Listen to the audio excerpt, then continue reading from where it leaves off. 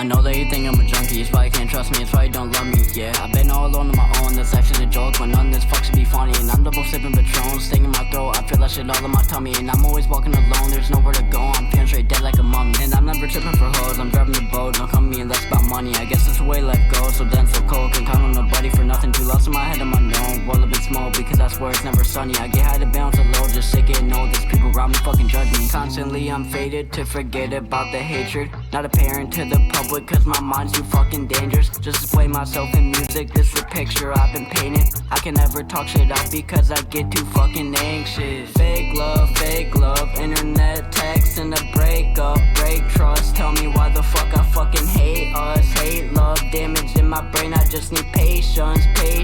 You don't understand my situation, it's dangerous. Demons take my body, different types of occasions. Feel like I'm alone and I can never escape this. People talking about me while I'm talking to Satan. I'm talking to Satan.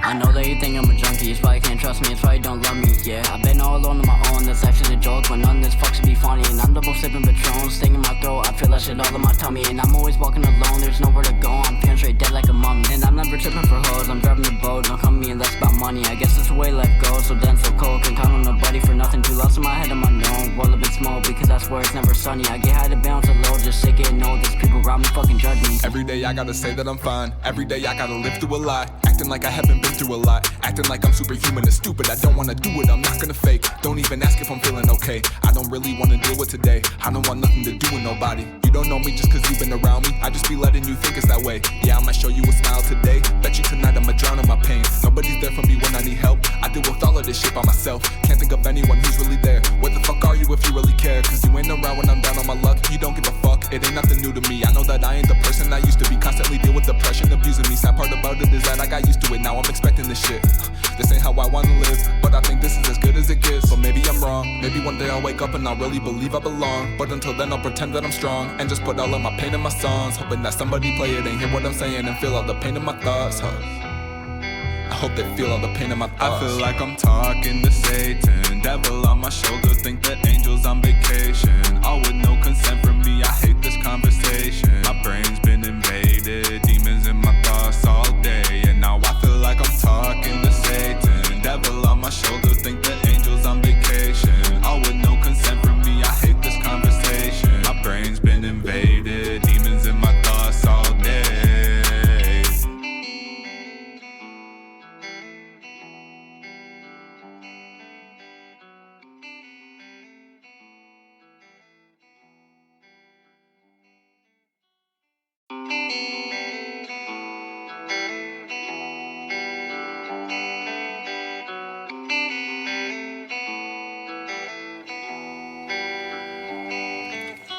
I know that you think I'm a junkie, it's why you can't trust me, it's why you don't love me, yeah. I've been all alone on my own, that's actually a joke, but none of this fuck should be funny. And I'm double sipping Patron, sting in my throat, I feel that shit all in my tummy. And I'm always walking alone, there's nowhere to go, I'm feeling straight dead like a mummy. And I'm never tripping for hoes, I'm driving the boat, don't come me and that's about money. I guess that's the way life goes, so dense, so cold, can count on nobody for nothing. Too lost in my head, I'm unknown, roll up in smoke, because I swear it's never sunny. I get high to bounce a low, just sick it, know these people around me fucking judge me. Constantly I'm faded to forget about the hatred, not apparent to the public, cause my mind's too fucking dangerous. Just display myself in music, this is a picture I've been painting. I can never talk shit out because I get too fucking anxious. Fake love, internet text and a breakup, break trust. Tell me why the fuck I fucking hate us. Hate love, damage in my brain, I just need patience. You don't understand my situation, it's dangerous. Demons take my body, different types of occasions. Feel like I'm alone and I can never escape this. People talking about me while I'm talking to Satan. I'm talking to Satan.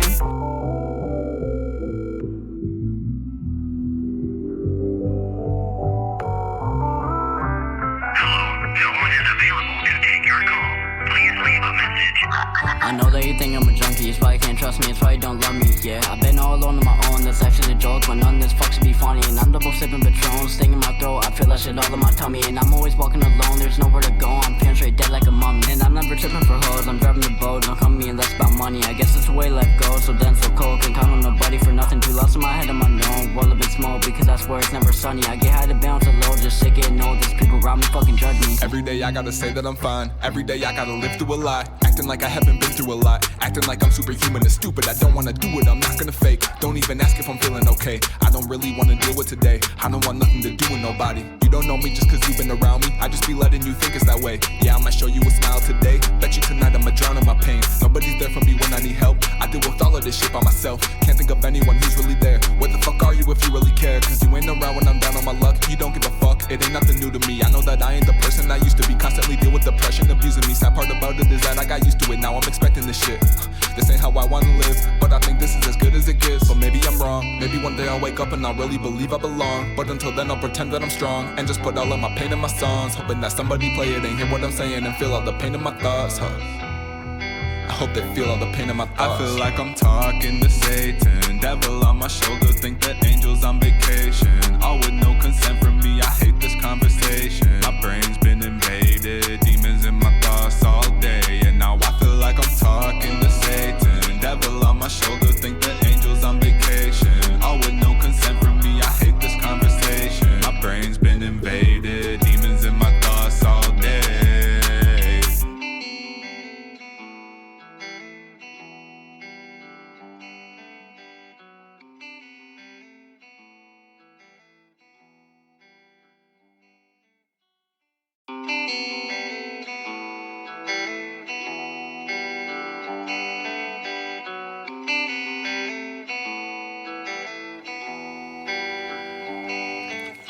I know that you think I'm a junkie, it's why you can't trust me, it's why you don't love me, yeah. I've been all alone on my own, that's actually a joke, but none of this fucks should be funny. And I'm double sipping Patron, stinging my throat, I feel that shit all in my tummy. And I'm always walking alone, there's nowhere to go, I'm feeling straight dead like a mummy. And I'm never tripping for hoes, I'm driving the boat, don't come to me unless about money. I guess that's the way life goes, so dense, so cold, can't count on nobody for nothing. Too lost in my head, I'm unknown, roll up in smoke, because I swear it's never sunny. I get high to bounce a low, just sick getting old, these people around me fucking judge me. Constantly I'm faded to forget about the hatred, not apparent to the public, cause my mind's too fucking dangerous. Just display myself in music, this is a picture I've been painting. I can never talk shit out because I get too fucking anxious. Fake love, internet text and a breakup, break trust. Tell me why the fuck I fucking hate us. Hate love, damage in my brain, I just need patience.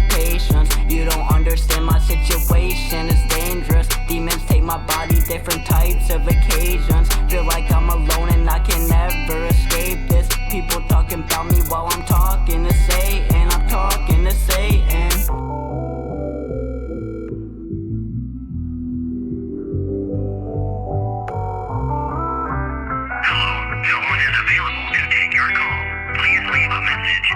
I know that you think I'm a junkie, it's why you can't trust me, it's why you don't love me, yeah. I've been all alone on my own, that's actually a joke, but none of this fucks should be funny. And I'm double sipping Patron, stinging my throat, I feel that shit all in my tummy. And I'm always walking alone, there's nowhere to go, I'm feeling straight dead like a mummy. And I'm never tripping for hoes, I'm driving the boat, don't come to me unless about money. I guess that's the way life goes, so dense, so cold, can't count on nobody for nothing. Too lost in my head, I'm unknown, roll up in smoke, because I swear it's never sunny. I get high to bounce a low, just sick getting old, these people around me fucking judge me. Every day I gotta say that I'm fine. Every day I gotta live through a lie. Acting like I haven't been through a lot. Acting like I'm superhuman and stupid. I don't wanna do it, I'm not gonna fake. Don't even ask if I'm feeling okay. I don't really wanna deal with today. I don't want nothing to do with nobody. You don't know me just cause you've been around me. I just be letting you think it's that way. Yeah, I'ma show you a smile today. Bet you tonight I'ma drown in my pain. Nobody's there for me when I need help. I deal with all of this shit by myself. Can't think of anyone who's really there. Where the fuck are you if you really care? Cause you ain't around when I'm down on my luck. You don't give a fuck, it ain't nothing new to me. I know that I ain't the person I used to be. Constantly deal with depression, abusing me. Sad part about it is that I got used to it. Now I'm expecting this shit.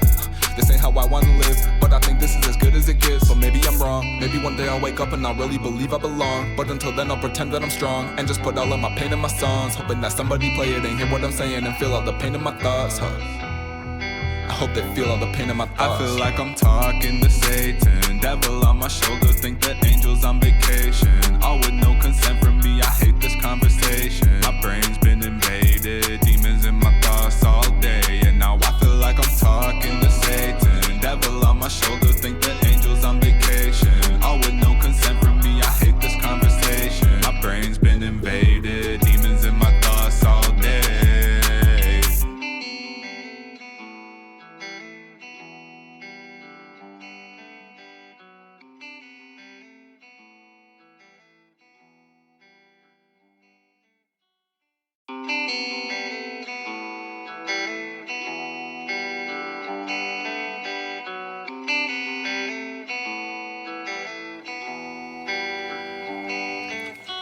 I know that you think I'm a junkie, it's why you can't trust me, it's why you don't love me, yeah. I've been all alone on my own, that's actually a joke, but none of this fucks to be funny. And I'm double sipping Patron, sting in my throat, I feel that shit all in my tummy. And I'm always walking alone, there's nowhere to go, I'm feeling straight dead like a mummy. And I'm never tripping for hoes, I'm driving the boat, don't come me unless about money. I guess that's the way life goes, so dense, so cold, can count on nobody for nothing. Too lost in my head, I'm unknown, roll up in smoke, because I swear it's never sunny. I get high to bounce a low, just sick it, know these people around me fucking judge me. Constantly I'm faded to forget about the hatred, not apparent to the public, cause my mind's too fucking dangerous. Just display myself in music.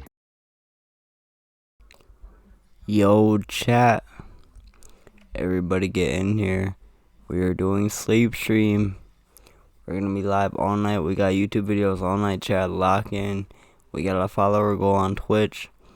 We only got about 13 hours left to go, chat. I don't think we're gonna hit it, but it's okay.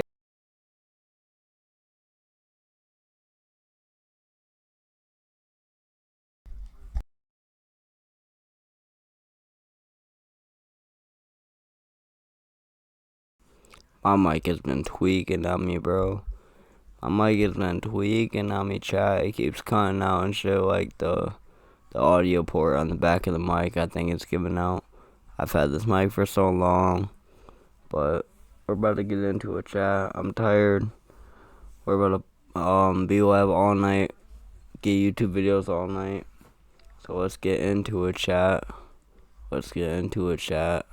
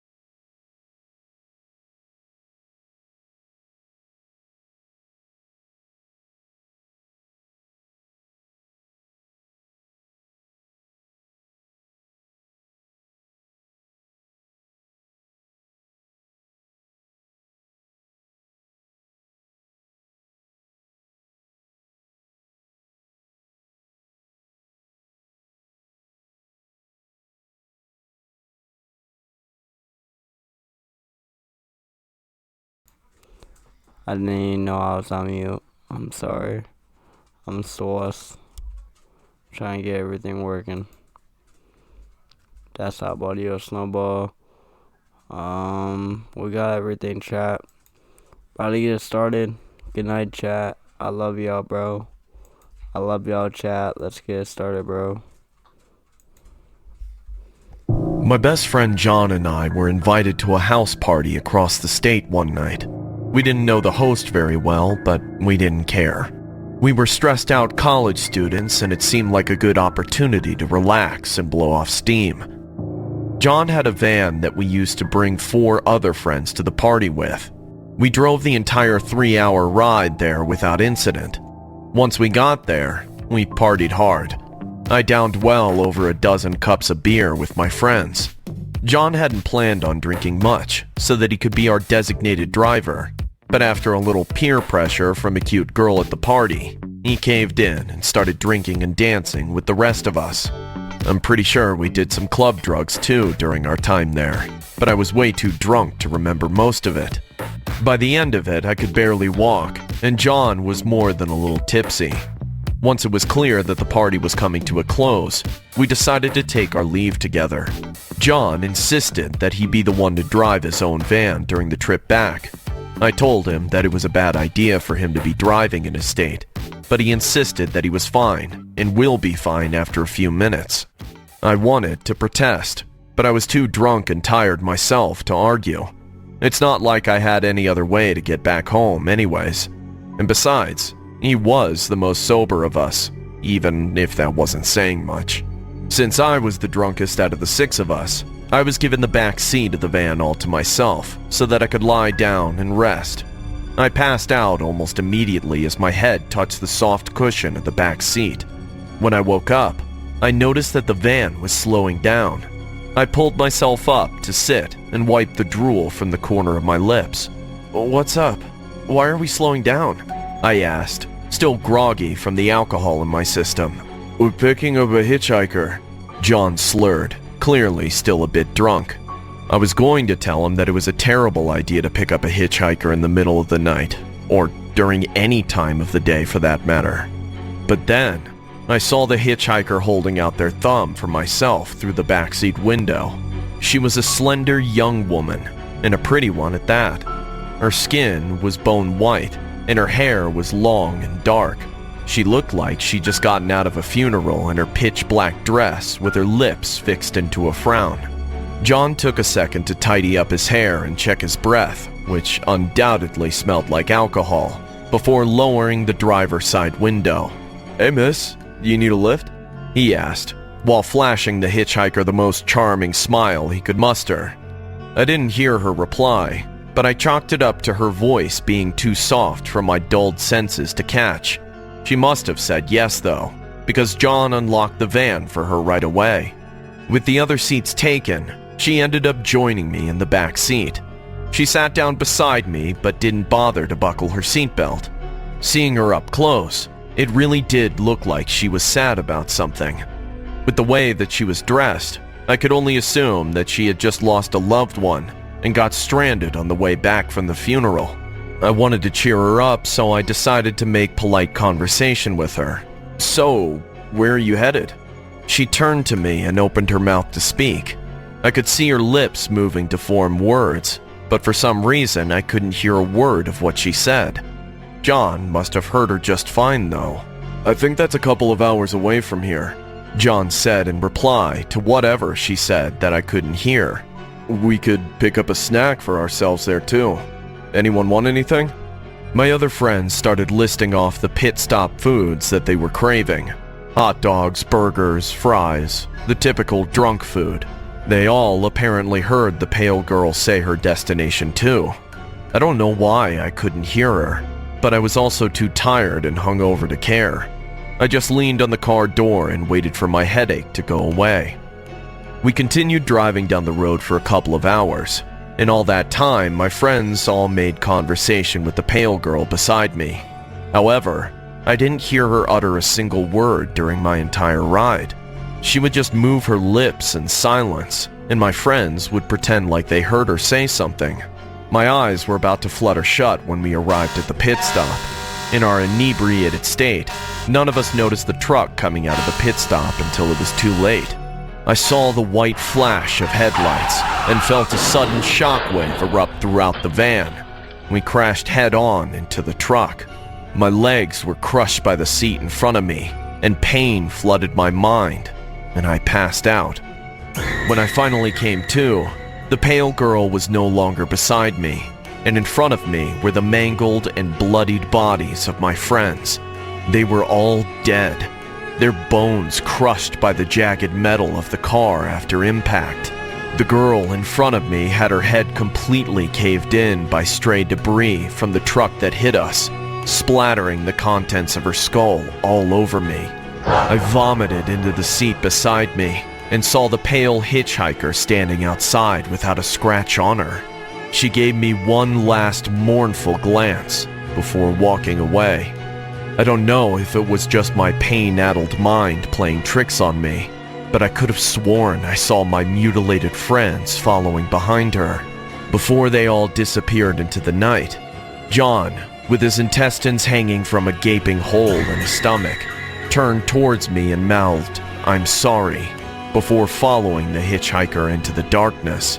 I looked in front of the truck and saw the corpses of my friends still where they were when they died. John was pinned to the front seat by the grill of the truck that crashed into us. His mushed-up organs littered the floor of the van. I've lost both of my legs in that accident. The police insist that there was no sign of the pale hitchhiker my friends and I met that night. Not surprising, I suppose. If she is who I think she is, I'll meet her again someday. Just like everyone else eventually. Maybe next time, I'll finally be able to hear her voice. I was driving down a long stretch of road to visit my family when I came across a hitchhiker. I usually don't pick up hitchhikers since I didn't trust people in general, but something about this girl made me want to help her.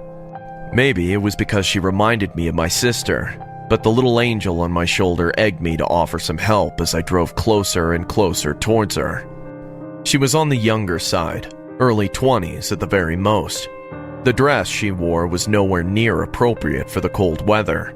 In fact, it looked like more of a nightgown you'd wear to bed, not something you'd wear to a desert at night.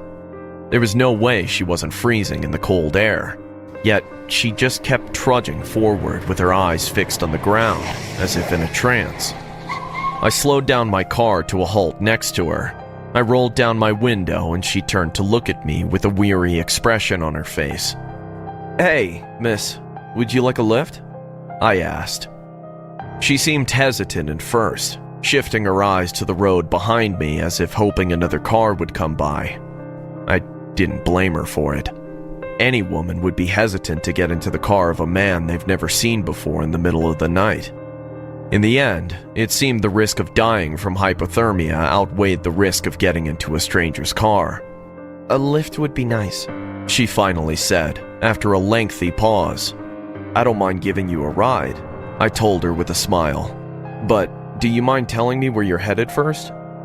I don't know," she said, whilst averting her eyes from mine. Looking her over again up close, I noticed that she had cuts and bruises all over her exposed arms and legs. Many of them still looked fresh. I couldn't tell if they were the result of an accident outdoors or something much worse. Whatever the case, there was no way I could just let her go after seeing those injuries. "Well, I'm headed to a town a few miles away from here," I told her. "You want me to drop you off there? They have a clinic that'll fix you up. You could probably catch a bus ride there too if you're lost." The girl looked up and we made eye contact for the first time. Her shoulders relaxed slightly. I could almost see the hint of a smile on her face. "That sounds great. Thank you." The girl got into the shotgun seat of my car, and I continued driving down the road. I tried to make conversation with her, but she wasn't much of a talker. Anytime I asked her a casual question, she gave me a short, almost robotic answer. "What's your name?" "Laura." "The moon's pretty tonight, isn't it?" "Yeah, I guess it is." "So, what do you do for a living?" "I'm unemployed." She fidgeted in her seat the entire ride too. Every now and then I'd catch her glancing at the rearview mirrors as if she was scared of being followed, despite us being in the middle of the desert. I had just about given up trying to talk to her when I heard a loud growl come from somewhere in the car. I was startled at first, but then I saw Laura holding a hand over her belly with an embarrassed frown on her face. After realizing that it was just her stomach growling, I held back a chuckle and told her to help herself to one of the granola bars I kept in the glove compartment. "Are you sure?" she asked. "Yeah, go on ahead," I told her. "I got plenty of them anyway. I tend to get hungry on long trips, so I make sure to stock up on them." "Oh, I see." She opened the glove compartment and took out a granola bar. She demolished the whole thing in less than a minute. "Hey, you can have a few more if you'd like," I said, after seeing how hungry she was. "Actually, I think we're coming to a pit stop soon, too. You want to grab something to eat?" "I don't have any money, though," she told me in a dejected tone.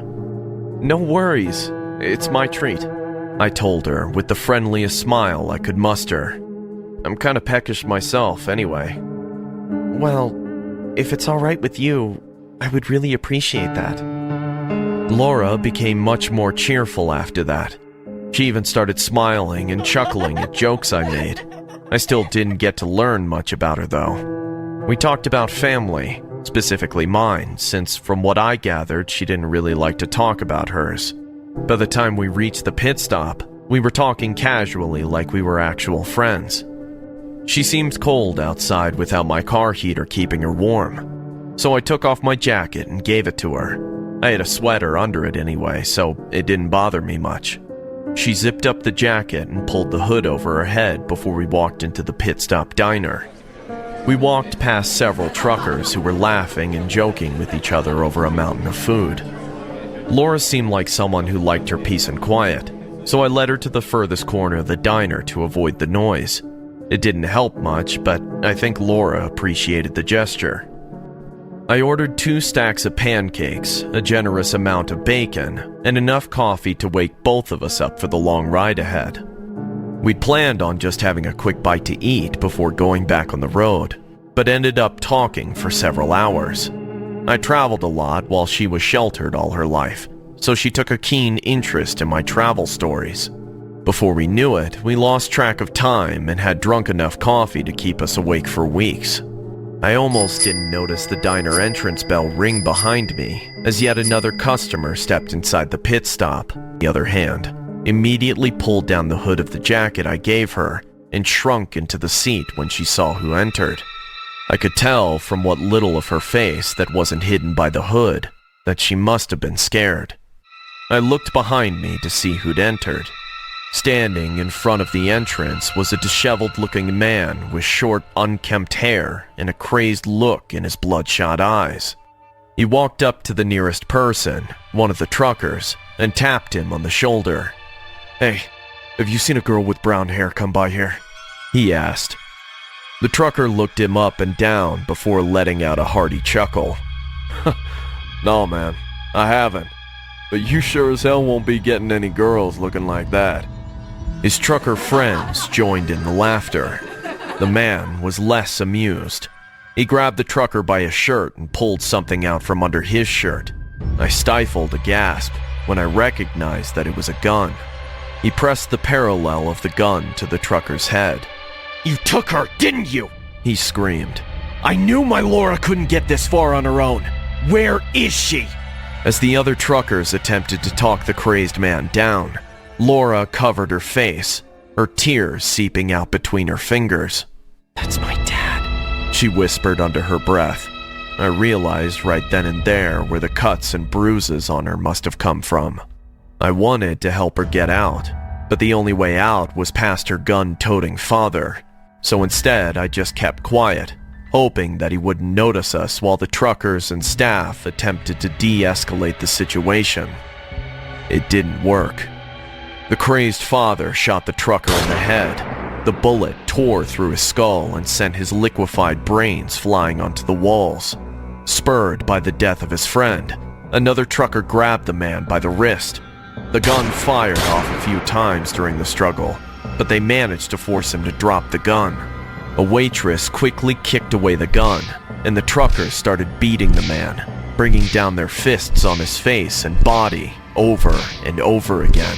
By the time the police arrived, the man was barely recognizable anymore. His face was swollen and blue. Both his eyes had completely ruptured with blood trickling from the corners. His yellow teeth lay scattered on the floor, and the ones still in his mouth were barely hanging on. I approached the police officer who came to arrest the man with Laura, and we explained the situation to him. Laura had run away from home to get away from her mentally unstable father's abuse. He followed her down the only road near their isolated home, the one I was driving on where I found her. He's now in prison and will be for a long time.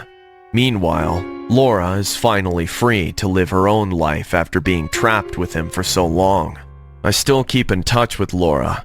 Although she hasn't completely recovered from her trauma, her future is brighter now that her father isn't in it.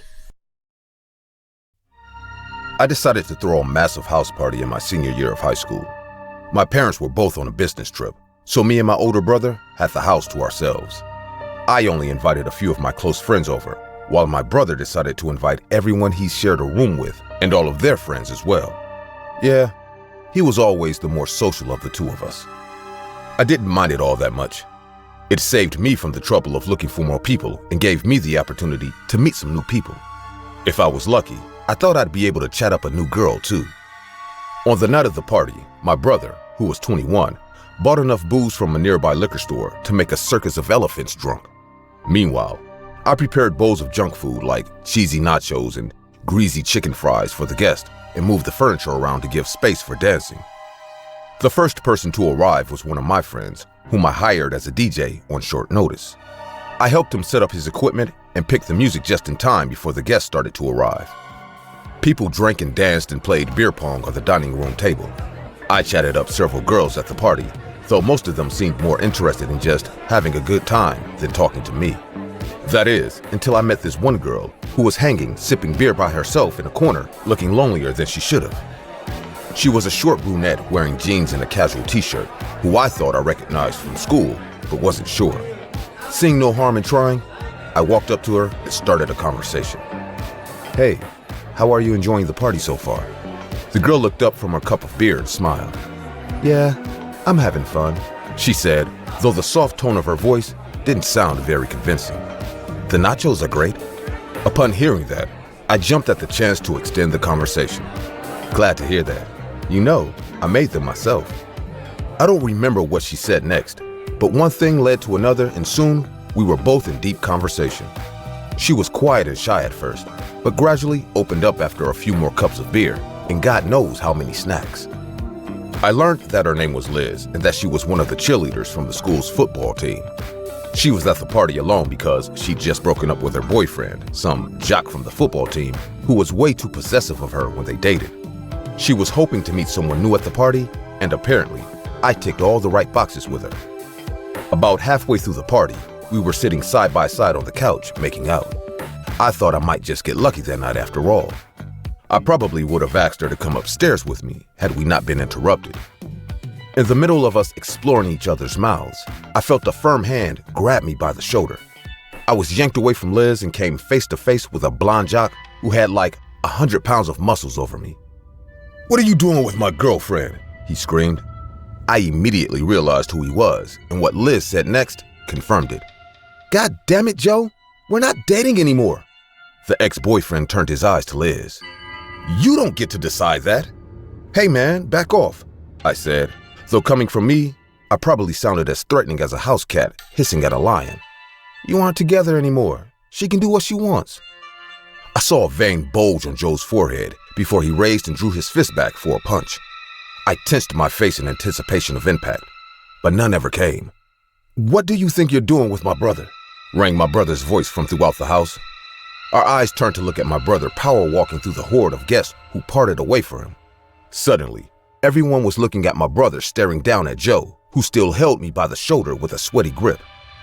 "Let him go," my brother said in a low, threatening voice, "and get the fuck out of my house." There was a moment of silence. Joe was a big guy, but my brother was even taller.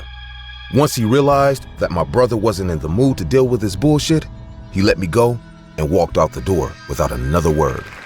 People cheered my brother for throwing out that asshole, and everyone in the party continued drinking and dancing as if nothing happened. Upon seeing Liz, my brother gave me a sly wink and went off to catch his own fish. While I wasn't able to intimidate Joe in the slightest, it seemed like me just standing up to him was enough to impress Liz. I won't go into detail, but about half an hour later, we were both in my room alone, having a different kind of good time. The little debacle with Joe aside, everything was shaping up to be a perfect night. That was until I heard a loud bang come from downstairs. At first, I thought someone must have dropped something like a bowl of food or beer keg. Then another bang came that caused the dance music to come to a sudden halt and be replaced by a girl screaming. "What's going on?" Liz asked with fear in her eyes. "I don't know. Stay here. I'll go check."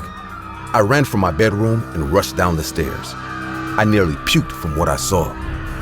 Everyone at the party was either crouched down or hiding under a piece of furniture. Meanwhile, the friend who I hired to be the DJ was lying on the ground with almost half his head missing.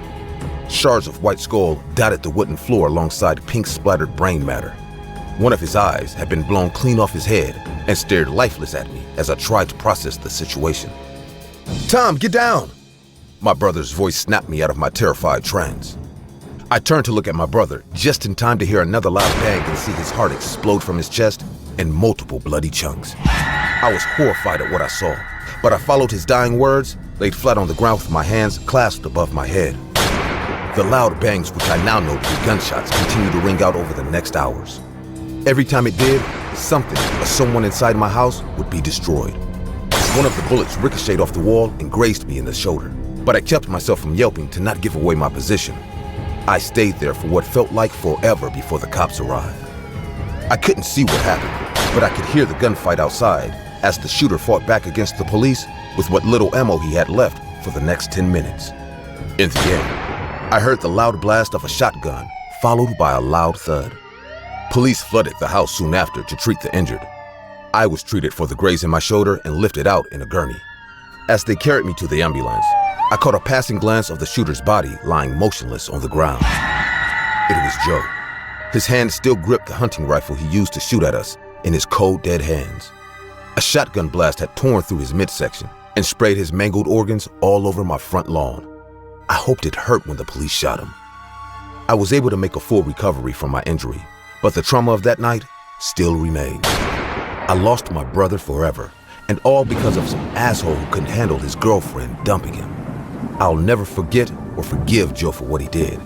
If hell exists, I hope he burns in it forever. Me and my family just recently moved to our new house. My dad bought it in an auction. The house was actually better than any of the previous ones we had lived in. It had a big pool in the backside, and a small garden beside the pool too. There was a big tree in the garden which grew scented yellow flowers. The backside is probably the only reason why I agreed to move into the house. The house was also close to my school, hence my parents were happy about the safety measures. Both of my parents traveled a lot, so I got accustomed to staying alone in the house from quite a young age. We had tight securities and alarms all around this new house too. There was no way anyone could break in without setting off the alarm, so I had nothing to worry about. At the back of the house, there stood an old 3-story apartment. I would always see people on the first and second floor, but the third floor, it felt like no one stayed there. The third story's bedroom windows faced directly at the backside of our house. It was a calm and quiet place, so I kind of liked chilling in my house while my parents were on tour. One weekend, my parents were off to visit my sick aunt in LA. I stayed back home like usual. It was a Saturday night, and all my friends wanted to hang out at one of my other friends' house. I promised my parents not to stay out late, so after a couple of beers, I came back home. It was 9 p.m., and I wasn't feeling sleepy at all. I went upstairs and got in my bathing suit to go for a swim in the pool. It was a hot summer night. I poured myself a glass of fresh orange juice and put on some music. I swam for some time, and then I drank my juice lying on my pool raft. I must have fallen asleep. I heard a noise, and I woke up. The backside of the apartment was all empty. No one was around. Just then, my eyes went to the third floor window of the nearby building. A frail old woman was standing in front of the window looking directly at me. Her eyes were so big that her stare kind of freaked me out. I didn't say anything and looked at my watch. It was around 10 p.m. I just continued to lie on my raft, thinking she would leave on her own. After a couple of minutes, when I looked back, she wasn't there on the window. I felt relieved and kept thinking, how come I never saw her before? I almost thought that no one lived on the third floor apartment. That's when I heard my phone ringing. It was inside the house, so I got up out of the pool thinking it was my parents calling. I was just about to step inside when I heard a voice coming from behind me. I froze. It was an old woman's voice. I slowly turned back and my heart drowned in horror. That old, creepy woman was standing right behind me. There was no way she could have gotten in my backyard without breaking in. Her wide, cold death stare made my legs numb. I literally couldn't walk away, even though I wanted to so badly. I spoke in a broken voice. "Ma'am, how did you get inside?" She slightly opened her toothless mouth and said, "Isabel, you're still here? Run away now or your husband will come and bury you there." She then lifted her weak, lean hand and pointed towards the tree in our garden with her long, creepy fingers. My blood turned to ice. I replied in a shaky voice, "What are you saying?" She didn't answer. She just kept staring at the tree and then back to my face. Her mouth opened and her eyes widened. It was such a horrible sight. Suddenly, my phone again rang and I ran towards my room frantically this time. I got inside my room and locked it. It was my dad. I answered the phone and stood sobbing terribly. My dad got all freaked out and called 911 on my behalf. The cops came after 10 minutes, and I told them an old crazy lady from the nearby apartment entered our backyard and said some very bizarre things to me. They immediately went to the apartment building and asked the landlord about his tenants on the third floor. It came out as a shock when the landlord said that that floor of the apartment had been empty for the last 15 years. But he also said that an old lady used to live on that floor way back in the day. She was sick and bedridden, so she spent most of her time sitting near that window inside the dark room, and that her children left her alone during her last days. And she even died sitting near that window. The landlord himself did her cremation rituals. The next morning, when my parents came, I told them everything, and a lady cop also stood back with me in the house from last night. She also explained to my parents that I might have just had a bad dream or something, but while they were talking, something popped into my mind. I asked my dad what was the name of the previous owner of our house. He replied, saying the bank told him a woman lived here with their husband in the house before we moved in. But he also added that that was 15 years ago, and he asked why I was asking. My heart started to beat faster. I told the cop that the old woman addressed me as Isabel and said her husband buried her under that tree. They both looked pretty surprised, and the cop even decided to check our backyard. When they dug under the tree, scaring the hell out of everyone, a skeleton of a full-grown woman got discovered from our garden. It had a ring on its left hand. Me, along with my mom and my dad, were all completely paranoid. We never knew that there was a dead body lying in our garden. The cops investigated this matter, and they came to know that indeed it was a woman named Isabel's remains. Her husband filed a missing persons report, but after filing the report, he too left the house and the town. Due to the lack of evidence, the police couldn't find any details about her. Also, no one came to interrogate him about her. Her autopsy report signified that she was murdered by a serious injury made by a blunt object on the back of the head. The cops instantly suspected it was her husband who murdered her and had buried her under that tree. And to this day, they're still searching for her husband. I am almost positive that that old lady saw this entire incident from her room's window, but couldn't tell anyone. Even though people find it hard to believe, I think she came back to tell me about it, and I believe it was her ghost that I saw that night. But the question that kept eating my mind was, why me? But this too got answered when the cops published Isabel's picture in the local newspaper, stating about the gruesome case. My parents are still in deep shock. I have no idea what to say. Isabel looks exactly like me, or should I say I look exactly like her. We're still living in the same house to this day, but I haven't seen that old lady ever again.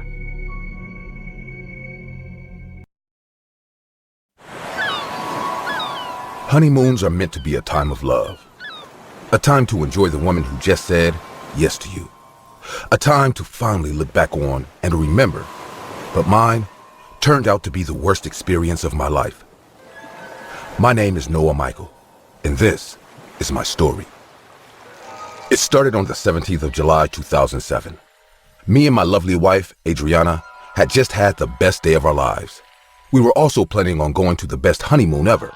And after thorough planning, my wife had suggested a place called Hearts Crossed Lovers.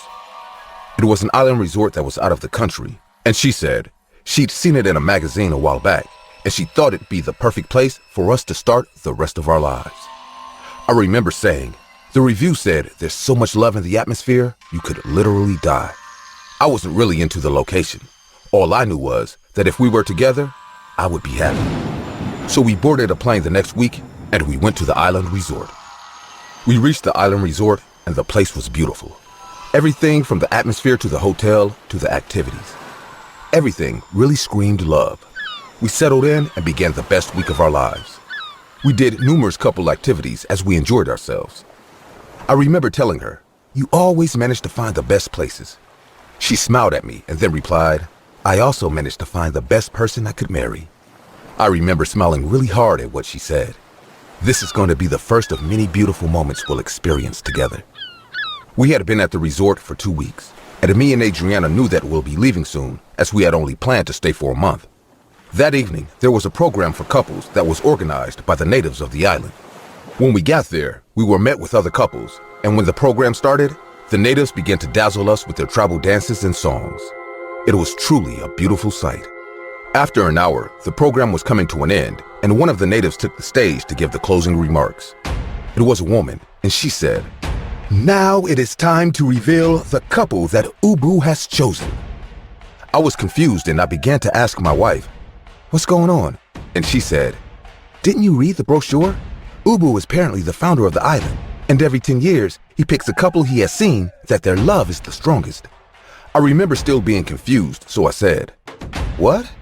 And she said, "It's just a silly tradition done by the natives of the island." As I was about to ask another question, cheers erupted around us, and we looked to the stage to see native island women pointing directly at us, as we had apparently been chosen as the couple of honor.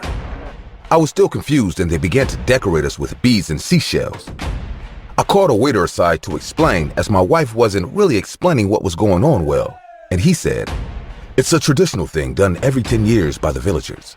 Once they choose you, you will be taken by the villagers to see exclusive sites around the village and to participate in some exclusive activities." The next morning, the activity started off with a drama acted out by the natives, and it told a story about the founder of the island, Ubu. It said he found the love of his life on the island, and he decided to share the love he found to the island visitors. The narrator said, "And the love of his life told Ubu, 'My heart is so full of love for you, and if I could give it to you right now, I would, as I know this love will diminish within the coming years. So if you could take it, my heart as it is ripe and full of love now, I will gladly give it to you." I was still confused and perplexed at everything that was going on, as I didn't understand the cryptic story. Eventually, it was done, and we were taken around the village to see some sights. We were also given a weird concoction to drink. I was hesitant, but I didn't want to be rude, so I took a little. When we were done, the last place we were taken to was the Diamond Beach. The water was bewitching as it sparkled like glass. After that, the activities were over, and we finally began to make it back to the hotel resort. That night, while my wife slept, I stayed awake. I don't know why, but I felt really uneasy. It was 1 a.m. on the dot when my body fell completely limp. I was aware of my surroundings, but I couldn't move or speak. And that's when I saw them. A square trap door that was situated on the floor was opened in the middle of our room, and numerous black figures emerged from the ground. They immediately carried me and Adriana. We still couldn't move, speak, or scream. As they took us down the trap door, we were taken through elaborate tunnels, and we eventually found ourselves outside. I saw what looked like little stone altars, and we were placed on them, and they began to surround us. The scene looked like they were preparing for a ritual, as eventually everything went quiet, and a woman began to speak. "Listen, and listen well, chosen couple. You will now hear the full, true story of our forefather, Ubu, and his lover. As you see, Ubu knew that their love won't last forever, as love is fickle and weak. It fades away with time. His lover knew this too, so the only way they could preserve their love was to harvest and cut out their hearts when it's fresh and full of love, so that their love will last forever. So wise Ubu did the needful, and he carved out his wife's heart, the same on which we have kept for decades." She then proceeded to raise a jar. I couldn't make out what was in it, as I could only see a few remnants of whatever was once in the jar. The woman then continued and said, "Ubu then realized that he had to stay to appreciate the love he had been given. So he passed down the teachings to us, and we have been following suit as we passed down the love to numerous lovers." Each of them raised a jar of their own, and this time, I could see clearly preserved human hearts in the jar. Some were rotting and some looked fresh. And that was the moment when I screamed. My wife Adriana began to scream too at that sight. I then heard the woman say, "The concoction is wearing off. It's time to begin." And with that, she revealed a huge knife and she began to approach my wife. I began to struggle to move, but I couldn't, as what they had given us to drink was clearly potent. I watched my wife begin to scream as she told her body to run, but it couldn't. And that's when the native woman lifted the knife and decided to scar me for life. I watched her carefully carve out my wife's heart, and it didn't take long before my wife stopped screaming, and I saw her dead eyes stare at me. They then proceeded to take it and raise it in the sky. The native woman then said, "Your love has been preserved, and it will be for many years to come." I then saw them use a little knife to carve a cross into my wife's heart. They then poured oil on it, and they proceeded to put it in a jar. When they were done, they turned to me and said, "Sadly, You aren't as wise or as resolved as Ubu, so you can't appreciate what we have done for you. So, we will send you to be with your lover soon. I didn't scream or fight, as all I wanted to do was die, as I had already died inside when I saw them kill my wife in the most horrific way. They then carried me and my wife's corpse to the Diamond Beach, and they threw us into the water. As the waves carried us farther out, I felt the ice-cold water seep through my skin. And as I saw my wife's corpse float out of my reach, I felt anger fill me as they had taken away the love of my life. I tried to reach out to her body, but I still couldn't move my arms. But I wasn't going to give up. So with all my strength, I reached out to her and I held her corpse right before it was about to sink.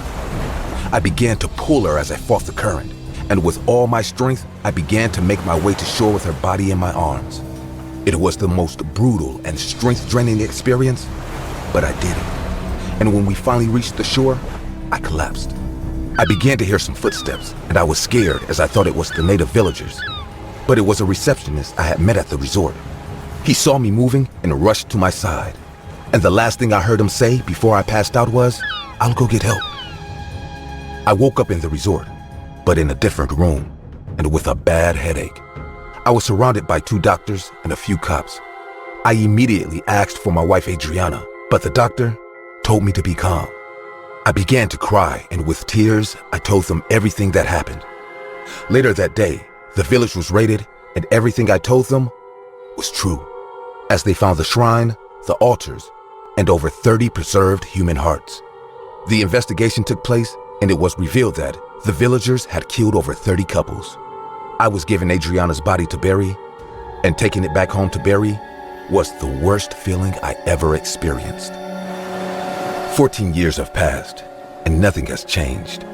People tell me that I'm lucky to be alive, but there is no day I don't wish that I had died with my wife, as the only reason I fought was to get justice for her, and even then, it wasn't enough.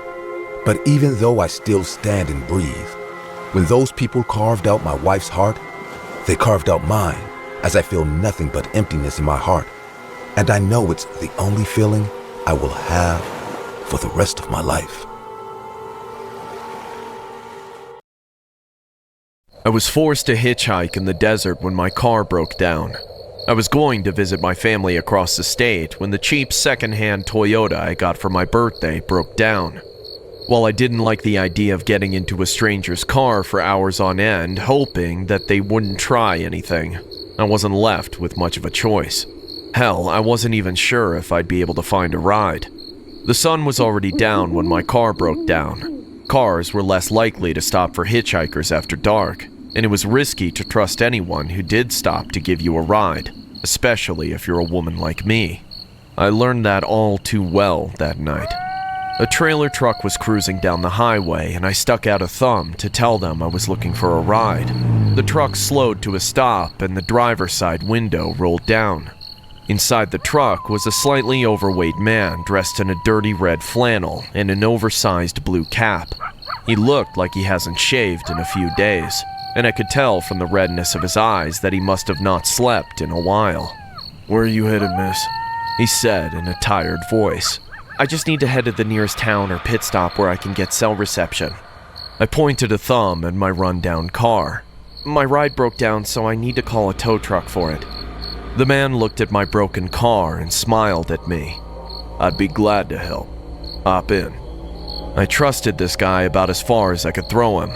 Just from his appearance alone, he was ringing alarm bells in my head. But my mother always told me not to judge people by the way they look, and beggars couldn't exactly be choosers.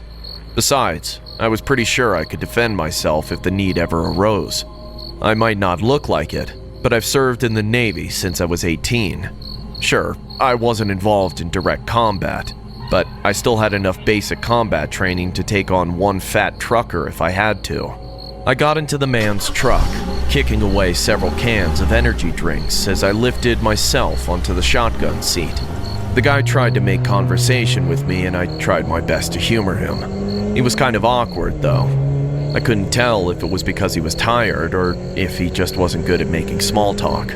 Eventually, the topic of conversation started to get creepy. It started off with him asking if I had a boyfriend. I told him that no, I didn't. I also added that I wasn't interested in finding one anytime soon either. When he asked me what my measurements were, I just stopped talking to him altogether and started looking out the window. I pretended to be taking in the surrounding sights of sand, and more sand, with the occasional cactus to liven up the scenery. He didn't like that very much. Despite me pretending to be distracted by my phone, he continued to ramble on about his thoughts of how women should behave and how hard it was for a nice guy like him to get a date with women nowadays. My brain cells had better things to do than listen to his bullshit, so I started tuning him out of my mind.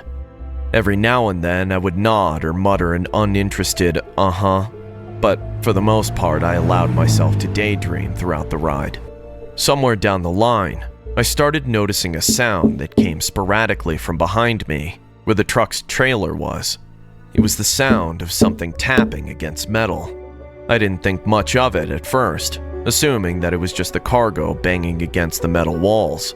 But when the sound kept coming and going, even an hour into the ride, I finally realized that there was a pattern to the tapping that I took way too long to recognize. Tap, tap, tap. Tap, tap, tap. Tap, tap, tap. The sound would have been annoying had I not been able to understand what they meant.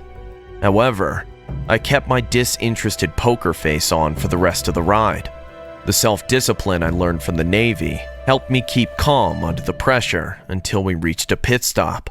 The trucker offered to take me the rest of the way instead of leaving me there. With my heart pounding, I agreed, but told him that I wanted to go grab a snack from the pit stop's convenience store first. I calmly went into the convenience store, walked up to the cashier, and told him to call the police because I had a kidnapping to report. He seemed hesitant at first, but quickly did as I said when I showed him my veteran card. I told him to keep the trucker outside there until the police arrived. The cashier called over the guy working the gas pumps, who was also a veteran himself. After hearing me out, he agreed to pretend like there was a problem with the gas pumps to stall the trucker until the police could get there. When the police finally arrived, they checked the trucker's trailer and confirmed my suspicions. The foul stench of human excrement and urine wafted out from the trailer the moment it was opened. Inside were over a dozen women chained to the walls with duct tape over their mouths. Many of them looked malnourished and on the verge of death. Every single one of them had suffered injuries that came from being sexually assaulted. The tapping I'd heard wasn't just a random noise. It was a cry for help sent to me by one of the kidnapped women in Morse code. Thankfully, I remembered enough Morse code from my time in the Navy to recognize the universal signal for help. Tap, tap, tap. S. Tap, tap, tap. O. Tap, tap, tap. S. SOS. Save our souls. I never found out why the trucker kidnapped those women, whether he was working for a human trafficking ring or was just a sick and twisted son of a bitch. I have no idea. I just know that had I not picked up on the message sent by the kidnapped woman, I might have very well joined her in the trailer that night. It has been 3 years since I married my high school girlfriend, Camilla. It was like love at first sight with her. Our families didn't approve much because she is Asian and I'm American. Still, we stuck together. We saved up and got jobs to make our life better. Right now, we have a solvent lifestyle, but in the beginning, we didn't have much. We were ready for the struggle, and to keep things low yet happy living, we did fun things most cost-effectively.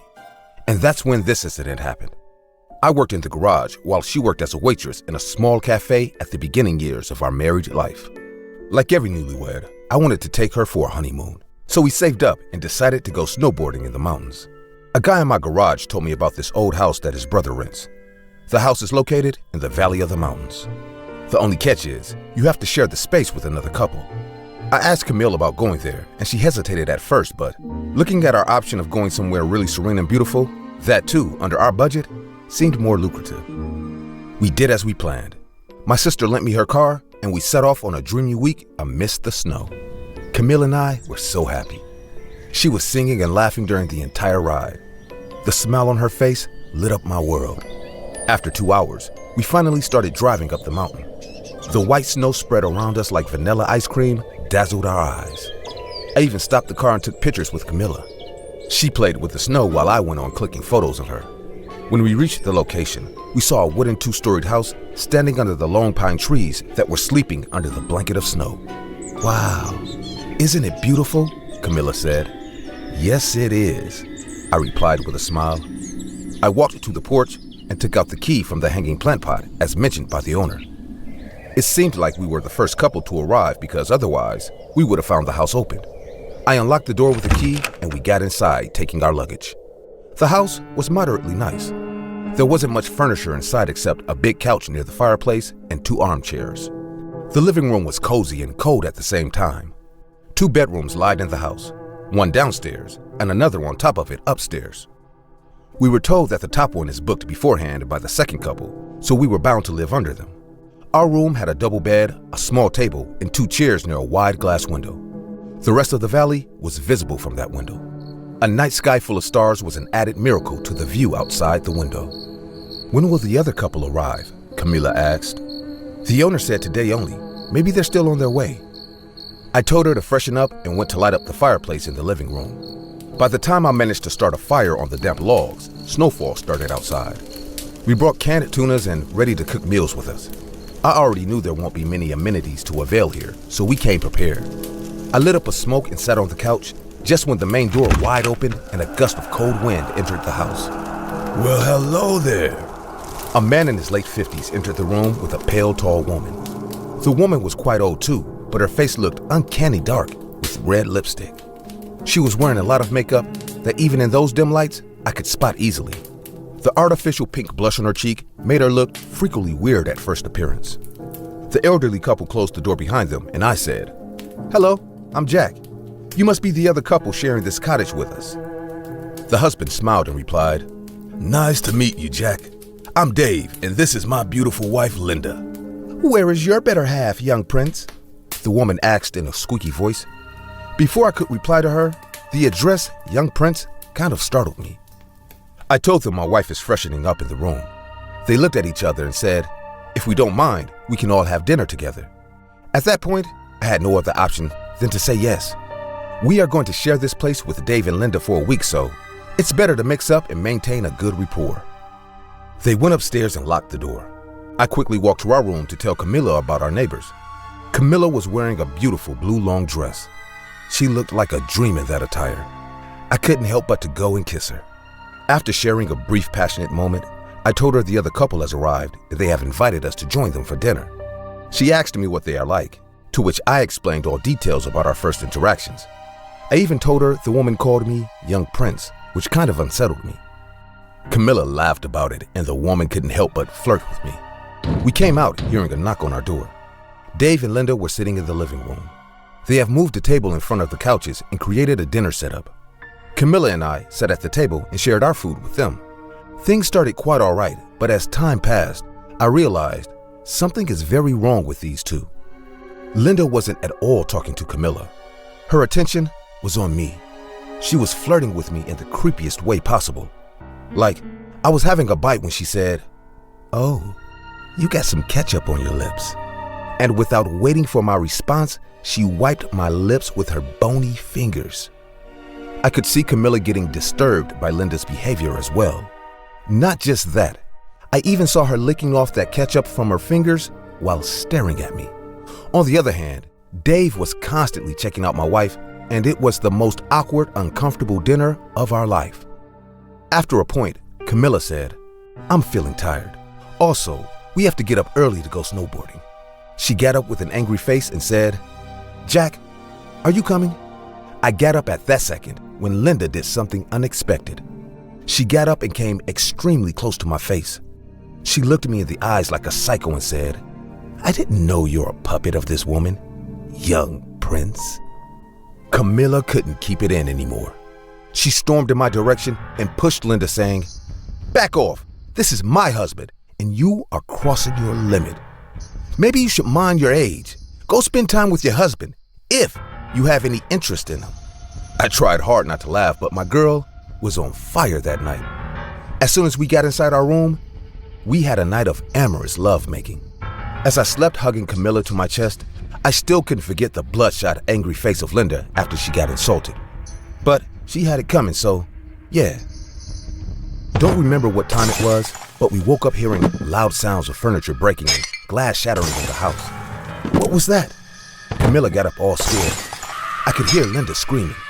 She was screaming and rampaging the entire house in furious anger. We also heard Dave's voice trying to calm her down, saying, "Please, stop it. Enough now." But Linda went on behaving like a lunatic. I slowly walked to our door and was about to put my ear on the door to listen to what she was up to when the sound stopped. She just stopped screaming all of a sudden. I placed my ear on the door and tried to listen more carefully. All of a sudden, someone stabbed a huge, sharp knife on the old wooden door, cutting through the wood like butter. Luckily, my head was not on the same spot where the knife struck, and Linda spoke from the other side of the door. "Did I get you, my young prince?" Camilla screamed in horror, and I backed off immediately. Linda went on kicking and stomping our door while cursing us like hell. We knew we won't be able to hold this door for long, and that's exactly what happened. She kicked hard and the dusty old door collapsed on the floor. Linda stood in front of us like a crazy psycho. I could see her wrinkled old face as she had no makeup on this time. She looked at me and then at Camilla. Within a fraction of a second, she picked up speed and ran towards Camilla with a knife in her hand. I jumped and got in between her while her husband grabbed her from behind. She screamed and kicked in the air. "I'll slit your throat and cut your face off, you skinny bitch!" Her husband somehow dragged her out of that room, and without wasting a single second more, Camilla and I picked up our bags and stormed out of that house. The sun was rising, and we could see the rays lighting up the dark valley. We drove out of that place and spent the rest of our honeymoon in a hotel. We didn't hesitate to spend on a secure stay to get some privacy after that toxic experience. Don't know what happened to Linda and Dave, but I hope we never meet them again. My girlfriend and I are passionate about road trips, but things wouldn't have taken a bad turn if our passion stayed within its limits. One rainy night, Stella and I were coming back from a road trip. The rain started to grow heavy. It was becoming difficult to drive amidst the rain and the thunderstorm, so we decided to stop at the side of the highway. I was worried that waiting on the highway during a thunderstorm is not a safe option. I was thinking what to do next when Stella said, "Look, Mark, there's a building on the left turn nearby." I followed her eyes and saw a building-type structure peeking behind the trees at some distance. Stella said, "Let's go there. We might find some shelter for the night." At that moment, it seemed like a good idea, so I took the left turn. As we stopped near the building, I realized it was an abandoned hospital. We got out from the car and ran inside. The big glass door of the entrance was already broken. As we entered the hospital, I realized no living creature has entered this place in a very long time. There was broken furniture and shattered glass everywhere. Raindrops were piercing the damp ceiling and falling on the floor. The sound of water dripping on the floor combined with the rusty wind coming in from the broken window created a spooky ambiance all around us. Stella said in a low voice, "This looks like an adventure." My wife Stella is a horror fiction writer, hence spooky settings like these excite her. We went to explore many abandoned and old places for her creative exploration. I smiled and said, "Yeah, let's look around. Who knows? You might get a story out of this place." If I knew my joke would take a horrifying turn, I would have left that place right then and there. Stella and I started to explore the place. We turned on the flashlights of our phones. On our left stood a passage. There were many cabins in the passage. We walked in the passage and opened the door of the first cabin. There was a worn-out, dirty bed inside. Near the bed stood a table and a chair. The odd thing that caught my eyes was belt straps attached to the handle of the bed. I have never seen such unusual hospital beds. Most of the cabins were like this. Every bed inside those cabins had belt straps attached to it. Stella got bored after a while and said, There's nothing here to see. Let's go upstairs. We took the stairway on the right side. There were cobwebs and dirt all over the stairway. The upstairs corridor was filled with broken glass and damp clothes lying here and there. As I flashed the light on the walls, I saw disturbing graffiti all over them. There were human skulls and demonic faces drawn on those walls. Someone even wrote, "Kill them all, kill," and stuff like that with red spray paint. I felt weird seeing all that. I told Stella, "Hun, maybe we should wait in the car. The rain will stop in some time." Stella replied in a sarcastic tone, "Why? Are you scared, Mark?" I didn't say anything because I knew she will mock me more. We were walking in the hallway. The sound of the rain outside mixed with the whooshing wind created a hollowed echo in the corridor. At the end of the corridor stood a large door. On the door was written, "Operation Ward." Stella was looking at the graffiti on the wall. I told her, "What do you think used to happen here?" Stella smiled and said, "It's an operation theater, Mark. Why are you behaving so off?" I said in an annoyed tone, "Because this place is not some theme park, Stella. The entire vibe of this place is off-putting. I don't know how can you not feel that?" Stella looked at me in the same careless manner and said, "Relax. This is just some abandoned hospital. We will look around a bit, then we'll leave. Stop making such a big deal out of it." I thought to myself, maybe I am just behaving like a dumb kid. It's quite clear that there's no one else here except the two of us. We reached the door of the operation theater. Stella pushed the door, and with a terrible creaking sound, the door opened. I have never seen such a bizarre operation table. It was more like a stretcher, but there were leather handcuffs and belts strapped on it. There was a headspace on the table, which too had a leather strap. This time, I noticed Stella's face turning pale. She was checking all this stuff with a really freaked out face. I went close to the operation table. There were surgical tools lying on it.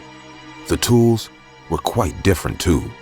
The surgical knives were more like saws. There was a drilling tool as well.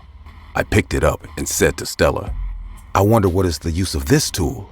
Stella looked around with her fearful eyes and said, "Oh my God, Mark, I don't think this is some ordinary hospital." I became surprised hearing that and said, "What? What do you mean?" Stella replied in the same fearful voice, "I think this used to be an asylum for, mentally unstable people.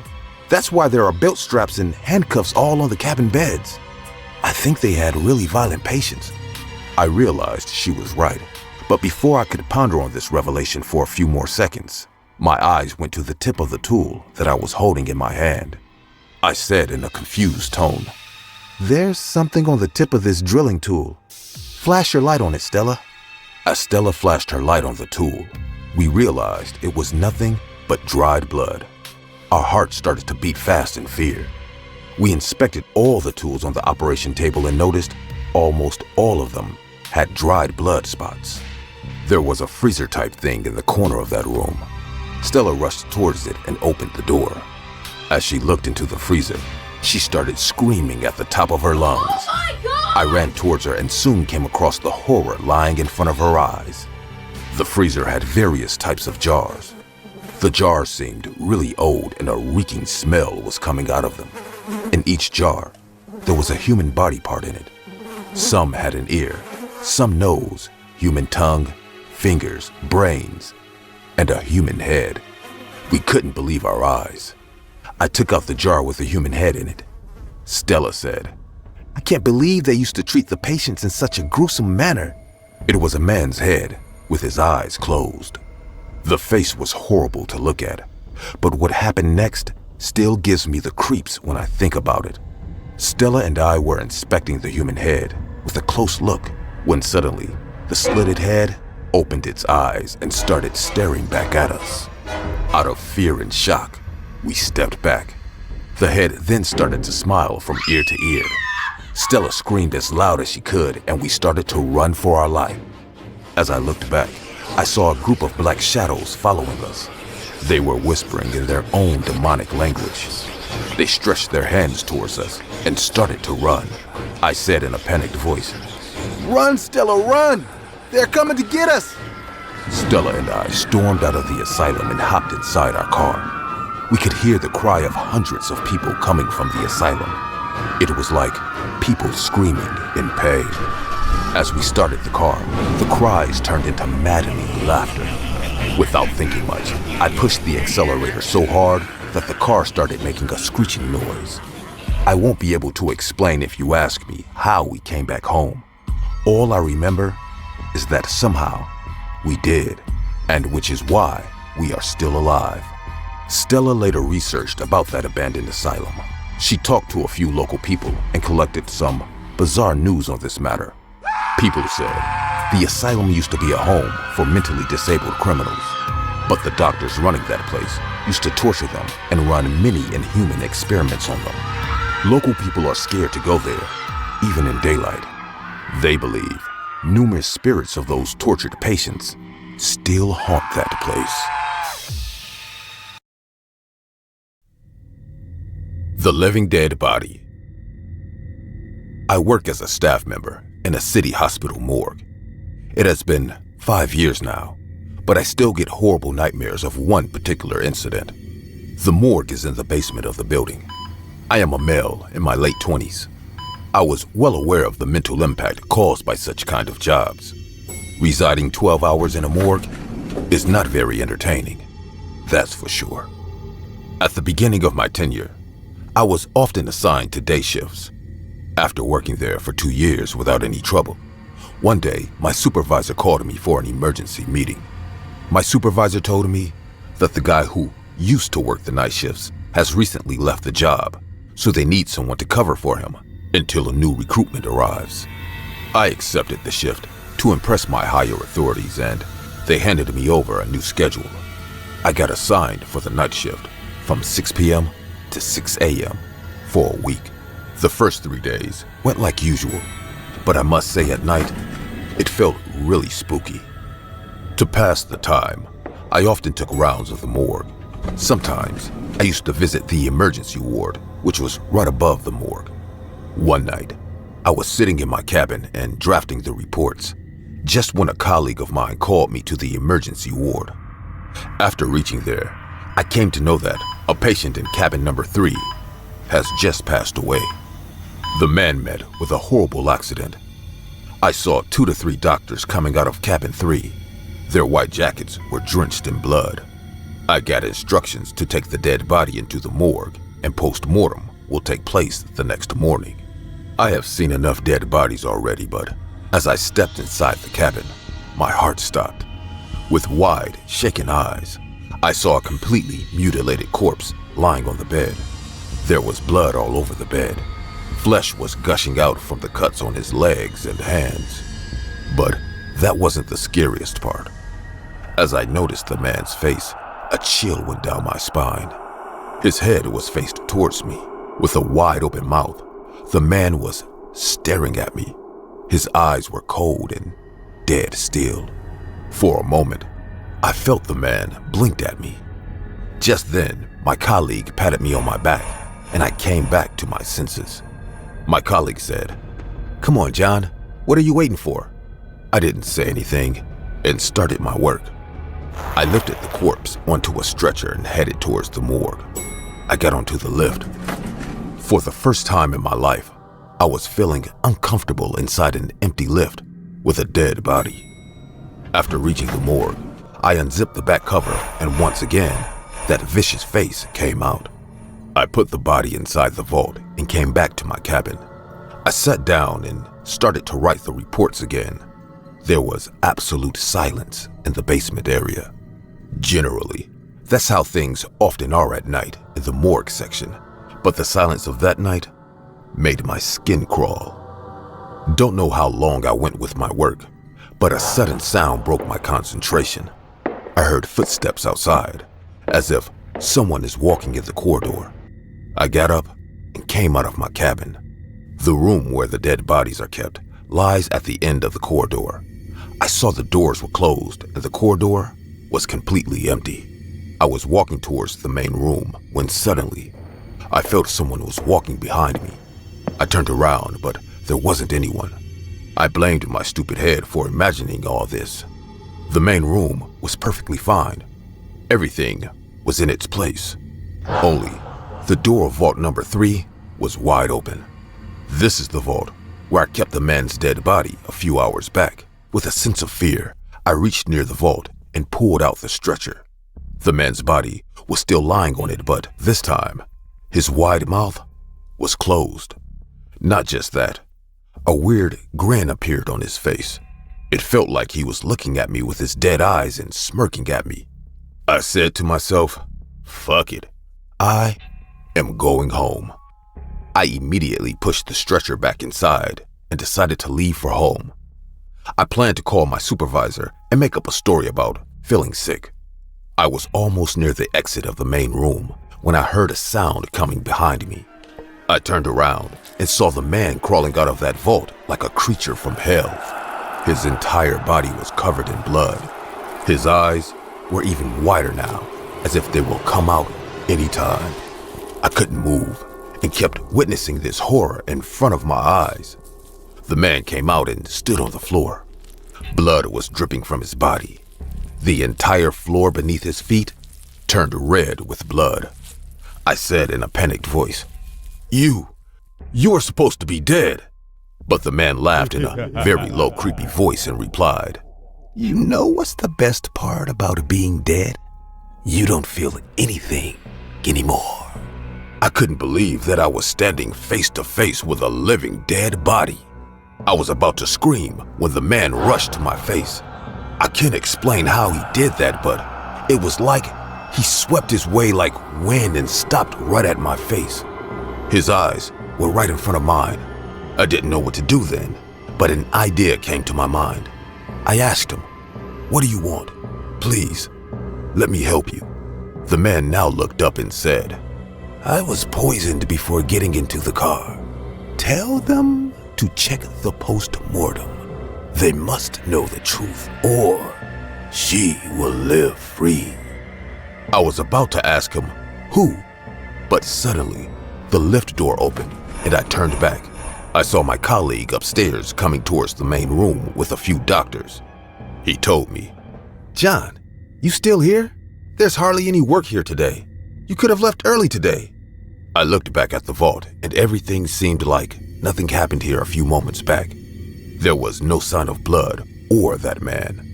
Feeling messed up in my head, I started to walk to my cabin. But before getting inside, I told my colleague and those doctors. I don't know why, but I feel like there was some other reason behind this man's death. He didn't just die because of the accident.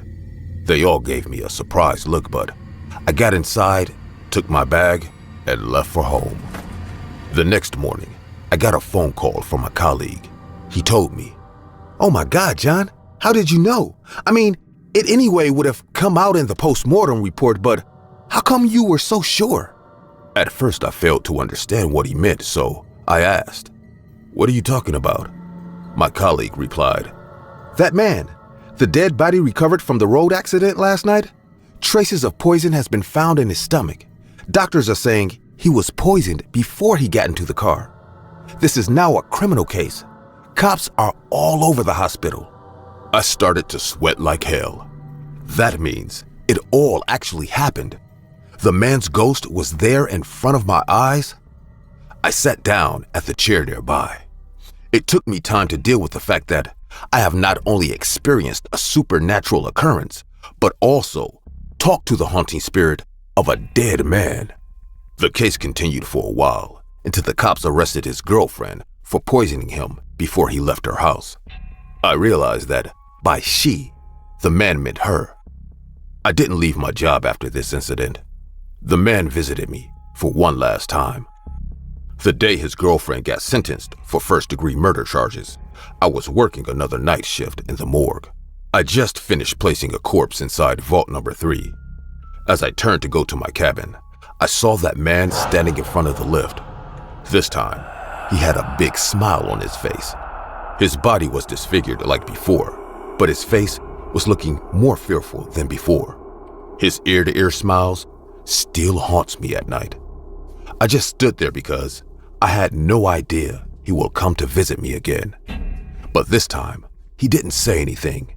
He just lifted up his head. The flesh was hanging from it, making his bone gush out of them. Then he waved me goodbye and disappeared into thin air.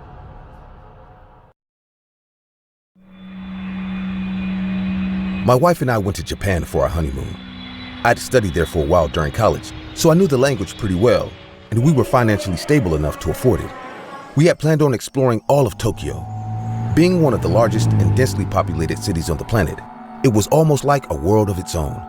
A country within a country with diverse districts that might as well have been their own towns. For the first 4 days, we visited almost every part of the city, from the anime and manga shops of Akihabara to the trendy department stores of Shibuya, to some downright bizarre-themed cafes in Harajuku. But after spending so much time in the crowded city, we decided that we needed a little change of scenery. There were a bunch of parks in Tokyo, but they were all crowded by people who had the same idea. We wanted to take a proper hike in a forest to clear our minds after all the excitement in the city, and the closest national forest was Aokigahara, a place most famous for people going there to commit suicide. Needless to say, we decided to go somewhere else. But with the way things turned out, it would have been safer if we had went to the suicide forest instead. On the 5th day of our honeymoon, we took a train ride to Kyoto, a city famous for its adherence to ancient Japanese culture, in contrast to the modern metropolis that was Tokyo. We found a mountainous forest with a hiking trail in the rural area and set out to appreciate the natural beauty of Japan. The rough path took us up the mountains. Flanking us on either side were towering green bamboo trees that made the vibrant purple and pink of the occasional wildflower, or sakura blossom, all the more striking. We walked the path until late in the afternoon, at which point we decided it was time to call it a day. But on the way back, something among the bamboo caught our attention. A fox was watching us from the bamboo forest with blue eyes that almost looked like they were glowing in the shade. This wasn't the typical red fox you could find all over Japan. Its fur was smooth and a shade of shiny silver I'd never seen on any animal before. Naturally, we both took out our phones to take a picture of the anomaly of nature. The moment we did, it darted back into the bamboo forest. We knew it was a bad idea, but the color of the fox was so beautiful that we couldn't help but try to follow it for a picture to show off to our friends back home. The fox was fast, but not so much that we ever lost sight of it. We were able to glimpse the back of its unusually big bushy tail as it scurried in front of us, gracefully darting in between the bamboo trees as we clumsily tried to keep up. We arrived in a clearing in the forest where a traditional Japanese cottage sat next to a waterfall that led down to a flowing river. We didn't even question why it was there or who would be living there. We were just relieved that we found some semblance of civilization after almost becoming a statistic. I knocked on the wooden pillar next to the rice paper door and shouted out a greeting in Japanese. Almost immediately, the door slid open and I was met with the second most beautiful woman I'd ever seen in my life, next only to my own wife. She was a fair-skinned Asian woman with coffee-brown, almond-shaped eyes and a flawless, delicate face that most women could only achieve through Photoshop. She wore a fine silver kimono, fitting for our equally traditional house, and greeted us with a small bow. "Good evening," she said in Japanese. "How may I help you?" Her Japanese was fluent, but I could tell that there was a bit of an accent to it. It wasn't any regional accent I knew. If I had to guess, she kind of sounded like a Korean person trying to speak Japanese. "We got lost in the forest," I replied in my own heavily accented Japanese.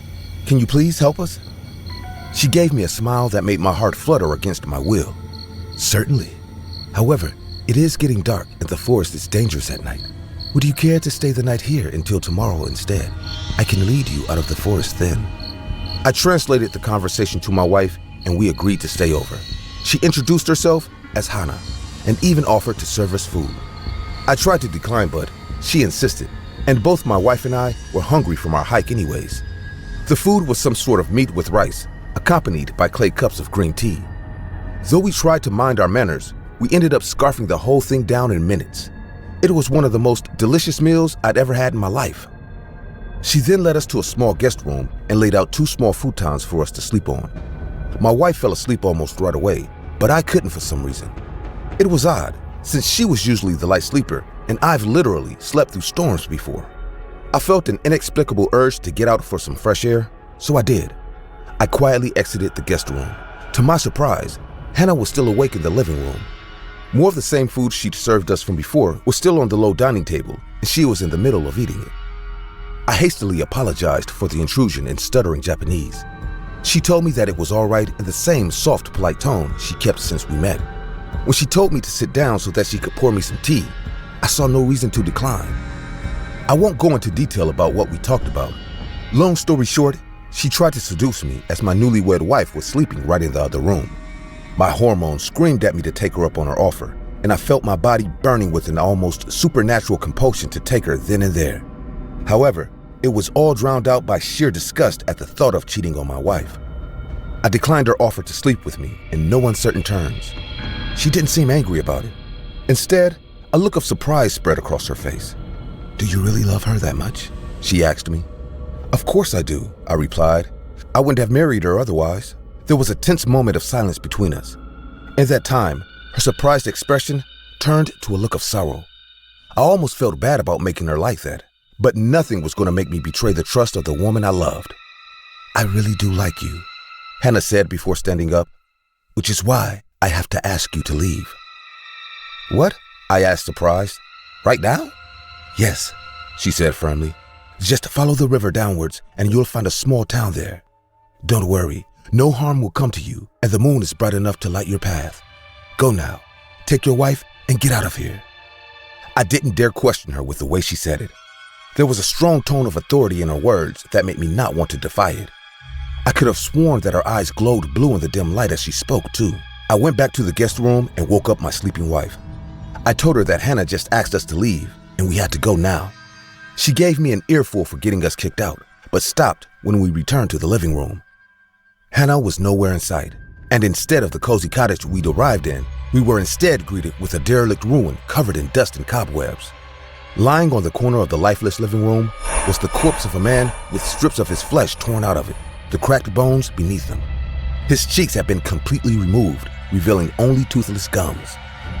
When we looked at the low dining table we'd been eating from just hours ago, we realized where all that meat and teeth went. In the bowls that Hannah had served us were white teeth and bone shards, topped by strips of flesh that still had human-like skin on one side.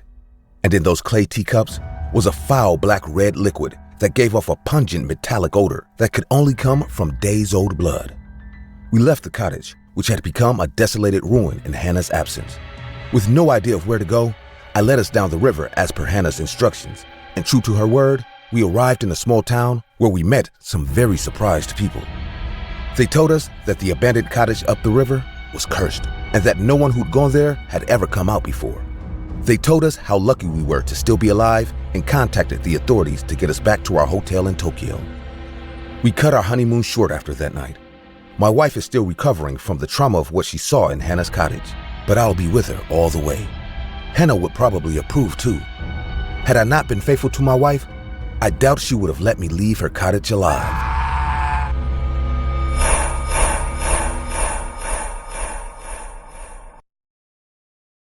Hi, my name is Jack. I stay in Ohio with my brother. My brother and I have a knack for car racing. Since childhood, we have been highly active in outdoor sports.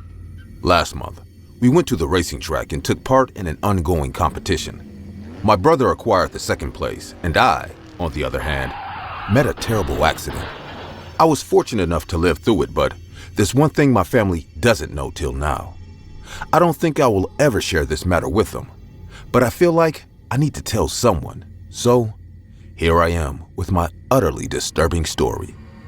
In that accident, I injured my arm badly. I got a few bruises and cuts all over my body. Along with all this, I hit my head really hard, resulting in immense bleeding.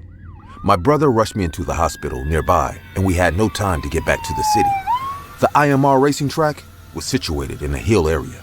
Hence, there was only one hospital, the Fine Rest Hospital. Don't know why the name of the hospital still feels weird to me. My brother admitted me there and took a room in a hotel nearby so that he can stay with me until the recovery. The hospital was in the foothill of a mountain. The cabin I was kept in had a really nice view from its window. After 2 days of critical condition, I finally became stable. I had no idea what was happening around me because I was heavily sedated and in terrible pain. Whatever I just explained so far, I heard most of it from my brother. On the third day of my stay at the hospital, I woke up from my unconscious state in the middle of the night. As I opened my eyes in the middle of the night, I found myself lying on a bed with an oxygen mask, saline tubes, and God knows how many channels attached to my body. I took a few minutes to understand the room properly. I looked around and saw a middle-aged woman sitting on the couch in the cabin. From her getting up, I could tell she was a nurse. She was reading something sitting there. I said in a weak voice, "Water? Some water? Please?" The woman kept the magazine on the couch and walked towards me. I finally saw her face as she leaned on me. The woman was probably in her late 40s. She was wearing extreme makeup, which kind of freaked me out in my moment of trance. She then said in a high-pitched voice, "Welcome back," then slowly lifted my head and helped me drink water from the glass. Before I could talk further, I again fainted. The next morning when I woke up, I felt much better. I saw my brother Charlie sitting next to my bed with a smiling face. He said with joyful eyes, "I thought I lost you this time," and held my hand. I smiled back at him and said, "You are not getting rid of me so easily, slugger." We both shared a laugh. He told me how our parents are freaking out and sitting at home. Dad wanted to come, but Charlie told him to calm down and he'd handle the entire situation all by himself. We were chatting and cracking jokes when a doctor and a nurse entered our room. The doctor said, "So, Mr. Benz, you are a fighter. Your brother is just like you. He arranged everything and gave us full cooperation. He is the one who actually saved you." I was feeling really lucky at that moment when my eyes went to the nurse standing in the corner. She wasn't the one from last night. My brother stood up and left with the doctor. He told me that within 4 to 5 days, they will be able to shift me to the hospital close to my house. I was lying in bed thinking about everything I went through so far when the nurse came to me and started to change my saline. I said in a feeble voice, "Can you please thank the nurse from last night? She helped me, but I was so weak that couldn't thank her." The nurse looked at me with a confused face and said, Okay. Actually, it's tough to identify without knowing their names. If you could tell me her name, I will surely pay your regards to her." I forgot to ask her name last night, so I felt really awkward. The day nurse fed me the lunch and left. I slept for some time more. When I opened my eyes and noticed the sky from the window, I realized I slept through the entire evening. I looked at the clock and saw it was 8 p.m. I was thinking to call someone when I heard a familiar voice. As I looked at the cabin door, I saw the nurse from last night standing there and smiling at me. Her vividly painted red lips made her look really creepy. But she said, "How are you feeling today, Jack?" I smiled and said, "Better. Sorry I forgot to thank you last night for helping me with the water." She didn't let me finish my sentence and said, "It's our job. What is there to think about?" She then slowly walked into my room and sat on the couch. She picked up a magazine and started to read it, just like last night. I kept lying there without saying anything more. After a while, another nurse entered the room. The nurse started to arrange my bed and put a table on it. She then looked at me and said, "It's dinner time now." The second nurse kept working on her own while the night nurse sat on the couch quietly and read her magazine. I guess that she is probably the head nurse, and thus she visits the patients to see if they are being taken care of or not. Without any single doubt, the arrangements and treatment of the hospital felt really nice to me. I had my dinner, and all this time, none of the nurses spoke a single word to each other. One of the junior nurses left the room. I asked, "What's your name, ma'am?" This time, the nurse put down the magazine and looked at me. She smiled at me and I noticed her crooked tooth. She replied, "Everyone calls me Nurse Belford." She then got up and left the room. Her behavior felt a bit odd to me because she just used to come to my cabin and sit there. Many times at night, I woke up from my sleep and saw her sitting on the couch watching me. Whenever our eyes met, she used to smile in a very creepy way. One morning, the junior nurse came with my breakfast. I told her, "How come Nurse Belford never visits me during the daytime?" The nurse spilled the juice on the food tray as if I have asked something terrifying. She then looked at me, and I noticed drops of sweat on her forehead. She said in a low voice, "How do you know about Nurse Belford?" I replied in a confused voice, because she comes to visit me almost every night. I just felt a bit weird that she never comes during the daytime, hence I asked.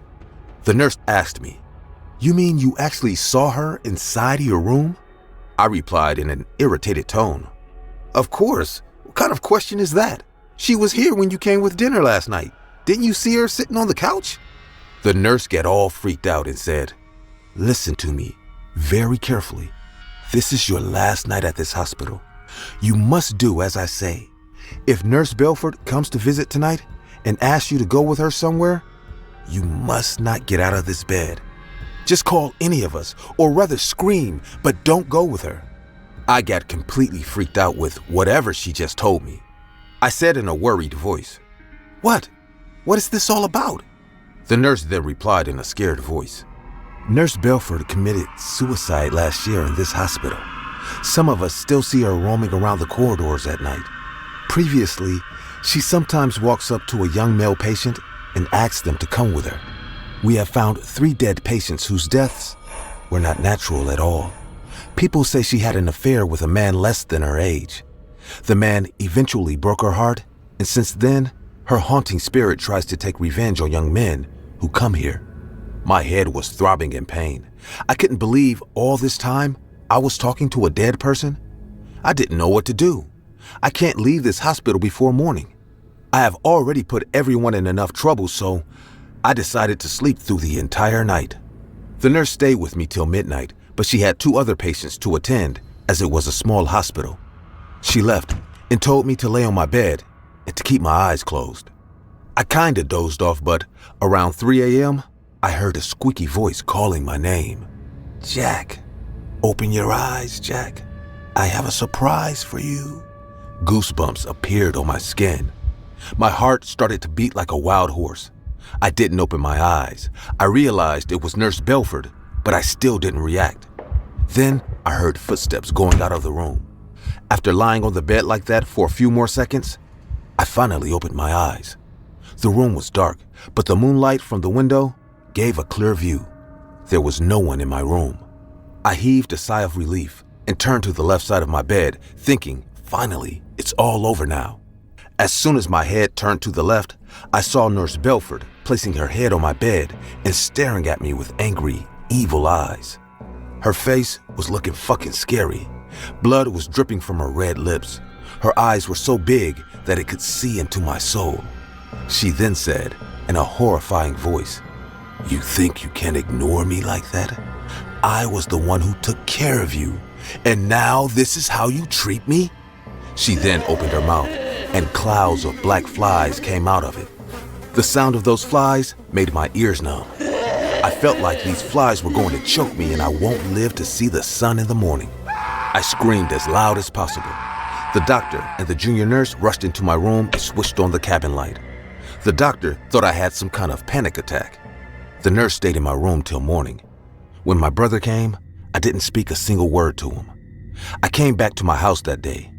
But even still now, when I close my eyes, I feel scared thinking, what if I see Nurse Belford sitting beside my bed? I worked as cleaning staff in a local hospital. I was used to seeing people coming to the hospital in the worst way possible. But this one patient will always be remembered by me. His name was Billy, and he was admitted to the burn unit. I heard one night his house caught fire while he and his wife slept in their bedroom. By the time they figured out the lurking danger, half of the house was on fire. Billy was rescued by his neighbors and brought to the hospital, but his wife, Sandra, died in that fire. People say she was so severely burnt that her flesh melted, leaving her body in ashes. Billy's left hand and left leg had serious injuries, but overall, he was in a curable condition. Among all the cabins in the hospital, his room was the only place that made my skin crawl. Every time I went there to clean, I could barely stand the smell of burnt flesh. And not just that, his room felt extremely cold. Billy was highly sedated with painkillers most of the time.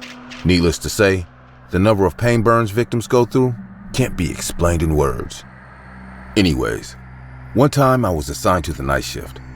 Honestly speaking, I preferred the night shifts more. I could work peacefully while all the patients slept. It was around 1:30 a.m. I went to mop the floors of Billy's room. As I entered the room, I saw a vicious-looking figure standing in the middle of the room and sobbing. I recognized it was Billy, seeing his burnt hand and limb. He was looking at the dark corner of the wall and whispering very creepily, "Why? Why are you doing this to me? What more do you want from me? Please, I beg of you, leave me alone." "Hey, man, is everything all right?" Billy turned at me and I saw the pain in his face. He then pointed at the dark corner and said, "Tell her to go away. She keeps coming back. Isn't she supposed to stay dead?" "What are you talking about?" "Sandra, my wife. She keeps coming back for me." He then fainted on the floor. I was in such shock and fear that for a while, I didn't realize I had to inform the doctors and nurses. But when I did, they came rushing to his room. Everyone was shocked to see how, with such a painful condition, Billy managed to get out of the bed on his own. Since that night, every time I went to clean Billy's room, I was shit scared. I knew there was a logical explanation to all this, but trust me, when I stood inside that dark room in the middle of the night hearing nothing but Billy's deep breathing, I couldn't help but think, is his dead wife standing in that corner and watching me?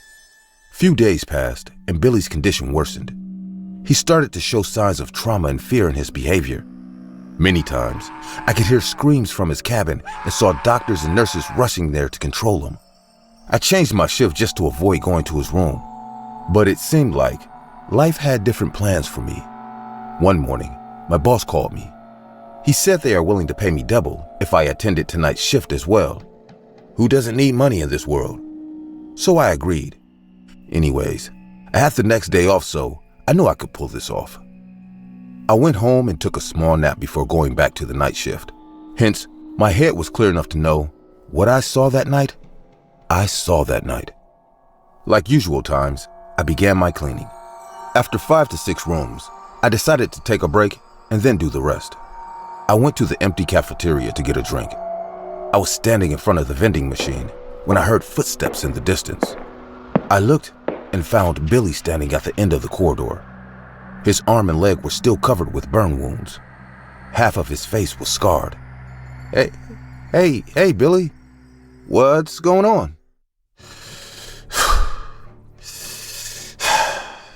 Are you all right? You should go back to your room, Billy.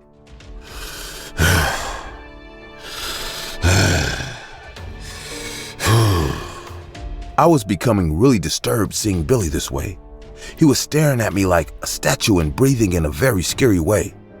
Billy, you are scaring me, man. Why don't you? She won't rest until she kills me. Come on, Billy. Not again. No, she is telling me right now. She is standing right behind you and telling me to. I turned back and saw no one, but an eerie feeling shivered down my spine. What Billy did next was the scariest thing I saw in my life. He took out a surgical knife and started cutting the flesh off his lips. Blood drops started to cover the white floor beneath him. But he didn't just stop there. He started to chew his lips. The munching sound started to make me nauseous. He screamed in pain while munching his flesh. Are you happy now? Are you? You are angry because I lived, huh? Fine. I am ending this. I am ending everything now. Saying this, Billy started stabbing himself on the chest. It was bloodshed. Doctors and nurses came running. He was taken to the ICU right at that moment, but he didn't survive. I don't know why, but I feel like he did see his wife's ghost. Sometimes, people who die with desires in their heart come back to their loved ones. And in some cases, they haunt them too. What do you think happened to Billy back then?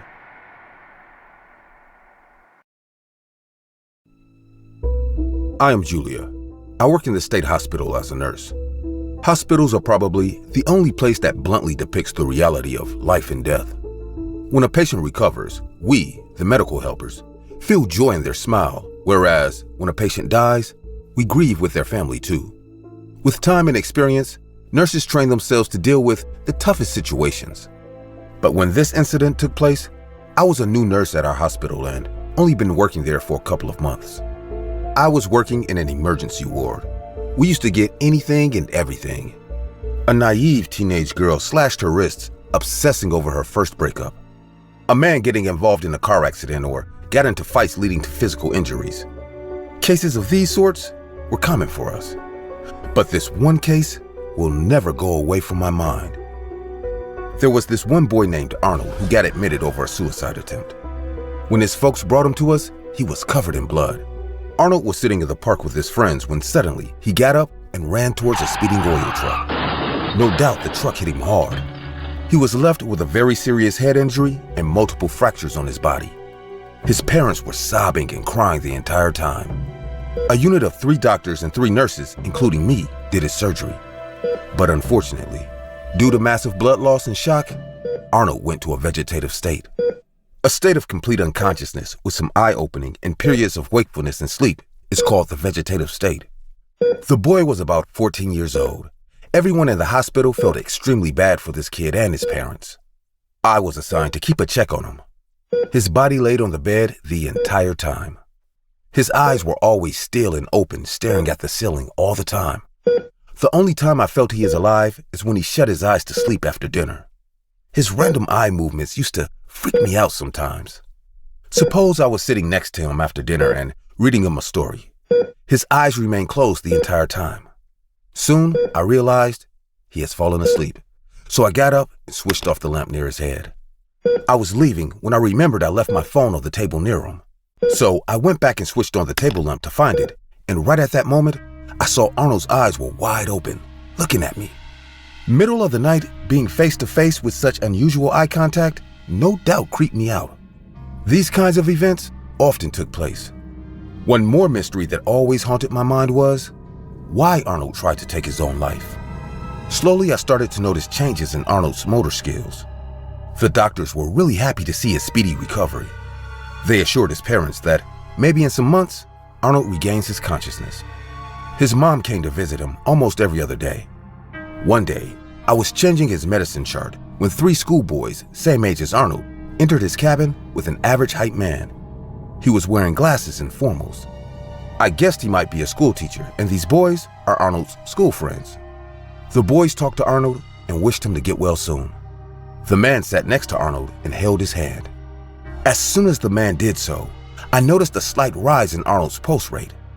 The man said in a soft, caring voice, "Oh, Arnold, we all miss you very much. Get well soon. We are waiting for you." My heart cried out of his friends and teacher. Within 10 minutes of their leaving, Arnold's heartbeat started to increase rapidly. And within 5 seconds, his body started to shake like a mad dog on the bed. He was having a seizure. Doctors rushed in with medicine and managed the situation. The entire night, I sat in his cabin and watched him with wide eyes. We had to stop the visiting hours for a while. One more shock or seizure would have caused a heart attack, so we had to be strict. After a week, we finally let his mom come and visit him. She requested us to let her stay the night in his cabin, even though it was against the rule of the hospital. But seeing the poor mother, that one time, we had to bend the rules. I decided to stay with him too, like always. There was a small couch in his cabin. Miss Palmer sat on it, and I sat on the chair nearby. Around 2:30 a.m. in the morning, I got up to get some coffee. Arnold's eyes were closed. Miss Palmer was also passed out on the couch. I decided not to wake her up. The coffee machine is down the hall. I walked fast and pressed the button of the machine. Hot coffee just started to pour in the cup when I heard a spine-chilling scream. I ran immediately and figured out it was coming from room number 1402, the room where Arnold is admitted. I grasped the doorknob and twisted it to open the door.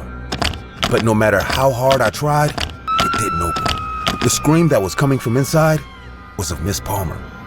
She was screaming in terrible pain.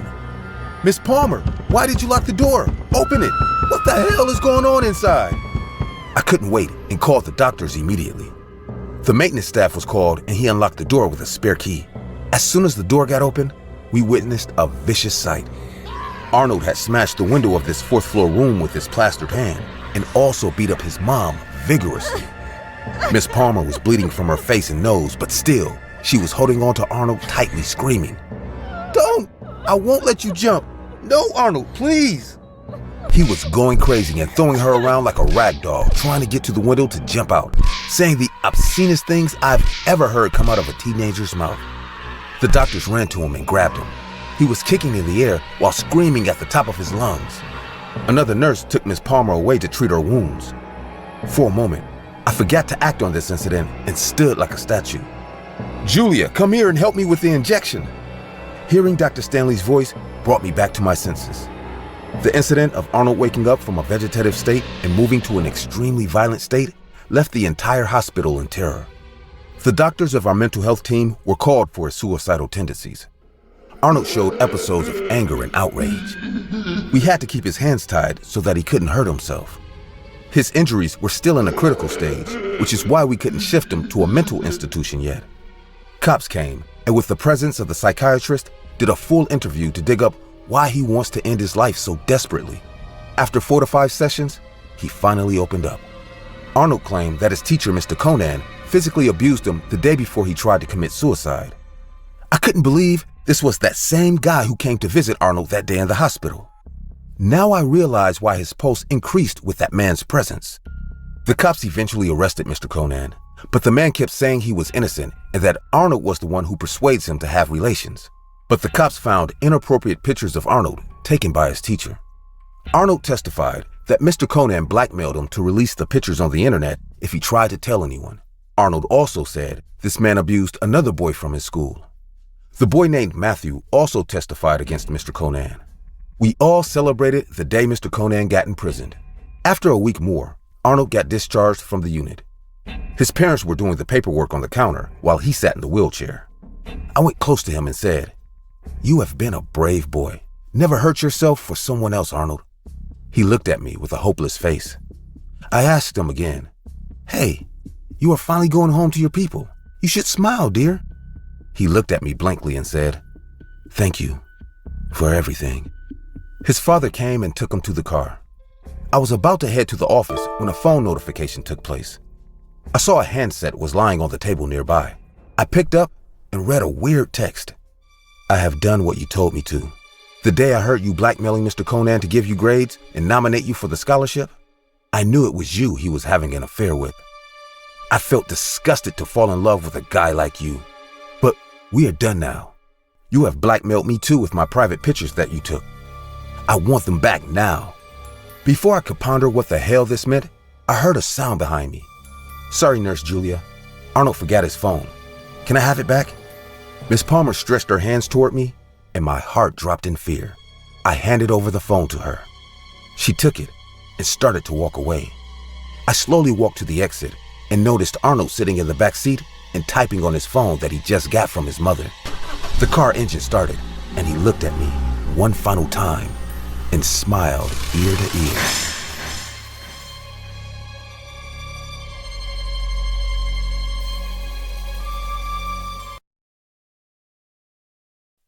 My father had a knack for traveling. Whenever he got holidays, we went on short trips. I was probably 8 years old back then. My father rented a small cottage in the woods. It was a farmhouse type of area with scattered cottages here and there. It was a secluded travel spot. Most campers and hikers came there. At that time, we were the only lodgers staying on that property. At least that's what the owner told us. My dad parked his car near our cottage. There stood a big lake right in front of the cottage. It was a small wooden cottage with 2 small bedrooms and a living room. I was loving the place. My father took me to the middle of the lake on a boat. We did a bit of fishing. He rowed the boat for some time on the lake. I was enjoying the boat ride, as it was my first time. My mom sat on the deck and kept smiling at us. I saw colorful birds flying over our head. The green woods surrounding the lake were moving slowly with the wind. Suddenly, I spotted a huge tree on my left. It felt like someone was standing under the tree, and watching us. "Who is that, Daddy?" I asked my dad, and pointed in that direction. Right that moment, I saw the person vanishing behind the tree. My dad didn't see anyone.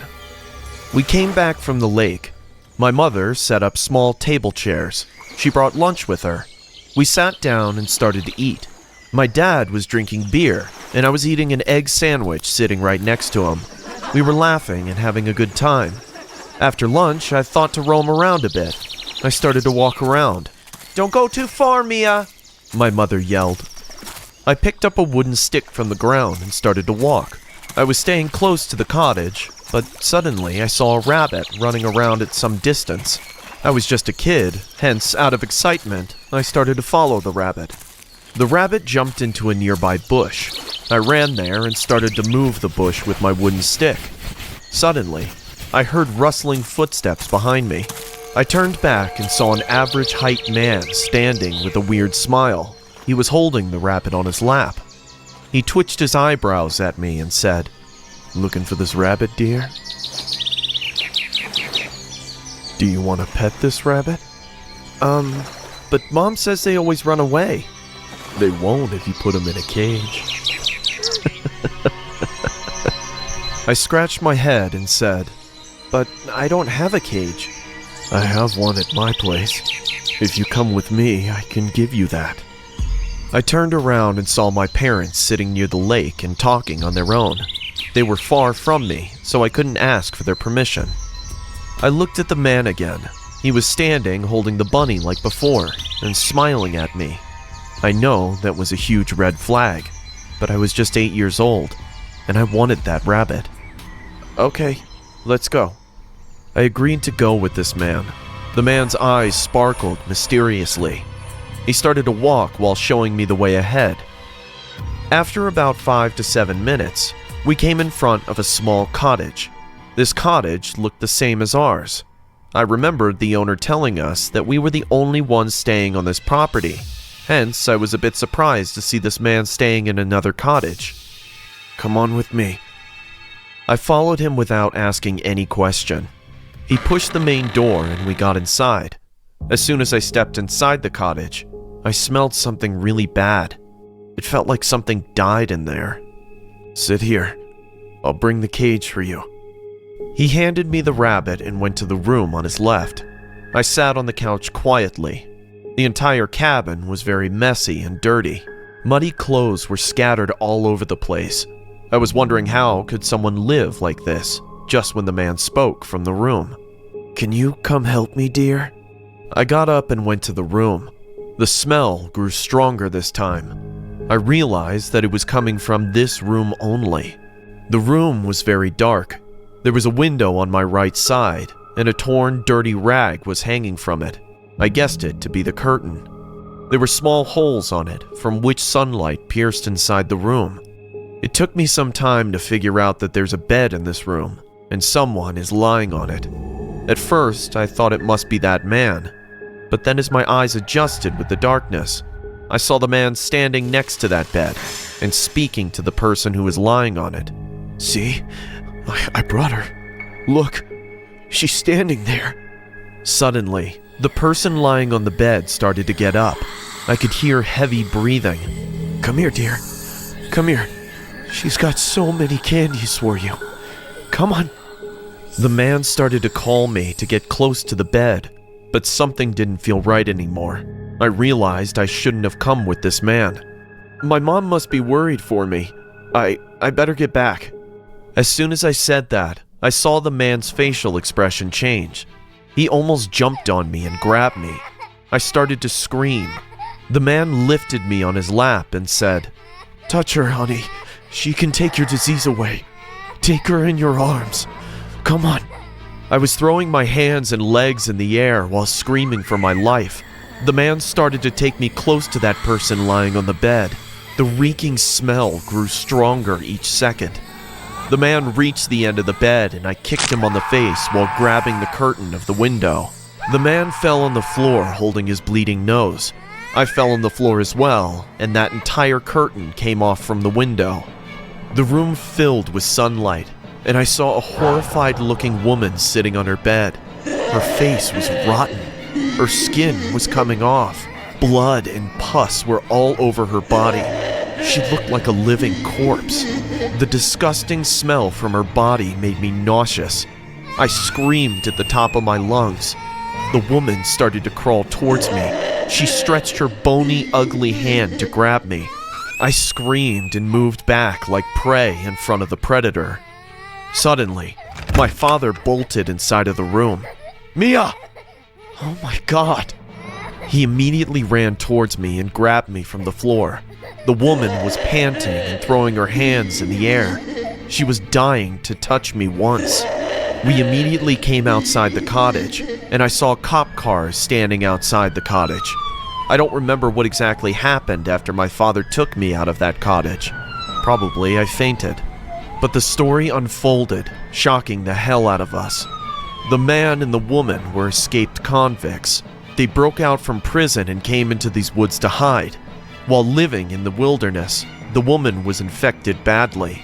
She might have been bitten by some venomous insect, leaving her to rot like a corpse. The woman knew witchcraft, and this couple believed that if she could get an innocent child, she can get better again. They thought to run a ritual by placing a child onto her lap. By touching this child, she wanted to transfer her disease to a different body. This is why the man lured me into the house. The paramedics took the woman to the hospital, where she died within a week. The man was sent back to prison with another charge of attempted abduction. I still can't get rid of the image of that sick woman crawling towards me like a corpse and stretching her rotten hand to grab me. I do not go on trips that include forests or cottages anymore.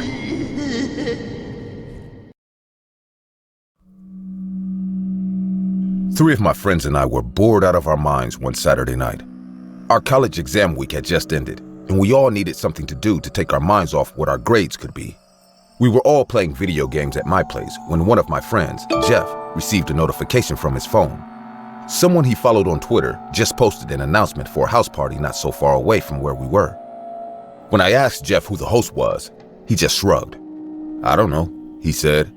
"She looked cute, so I followed her last month. I didn't really pay attention." None of us were surprised. Jeff had a well-known weakness for pretty faces. Still, we thought his raging hormones might have been a good thing for once. We were all bored, and a house party sounded like just the type of mindless fun we needed to ease our anxieties about college. Before we left, I grabbed my emergency inhaler from my bedroom. I had pretty bad asthma, so I kept an inhaler for it with me at all times whenever I went outside. I pocketed my inhaler and joined my friends in a carpool to the house party. On the way there, it was decided that I'd be the group's designated driver. I wasn't too fond of alcohol in the first place, so I was content just to hang out with my friends and maybe chat up a few girls if the opportunity presented itself. I drove us for a good hour or so with Jeff giving me directions before he told me to stop the car. I parked the car near a gigantic house that stood alone at the end of the neighborhood street. Looking slightly confused, Jeff told us that was where the party was being held according to the Twitter post. Seeing what the house actually looked like worried us a bit at first. Sure, it was a big place. In fact, it'd be a perfect place to throw a house party. However, it seemed eerily quiet from the outside. Not a single ray of light peeked through its closed red curtains, and we couldn't hear any of the usual noises you'd hear at a party like drunken laughter or dance music. Everything was just silent. Not even the sound of crickets in the grass dared to break the quiet. For a moment there, we were worried that we'd been tricked or Jeff got us lost. After double and then triple checking the address posted in the Twitter announcement, we concluded that we were at the right address and also that the party was probably a prank. Maybe the poster wanted to mess with the owner of the house by announcing a house party at their place. Or perhaps they were just trying to waste the time of anyone who wanted to attend the non-existent party. Whatever the case, we were ready to leave and go get pizza or something. We would have done just that if Jeff hadn't insisted on knocking on the house door first. We knew it was a bad idea, but my friends and I also knew that we'd never hear the end of it from Jeff if we refused. So we relented and followed him to the front door of the house to see if anyone was inside. Upon arriving at the front door, I picked up a faint metallic scent that lingered in the air, like copper that had been left to rust. Jeff knocked on the large door 3 times and waited for a response. We didn't hear any noise come from inside, but the door opened only seconds later. In an instant, our eyes were bombarded with an array of flashing multicolored lights, followed by loud thumping dance music. The metallic scent from before gave way to the familiar smell of cheap alcohol and greasy pizza. Greeting us at the door was the girl who announced the house party on Twitter in an outfit that left very little to the imagination. She greeted us with a wide smile and escorted us inside. Behind the closed curtains of the house was a house party, just like any other I'd been to. She told us to make ourselves at home and handed us all red Solo cups filled to the brim with alcohol. Since I was planning on driving my friends back home, I set mine down on a nearby table. Jeff shot us an "I told you so" look before running off to chase some skirts. For a while, everything was great. My friends had fun drinking and eating the food on offer while I talked to some new people. The curtains always remained closed, but I never thought to question it. As the night went on, the metallic scent from before returned. I didn't mind it too much. It wasn't a pleasant smell, but then again, I've smelled worse things at parties. I just assumed that someone must have gotten a nosebleed or forgot their tampons or something.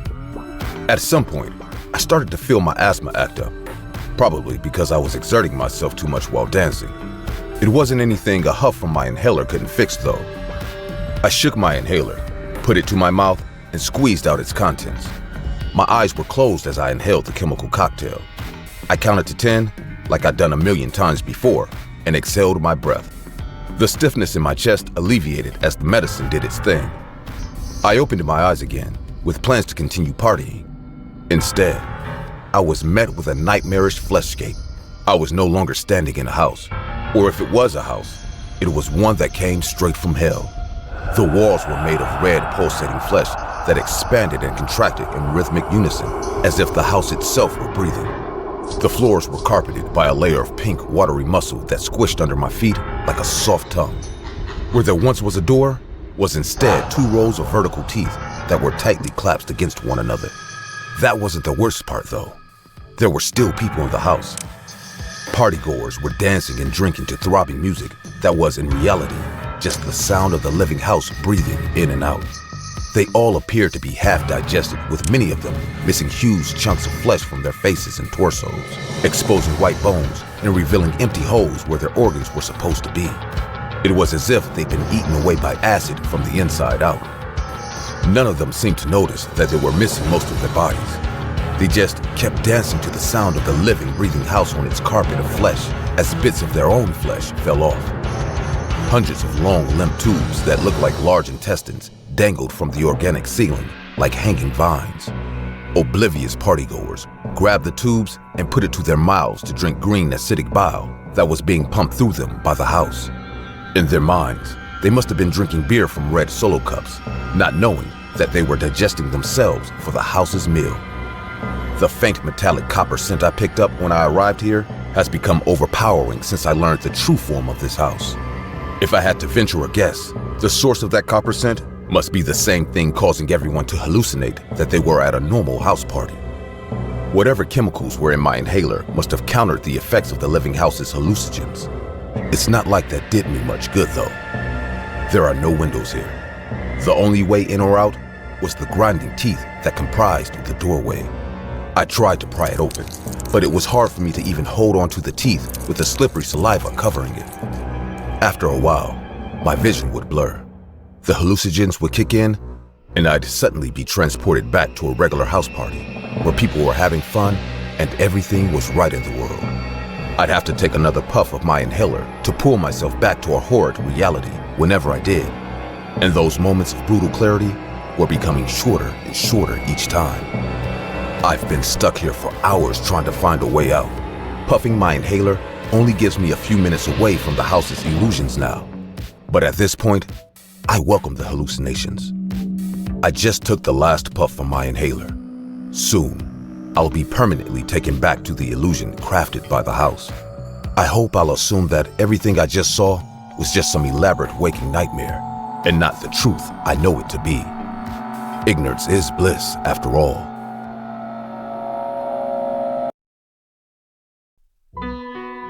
I'm a doctor, and it's not only our job, but also our responsibility to take care of the patient. But not every patient is the same. Back when I was working in a small town hospital, I was young and new to the profession.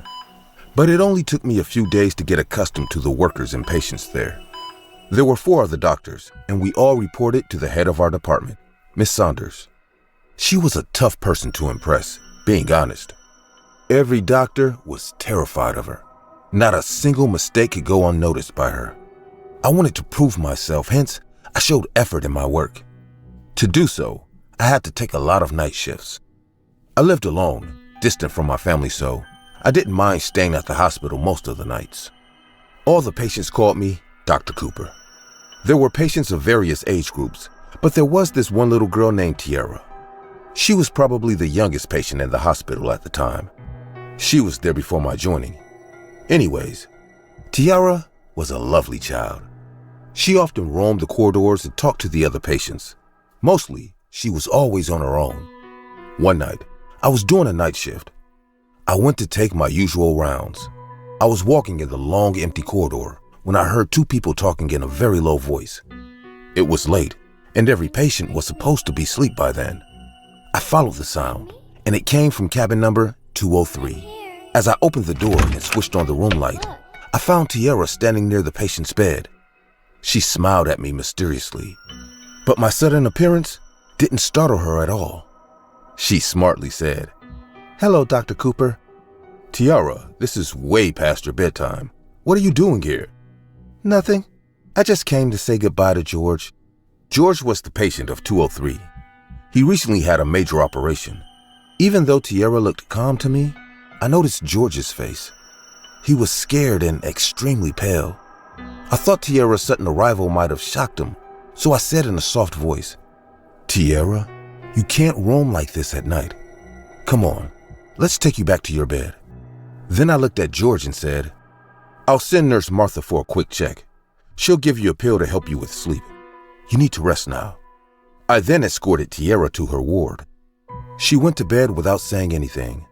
This small encounter didn't worry me at all until the next morning. I went home around 4 after finishing my night shift. It was my day off, so I slept the entire day. The next day, at work, when I was passing by room 203, I thought to check on George. But after opening the room door, I saw another patient was sleeping on his bed. I saw a nurse walking in the corridor. "Excuse me, sister, where is George?" "He was in this cabin." "Oh, you mean the patient in this room?" "He died yesterday, doctor. You didn't know?" "What? How?" "He was already suffering from cardiovascular disease, but he wasn't recovering. Surprisingly, he had a heart attack yesterday. Dr. O'Hara signed his death certificate. You can ask her. She will be able to give you all the details." The nurse walked away, and I stood cluelessly in the corridor. Suddenly, something weird came to my attention. I remembered when I asked Tiara what she was doing in George's cabin, she said she came to say goodbye to George. But why goodbye? She was supposed to say good night, right? I went to Tiara's cabin. She was sitting on her bed and coloring pictures.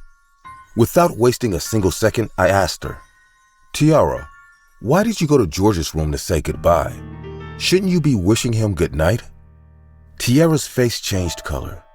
She fumbled, saying, I said good night." "You heard it wrong." Suddenly, she looked behind my shoulder as if someone was standing behind me and watching her. I turned back immediately, but no one was there. The cleaning staff came and started to mop the floor. Tiara started coloring again. I went back to work with confusion in my mind. The entire day, I couldn't concentrate on my work. This unusual thought kept bugging me.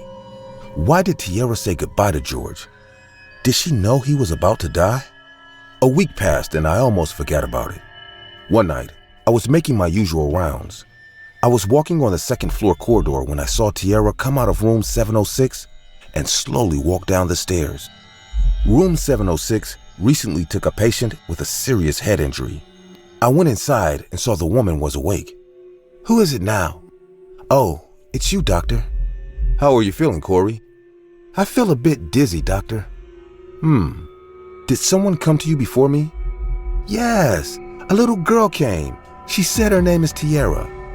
What was she doing here? Did she say something to you? Yes, she was a sweet child, but I think she said it wrong.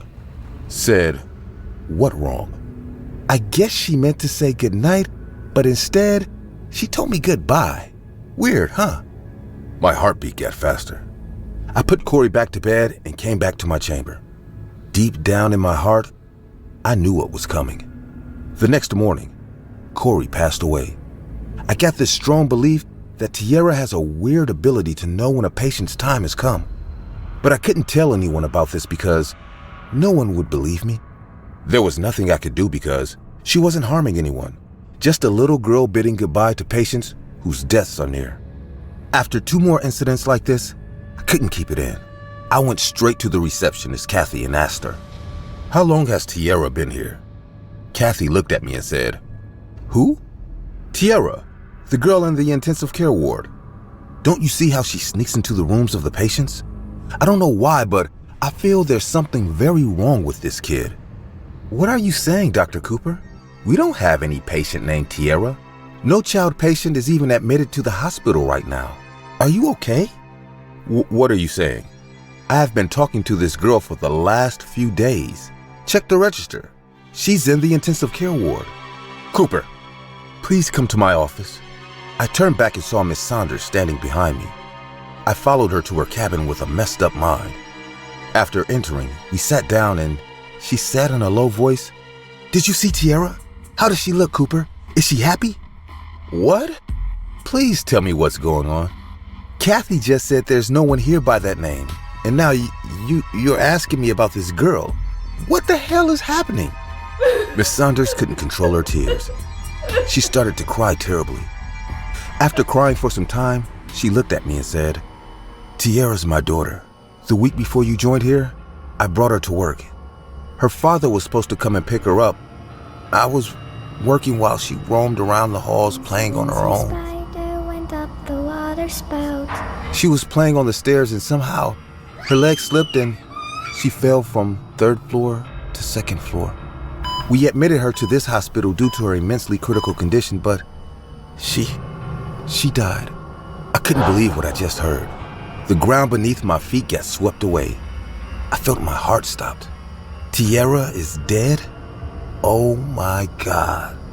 I stood in her cabin speechless, horrified. Miss Saunders said, "I saw her at night roaming in these corridors, but I blamed my mind. But now, I think she's still here. You must be the second person to hear her. Can you see her now?" Miss Saunders didn't give me time and switched off the light of the room. "Tell me, Cooper, can you see her now?" I was shit scared that moment, but still, I rolled my eyes around the entire room, and right then, someone spoke behind my neck. "Goodbye, Dr. Cooper."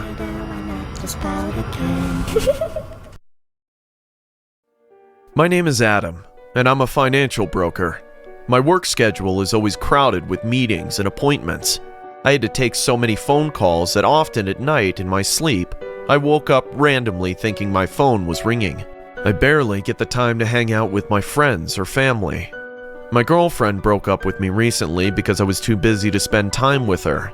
To be honest, that's when it hit me, that I need a break from work.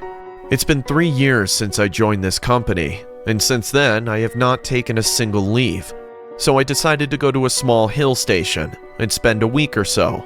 My leave request got accepted immediately for my dutiful performance so far. I came home from work one day and started to prepare for this long-needed trip. I booked flights and a room in a hotel at the hill station. I wanted to stay close to nature, away from the crowd, so I chose these not-so-famous Serene Hill Station.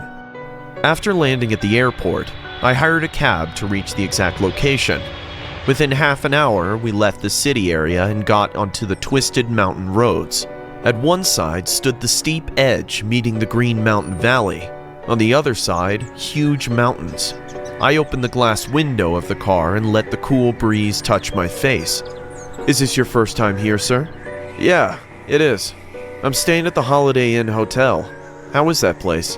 "It's one of the oldest hotels in the hill station. But you are lucky. You got a booking just at the right moment. Why do you say that?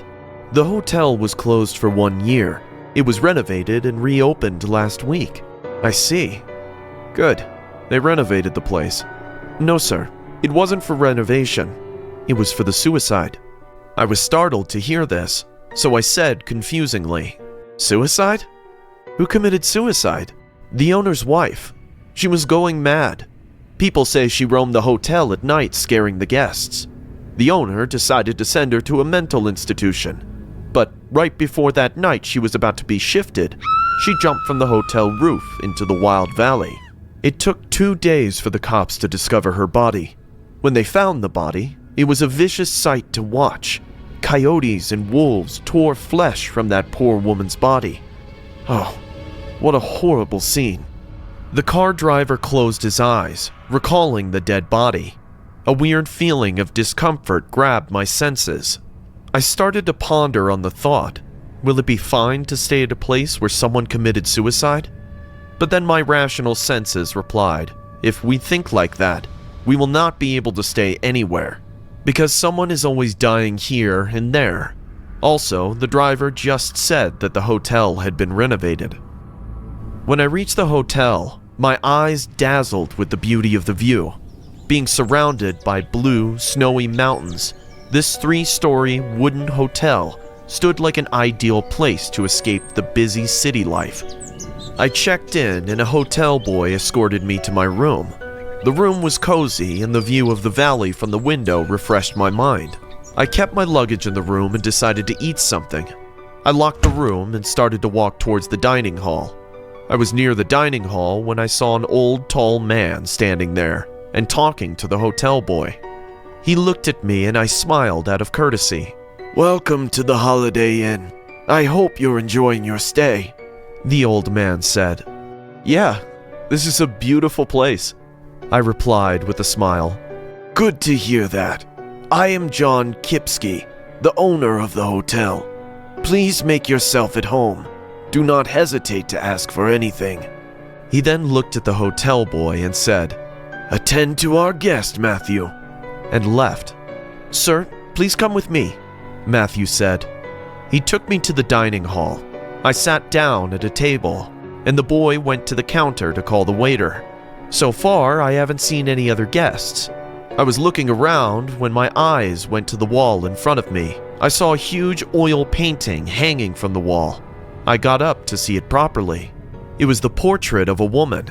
She was wearing a black gown and had an ordinary face. The only striking feature was her eyes. They were extremely creepy and bright. Once you look into her eyes, you can tell something is odd with this woman. Her stare was so uncomfortable that I felt she could see into my soul. The even more disturbing thing was the way the painter drew her eyes. It felt like she was following everyone in this room at all times. I was contemplating on these thoughts when someone spoke in a broken, deep voice. "That's Mrs. Kipsky. She's dead." I turned around and saw a man dressed in the waiter's costume, standing right next to me. He had white hair and looked like someone who had been there for a while. I said awkwardly, "I was just looking at the painting." I then walked back to my seat and started to look through the menu card. The waiter stood quietly with a blank face.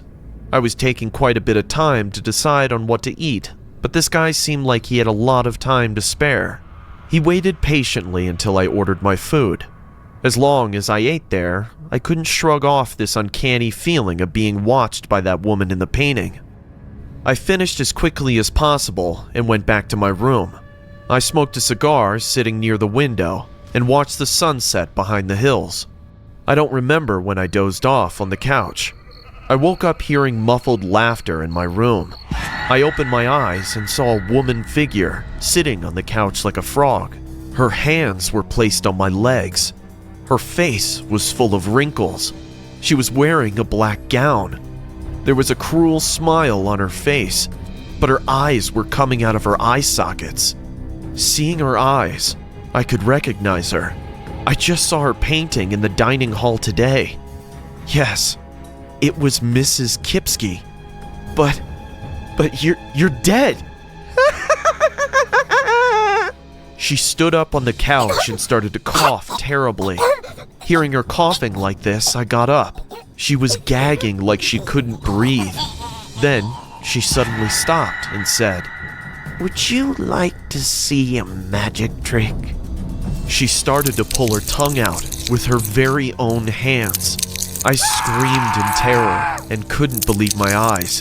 She was pulling and pulling, and her huge red bloody tongue was coming out of her mouth. I will never forget that scene. Hearing my scream, the hotel boy came rushing to my room. Thank God I didn't lock my door. He bolted inside and switched on the light. "What happened, sir? Is everything all right?" I looked around while gasping for air. There was no one inside. Only the window was moving with the cold wind. I left the hotel the next day. I went to the dining hall for one last time. My eyes went to the painting. Believe me or not, I saw Mrs. Kipsky wickedly smiling at me.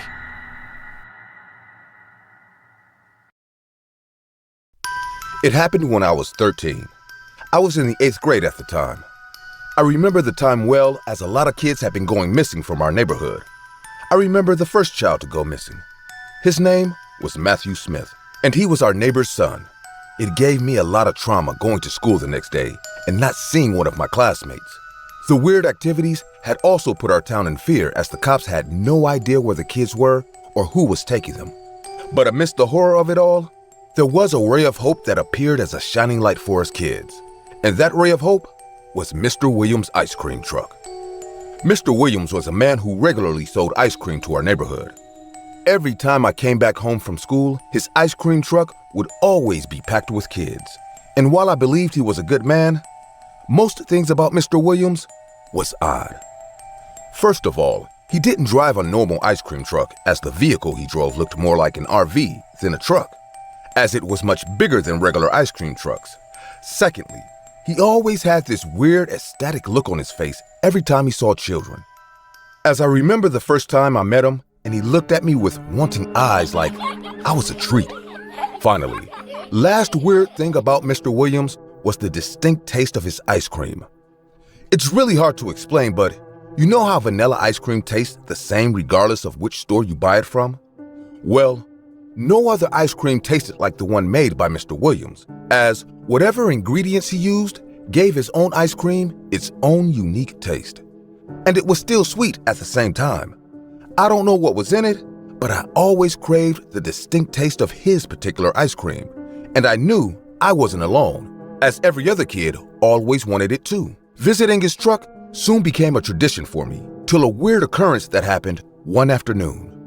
I had just come back from school, and as usual, I went to get some ice cream at Mr. Williams' truck. It was pretty crowded, as other kids were rushing to get theirs, so I decided to wait out the frenzy by going to the back of the truck. As I stood there waiting, I began to hear muffled noises coming from the back of the truck. I got curious, so I started to walk towards the truck so that I could try to make out what the noises were. I reached the door and I was about to place my ear on the door. I heard a loud, guttury scream come from the truck. The scream startled me, so I immediately arched back and fell on the floor.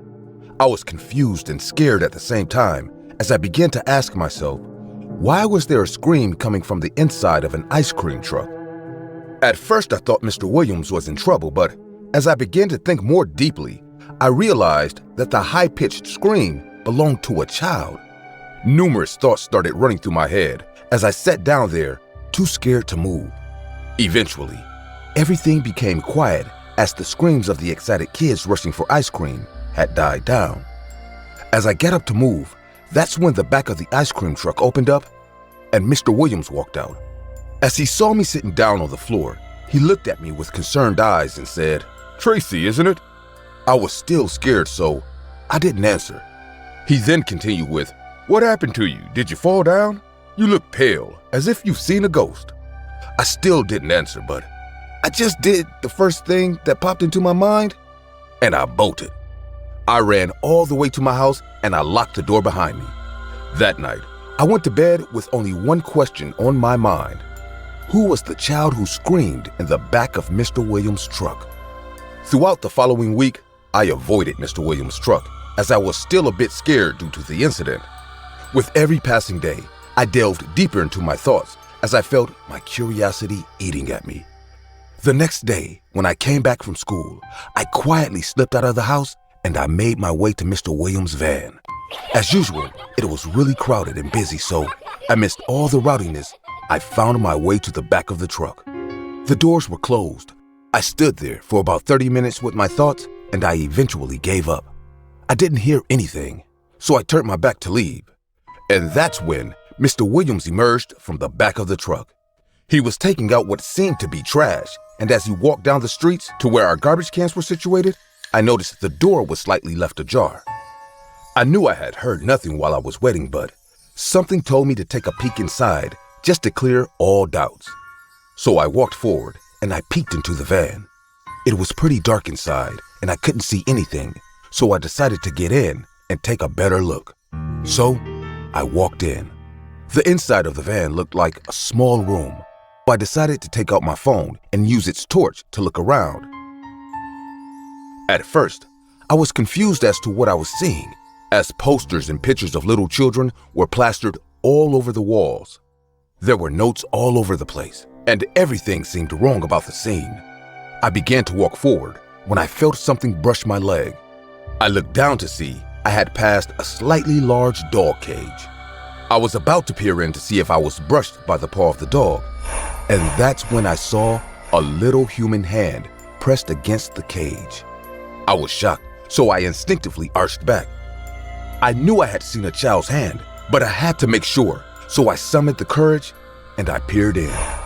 That's when I saw a young, gagged child stuffed inside the cage. I held myself from screaming and I began to back away. It didn't take long before I bumped into something. I quickly turned around to see an extra 4 cages. Each of them held more gagged children inside. Before I could scream, the lights came on and I heard Mr. Williams' voice say, "I see you found my children, Tracy." I slowly turned around to see crazy-looking Mr. Williams smiling at me. Now that the room was properly lit, I saw numerous cages with tired, injured little children who were all gagged and whimpering inside them. "What is this, Mr. Williams? So it's you who's taking all the kids away," I blurted out. "Taking?" he asked. No. You see, Tracy, these kids came to me. I didn't take anyone." "Liar," I screamed back.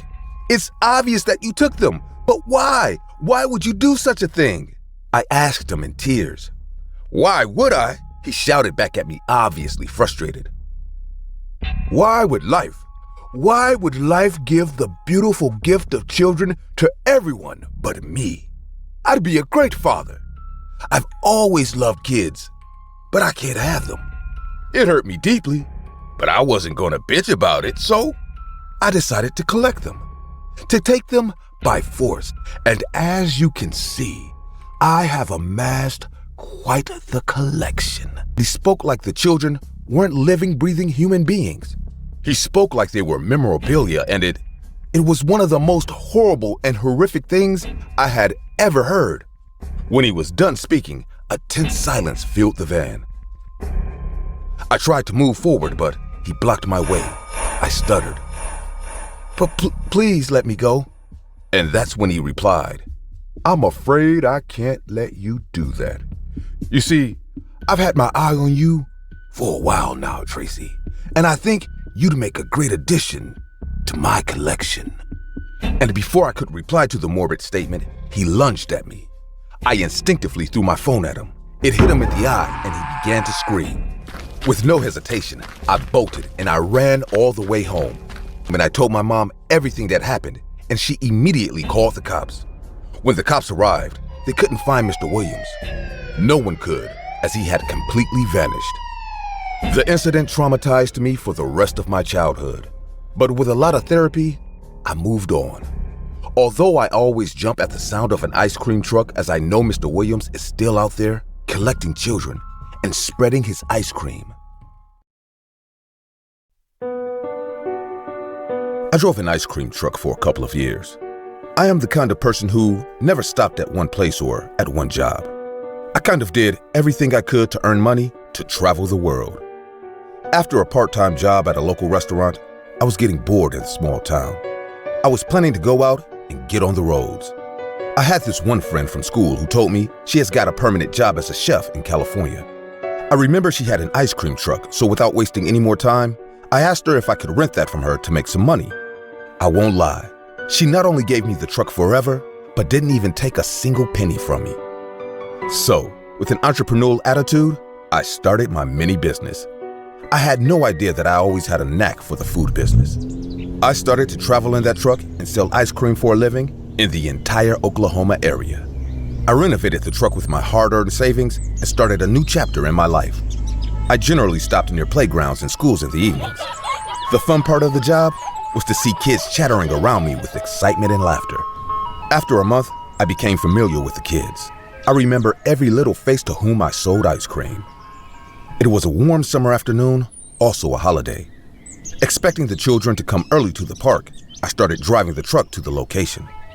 When I reached the park, I saw children have started to arrive. I pulled the truck under a tree near the sidewalks and rang the bell attached to the truck. They all gathered around the truck and started asking for their favorites while raising $1 with their tiny hands. It was like feeding 1,000 tadpoles in a small pond. I was busy distributing the ice cream when my eyes went to a little boy sitting at some distance. He was sitting on a green bench while keeping his head down. It seemed really odd that amidst all these active kids, the boy was on his own like this. Almost every kid in the park took ice cream from me, but that boy didn't even turn around once towards the truck. I thought maybe he has no money. So I decided to give that kid a chocolate cone for free. I turned around and prepared the cone for him, but when I looked back, he was gone. The empty bench lied there. I got a bit sad and started to clean the truck before moving on to another spot. I was cleaning the floor of the truck when I heard a small knock on the order desk. I turned around and saw that it was that little boy who was sitting on that bench a few minutes back. He was standing near the truck, but his head was still down. Sun was about to set, so the area under the tree got a bit darker than usual. I couldn't see his face at all. I asked in a cheerful voice, "Do you want an ice cream?" Without moving up his head, he raised his small hands toward me and said, "A strawberry cone, please." His fingers were dirty and there were mud under his nails. It seemed like he dug the ground with his small hands just a few moments back. I gave him the strawberry cone, but refused to take the money. But he didn't move away. He just stood there like before, holding the $1 on his muddy hand as it dangled in the air. The kid's body language felt very weird to me. I have never seen such a calm and extremely quiet kid like him till now. I took the money and the kid took his strawberry cone and turned around to walk away. "Hey, what is your name?" He stopped and without turning around replied, "Mom told me never to talk to strangers. I have to go home. She's waiting for me." He then walked away. I got a bit surprised seeing this kid's obedience towards his mother. Such a well-behaved kid, I thought to myself. That night, after coming home, I still couldn't stop thinking about that child's unexpected behavior. I decided to go to the same park tomorrow and talk to that kid more. The next day, I went there again. As I went on selling ice cream, my eyes kept scanning the park for that little boy the entire time. At a point, when I realized he won't come today, I started to pack up for the day.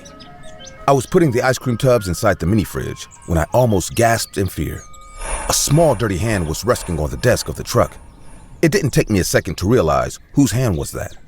"Jeez, you scared me," I said in a relieved voice. The boy stood like before, holding a dirty $1 in his hand while keeping his head down. I said, "Now, we are not strangers anymore. You can tell me your name?" He said in the same emotionless voice, "I'm Mikael." "Well, hello, Mikael. Do you come here alone?" He nodded his head slowly from up to down. I handed him his strawberry ice cream. As I went to take the $1 from his hand, my fingers ran over his index finger, and his dirty nail came off, revealing the red flesh underneath. "Oh God, you are hurt.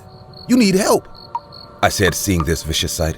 But without saying anything, the boy turned around and started to walk away. It seemed like he didn't even feel the pain when the nail came off. Drops of blood laid on the desk, and I watched the boy walk away as if nothing happened. I couldn't hold my curiosity anymore. As soon as he went behind that tree, I came down and started to follow him. The boy was walking towards the left corner of the park that was now in complete darkness. This side was also covered with vines and weeds. I had no intention of scaring the child, so I maintained my distance and watched him secretly. After walking to a big tree at the end of the park, he stopped under it. The small lamp on the other side of the road gave me some light to that corner. The boy crouched down on the road and started digging up the soil with his small hands. He dug without stopping. His nails and fingers cut open with the pressure. Raw flesh and blood came out of his wounds as he went on. But I still couldn't see his face. I was thinking to stop this child from hurting himself like this when the boy placed the ice cream in the pit he just dug up and buried it with soil again. I couldn't watch anymore, so I came out from the bushes screaming. "What are you doing? Are you all right?" For the first time, the boy lifted up his face towards me. On that warm summer evening, I felt a gush of cold wind shivering down my spine. The kid had no eyes. Instead of his eyeballs, dark hollow eye sockets stared at me. A painful expression appeared on his face and he said, "I want to go home, but no matter how much I dig to come out, I always end up here." And vanished in the air, right in front of my eyes. I fell to the floor with a huge shock. My mouth opened in shock and my heart stopped in fear. Sweat appeared on my forehead as I tried to make out what just happened a few seconds earlier. I can't explain how I picked myself up that day and returned home. The next day, when I went to that park, I saw cops near the park and it was sealed like a crime scene. A small crowd gathered on the sidewalk and watched this entire situation. Out of confusion, I asked a man standing in the crowd, "What's going on here?" He said in a restless voice, "They have traced a missing kid from last month. It seemed like someone abducted this kid for ransom and later murdered him. An old woman came to jog in the morning when her dog dug up that ground under the tree. That's when she saw a small hand lurking beneath the soil. Look, there he is." I followed the man's eyes and saw the paramedic taking away a corpse of a small child dressed exactly like that little boy. The corpse had no eyes, which supposedly got eaten by maggots. The body has been there for months, so its rotten smell made the air heavy. Everyone covered their nose, and some even walked away to avoid vomiting. It came to know that the boy's babysitter brought him to the park and later abducted him, asking for ransom from his parents. When they threatened her, saying she will never get away with this, the cruel woman strangled the boy and buried his body under that tree. The most shocking part was the kid was alive when she buried him. He fainted with the trauma and pressure on his neck, but when he regained consciousness, he found himself buried under the ground. He tried to come out while digging the soil but choked to death during that struggle. His nails were all broken as he suffered silently. Now I actually understand what that kid meant when he said, "I want to go home, but no matter how much I dig to come out, I always end up here." The poor kid's soul was trapped here for a month, and all he wanted was to go home. I hope this kid is finally resting in peace. And to that babysitter, may she rot in jail for her entire life.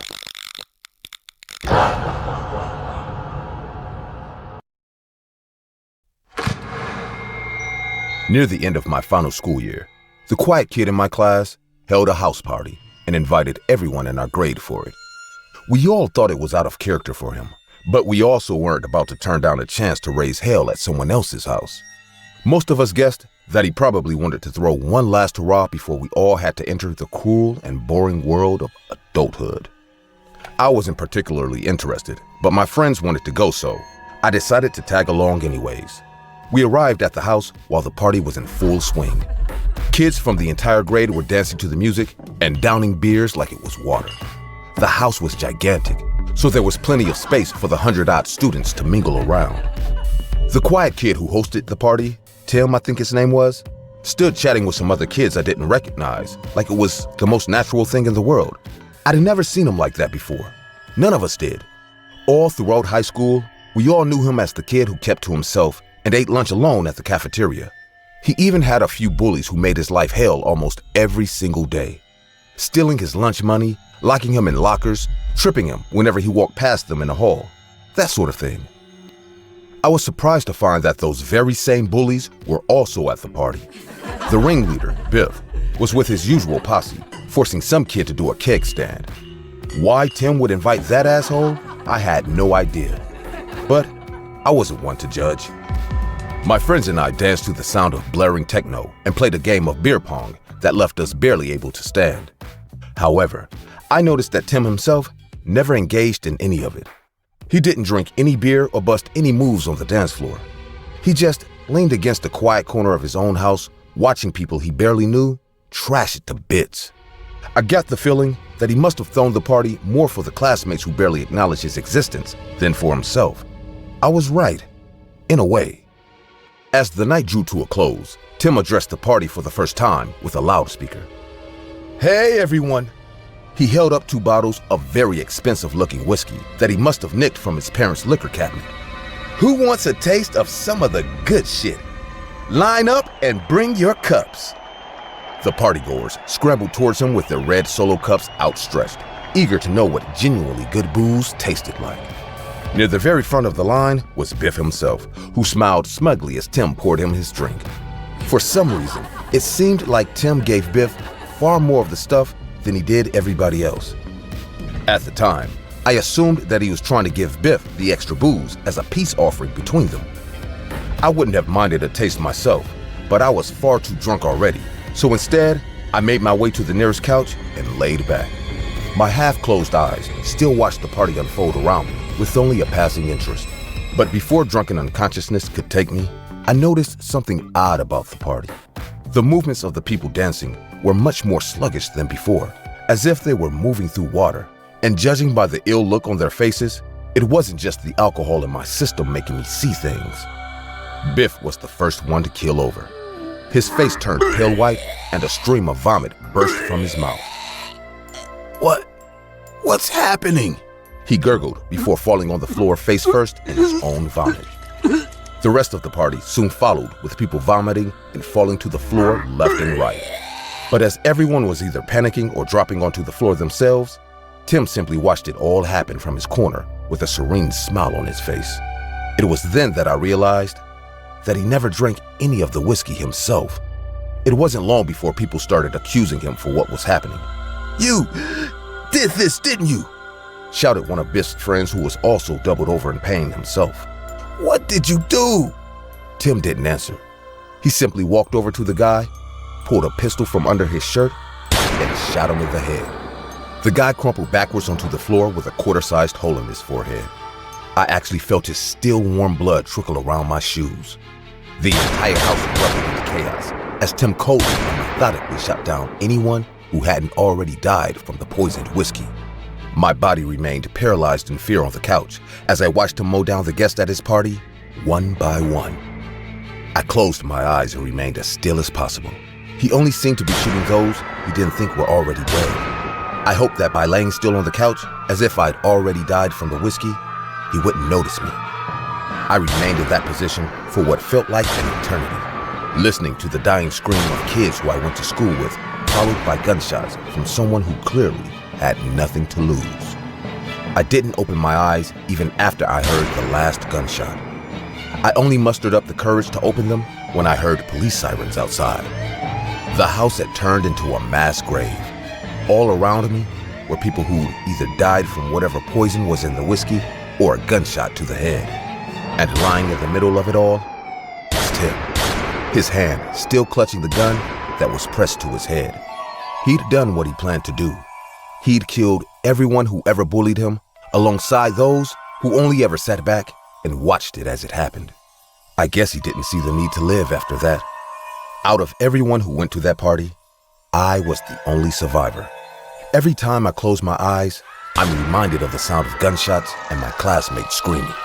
Even now, I'm haunted by the thought of how close I'd come to dying that night. I loved ice cream as a kid. I mean, what kid doesn't? I lived in a hot state too, so for kids in my town, hearing the ice cream truck jingle after a day hard at play was like seeing an oasis in the desert. My friends and I always made sure to have a tenner in our pockets in case the ice cream truck ever came around. We all recognized the ice cream man by his face with how often we saw him, and in return, he remembered all our names. Eventually, we learned his real name and started calling him by it instead of sir. His name was Harry, and he always looked a little worse for wear.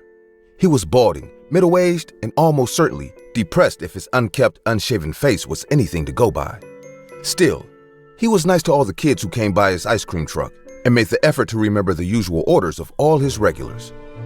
Every time I went up to him, he'd say, "Hey, Joel, another strawberry popsicle today?" I'd either reply, Yeah, thanks, Harry. Or tell him I wanted something else if I wasn't in the mood for it. I imagine he probably did the same with all his regulars, and not just the kids. The adults were all fond of him too. The merciless heat didn't spare them just because they were grown-ups, and most of them saw nothing wrong with indulging in a sweet treat every now and again. It wasn't uncommon to see a couple of grown adults leaning on the parked ice cream truck, making casual conversation with Harry with ice cream cones in their hands. We all already lived in a small town where everyone knew each other, but Harry and his ice cream was a fixture in the community that helped bring everyone together. I think Harry liked having things that way too. Unlike us kids, he was able to get more off his chest talking about his life with other grown-ups. I'd sometimes overhear my own parents chat about how rough Harry's life had been, and what a good man is to still be so kind regardless of the fact. I don't know the full details, but I'd heard enough about him from bits and pieces of conversations over time to know that he was divorced and that his son was in prison for some sort of violent crime. I tried not to think too much about it though. It wasn't like I could do much to help him anyways. I was just a kid, and as far as I was concerned, he was just a friendly local ice cream man who everybody liked and will always be there on a hot day to give us a cold treat. Those happy days wouldn't last though. I was walking home late after hanging out at a friend's place. Since everyone in the neighborhood knew each other, my parents didn't really have a problem with 10-year-old me walking the streets alone. It was a hot afternoon, and the path back home was long, so I was excited when I noticed Harry's ice cream truck coming up the road beside me. The fact that the ice cream jingle wasn't playing from the speakers like normal should have been a red flag. But at the time, all I could think about was, not much. I wanted a strawberry popsicle to beat the heat. I waved down the ice cream truck and waited for it to park. When it did, I rushed over to the side stall, expecting to see the town's favorite boomer. Instead, I was met with someone else entirely. He was a much younger man than Harry, who I'd never before seen in my life. And although he smiled as he greeted me, it lacked the friendly warmth I'd expect from the ice cream man I know. "Hey there, kiddo. What are you having?" "Strawberry popsicle, please," I told him. "One strawberry popsicle coming right up." The man disappeared into the truck for a moment before emerging with a wrapped red popsicle in his hand. I took it from his hand and noticed that the clear plastic packaging had become slightly torn. It wasn't an unusual sight. The plastic they used for these was as cheap as they came. What was odd was that I could see the popsicle had already partially melted, smeared the clear plastic with blobs of red. Whoever this new ice cream man was, he wasn't quite as thorough as Harry has been at his job. "This is $1.25, right?" I asked as I rummaged through my pocket with one hand while holding the still packaged popsicle in the other. The young man held up his hand. "No need to pay," he told me. "Consider it a gift from me to you." I started to like this guy a bit more after he said that. "Gee, thanks."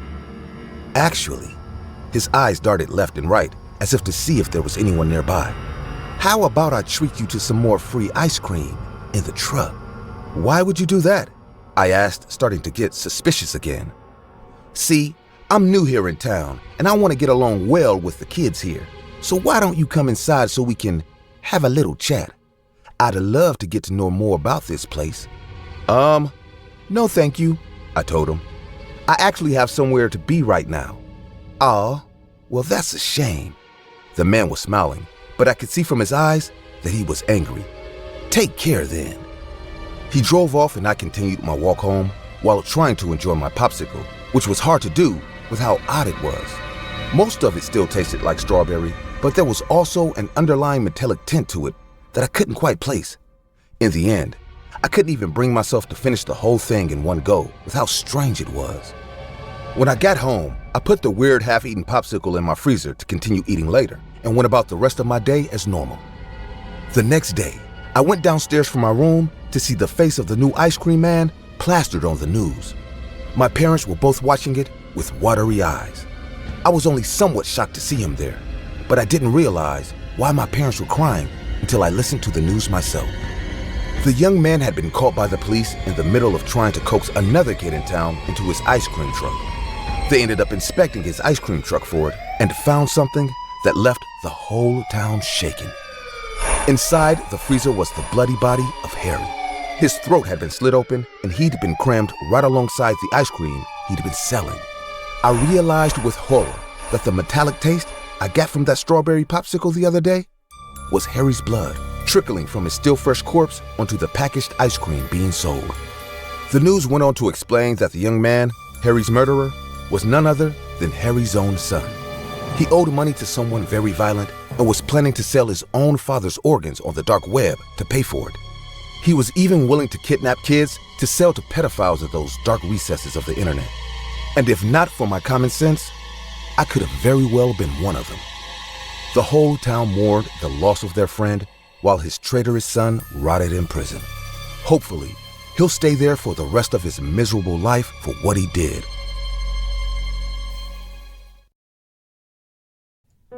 This is probably the first time that I'm opening up to people. I've been on a run for the last month. I'm not going to disclose my name because I don't want to go to prison. Before you sympathize with me, let me tell you that I am the bad guy in this story. Hence, I am paying for what I did. I'm a 34-year-old American male. I had a bad habit of gambling for which I could never do savings for myself. When my landlord warned me for the one last time that if I didn't pay the rent next month, he'll throw me out into the streets, I finally decided to do something with my miserable life. I took a job at IKEA. I used to arrange the store and shift unwanted pieces of furniture to the basement. Then, after the customers left, I used to clean the floor and leave for home. The manager of the store gave me a spare key for the store, as I became the last one to leave this place. The job was boring, but this was my only way to earn some cash. Sometimes I used to sleep in the expensive mattresses of the store after it got closed. I kinda liked roaming around the store, pretending that I am in my home and these are all my furnitures. But I was always careful with the furniture, so that no harm took place on them. Slowly, things started to settle down for me. I got a small raise and my life was taking a good turn. But it seems like I am my biggest enemy, which is why I ruined everything for once and all. One weekend, I went to a bar to drink and chill for some time. After a long time, I touched alcohol. Hence, I crossed my limits and drank a lot. It was a local bar and there were only a few people around. I looked at my phone and saw it was 9 p.m. I was thinking to leave when my eyes went to the other side of the bar. A girl was sitting at the bar and drinking beer. She looked at me and our eyes met. There was something in her stare that made me feel like she was interested in me. She smiled at me and I smiled back at her.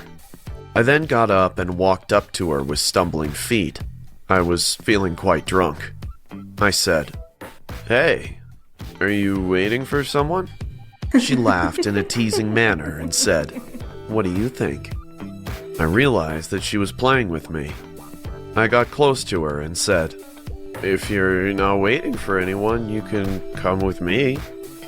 The girl got up immediately and said, "Okay, let's go." I wasn't expecting such a prompt reply, so I got a bit surprised. We came out of the bar and got into my car. She said, "Do you think you should be driving?" I smiled awkwardly, because I was feeling too drunk to drive at that moment. The girl smiled again and said, "Here, give me your keys, I'll drive." Without thinking much, I gave her my keys. She started the engine and we hit the road. "So, where are we going?" she asked. I replied, "We can go to my place or there's a place where I can take you too." She looked at me with curious eyes and said, "Where?" I told her that I work at IKEA and that I have the keys to sneak inside. She laughed and agreed to go with me there. We arrived near the store at 11 p.m. I unlocked the door and we went inside. I saw her eyes dazzled as soon as we entered the door. She started to run around like an excited little girl. Sometimes she sat on the wooden chairs, and other times she was lying on every couch and mattress in the store. I understood that she was excited, but the way she was running around and touching the furniture, I got a bit worried. "Hey, slow down. Please don't break anything. My boss doesn't know I come here after work hours." She laughed and sat on a wooden table nearby. I walked up to her hoping for something to happen between me and her, when she said, "So, do you bring all of your girls here for casual hookups?" Honestly, I never brought anyone there before, so I said, Oh, God, no. I'm not that kind of guy. Honestly, you're the first girl I brought here. I saw her face change suddenly. She looked around and said in a curious voice, do you mind telling me where your boss keeps the store cash? What? Why? I said. She got up and said, well, we can check, you know. Don't you want to be rich?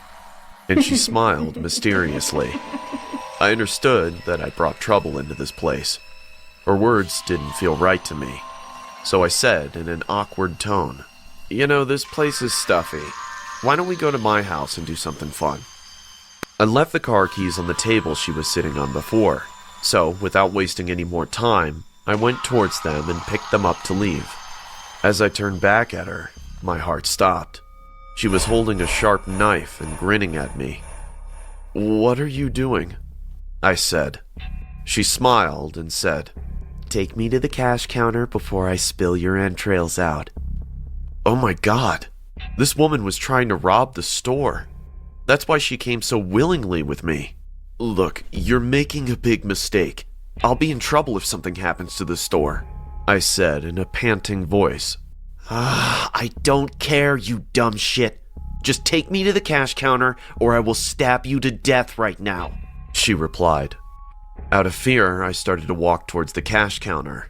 I was still feeling drunk, hence I couldn't take any chance to tackle her, because she was the one who had a weapon with her.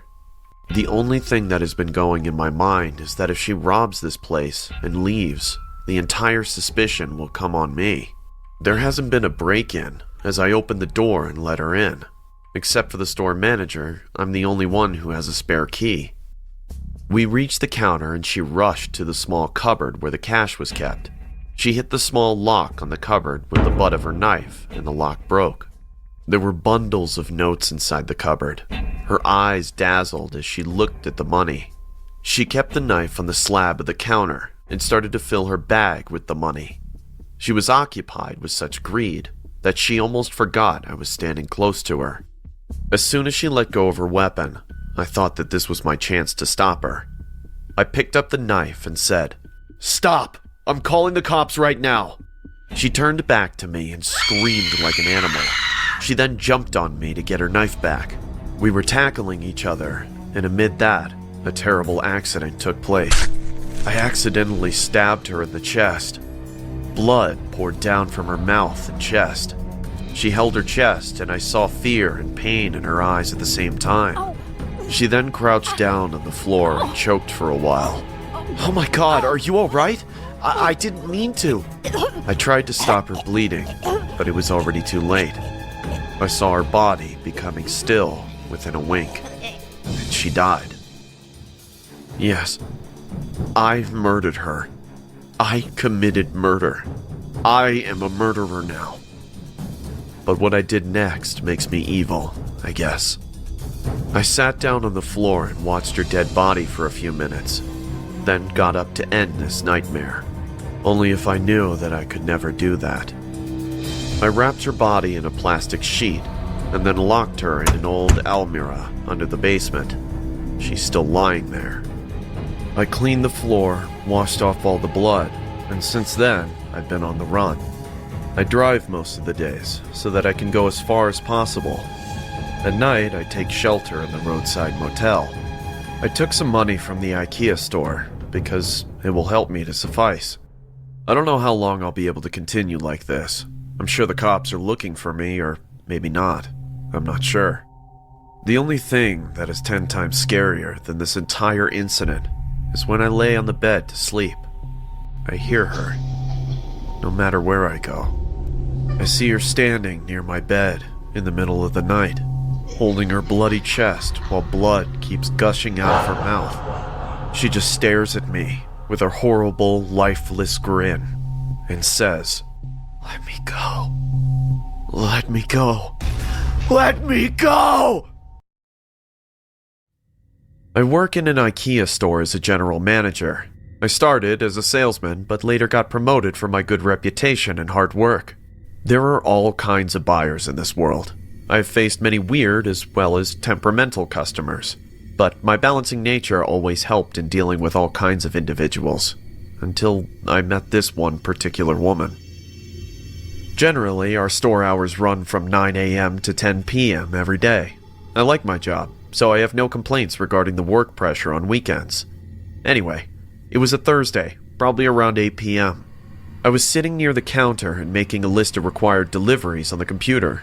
There are currently 2 salesmen in our shop, Sophie and Justin. Both of them were busy demonstrating to a few customers, just when the store door opened and a woman entered. I looked and saw a petite, average-height woman standing near the entrance. She looked around the entire store cluelessly, and then looked at me. Our eyes met, and she smiled at me. She then slowly walked towards a pair of couches kept on her right side. I got busy again at work. Even though I was typing on the computer, I couldn't help but notice her from time to time. First, she started at those couches for a few seconds, and then touched one of its leather covers. Surprisingly, she nodded her head and said, "No." The couches stood at a close distance from the counter, so I could hear her saying no quite perfectly. I thought she would ponder more in the couch section, but she didn't.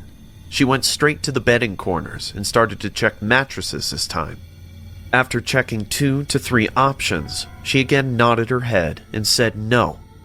Even though I couldn't hear her this time, I guessed the reaction from her lip movement.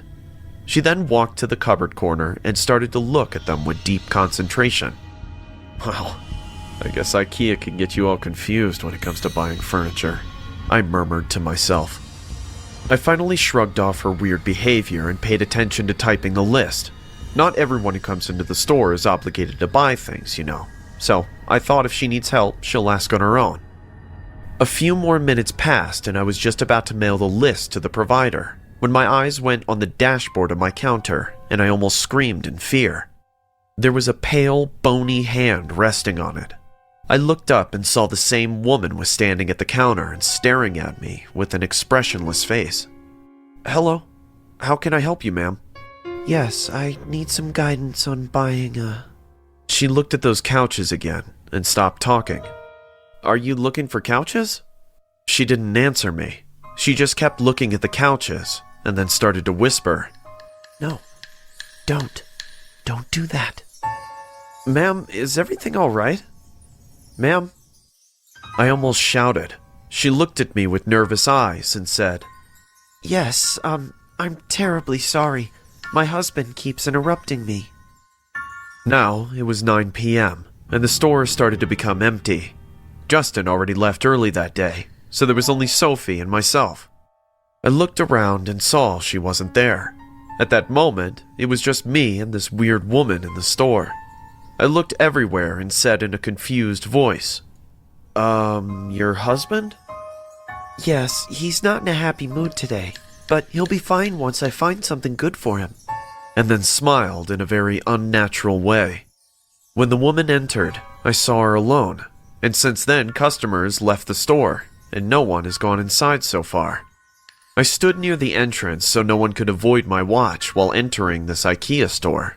I said, "But ma'am, I don't see your husband anywhere. Are you sure everything's all right?" She suddenly turned pale and said, "What do you mean you don't see him? He's standing right behind you." The hair on the back of my neck stood up in fear. I couldn't decide on my next move. Should I be calling for Sophie out loud or just turn my back? The woman looked over my shoulder and said, "No, don't!" I couldn't stop myself anymore. I bolted out from that counter. "Sophie, where are you?" I screamed frantically. There was no one at the counter, but I was still shivering in an unknown fear. The woman started to whisper in a low voice. "Just tell me what you want, Sam, and I will get it for you. And then you must leave me alone. Do you get it, Sam?" Sophie came rushing out of the washroom, hearing my scream, and said, "What in the hell is going on here?" I pointed towards the woman and said, "She's saying some crazy shit and behaving even crazier." Sophie and I stood to the side while watching this woman ranting and whispering to the wind. The woman then looked right at us and said, "Please tell him to leave me now. I'm tired of doing this every day." Then started to cry like a child. Sophie got close to her and said, "Tell whom, ma'am? Who are you talking to?" She screamed like a lunatic. "My dead husband! He keeps coming back!" Sophie and I both froze in fear. Suddenly, the woman grabbed Sophie's hand and started whispering, No, please." I ran to the counter to call the cops, seeing things going out of hand, just when the store lights started flickering. Sophie screamed and freed her to run to the door. I too ran with her as the woman started to vomit on the floor. We were both extremely scared and out of rational explanations. The furniture at the store started to swing in the air and collide with each other, making loud thuds. Some of these furnitures even broke into pieces due to these supernatural occurrences. As soon as Sophie and I came out of the store, the entrance door shut behind us. We banged on it and tried to open it, but nothing helped. The woman kept vomiting on the floor as the lights flickered and furniture rattled against each other. Suddenly, the lights went off and all the sound stopped. We were both panting in fear. With my trembling hand, I called 911. We tried to open the door once again, and surprisingly, it opened this time. The store was in complete darkness, hence none of us could figure out a single thing in the dark. Sophie and I were walking side by side when we both almost slipped on the floor. "Ah, shit! What was under my feet?" Sophie said. I too felt that the floor had become slippery. I thought maybe we had stepped on the vomit, and I turned on the flashlight on my phone, only to witness something that I will never be able to forget about. The woman was lying dead on the floor. Her face was staring at us, her eyes were wide and coming out of the eye sockets, and there were blood drops on her lips. We realized that she had vomited blood this entire time, but this is not the only scary part we came across. The woman was being dragged on the blood and left in the middle of the store. We could see a trail of blood splattered on the floor in a straight line. The cops came and they inspected the entire store and talked to all of us and the customers who visited the shop that day. The paramedics declared this woman was suffering from an illness, which is why she vomited blood and later died out of a heart attack. But the only question that haunts me to sleep is, she was completely alone in the store when the supernatural occurrences took place, because Sophie and I already ran outside. No one was inside except her. Then who dragged her body to the middle of the store after she died? I'm trying to get more information on this woman. I want to know what happened to her husband, if there was any. I promise to let you know once I get a hold of that. Till then, stay safe. Instagram is a popular platform to become famous in a short period, but this craving to be popular can turn into madness, because I have seen that, and that's why I'm here today to tell you the story of my daughter who took social media too seriously. Sophia is my only daughter. When my husband left me for another woman, she became my world. I moved to Florida for a fresh start. I took a job in an advertising company. Sophia grew up to be a beautiful girl. I still remember her being nervous on her first day of high school, but I knew she will get along, and she did with time. Sophia became one of the most popular girls in school. Teenage is such a confusing age where you are not a kid and also not an adult. Sophia liked to buy clothes and do her makeup all the time. This obsession to look pretty is quite common in teenagers, so I didn't pay much attention to that in the beginning. One day when I came home from work, I saw Sophia applying melted chocolate on her face. I asked her, what is she doing? She replied she read at some websites chocolates make your skin look younger. I mean, I was surprised to hear that. But aren't you already young, darling? Oh, Mom, you won't get it. Please leave me alone. I could have scolded her for talking like that, but I always went easy on her, thinking she needs more love, as her father is not there for her. Being a single parent is not easy, and I didn't want to drive her away. She's everything I have. As more time passing, I noticed Sophia leaving for school wearing new clothes every day. I thought maybe she is earning for herself from her babysitting job. One day, I accidentally entered her room while she was taking a selfie standing in front of her mirror. There was nothing wrong with it, but just to keep an eye on her, I opened an Instagram account with a fake name and followed her. It was an open account, which means everyone can see her content. I realized she almost posts on everything from waking up in the morning and going to bed at night. A picture of her doing almost every basic thing there is on her Instagram profile. But there was nothing wrong in her pictures to hold her accountable for, so I commented in one of her pictures, "What a lovely lady."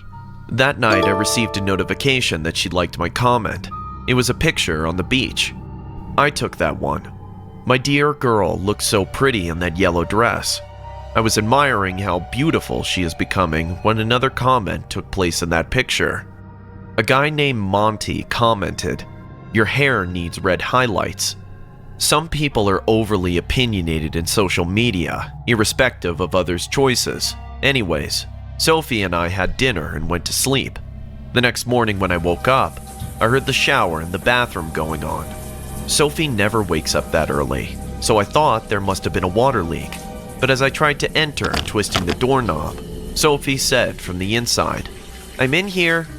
I got surprised to see her wake up so early. I went to the kitchen to fix her breakfast. After 15 minutes, Sophie came out of the bathroom. "Are you feeling all right?" As I turned back, I saw the streaks of red highlight in her brown hair. She turned her hair red after that comment in her Insta profile. She left for school as if it wasn't a big deal. I wanted to say something, but again, I couldn't. With more days passing, I started to realize my daughter is severely obsessed with her looks, and she gives way too much importance to what people say on social media. I thought that this will pass, but had no idea things will get out of hand. She started to lose weight quite rapidly.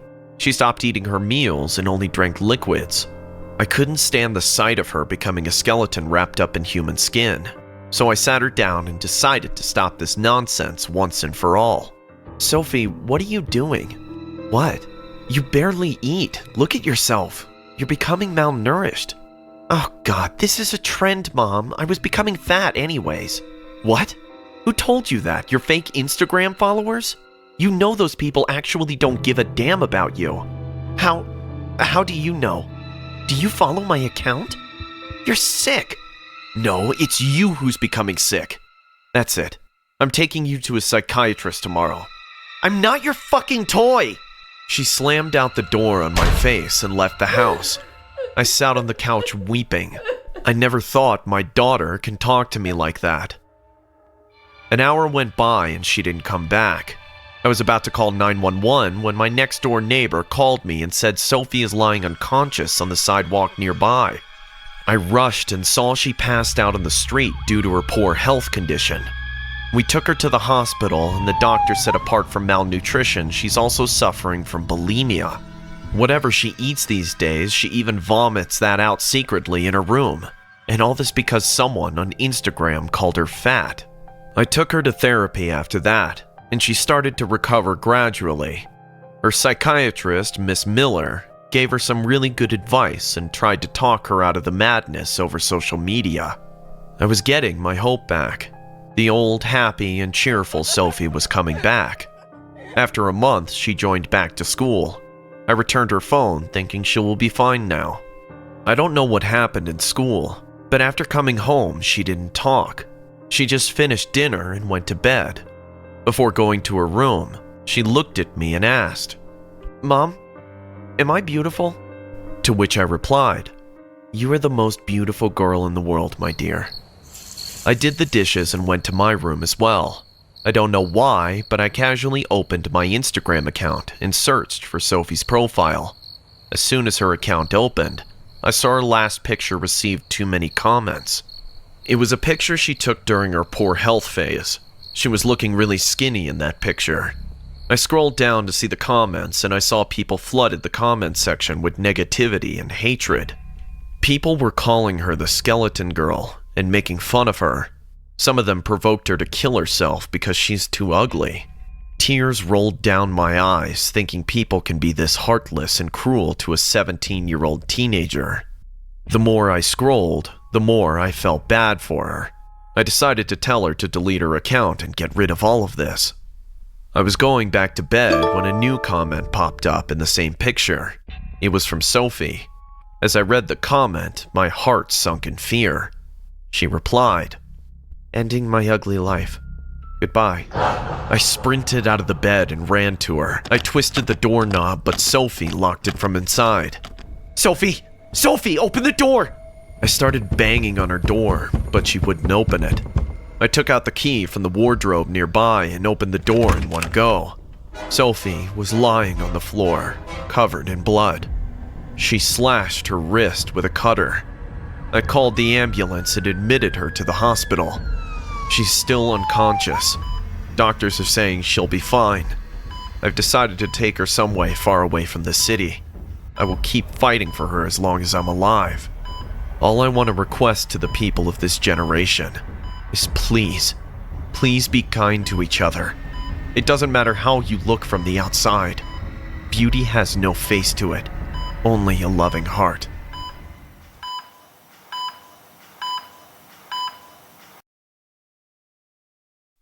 I don't use Instagram anymore, and the reason is my fault. In high school, I started modeling. I had to tie up with lots of media pages and brands to update my experience in the field. For that, I uploaded almost every other day. But to avoid any negative attention and creepy comments, I tried to keep a low profile. I never posted any explicit photos because almost everyone in my family followed me on Instagram. One day I was going through comments on a recent picture I uploaded. I was casually scrolling when one comment caught my eye. It was from a profile named Your Wish My Command. I kind of liked the name, but the comment was a bit odd. It read, "Whenever you need help, being famous is competitive these days." I opened the profile to do further research and saw pictures of gothic art. Most of his contents were based on voodoo rituals, witchcraft, and occults. But people try to gain attention in every way possible these days, so I ignored it. A few weeks later, my uncle came to visit with his daughter. I was close to my cousin until she went to college and got into modeling too. She got aloof from me, and once I started modeling, her jealousy went to another level. Let's call her Jill. So Jill came to stay with us for a while. My father and my uncle were planning to sell our family home, hence they needed to work together to prepare the papers and other official necessities. My mom kind of forced me to share my room with Jill, because the guest room was given to my uncle. She wanted to be a bitch, but chose not to. Probably she couldn't gather the courage to tease me while staying under my dad's roof. Anyways, we both had to click pictures for our profiles and upload them, so there were times when Jill and I both used to dress up and stand in front of the mirror to get a nice click. Things were going fine until one day I crossed 10,000 followers, while Jill remained at 5,000. Needless to say, she followed my account. She was pissed off the entire day and didn't say a single word to me. I didn't bother much. I was making a video thanking my followers for their support and love when Jill walked into the room with a glass of orange juice and intentionally spilt it on me. It took a fraction of a second for a huge brawl to take place. I screamed at her, calling a jealous bitch, and she called me a slutbag. Our parents stepped in to stop our fight, and I stormed out of the house in anger.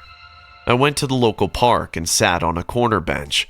I was feeling very angry, and suddenly, I remembered about that weird account in Instagram. Your Wish, My Command. I sent him a text. "Hi."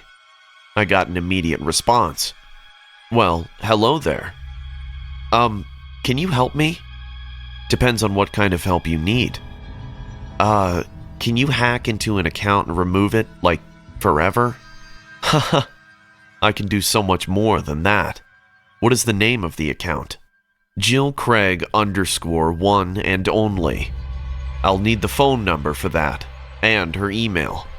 I know what I was going to do wasn't only wrong, but a criminal offense, but I did it anyhow. I was out of my mind, no doubt. I gave him my cousin's phone number and email ID. Just after that, Your Wish, My Command blocked me, and I realized this guy was just messing with me. Although I was calmed down by then, I told myself. I returned home and my uncle made Jill apologize to me. Eventually, I apologized too, and the matter got sorted out that night.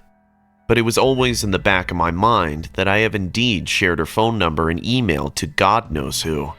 I wanted to tell her, but I knew she will play the victim, bringing out the previous fight, and I will be in huge trouble for doing what I did. Few days went by and I almost forgot about the account, when I suddenly overheard a phone conversation between Jill and her boyfriend one night. She was saying, "Yeah, I've reported this account, but every time I block it, someone reopens it with the same username and drops creepy messages. I'm telling you, it's the same guy with the name Your Wish My Command."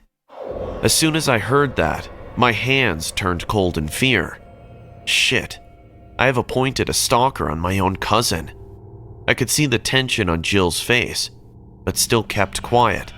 I was making mistakes after mistakes just to keep out of trouble, but that only led to more trouble in the upcoming future. It was a Saturday night. Jill and I went clubbing with some of our common friends. We were partying really hard and I got pretty drunk. What happened next is a combined memory of fragments, but overall, it was like this, and it was terrifying. I was sitting at the bar and Jill was dancing in the crowd. I could see her jumping and tossing her hair here and there, when suddenly I saw a man dressed in a robe-like thing standing behind her. I mean, I was intoxicated, but trust me, I didn't hallucinate that. For a moment, the entire club shifted to a slow-motion movie scene, where everyone is dancing on the floor, except the man dressed in a creepy black robe. He noticed me seeing him, and he lifted one arm to wave at me. At the time, he whispered something to Jill's ear, and she started to follow him like stupid. She was drunk too. I got up because I knew that man had bad intentions, but there were crazy party animals everywhere. By the time I reached the exit, I saw Jill being abducted by two men. They grabbed her and forced her into the back seat of the car. The man in the robe stood near the car and waved me goodbye before hopping into it. The car then drove away at full speed, and I collapsed on the floor crying for help. My friends came out and they called 911 hearing what happened. By the time the cops reached, the car was gone, and so was my cousin. I received a text after 15 minutes. It read, "Wish granted, target destroyed." I freaked out and told everything to the cops in the presence of my parents and uncle. After a tedious search of one long week, the cops finally found Jill unconscious near a roadside dumpster. She was beaten badly and can't remember a thing that happened to her or where she was taken by those mysterious men. The cops left no stones unturned to search for those men, and I gave them every detail I could. Finally, they caught them, and it came out to be a group of kidnappers who are also associated with women trafficking. Jill hadn't been physically assaulted, but her wounds are enough to make me live a life full of guilt and despair. My uncle has cut all ties with us, and my parents don't see me the way they used to earlier. I'm now just a jealous bitch who shoved her cousin into a terrible fate out of anger. I hope those guys rot in jail forever, so that they can't hurt anyone anymore. For me, I will spend the rest of my life in culpability and solitude. I used to stalk my ex's girlfriend on Instagram. I wasn't obsessed with him, and the breakup wasn't tough at all. Actually, I was the one who called it off. For the sake of this story, let's call him Ed. Ed and I met in college and dated for a year and a half before graduating. He was into music, and in the beginning, I loved the way he talked about pursuing it. But soon, I figured out that he was just a talker and not a doer. Everyone started to gear up for the next phase, as in what to do with life, which job to choose and where to settle. But Ed had no such plans. He was too laid back and depended on his father about his future. I, on the other hand, had always been a careerist. I wanted to become a writer, hence pursue higher studies. I told him that I'm going to apply for my PhD, and I'm planning to settle down in London. I asked him if he would like to come with me, because there are several options there if one wants to pursue music, but he gave me the same lazy reply that he will think about it. As the last semester came knocking at our door, everyone started to grab a job or internship or whatever they could. I too got a scholarship to a renowned university for my high studies. My professors and friends appreciated me for this big achievement, but Ed went all jealous and started to keep a distance from me. One day, we went to a local pub and he was short on cash, so I pulled out my wallet to pay. Suddenly, he got all furious and started screaming at me. I got so embarrassed that I left the pub in tears. I was staying at his place back then. I stormed inside the bedroom and made up my mind that the next morning I'm going to leave this guy. Ed came home really late and really drunk. We had a fight again and things went out of hand. I left his house heartbroken and humiliated at 2 a.m. in the morning. I called a friend of mine and the next day left him a text that I was done with this relationship. A year went by and I shifted to London to do my PhD, but I kept following him on Instagram. A few months later, he posted a picture with another girl named Ashley, and that's how I came to know that she is his new girlfriend.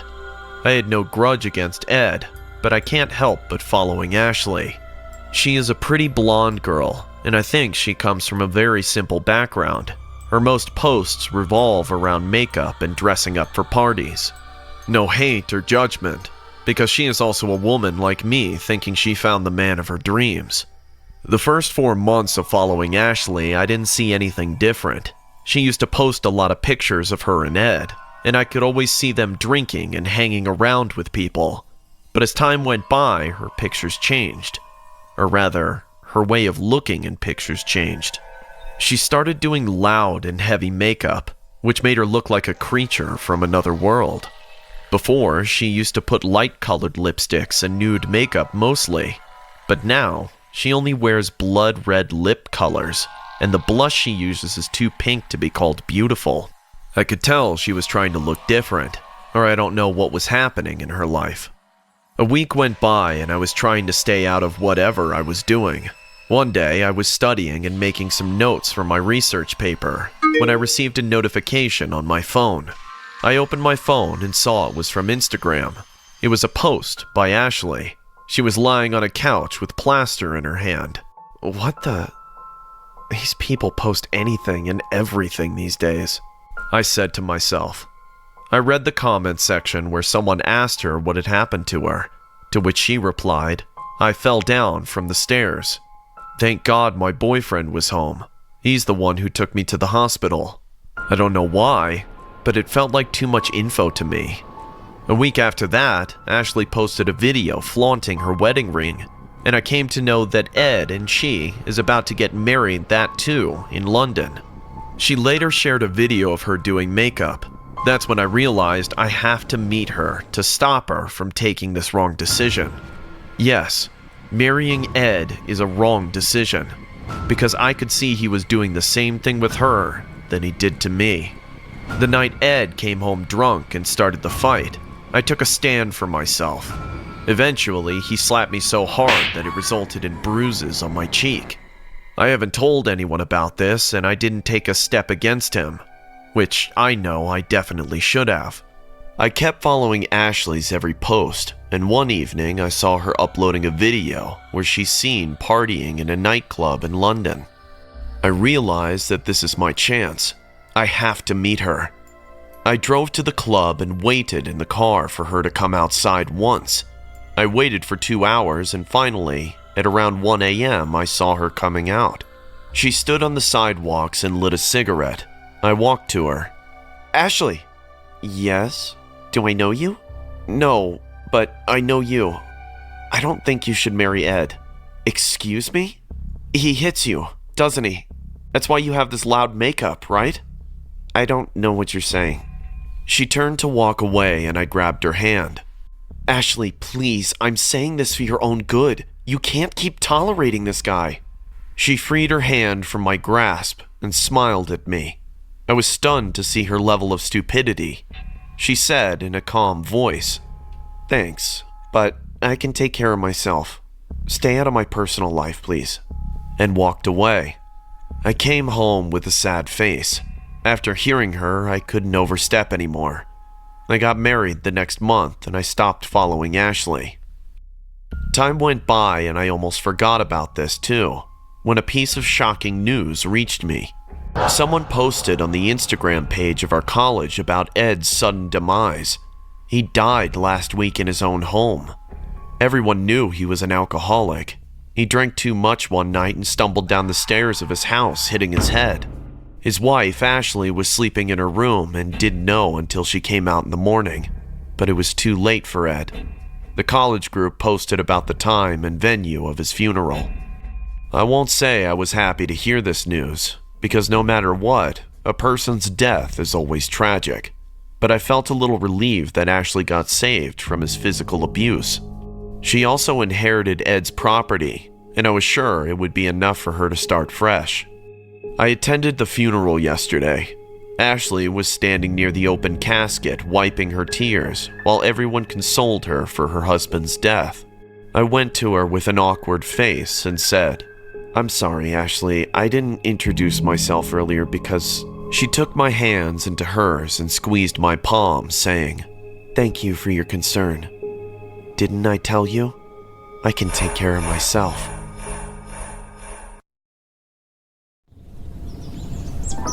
I woke up with a smile on my face. The sky seemed lovely.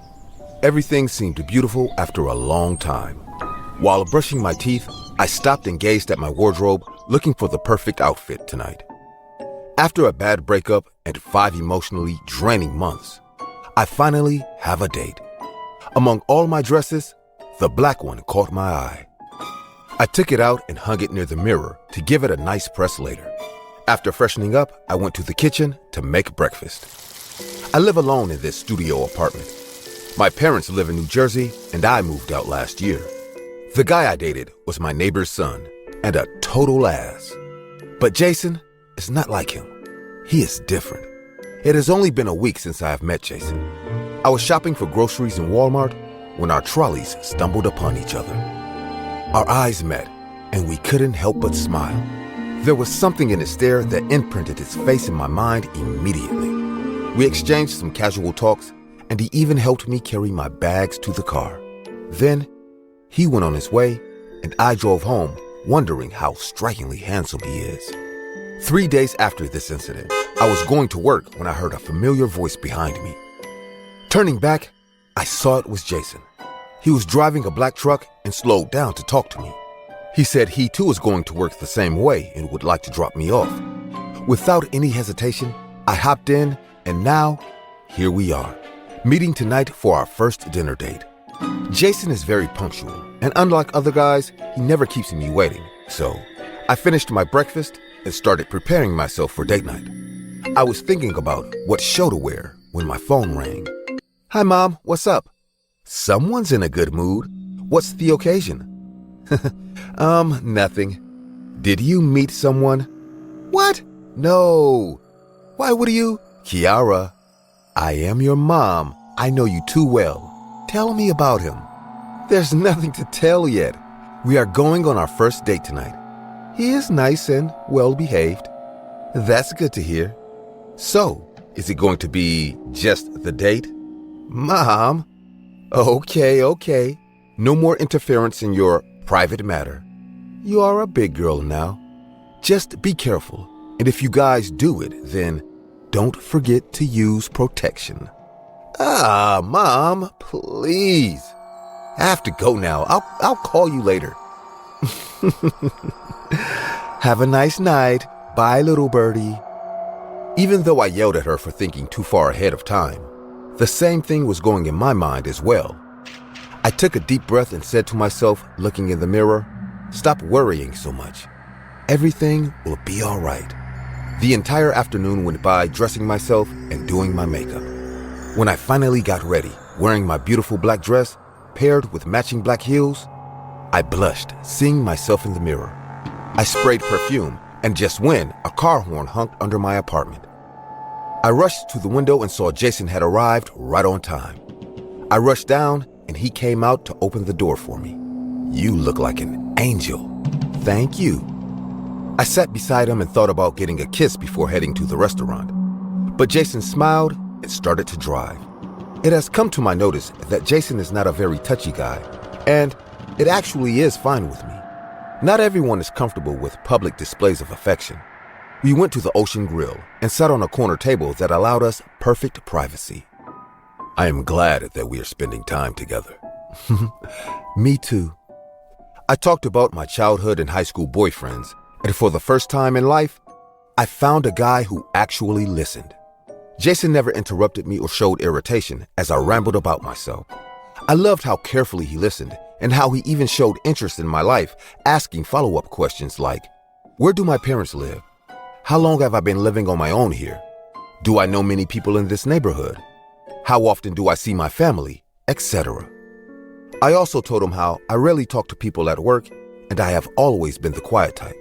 He smiled with his shining eyes and said, well, now you know me. For the first time, he kept his hand on mine and a warm feeling made my heart skip a beat. After dinner, we got into his car and Jason said, would you like to go to my place and hang out for a while? We can watch something on Netflix while having a couple of beers. I was bracing myself for this invitation, so I paused a while and said, okay. I may be a quiet girl, but I was smart enough to understand what this Netflix and chill idea stands for these days. Actually, there was no reason to say no because Jason is quite handsome and well off. If things go perfectly, then we have a long shot together. We left the highway and got onto a dusty road. On one side, I could see vast fields, and on the other, deep woods. I had no idea you lived on the outskirts. Yeah, my grandpa used to live here. Now, this is my place. After driving for 15 minutes more, we reached a wooden house. Even though it looked old and rusty from the outside, it appeared to be very cozy and warm from the inside. I was surprised to see how well decorated and clean the house was. Generally, you don't expect to see a bachelor's place in such good condition. But Jason was so particular in every little detail. A strong smell of room freshener was churning in the air. I understood Jason had planned to bring me to his place after dinner long back. He sat me down on the living room couch and turned on the big flat screen. The red logo of Netflix beamed the room with its usual sound, and a screen full of contents flashed in front of my eyes. Taking a look at the suggestions, I found out Jason prefers crime thrillers a lot. I was surfing through the movies when he came back holding 2 beers in his hand. What do you want to watch? Saying this, he handed me a beer and I replied, it seems you have a keen interest in crime thrillers. He laughed mysteriously and said, what's the fun if there's no thrill in life? I smiled and took a sip from the beer. He suggested watching the web series named You, about a guy whose stalking behavior makes him do the unthinkable. The web series started and Jason turned off the lights in the living room. My heartbeat got faster sitting in that empty house with him. After 5 minutes like this, he came close to me and said, would it be wrong if I kiss you, Kiera? I smiled and looked at his eyes, saying, no. He kissed me on the lips, and I kissed him back. As we started to hit it off, Jason stopped and said, I need to go to the washroom. Wait here. I'll be back soon. He went to the washroom, and I got excited, thinking, finally, the time is here. A minute went by. 10 minutes went by. I waited and waited, but Jason didn't come back. Thinking how weird it is, I got up and walked to the washroom. I was about to knock on the washroom door when I saw thick red liquid coming out from the gap under the door. I pushed the door open and saw Jason was lying on the floor, covered in blood with an injury on the back of his head. It wasn't hard to guess that somehow he slipped and hit his head. I ran towards him as he coughed blood while shaking. His eyes stared at me wildly, and then he started to choke in his own blood. Oh my God! I will get something! Wait, Jason! I ran to get a first aid kit, dialing the paramedics. I saw a room right next to the washroom. I opened the door and got in. I was about to press the call button when I looked around. What is this place? Chains were hanging from the ceiling with various torture devices tied to them. There were bamboo sticks, cuffs, and a big black table with sharp needles sticking on the surface. This room is only designed for torture. A camera was set up in the corner, probably to record a snuff film. I didn't call and went to check the camera. There was footage in its memory. One by one, I played those videos. Jason torturing girls in this room. So this is what his Netflix and chill date is. bringing innocent girls into his house in the name of watching movies on Netflix, and then putting them through hell. Has he killed these girls too? My body got numb. I came to a psycho's house being his victim, but now he is lying injured in his own washroom. I thanked God for letting me live and slowly walked back into the washroom. Jason was still lying there and coughing blood. I stooped down to his face and said, "Did you torture and kill girls here?" Help me. Not before you answer that question. I'm sorry, but I swear I wasn't planning to do that with you. Suddenly, I don't know why I felt like believing him. Maybe he's telling the truth. Maybe he actually fell in love with me. I helped him to get up and brought him to the living room couch. His head was still bleeding like crazy. I ripped off part of my cloth and put it on his head. Then I called paramedics and took him to a hospital. Jason received stitches and half of his body got paralyzed with his injury. A week later, I brought him back to this house, but this time, he sat in a wheelchair. I took him to that room of torture where I have to build a cage to keep him. He was not in his senses when I locked him inside that cage. One day, he might wake from this drowsy state of mind, making me realize it was all a lie, that I was too brought as a victim into this house. But if that happens, I am not letting him go behind other women. Taking my inspiration from the web series of Netflix, I will keep him locked up in that room forever. And I'm sure he will eventually fall in love with me.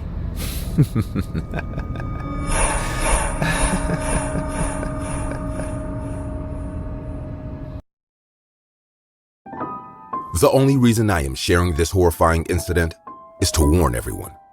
I just pray to God none of you ever make the same mistake as me, because it can ruin you forever. I recently moved into a studio apartment in New York.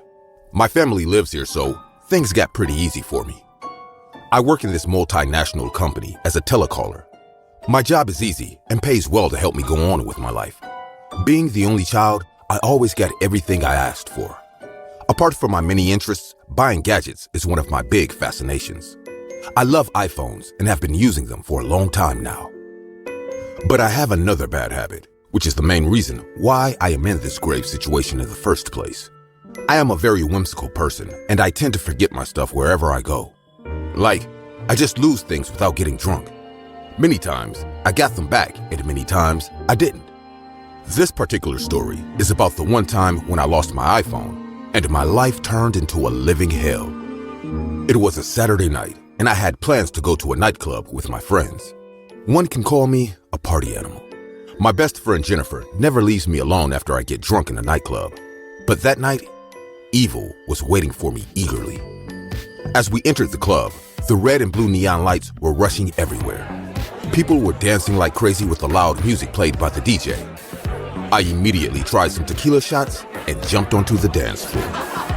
My friends were dancing with me, and we were having a great time. After a moment of drunken feet, I decided to go sit at the bar and have some water to calm down a bit. But I didn't want to vomit like last time.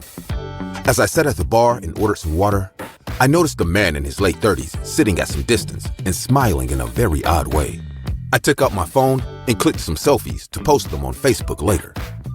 I was trying hard not to look at the man, but his rich appearance mixed with an odd smile made it difficult. In that club, he was the only one wearing a suit like he was coming right from a board meeting. I have been here for a long time, and I knew these kind of men very well. They like spending money on girls who are willing to sleep with them. A shrewd idea came to mind. I thought, what harm will come if I smile at him a bit? Maybe he will pay for my drinks and we will flirt a bit and that will be it. So, without giving this terrible idea much thought, I smiled back at him. As soon as he saw that, he got up and came to me. Sitting right next to me, he said, "I have been noticing you for a long time now. You truly are beautiful." I couldn't help but laugh at his silly old pickup line. "What is your name?" "You can call me Steve." "Well, Steve, what do you do for a living?" "I own a company." "What is your name?" I wasn't willing to share much because I was pretty sure he was lying about his name. So I said, my name is Lily, and I am studying at NYU. Honestly, I am a petite, average-height woman, so that lie wasn't unbelievable. He smiled again and said, "Can I buy you a drink, Lily?" Of course.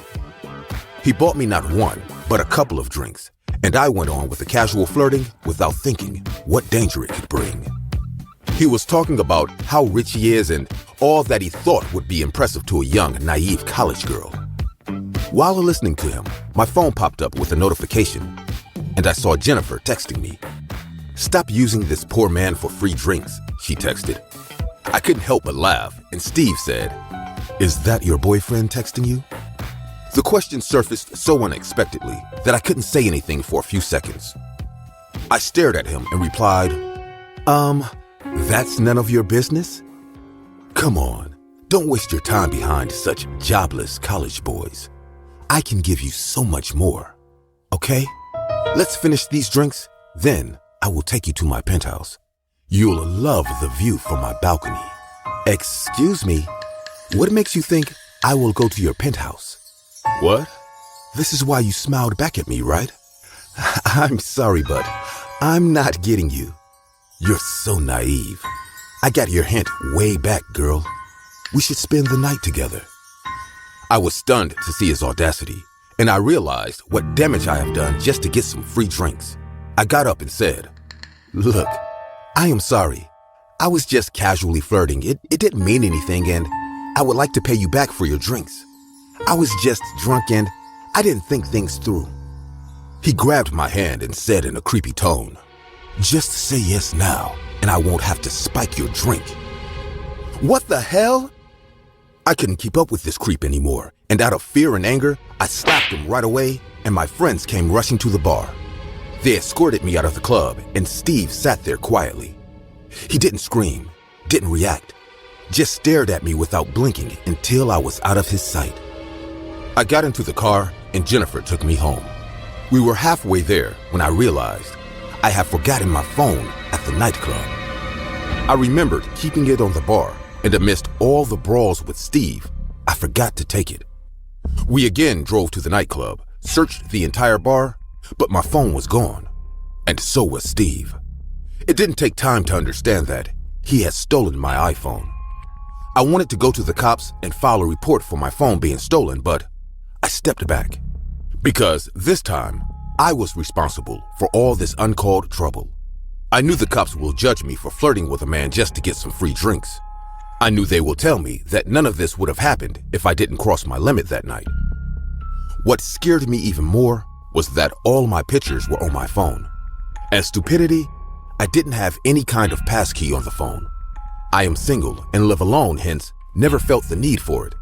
I kept an eye on my social media accounts for the next few days, but nothing showed up, so I slowly stopped stressing about it. I had given up completely when Jennifer told me to use the Find My Phone app to retrieve the location of my iPhone. Her idea didn't seem bad, so one night after coming home from work, I laid on my bed and started searching for my phone in that app. I decided to log into the Find My Phone app, and I noticed my old iPhone still listed as a device. It said searching next to it, and I figured it would just time out. But part of me was curious to see the results anyway. As I clicked on the searching, the radar started to circle out, trying to locate where it is. I wasn't expecting what happened next. As the searching stopped and the dot revealed the location of my old phone, the ground was swept from under my feet. It was showing my neighborhood, close to my house.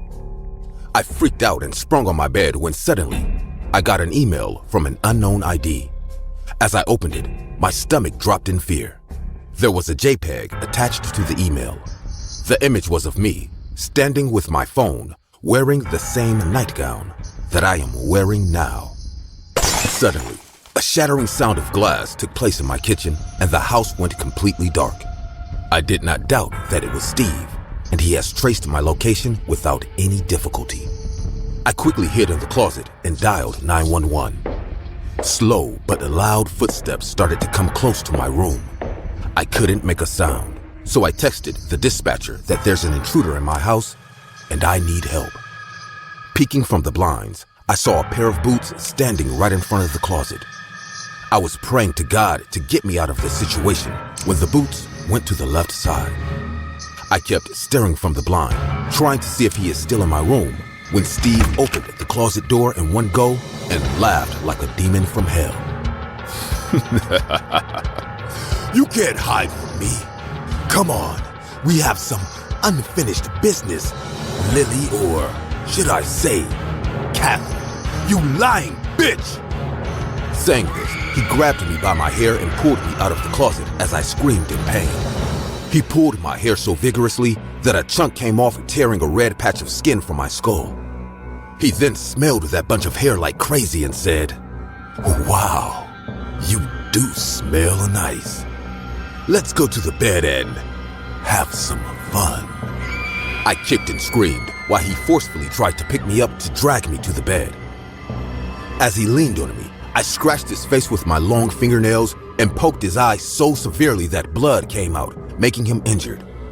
He backed out in pain, and that gave me a chance to fight back. I got up and ran to the kitchen, while Steve screamed at me, cursing me in obscene language. I opened the door and saw my neighbors rushing to my house. They heard my scream and came to the rescue. I collapsed on the porch saying, "There's an intruder in my bedroom." My neighbor kept a strict eye on Steve, raising his baseball bat until the cops arrived. The cops retrieved my old phone from his pocket and gave it back to me. When the cops were taking him away, he looked at me for one last time and said, "You know it was your fault. You had it coming, Catherine. You are a filthy woman with no character. I know I am at fault, but is it right to think that if a girl is willing to drink with you, she is ready to sleep with you as well?"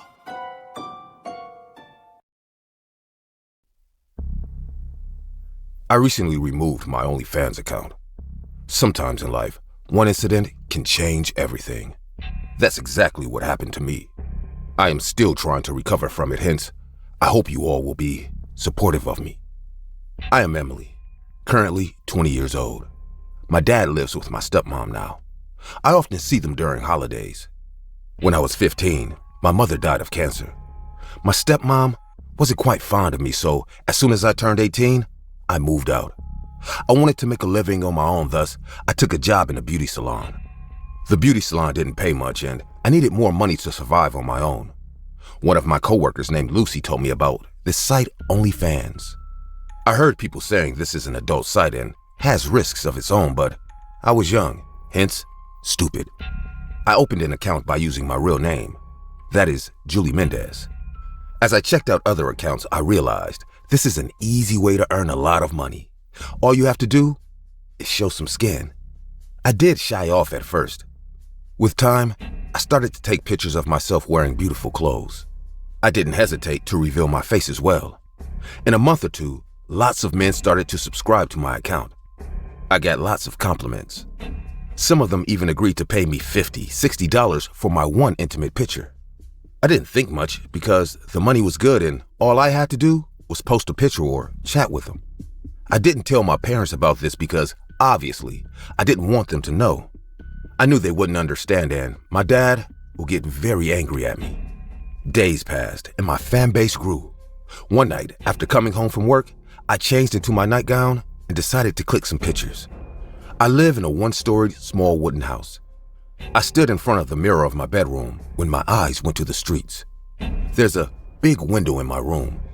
I saw a truck was parked on the sidewalk adjacent to my house, and a man was sitting in the driver's seat and watching me. He has big, creepy eyes. I could see a grin on his face. Even though the man noticed me watching him, he didn't drive away. He sat there and watched me. I ignored him, thinking he will leave soon, but every time I clicked a picture and looked at his truck, I saw him watching me with hungry eyes. His stare freaked me out. At a point, I walked towards the window and closed the curtains. I turned off my room light and waited to hear his truck drive away. The man waited for a few minutes and then finally started the engine. I heard the sound of him leaving. The next morning when I woke up, I got a weird comment from a fan named Boris. He commented on one of my pictures from last night. "You don't have to hide from me. I anyway watch you here."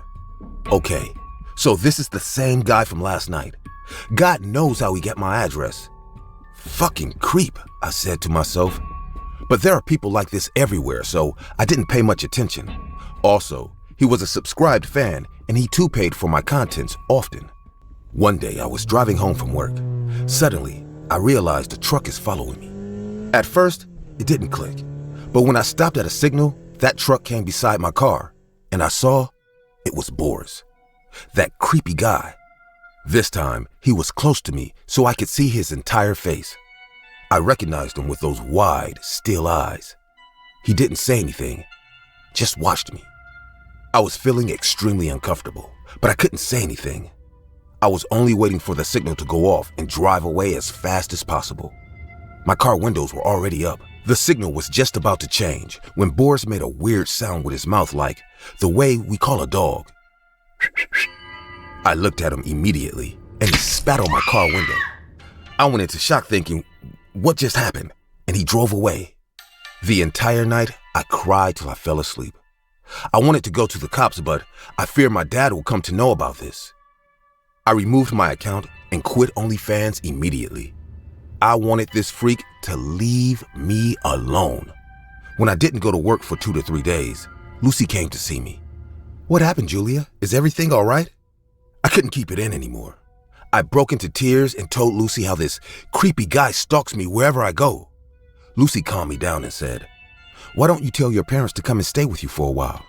I thought this can be a good idea. My dad came next week. After a lot of hesitation, I sat down with him and told him about this creepy guy and all the other details. He was pissed at me for opting to such a way for earning money, but moreover, he was relieved that I was safe. We decided to go to the cops first thing in the morning. But that night, something happened that ruined my life forever. It was around 11:30. I was sleeping in my room and my father was watching a football game in the living room. I have always been a light sleeper. I could hear the low volume of the TV, but suddenly another sound added to it. A clicking sound on the glass window of my room.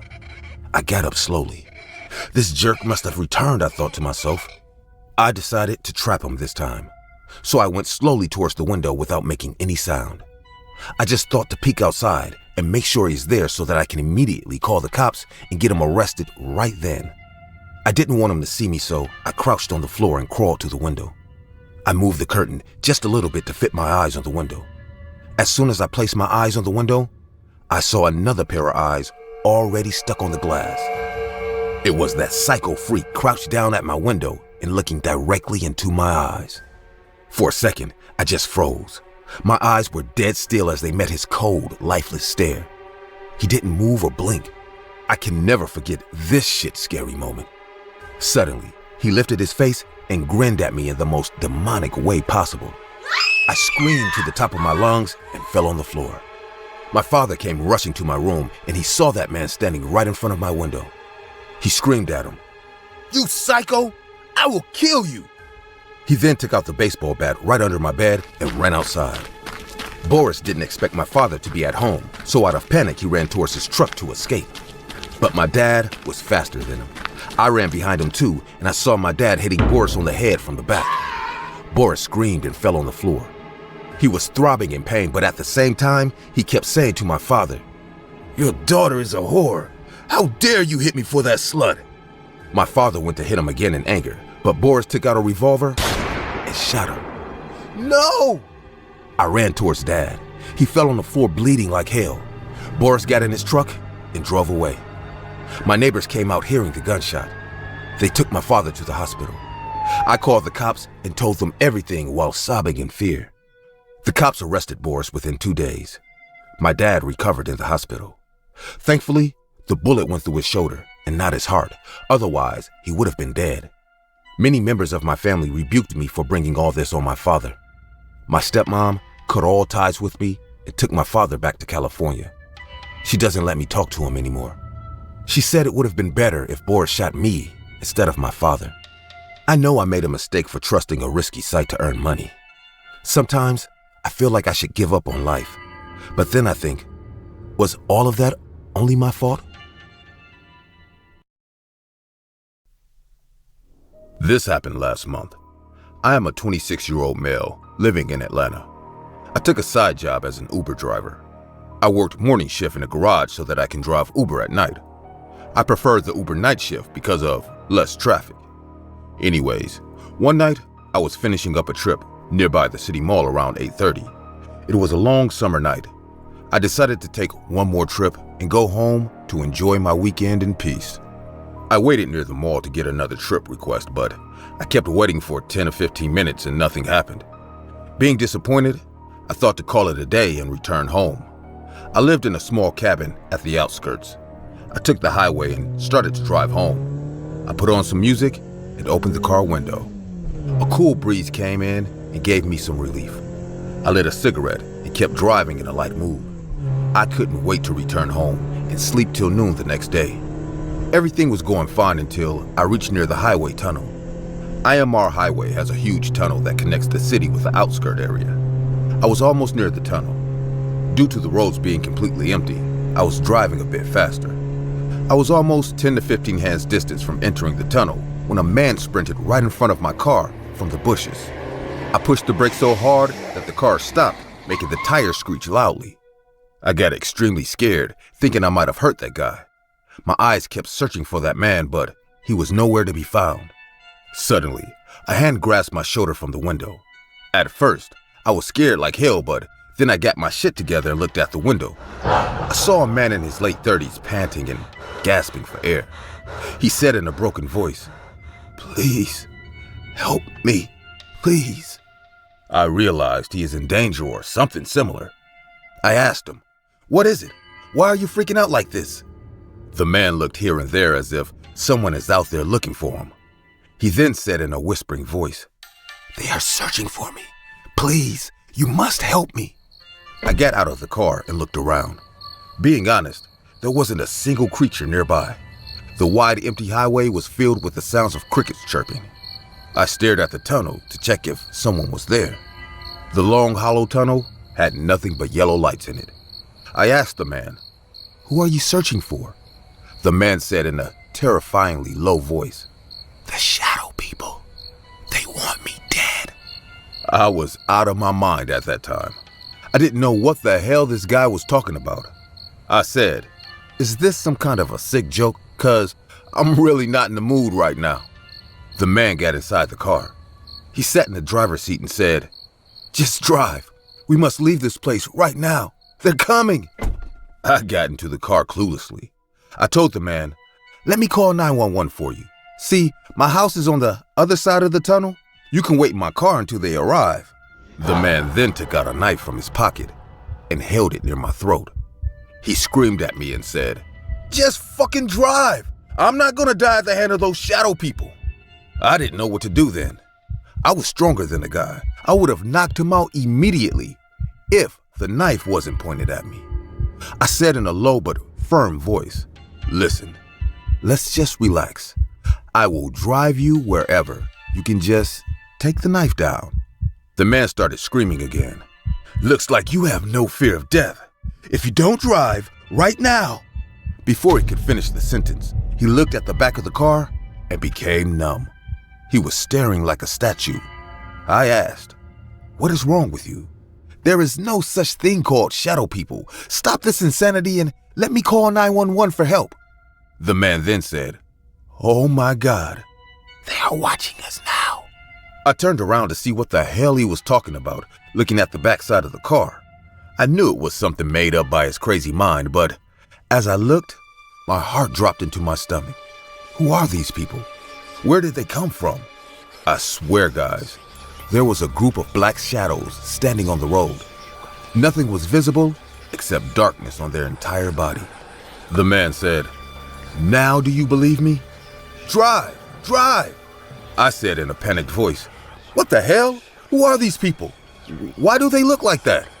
The man said, "They're all dead, and now they want my soul." The group started to walk towards our car.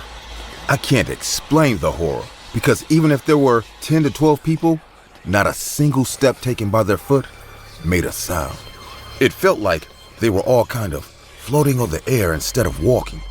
I tried to start the car engine, but suddenly it didn't start. I tried again and again, but nothing happened. I was completely shocked by how the car suddenly got stuck like this.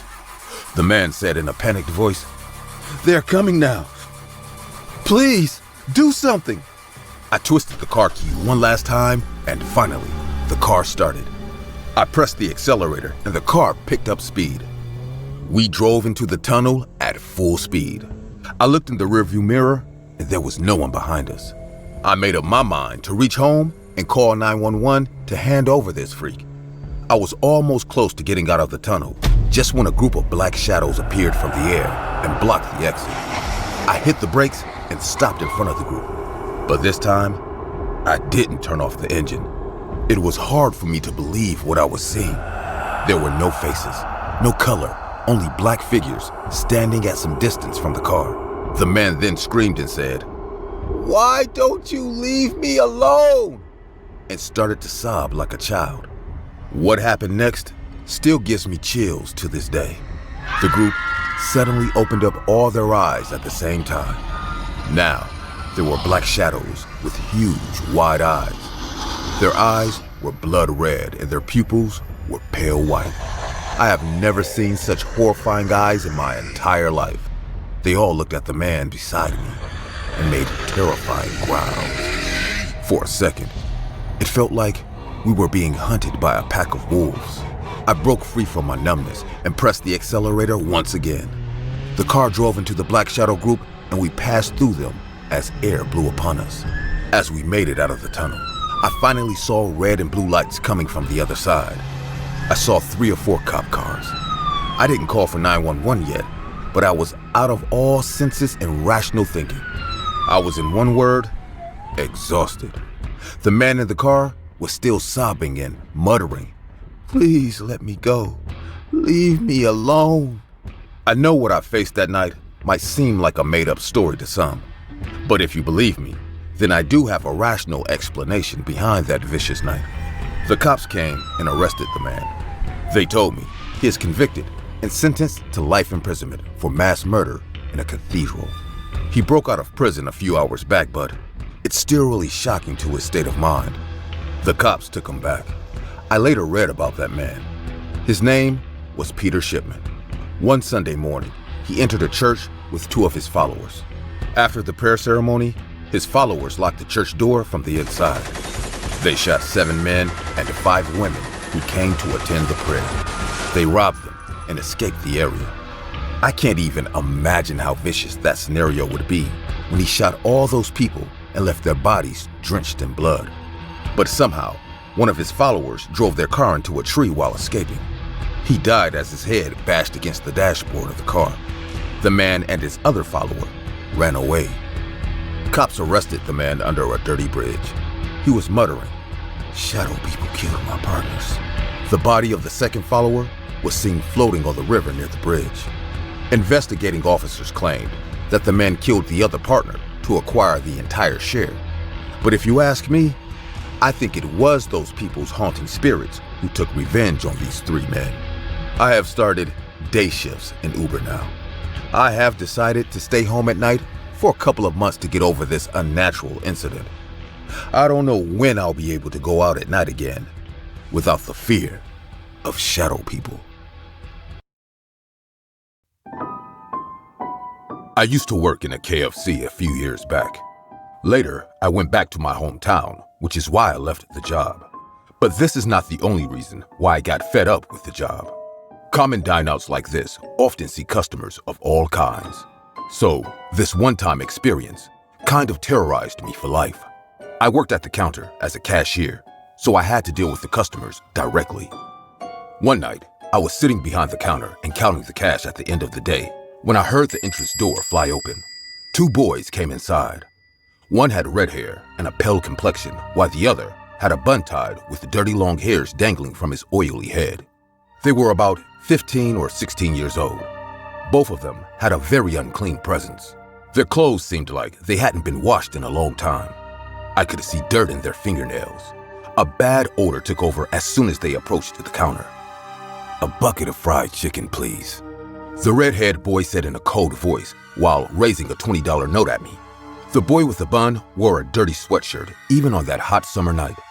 as they stood there like two fishy customers that I would never want to meet at the end of my late night shift, I realized troubles are waiting for me. I told them to take a seat and went inside to tell Ralph about our last order. Ralph was the night cook who joined recently. While giving him the orders, I told him how sketchy those boys looked to me. Ralph laughed and said, "I'm sure they won't be any petty thieves, Lucy. You go keep an eye on them. I will be there with the fried chicken soon." I went back and saw those two boys were wandering around the restaurant like they were walking in their homes. The red-haired boy was observing each detail of the shop. I even saw him noticing the security camera too attentively. With their behavior, I could tell they had some other intention. After wandering around for some time, they sat at a table nearby and started to talk in a low but deep voice. I could hear their full conversation, but I heard them addressing each other by the name of Jackson and Liam. The red-haired boy was Jackson and the other one was Liam. So far, I didn't hear Liam say a single word to me. He was the quieter one and also the most mysterious among the two. He had lots of cut marks on his face and every 5 seconds, looking at me in a very creepy way. I even saw him licking his lips while he laid his eyes on me. The cold stare and their inaudible whispers were making me even more anxious. Suddenly, Liam got up and went out of the restaurant. I wanted to ignore it, as this was none of my business, but I still asked, where did your friend go?" Jackson smiled and said, "To take a leak. How long will it take?" I smiled awkwardly and said, Not much. Our cook will bring the food soon. You guys are our last customers for the night. Hence, it's taking time to arrange everything before closing the shop." After a few minutes, Liam came back and sat beside his friend, just like before. I waited and waited for Ralph to come out, but time went away. My level of patience gave in, and I got up and walked to the kitchen. The minute I stepped inside the kitchen, the electricity went out. It wasn't a power cut, as I could see the streetlight on the highway shining bright. Someone purposefully turned off the power switch. I checked into my pockets and took out my phone. While trying to turn on the flashlight on my phone, I took a step further in the dark and stepped onto a gooey liquid that had a weird metallic stench. "Damn it, Ralph! Didn't you clean the kitchen?" I screamed in the dark. I switched on my flashlight, and as it hit the floor, I saw what I just stepped in. There was a pool of blood on the kitchen floor that came from a deep stab wound on the body of our night cook, Ralph. Oh my God. I turned around to leave when I got face to face with Jackson. He stood there with a blood-soaked knife in his hand and smiled at me. I remembered there's a back door, so I turned around to escape from there. I was a few inches away from the back door when Liam entered the kitchen. So this is what he did when he went outside. My God. He entered the kitchen from the back door and stabbed poor Ralph to death. These young boys are cold-blooded criminals. They cornered me from both ends, and I knew now it would be my turn to get slashed at their hands. What do you want?" I said in a terrified voice. "Look, Liam, she is willing to give us what we want," Jackson said while laughing like a psycho. "Let's go to the counter," he said and raised the sharp, bloody knife at me. I tried to be calm because one wrong move can silence me forever. They escorted me back to the eating area, and when we reached near the counter, Liam pushed me from behind. I tripped accidentally and hit my head on the marble desk. Blood rushed down immediately, and I started crying in pain. "Just tell me what you guys want. Please, just let me go." Yes. We don't want to murder a poor, weak woman. It doesn't worth anyway. We just want the money from the cash register. That's all. You guys are doing this for some money? There's still time. You two are too young to destroy your life like this.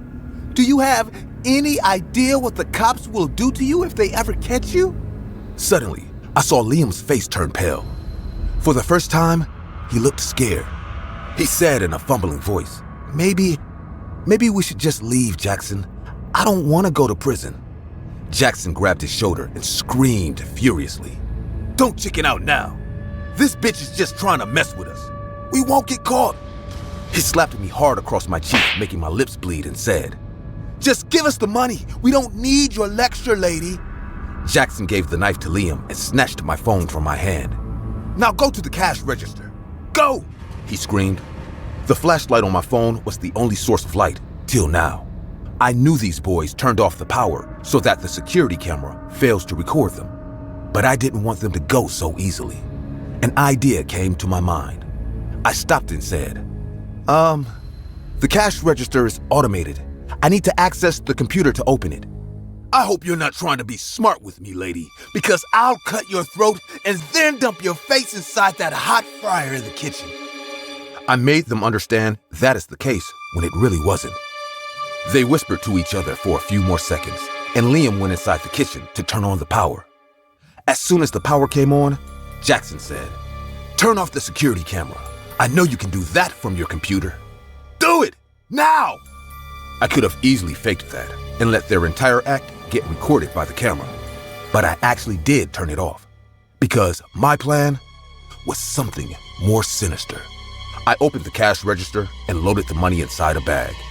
As Jackson came close to take the bag from me, I grabbed his head and slammed hard on the desk. The sudden strike hit him so hard that he didn't even get the chance to scream. Half of his face got smashed as flesh and blood poured out of his wounds.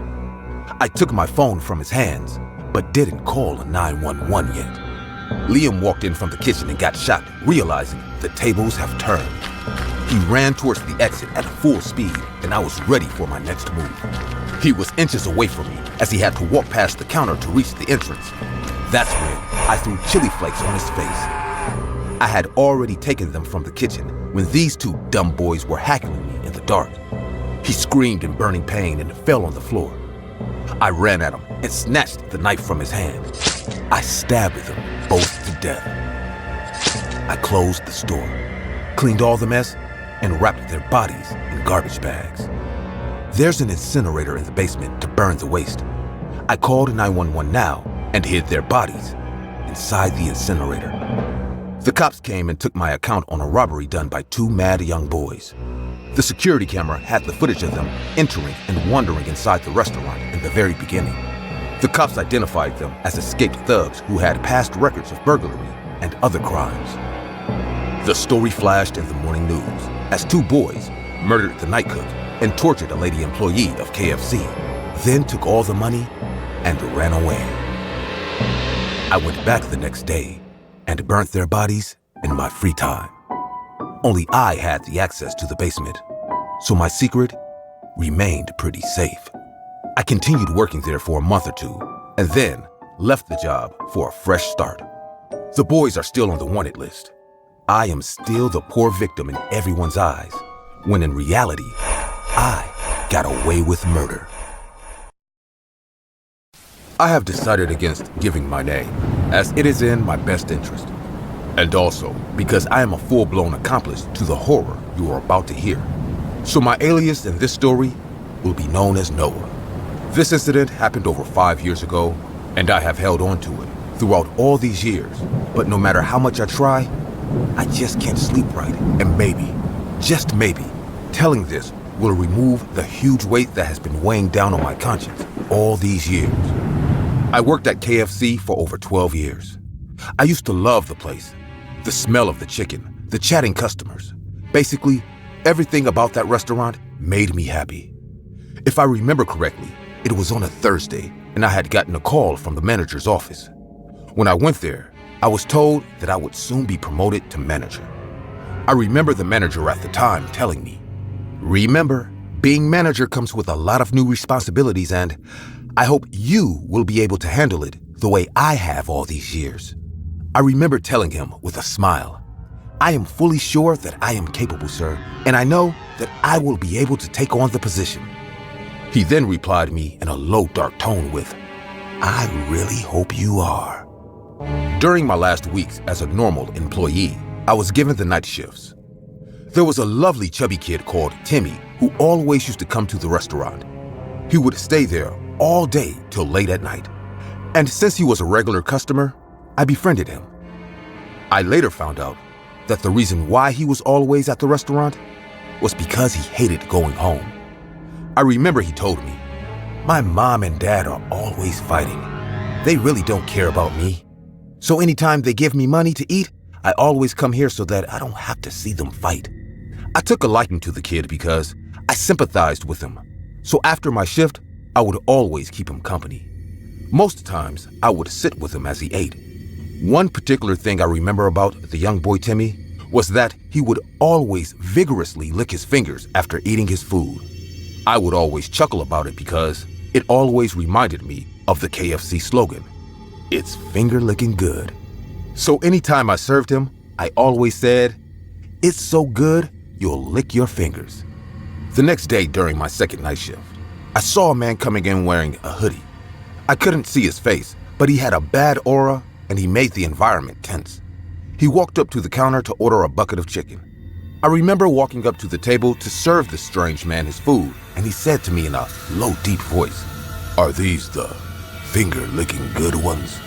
I was confused, but I said, "Yeah, man, I guess so." He then replied, "You're sure these are finger-licking good ones? I don't eat any other ones but those." I was creeped out now, but I said with a forced smile, "Yeah, they sure are." With no response, he looked forward into the void and silently began to eat. I went back to the counter, a bit anxious and shaken up. After a while, the man finished his meal and he left, leaving only me and Timmy in the restaurant. I don't know why, but I heaved a sigh of relief as the environment wasn't tense anymore. The next night was basically the same thing, as the man came in and ordered the same thing he did the night before. And the night after followed in the same order as the man arrived at the same time. Nothing changed until the last night of that week. I was going to be the manager the next day, so it was my last day as a normal worker. I wasn't really doing anything, so I went out for a minute to throw out the trash. And when I came back, I couldn't see anyone. Neither Timmy nor the man was there. I was sure no one left, as I didn't see anyone leave through the front door. I became scared, and that's when I began to hear sounds coming from the kitchen. I waited for a few minutes before I decided to go check it out. As I finally reached the kitchen, I saw the weird man manning the grill while whistling a tune. I remember asking, "What are you doing here? Where's the cook?" The hooded man then replied to me in his usual low voice with, "His shift is over, so it's my turn." I remember being shocked for a minute as he said it with all confidence, as if he was sure of what he was saying. I then quickly said, "I'm sorry, man, but you don't work here and customers aren't allowed back here, so you have to leave." The hooded man just ignored me and continued cooking. I was perplexed as I didn't know what to do. I contemplated forcefully dragging him out of the kitchen, but seeing as he was a huge, unpredictable man, I decided not to. As I was deep in thought, I noticed him bring out a jar from his pocket and begin to slowly add what I assumed to be fries dipped in ketchup into the deep fryer. I couldn't make them out at first glance, but with a closer look, I realized that he was slowly dropping bloody human fingers into the fryer. It took me a moment to process what I was seeing as I slowly began to back away to call the police. And that's when I tripped on something. I quickly looked at what had tripped me, and lying across the floor was young Timmy's corpse. His hands had been mutilated as all his fingers had been cut off. I began to scream as the sight of the child I had befriended on the floor shook me to my core. Within seconds, my manager immediately rushed in. I didn't know he was still around, and I began to say, "Thank God you're here. Please, get help. This man killed this child." And that's when my manager put his hands to his lips and told me to keep quiet.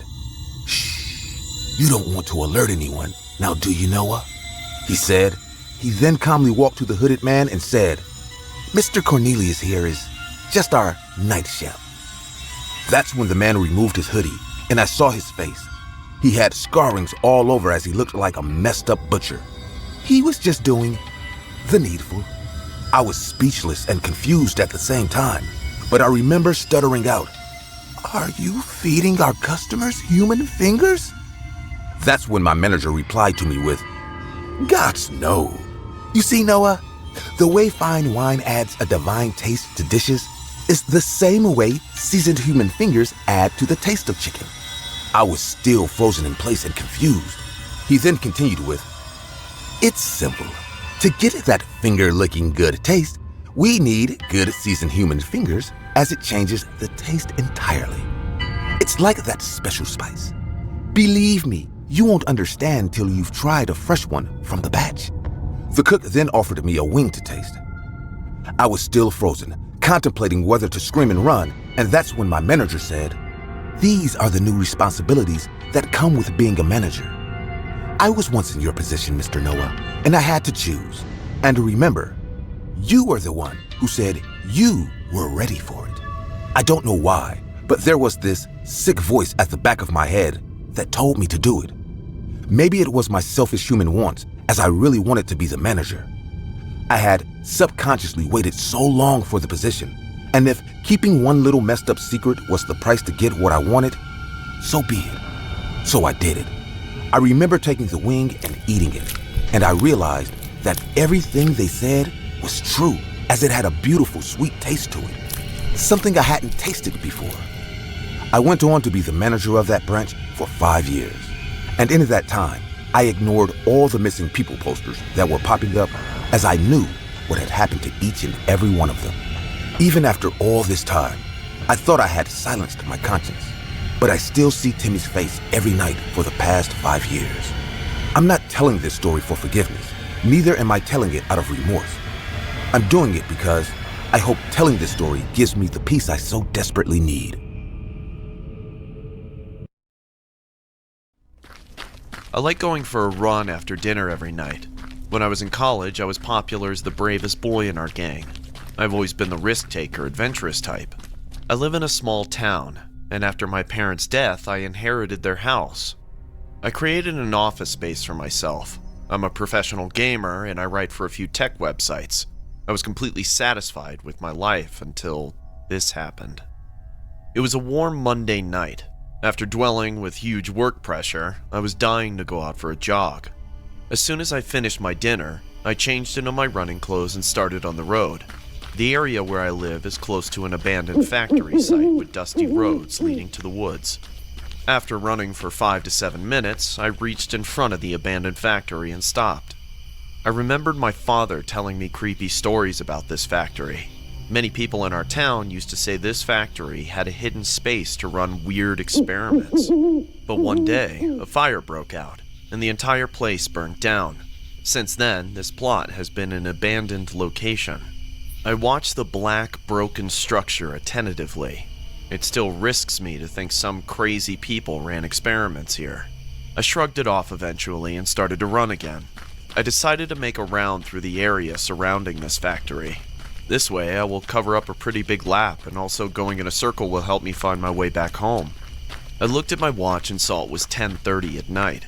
The factory stood right in the middle of the ground. When I came closer to the entrance gate of the factory, I heard a noise. At first, I failed to spot it out, but the more I got to the entrance, the louder the sound got. It was the scream of a woman. My heart stopped right at that second. Did I hear that correctly?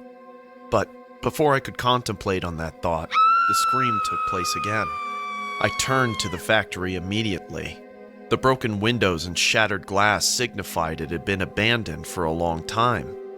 After a lot of hesitation, I started to walk towards the entrance.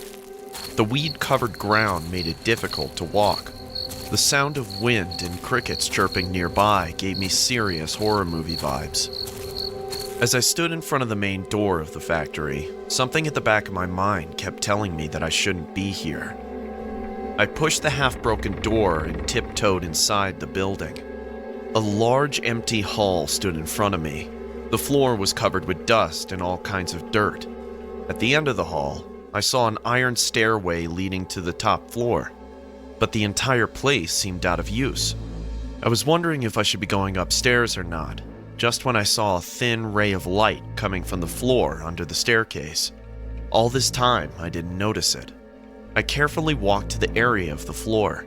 I saw a square lid was placed on the floor. I could easily understand that this lid is nothing but a doorway to the basement area. Now, I've heard enough weird stories about the experiments that used to take place under this factory. I even heard about a secret lab residing under this property. I got down on my hands and knees and lifted the lid to peek inside. I wanted to know what was happening down there. What I saw terrified me for life. There were 6 to 7 people dressed weirdly. They were standing surrounding a cage, and inside the cage stood a gigantic evil creature. Its entire body was black, but its eyes were like lightning bolts. The lights I saw earlier were coming from its huge, bright eyes. The creature kept screaming in a squeaky voice, and the men tried to keep him contained in that cage. Suddenly, my phone rang and the creature looked right at me. I felt like I just went blind for a few seconds. A man said, "Don't look at the eyes! You must never look at the eyes of SCP-15. I got up and started to run for my life. It took me some time to adjust my vision, but I didn't stop. When I reached home, I got inside and closed the door right behind me. Since that night, I started to experience some weird changes in myself. No matter how much I ate or worked out, I kept losing weight rapidly. My neighbor, Mrs. Sherman, got shocked seeing me one day. "Oh my God, Jeremy, are you suffering from a serious illness?"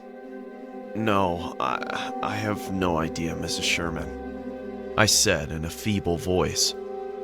I went to my family doctor and many other doctors as well, but no one was able to detect what was happening to me. One night, I was sitting in my kitchen having dinner. Suddenly, I saw a black shadow moving in my backyard. My stomach dropped in fear. The door leading to the backyard is right beside my kitchen area. The black shadow rushed towards the door and I saw the doorknob twisting on its own. I ran to hold the door to prevent whoever was trying to get inside. I almost slammed on the door, and as I looked to the window, a pair of floodlights flashed behind the glass window. It was the same creature I saw that night under the abandoned factory. I was standing face to face with this devil. The only obstacle between us was my wooden door. I knew the door was nothing to this giant. How could he have just followed me? I screamed for help, but there was no one to hear my cry. The dark, evil giant then banged hard on the door. I got pushed with a huge force and fell on the floor. The door broke down in front of my eyes. SCP-15 stood right in front of me. It opened its huge mouth. I saw sharp yellow teeth flashing inside its huge jaw. I screamed because I knew this is probably the last scream of my life, and then fainted on the ground. I woke up in a hospital bed 2 days after the incident. I was shocked to find myself alive. I asked the doctor if anyone found the creature that attacked me. She looked at me with mysterious eyes. "What do you think happened to you, Mr. Smith?" Convincingly, I said, "I was attacked! That devil attacked me! Didn't any of you see him? He has huge, bright eyes! God, his eyes!" The doctor said, "Calm down, Jeremy. You were found unconscious in your house. There were signs of a break-in at your back door. Your neighbor came to see you and thought you had been robbed and beaten. That's why they brought you here. Don't you remember any of that?" My eyes stunned in fear. I looked at the window and said, That means he's still out there."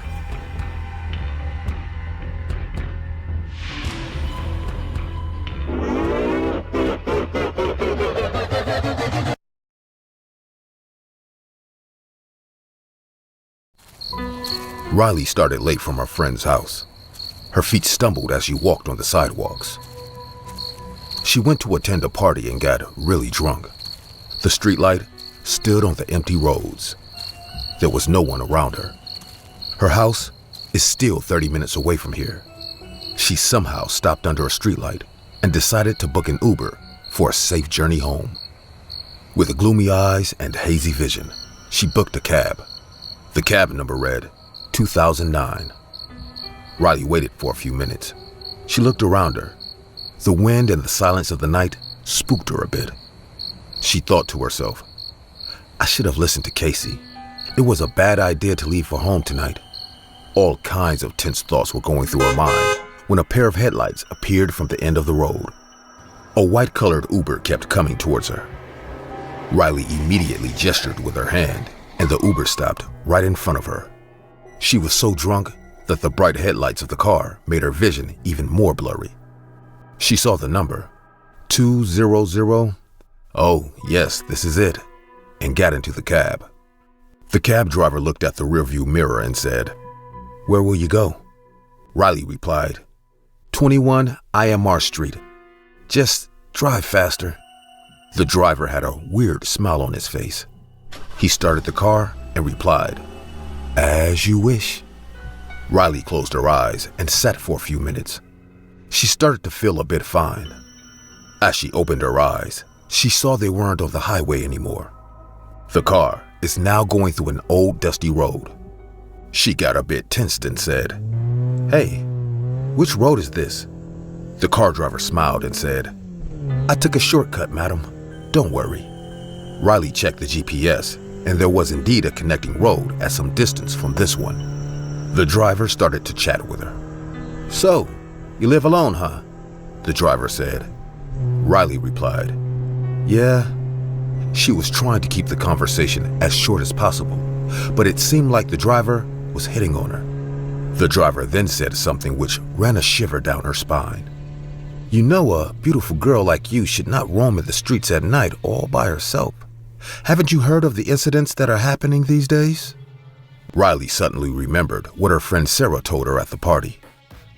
They were all sitting on the couch and having drinks when Sarah said, "Have you guys heard about the slit throat killer?" Everyone got surprised, including Riley. Sarah went on saying that for the last couple of days, Atlanta cops have said to have discovered 3 bodies from the highways. It seemed like someone slit their throats and dumped their bodies in the bushes on the high road. The cops have no idea who did this, but they are suspecting that there might be a serial killer roaming the streets at night, luring people into traps and slicing their throats. All 3 bodies were found on abandoned, empty roads, pointing out that when they were killed, there wasn't anyone around the area. Riley got all tensed and immediately got charged up. But the horror was yet to unfold in front of her. She received a notification from her Uber app. Until now, she closed the app after getting into the car. The notification read, "You have been charged for the canceled booking." Riley opened the app and realized she is stepping into grave danger. Car number 2009 waited for her at the pickup location for almost 15 minutes. But as she didn't show up there, the driver just canceled the ride and left. If her ride has been canceled, then who is this person driving her right now? Riley's stomach dropped in fear. She couldn't speak or say a single word. There is no point of screaming right now because there wasn't a single human being nearby. She can't call someone in front of this guy asking for help. Riley knew this man took her into his car with bad intentions. Is he the slit throat killer everyone was talking about at the party? Oh my God. Drops of sweat appeared on her forehead. Riley calmed herself down. The only way she can get out of this situation alive is if she uses her brain. The man looked at her from the rearview mirror and asked, "Are you all right, madam?" Riley smiled and said, "Yeah, I'm fine. How long will it take?" The man replied in a cold voice, "Not much longer." The man's reply felt like something is about to happen at any moment now. Riley was praying to God to save her from this unknown guy and his evil intentions.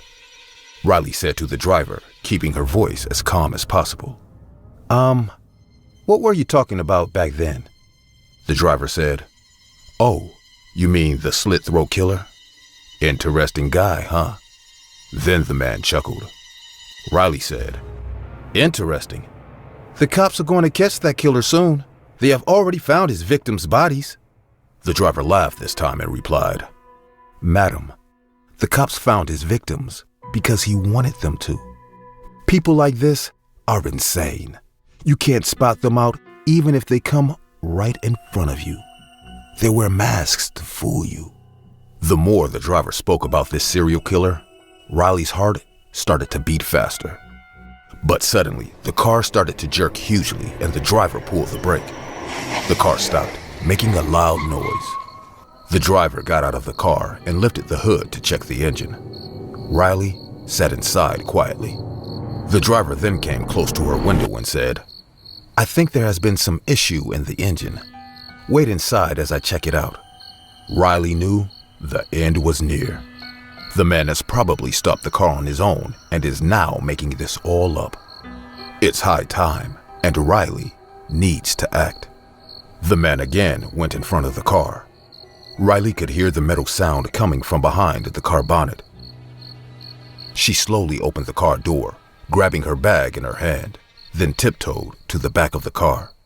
There were vast empty fields on one side and deep woods on the other side of the road. The driver said, "Looks like we have to think of some other option, madam. I don't think this car will start tonight.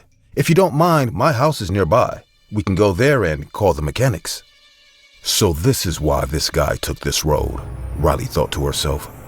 This guy wants to lure her into the woods now and murder her like his 3 other victims. Riley didn't respond. She stood at the back of the car as silently as possible. Riley knew this is her only chance. She started to hear footsteps approaching her. With every step coming close to her, Riley slid to the opposite direction. By the time the driver reached behind the car, Riley went to his side. The driver got shocked as he realized Riley was missing. He said in a confused voice, "Madam, madam." Just then, he heard Riley's voice behind him. "Yes? What is it?" Riley said in a firm voice. Her eyes were wide and big. The driver got spooked for a moment. He then said, "We can walk to my house and call for a mechanic." Riley smirked and replied, "You are not my ride, no? I booked a cab number 2009. Your cab is 2006. The cab driver smiled awkwardly and said, "Well, you asked for a lift and I could use some extra cash, so I thought I'd drive you, but I took a wrong shortcut. Please don't call the cops on me, madam." Riley looked at him and said, "For a moment, I thought you were the slit-throat killer." The man laughed awkwardly and said, "No, madam, I am definitely not that creepy guy. Please believe me." Riley laughed and said, "You are wrong again. It's not a he, but a she." The driver spoke in a terrified face. "What?" Riley took out her shining knife and lifted her hand. Her innocent face turned into a devil. She smiled in a horrible way and sliced the driver's throat with one slash. The man felt lifeless on the floor while choking on his own blood. She then washed her hands with a water bottle inside her bag. She always carries water with her. It is better to wash off the blood immediately before it dries out on her skin. She pushed the body in the ditch nearby the dusty road with a kick. The high road is 5 minutes walk from there. She reached the highway and booked herself an Uber this time. It was 12 o'clock at night. Riley got inside the car and said to the driver, "Drive me home. I feel tired." Next day, the news flashed. New body found near an old dusty road at the town outskirt. Cops are saying this is the 4th victim of the slit-throat killer. The victim was an Uber driver, probably coming home that night as he had no bookings in the record. It seems like the killer stopped his car and lured him into his trap like every other victim. The senior commissioner of police has said they are going to catch this man very soon and put him behind bars for the rest of his life. Riley sipped from her coffee cup and gave an evil smile as she watched the news, sitting on her living room couch.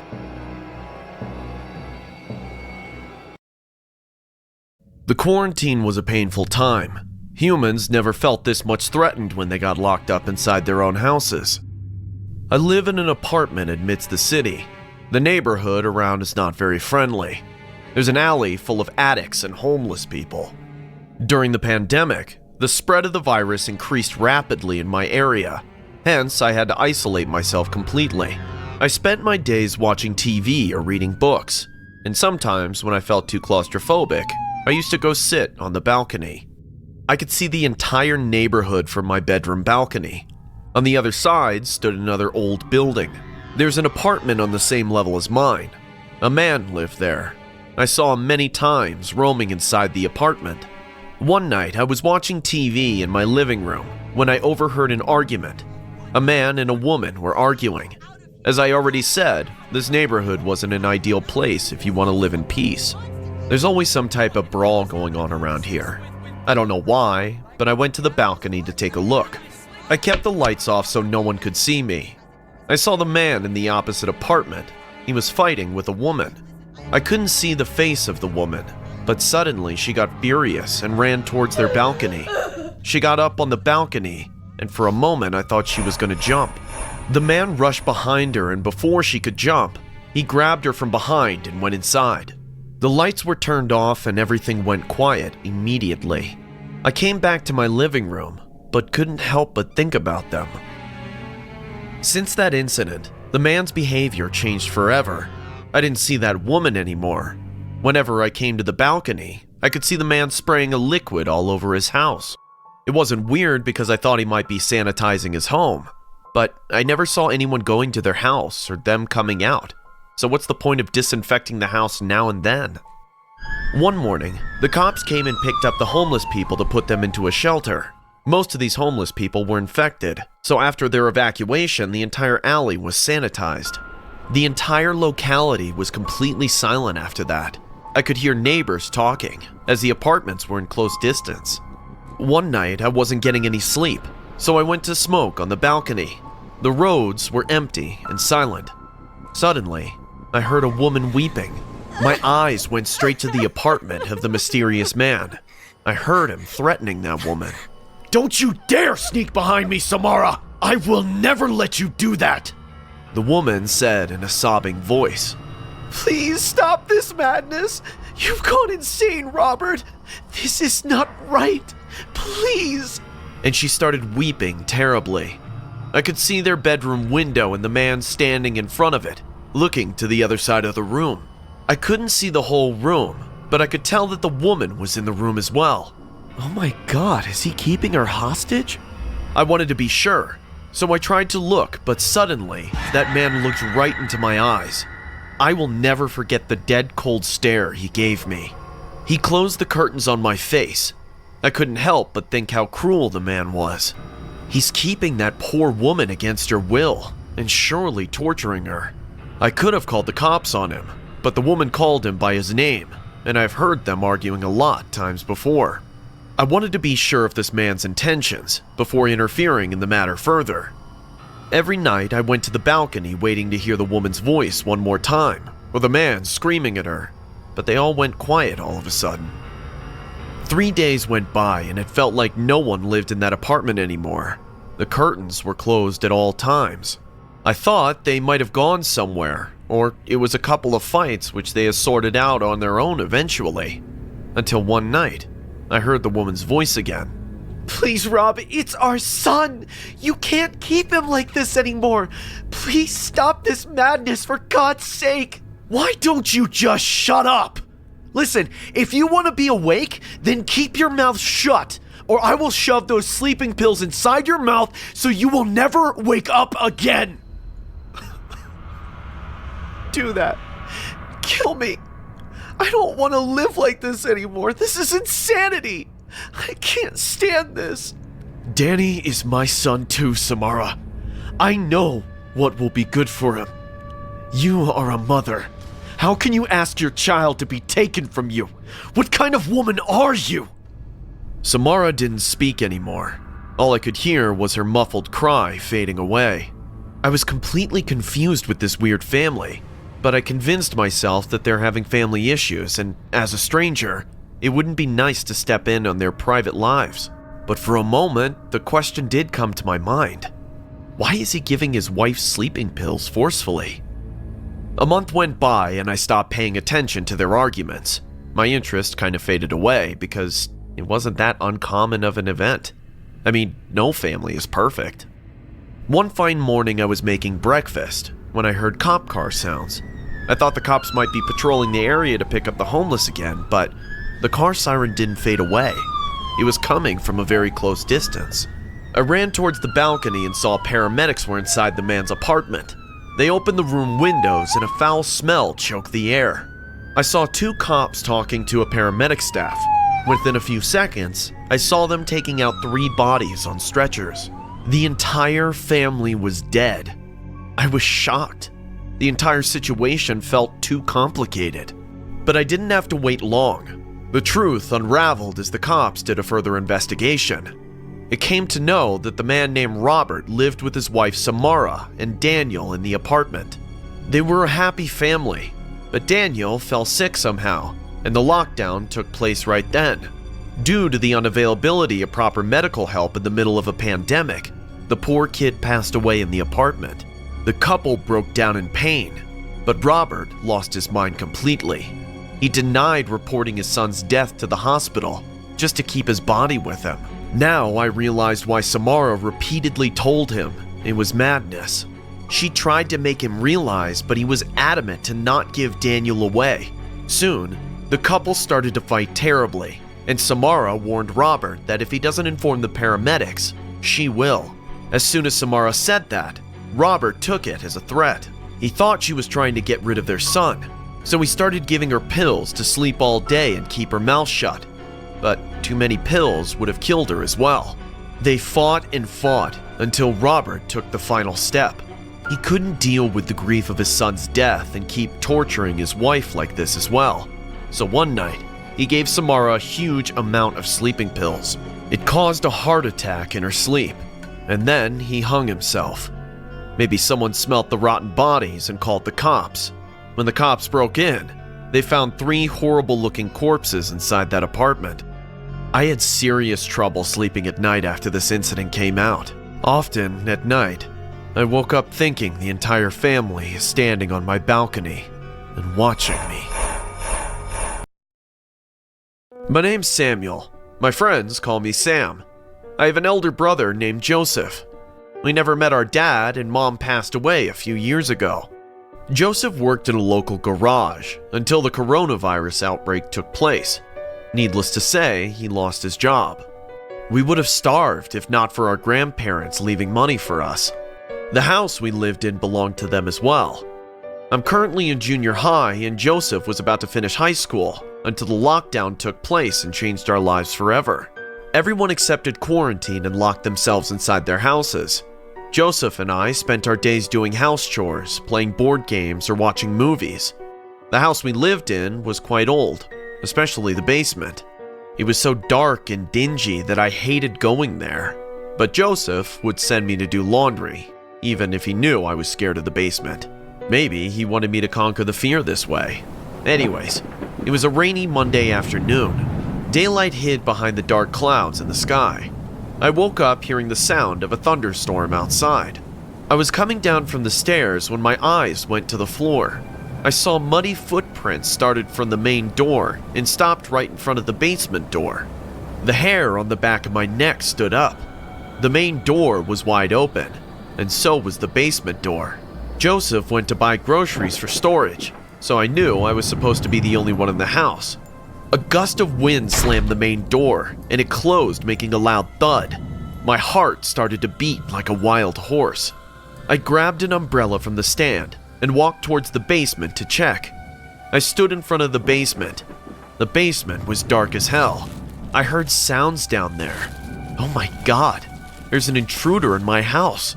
Suddenly, I heard footsteps coming upstairs. I quickly stood against the wall and waited for the stranger to get out. The footsteps were coming closer and closer. As soon as I saw a foot stepping outside the basement, I swung the umbrella in full speed, hitting the man in the head. Damn it! What the hell is wrong with you, Sam? Joe! It's you. I'm so sorry. I saw the muddy footprints and thought someone broke in. Yeah, right. By unlocking the main door? I remembered my brother locked the door before going out.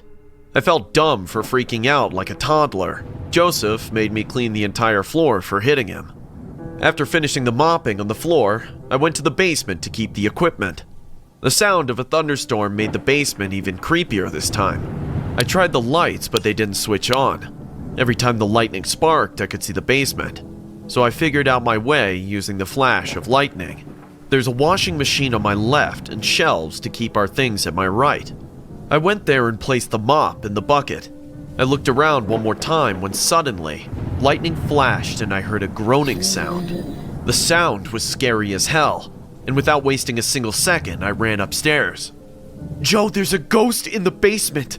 I'm telling you, there's something wrong with our basement. You get scared at everything, huh? Fine. I'll keep it locked from now on, and you don't have to go there anymore. I'll do the laundry. Happy? I felt some relief that finally Joseph agreed to let me stay out of that place. But the more time passed, weird things started to happen. One night, I went to the kitchen to drink water when I heard a sobbing sound coming from the basement, as if someone was in pain. The cry went on for a few minutes, then stopped all of a sudden. I went close to the basement door and twisted the doorknob to open it. Sam, what the hell are you doing here this late? I turned around and saw my brother was standing behind me with a surprised look on his face. I just heard a sound from the basement. I think you should go check it. Stop making these silly stories, Sam. I've had enough about the basement. Just go to your room and sleep. I knew if I argued more with Joe, he would get furious, so I shrugged it off and went back to bed. The next morning, Joe went out to get a few things on his own. This was my chance to search the basement and driving away from my fear of the unknown. But as I tried to open the door, I found it locked, which seemed weird to me because there was no reason to lock the basement door. I thought Joe may have locked it so that I don't get scared going down there out of curiosity. But with time, my brother's behavior started to change drastically. At night, I could hear him talking. I saw him going in and out of the basement a lot. I wanted to ask him what was going on, but didn't have the courage. One night, Joe and I watched football after dinner. He drank a lot of beers and passed out on the couch. I was thinking about going to my room and sleeping. Just when I walked past the basement door, I heard the muffled cry once again. It was the voice of a woman. I gathered all the courage and took out the key from Joe's pocket while he slept. I could sense that something was wrong going on in our house. I twisted the key and opened the door without making a sound. I walked down the stairs. My heart was beating heavily. The basement was dark, and I turned on the flashlight that I brought with me. The basement was the same like last time, except there was a bumpy cloth lying right in the corner. I could tell that there was something underneath the damn cloth, and it was moving. Oh my god, what is that? As soon as I uttered those words, the thing underneath the cloth started to move again. I heard the muffled cry one more time. I tiptoed towards it even though I was extremely scared, and I grabbed the cloth and removed it in one go. A girl was lying on the floor. Her hands and legs were tied, and her mouth was taped as well. She looked at me with terrified eyes. Her stare was asking for help. I was out of my mind. Did Joe keep you here all this time? The girl nodded her head frantically. I couldn't believe my brother could do something like this. I realized that I had to save her and stop my brother before he could hurt her more. I silently walked upstairs again to call the cops. Joe was sleeping in the same manner on the couch. I dialed 911 from his cell phone and told them to come quickly. I then rushed back to the basement. Don't worry, I've called the cops. They'll be here soon. I got busy untying the poor girl. She was of my brother's age. When I removed the duct tape from her mouth, I finally was able to recognize her. She studies in our school. I've seen her many times in the cafeteria. I had no idea Joe knew her because he never talked to any girls. Not that I know of. Sam, what are you doing? I heard Joe's voice behind me. He was burning in anger. Joe, this isn't right. You can't torture her like this. Why did you bring her here? I'm not torturing her. I love her. She just doesn't realize that. She needs time to accept my love, you know? Then we can all stay happy, like a family. Isn't it, Nina? Joe looked at the girl and smiled in a very freaky way. For a moment, I felt this man wasn't my brother. This is someone else. No, you're keeping her against her will. That's not right. Shut up! You don't tell me what's right. I'm your eldest brother, and you do exactly what I tell you to. Now go to your room and leave Nina alone. No, please don't leave me with him. Please do not leave me here. Nina grabbed my hand tightly and pleaded with me to not leave her there. I don't know how I got the courage, but I looked at Joe with determined eyes and said, No, I'm not leaving her with you. The cops will be here soon. I must stop you before you make another mistake, Joe. What? You called the cops? Holy shit, why did you do that? Joe ran upstairs like a timid cat. I ran behind him to stop him, but he escaped. When the cops came and found Nina in our basement, they informed her parents. My brother abducted her on her way home from school. Nina's parents appreciated me for standing against my brother, helping her to get back to her family. I've been put into foster care. The cops are still searching for my brother. I just want to give him a message. Joe, if you're watching this, please surrender yourself to the cops. I know they'll punish you for what you did, but it'll be better to get over this incident than run away from it your entire life. Please come back. You're the only family I have.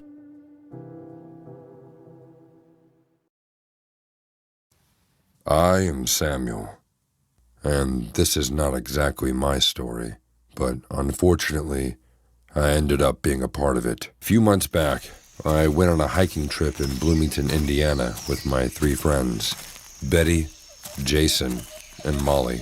We studied in the same high school and often met each other during the holidays. There is a park in Bloomington named McCormick's Creek State Park. The park is the oldest park in the state of Indiana.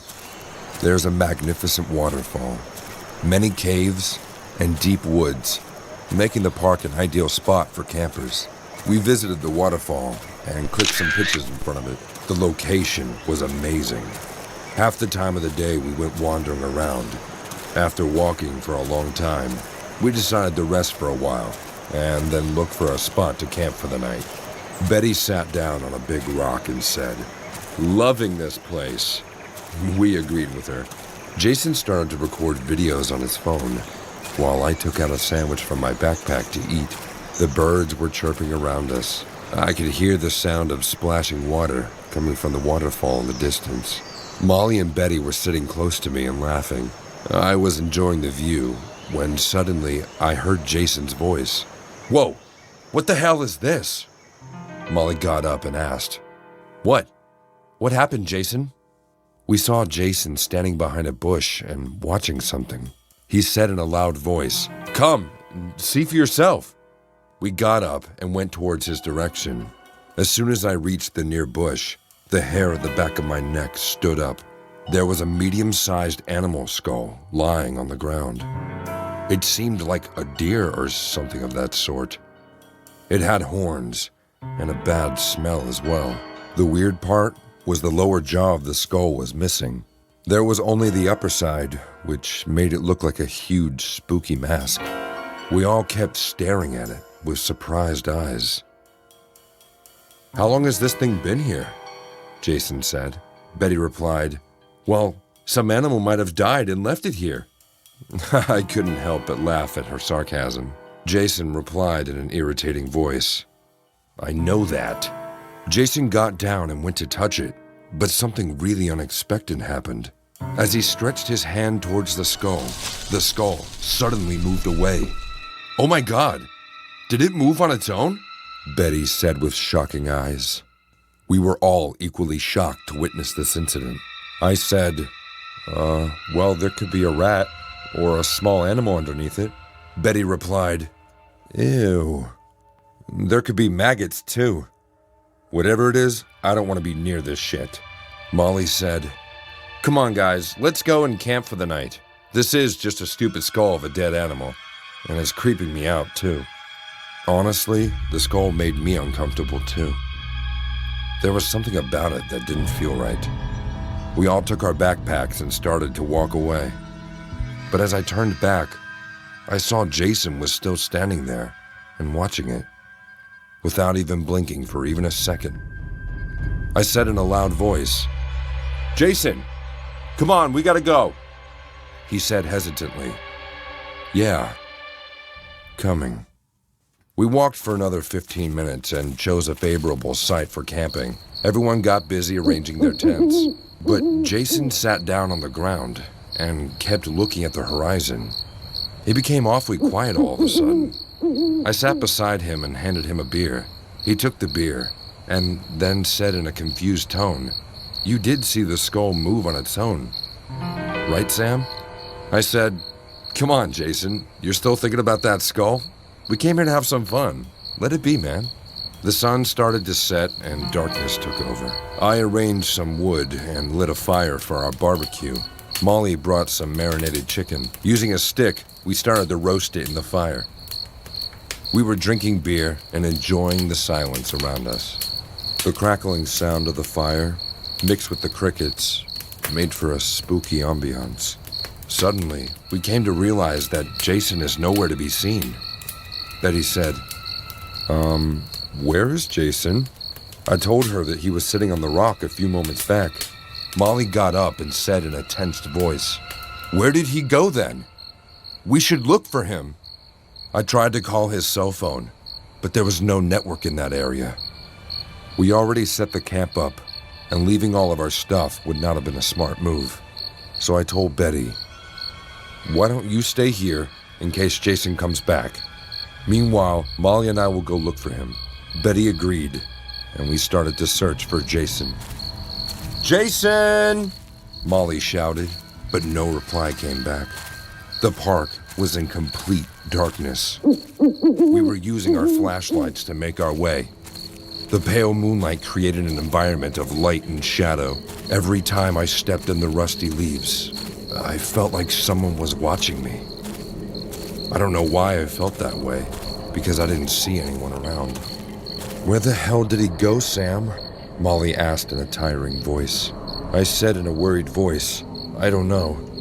He seemed disturbed from the moment he discovered that animal skull. It will be hard to find him in this darkness but before I could finish my sentence, a terrifying scream took place. Molly said in a panicked voice, isn't that Betty? Without wasting a single second, we started to run towards the campsite. I knew Betty was in trouble. The scream I just heard was nothing but a cry for help. We were running like madmen. Bushy leaves and wild trees pierced our skins as we ran through them. It took us 5 to 7 minutes to reach the campsite. But as soon as we did, the blood in our veins turned into ice. Betty was lying on the ground near the campfire. Her eyes were wide open and still. There was blood all over her body, and she had no arms. Yes, Betty's arms were missing, as if someone ripped her arms like a broken twig. Molly screamed at the top of her lungs, witnessing this vicious sight. I didn't know what to do at that moment, because I've never seen a death like that.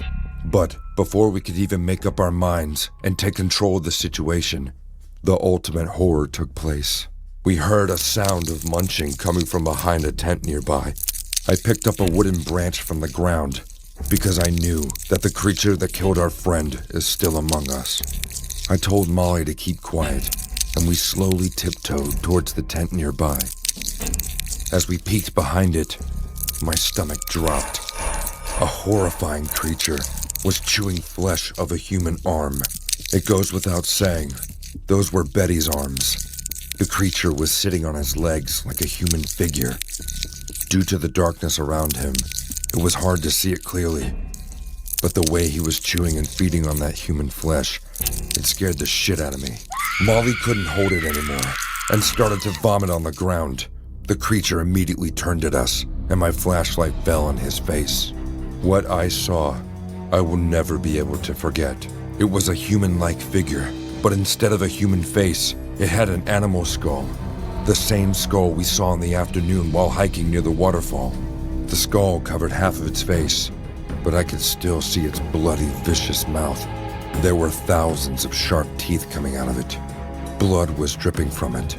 The creature got up and made a spine-chilling growl. We took steps back, but I knew our end was near. There's no way Molly and I can defeat this hound from hell. Its bony, pigmented skin made me nauseous. Its sharp claws with long nails were enough to slice my throat off in a wink. I prayed to God to save us from this thing. The creature kept growling and taking small steps towards us. Its nature was just like a predator. It crouched on the ground in an attempt to make its final jump. We were so scared and shocked at that moment that we forgot to run. We knew it was going to hurl on us, and no one will ever know what happened to 4 young boys and girls who came for camping. I was sure this same creature killed our friend Jason too, when suddenly, my eyes went to the left arm of this creature. My friend Jason had a tattoo of an anchor on his left arm, and this evil demon standing right in front of me had the same tattoo. on his left arm, too. I screamed at the top of my lungs. "Oh my God, Jason, is this you? What happened to you? Why are you trying to kill your own friends?" Jason laughed in his demonic voice and said, "I'm hungry. So hungry. I need to feed." He then jumped on me and pierced his claw into my stomach. I screamed in pain and said, "Run! Molly, run!" But suddenly, out of nowhere, a group of 4 or 5 men came out in front of us. They were dressed in spacesuit-like costume. None of their faces were visible. They pointed a laser gun and fired at Jason. Making a last and final growl, Jason's body fell lifelessly on the ground. As soon as he fell on the ground, the animal skull came off his head on its own. Those men nursed my wound.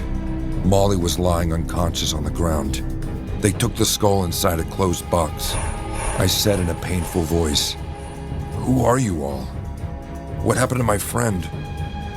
What is this animal skull?" They didn't reply to me. They started to walk away after taking the skull with them. Except one guy turned towards me and said, "We have called the cops. They will be at your rescue." He then turned towards another member of his crew and said, "Call General and tell him we have successfully managed to capture SCP-323. Tell him to keep the cell ready for its containment." I don't know who they were and what happened to my friend, but we told the cops how an animal attack changed our lives into a living nightmare. I still have so many unanswered questions that keep me awake at night.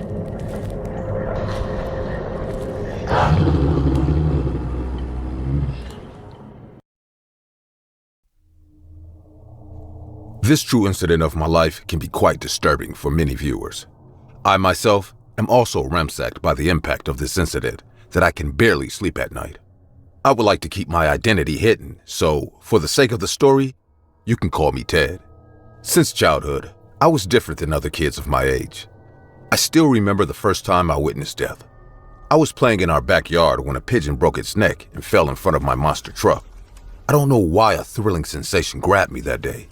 Instead of calling for help, I crushed the suffering pigeon with my truck. The pigeon flopped its wings, and blood kept flowing from its smashed head. As I grew up, this feeling of seeing blood flow grew too. I sometimes used to bite my own lips just to taste some drops of blood. I won't deny, I like the salty flavor of it, even more than any dessert. When I was 12 years old, my mother went to visit my grandmother, and I was home alone. Our neighbor next door came to cook some food for me. Miss Harrison made me some steaks that night. While chopping the meat, she accidentally cut her finger with our sharp kitchen knife. She went to the washroom to dress her wound and told me to wash the knife as it had drops of her blood. As soon as she disappeared from sight, I secretly licked the knife and tasted her blood. I won't lie, it felt amazing. Soon, I came to realize that I possess a very weird fantasy which, in other terms, can be compared to cannibalism. No matter how many types of meat I had my entire life, nothing beats the taste of human blood and flesh. With more days passing by, my weird fantasy started to make me anxious. I was looking for a way to make it come true by tasting actual human flesh. You must understand that I'm not a killer. My intention was never to hurt anyone on purpose, but I couldn't help myself with this hidden fantasy either. I was going through a troubled time then. My father died from a heart attack and our family fell apart. He was admitted to the hospital for a long time. On the day of his death, when my mom and grandparents were busy talking to the doctors and paying the medical bills, I sneaked into the hospital morgue. I saw fresh dead bodies lying there. It was probably lunchtime, so there was no stuff there. I was completely aware of the security cameras, so I chose a dead body laying in the corner of the morgue. I carefully got close to it without revealing my face to the camera. I used a small surgical knife that I stole from my high school lab. I cut a few pieces of flesh from the body and ate it. Even though the flesh was a bit stiff, it tasted like heaven. I finally realized I am a cannibal. I finished high school and decided to study medical science so that I can remain close to dead bodies. My first year of college went by tasting dead people's meat. I used to cut out selective body parts from the cadavers kept in the lab of our medical school, then have them as my dinner. Things weren't great, but I was addicted to it. One day, I was sitting in my room and browsing through the dark web when I came across a site named Cannibal Cafe Forum. This cannibalistic forum is about eating people and being eaten by people. Here, people log in requests to get eaten or eat others, talk about their cannibalistic fantasies. For example, a note under the website read, "The Cannibal Cafe Forum is dedicated to covering a full range of cannibalistic fantasy." The topics here deal with fantasies involving consenting adults. The more I searched that site, the more my curiosity increased. Some people willingly wanted to be victims of cannibalism. I was shocked and extremely excited to find out about this site. I logged on and started to take part in chats on that forum. I had no friends, no girlfriend, and I hardly visited my family after moving out for college. I wanted to keep my life as private as possible to avoid any source of suspicion from anyone. Every day, after coming back from college, my routine was to sit in front of my computer and explore the Cannibal Cafe Forum. People posted ads on that forum expressing their desire to get eaten and tasted by others. For me, it was like my own custom shopping site. I thought everything through and decided to post an ad myself. As I said already, I am not a killer, so all I wanted was a volunteer to make my fantasy come true.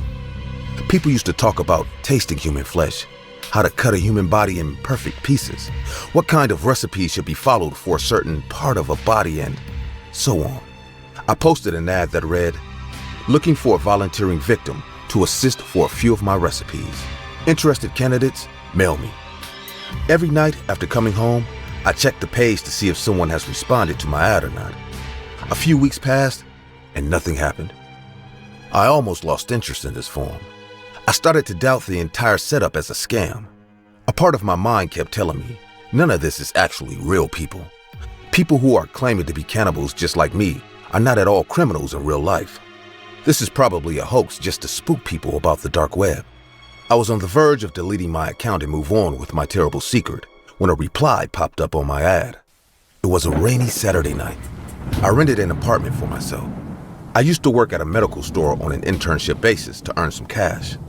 I had no social life as such, so my expenses were quite minimum in comparison to other college-going boys and girls. I came home completely drenched that night. I stormed into my room and opened my computer like every other day. I logged into the page and went to freshen up. While I took a shower in my bathroom, I kept hearing the sound of notifications coming from my computer.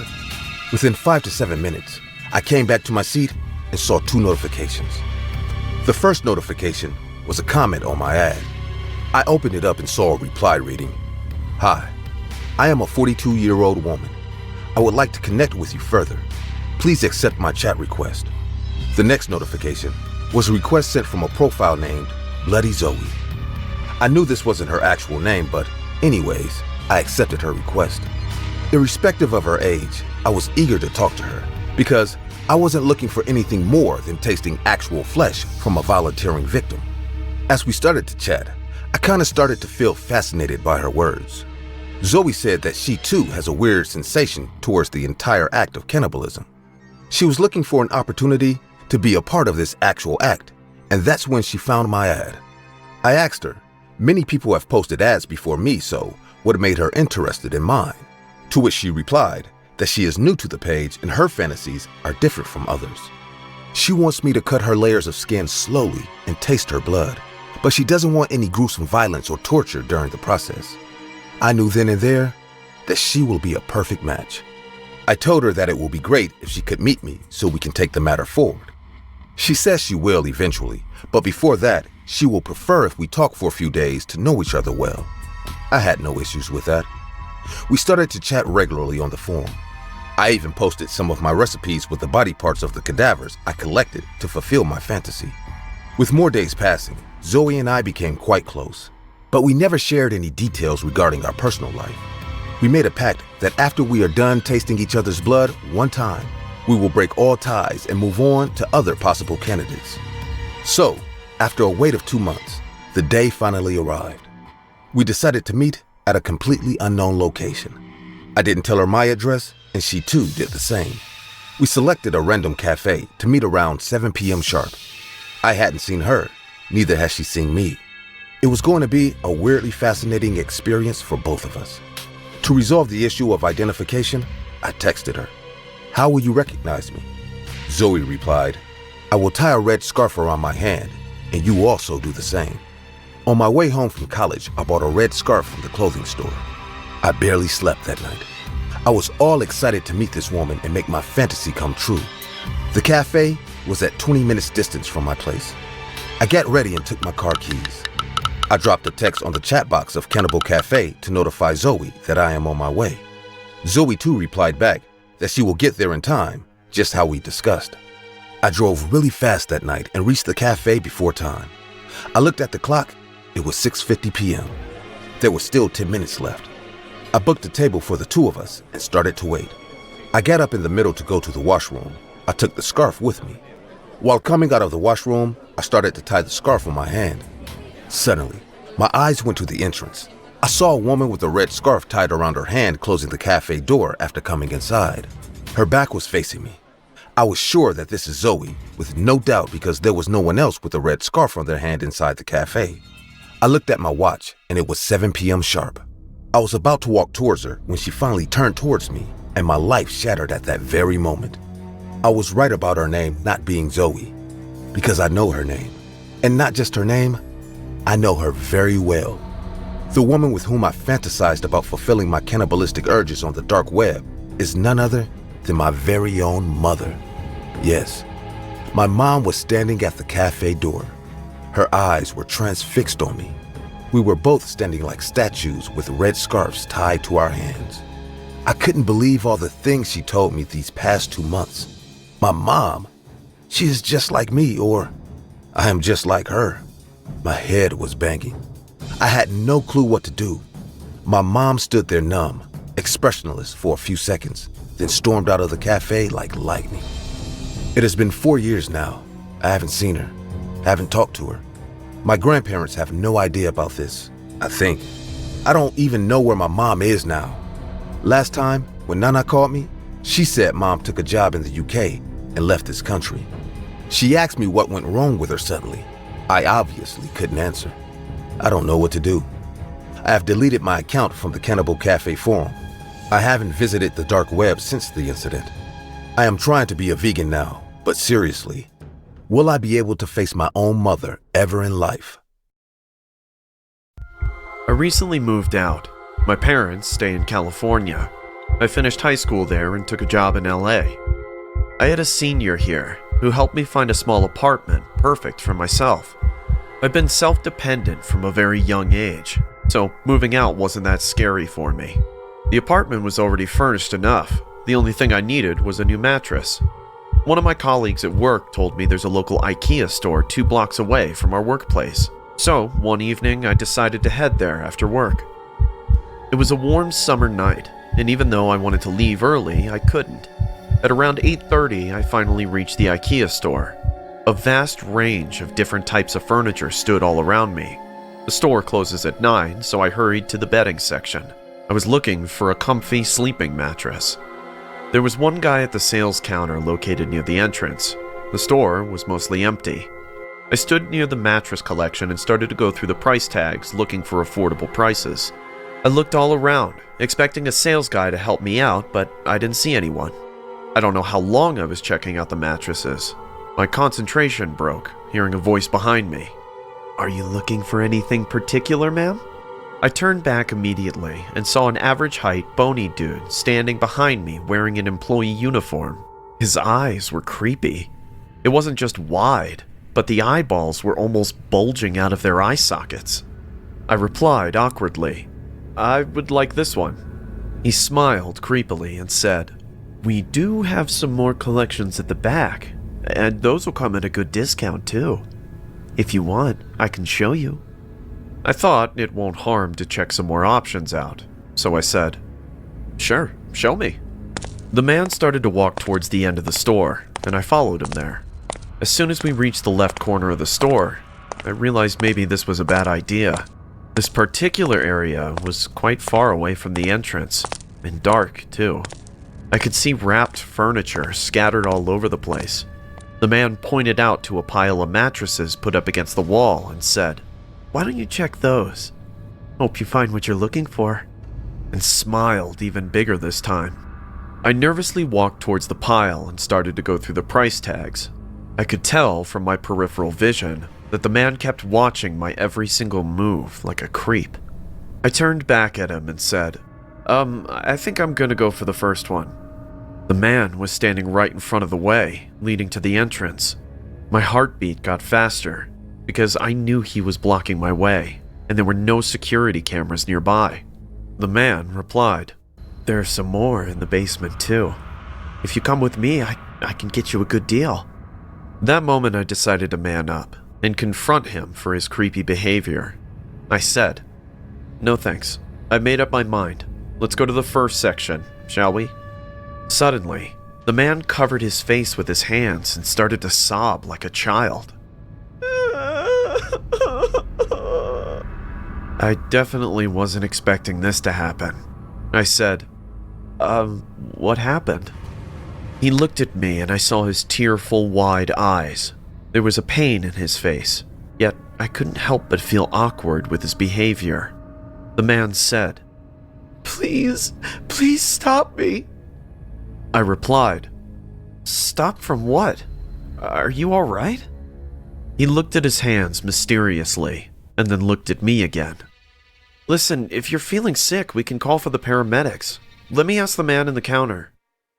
I started to walk past him to reach out for help, just when he grabbed my hand tightly and said, "You have to stop me before I kill again.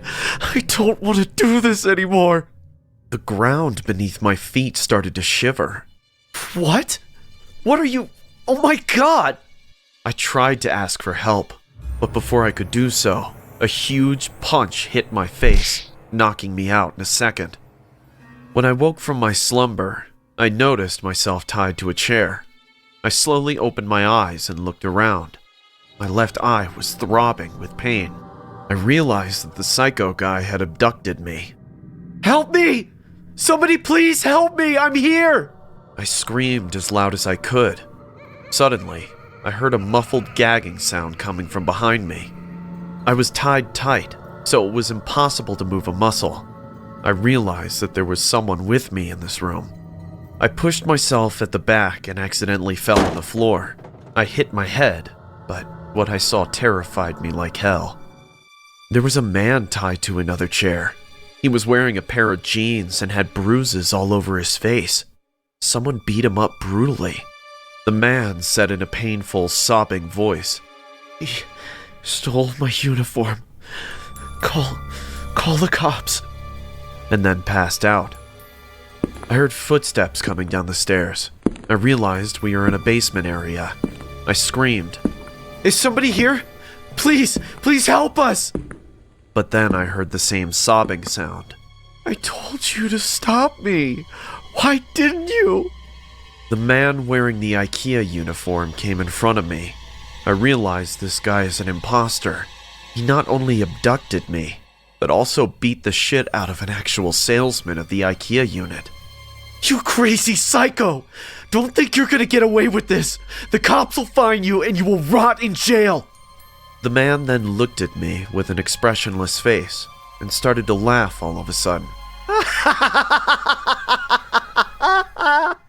Then he said, "It's not the first time that I'm doing this, you know." I started to breathe heavily. I understood this guy is a serial killer. He came closer to me and lifted me from the floor. He then faced me towards the poor guy and said, "Tell me, do you like gory movies?" and took out a gun from his pocket. He slowly walked towards the unconscious man on the chair and stood behind him, looking directly at me. I started to cry in terror. Why? Why are you doing this? Please, let us go. What have we done?" The man screamed like crazy and said, "Be quiet! You are interrupting me with your bullshit now! You won't realize how much fun it is until you do it." He then lifted his hand and placed the gun behind the man's head. The man got back to his senses and said in a dizzy voice, What's happening? What is this? I screamed at the top of my lungs. No, please don't! And at that moment, a loud gunshot took place, almost making my ears numbed. That psycho shot that poor salesman from point-blank range. His blood splattered on my face, and I screamed one last time. My voice got choked, and I sat there silently sobbing. My entire life flashed in front of my eyes while the psycho started to walk towards me. I knew my end was near, and probably like his other victims, no one will know about me and that poor IKEA salesman. He then came close to me and whispered in my ear, "Don't suffer so much. I hate when they suffer like this.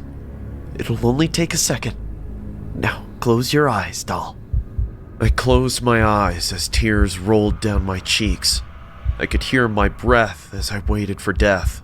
The man placed the warm gun on my forehead, burning my skin a bit, but I didn't feel that pain anymore. I heard the trigger being pulled back one more time. Then the man said, for the last and final time, "Ready or not, here it comes." When I opened my eyes, I saw cops running around me, and the psycho lying on the floor, coughing blood. His eyes looked at me, and then he never blinked. It's been 5 days since I was released from the hospital. The man at the counter was about to close the store when he realized he saw a girl entering the unit, but never saw her leaving the place. So, he decided to check the footage just when he found me standing near the mattress area, talking to a guy and then following him to the other side of the store. He recognized that the guy is not their salesman. Moreover, he's an infamous serial killer that the cops were looking for. He rushed there and found the basement door locked. He called the cops immediately and also heard the first gunshot. I was lucky enough that the cops reached me as soon as they did and saved me from this devil before he shot me, just like the poor salesman. I might have to undergo therapy. I'm now boarding a flight to San Francisco to stay with my parents. I don't know when I'll be able to move out again and live on my own. Eddie moved into their new house with his parents. He was extremely excited. This house is way bigger than their previous apartment. It even has a big lake at the back of the house. He likes playing near the lake in the afternoons on holidays. Though his mom told him not to go to the lake alone, Eddie never listened. People hardly go to this lake. Maybe that's why it appears so attractive to Eddie. He sits on the bank of the lake and dangles his feet into the still, cold water. The water reflects everything like a mirror. Eddie looks at the water and makes faces and ends up laughing on his own. Long trees surround the lake. With the slow wind passing by, Eddie could see those trees moving, as if they were dancing. Every holiday afternoon, Eddie secretly sneaks out of the house and comes here. One Sunday, Eddie was standing near the lake and skipping stones into the water. Suddenly, he saw something in the middle of the lake. He tried to look more closely, and what he saw shocked him. There was a hand floating on the lake. The hand wasn't moving, just floating still. Eddie asked in a surprised voice, "Hey, do you need help?" The hand didn't move. Eddie asked again, "Hello? Can you hear me?" The hand went underwater and disappeared. A thought came to his mind. What if someone is drowning? Eddie ran to the house to call his dad. He bolted inside the house, slamming the door so hard that his mom screamed. "Ed, is that you? Is everything okay?" Eddie said in a panicked voice. "Dad, a man is drowning in the lake." Eddie's dad was watching TV, sitting on the couch. He got up and said, "What? What are you saying?" Eddie went to him and started pulling his hand. "Yes, come on. You have to save him. He called me for help." Eddie and his dad ran to the lake, but by the time they reached the lake, there was no one to be found. The lake water was still, and the slow wind was passing by. Eddie searched with his curious eyes, but he didn't see anyone, or that mysterious hand. His dad scolded him for coming to the lake alone and making up stories. They went back to the house and Eddie went to his room with an angry face. He remembers seeing the hand. The entire night, Eddie couldn't sleep. He had a dream that he was standing near the lake and the hand was calling him. The next morning, he woke up. He heard the sound of cop cars near their house. He rushed downstairs. He saw Mrs. Mullins crying on their doorstep, and his mother was consoling her. A cop was asking her questions, and the other 2 cops were patrolling the area around the house. Eddie couldn't understand what was going on. He asked his dad, "Dad, what happened? Why is Mrs. Mullins crying?" Eddie's dad took him to the living room and said in a low voice, "Ed, you can't sneak out of the house anymore. Our gardener, Mr. Mullins, has gone missing since yesterday. The cops are saying someone abducted him. We all need to be very careful." Eddie said in a loud voice, "That hand, Dad! I saw the hand of the lake!" A cop heard him and came to him. He asked Eddie, "What are you saying?" Eddie's father explained how Eddie came home yesterday and said he saw someone drowning in the lake, but they checked the lake and there was no one.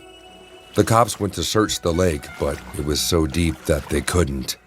They interrogated people in that area, but no one could claim they saw Mr. Mullins going to the lake. A week passed by and Eddie didn't go to the lake. One Sunday afternoon, his dad was away from home. It was just Eddie and his mother in the house. Eddie peeked into his mother's room and saw her sleeping. He then slowly opened the main door and tiptoed out of the house.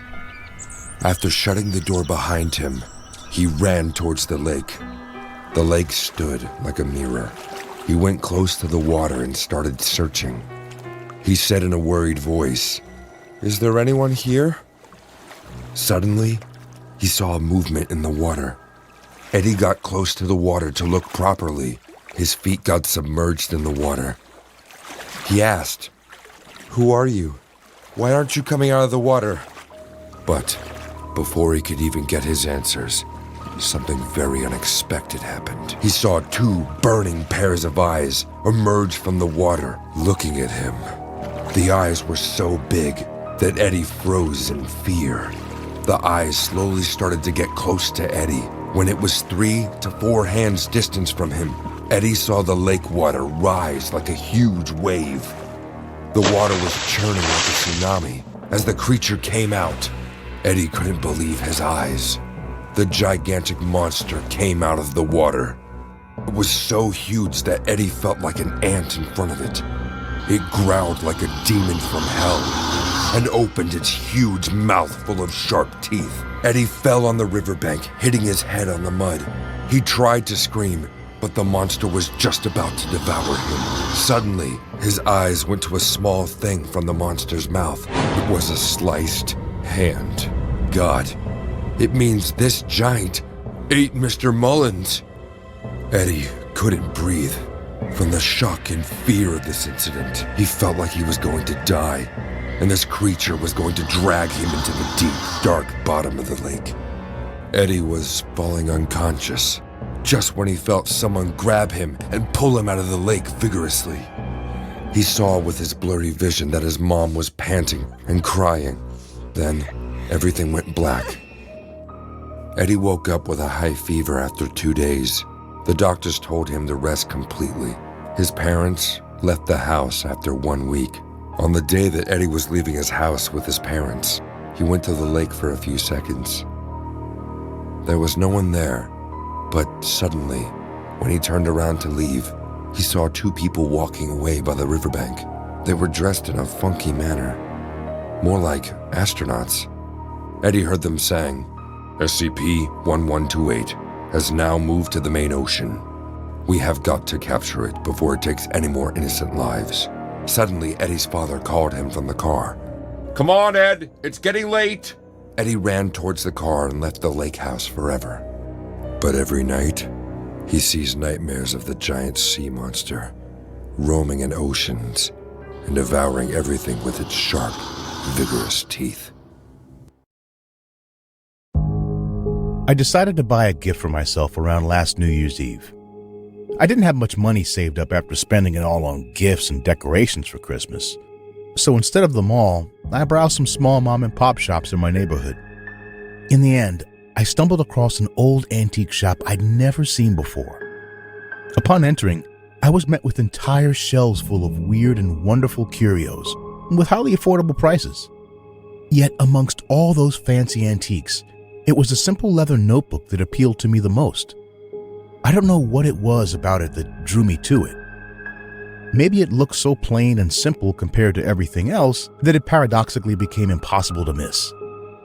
The moment I picked it up and saw the $5 price tag, I knew what my next New Year's present to myself was going to be. I brought the notebook to the counter, where a kindly old man scanned and bagged it for me. You have a good eye, lad. Not everyone appreciates the work it once took to create books by hand, especially leather ones. Thank you. Yeah, I was thinking about writing my New Year's resolutions in it. Oh, I'm sure whatever you write in this book will come true one way or another. Old items like these have a certain magic to them, you know. I wasn't sure what the heck the man meant by that, but I laughed the comment off, paid him $5, and thought about what I was going to write in the notebook once I got home. Once I was home, I sat down on my work desk and started writing the first 5 things that came to my mind about what I wanted to improve in myself. 1. Eat less junk food. 2. Lose weight. 3. Spend less money on my girlfriend. 4. Spend more time with mom. 5. Get that promotion at work. When I tried to close the notebook, I ended up accidentally giving myself a paper cut on the edge of a page. I pulled my hand back in mild surprise, and the blood from my thumb dropped onto the page where I wrote my New Year's resolution. The red blood seeped into the white page and immediately disappeared. A little odd, but I brushed it off and went to bed. New Year's Eve came and went, and like most people on the first day of January, I completely forgot about the resolutions I'd made and went back to my old habits of eating McDonald's on a regular basis. As if to punish me for my lack of resolve, I became involved in an accident within the first week of the new year. I was walking on the sidewalk one morning on my way to work when a wrench flew into the side of my face. Apparently, a guy was fixing his car and forgot to take one of his wrenches from the roof of his car before continuing to drive. So when he drove and made a fast, sharp turn near me, the wrench went flying from the car and straight into my face. The impact shattered my entire lower jaw. I felt my teeth fly out of my mouth before falling onto the ground and choking on my own blood. Luckily for me, there were bystanders around, and they quickly called an ambulance for me. I spent the next week in the hospital getting my jaw reconstructed. The doctors were able to patch me up pretty well, though they told me I'd have to live off a liquid diet for the rest of the year, or more. As you can imagine, I took some time off work in order to recover at home. I was in constant pain because of my injury and lost so much weight that I looked like a skeleton. But it was made bearable by my wonderful girlfriend, who visited me almost every day.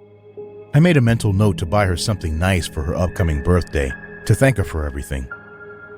Then, one night, as I was laying in bed watching TV, I received a phone call that changed everything. It was from the police, and though I couldn't say much to them with my broken jaw, I was able to understand everything they said clearly. My girlfriend had been murdered.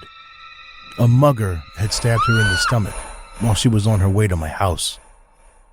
The grocery bags she'd been carrying when police found her were filled with drinks, yogurt, and other liquid foods, stuff that she no doubt intended to bring to me while I recovered from my injuries.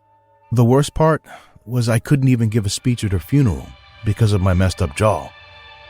When I got home after the funeral, I noticed something I'd completely forgotten.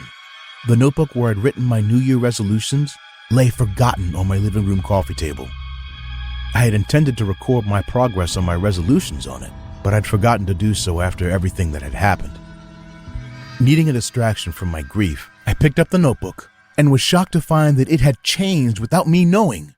3 of the 5 resolutions I'd written: eat less junk food, lose weight, and spend less money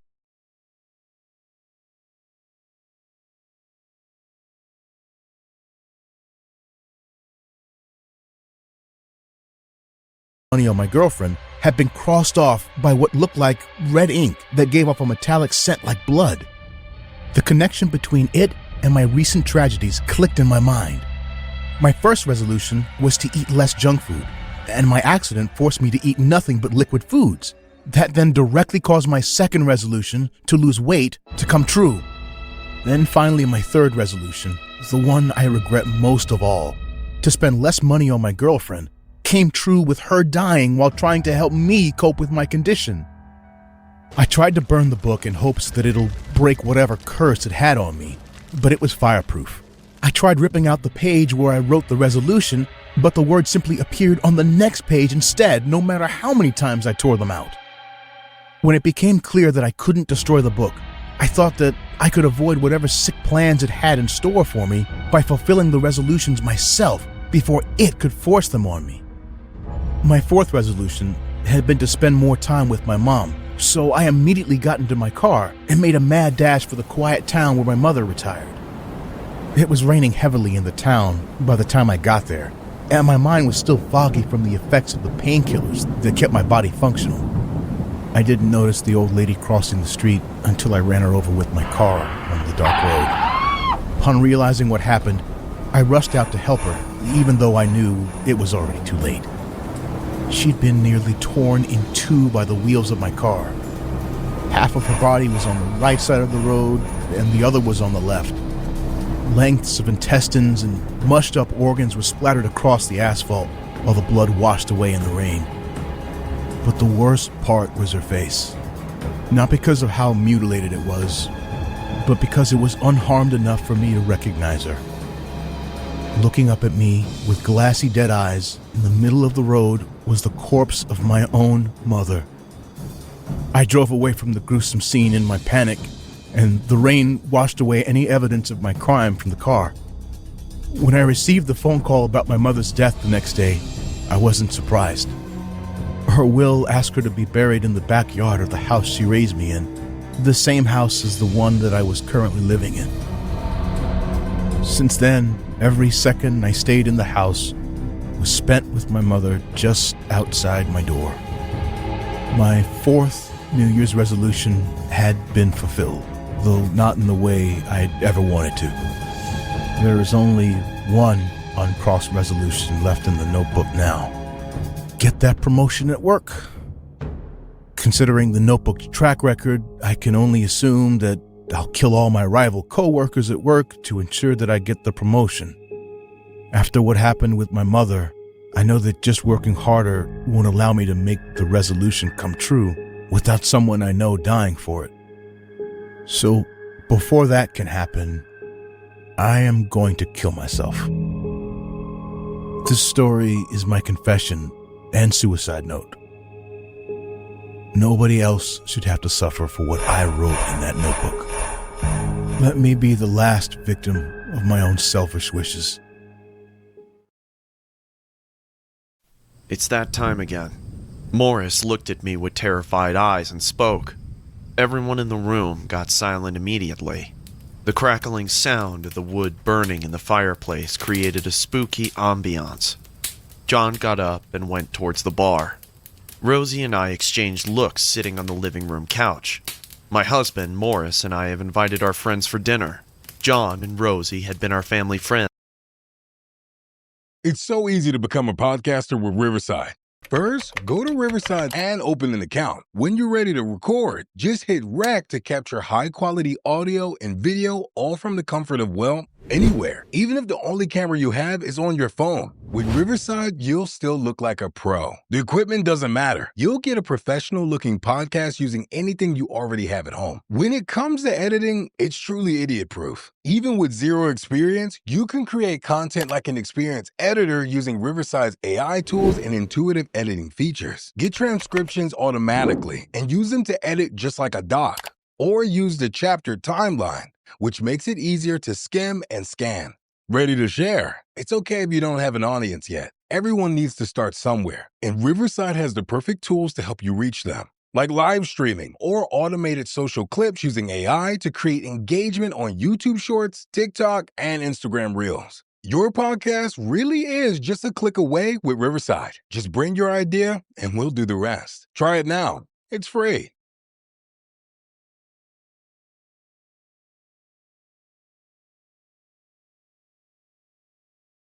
QuickMD connects patients with a doctor online for opioid use disorder. Start medication-assisted treatment. For the last 10 years. I looked at Morris and said, "Don't you think you're overreacting?" Morris opened the window in the living room. A gust of cold wind rushed inside the room. The winter nights in Oxfordshire are very cruel. Morris looked outside and stared at the dark valley for some time, then said in a low voice, "We are the people of Tomby. Oxfordshire are struck with an ancient curse. None of us can deny that." Rosie said, "But I agree with June. It's been a long time now. We should forget what happened 12 years back."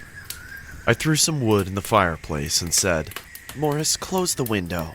It's really cold, you know." Morris shut the window and sat on the bar. John poured him a glass of wine and said, "Do you know how it all started?" Rosie said in a sarcastic voice, "Well, it would be fun to hear a spooky story on a chilly winter night, I think." I laughed and said, "Yeah, a little story time won't hurt, I guess." Morris took a sip from his glass and looked at the burning fireplace. He kept staring at the fire for a while and said, "It's scarier than any spooky story, because it is not a story.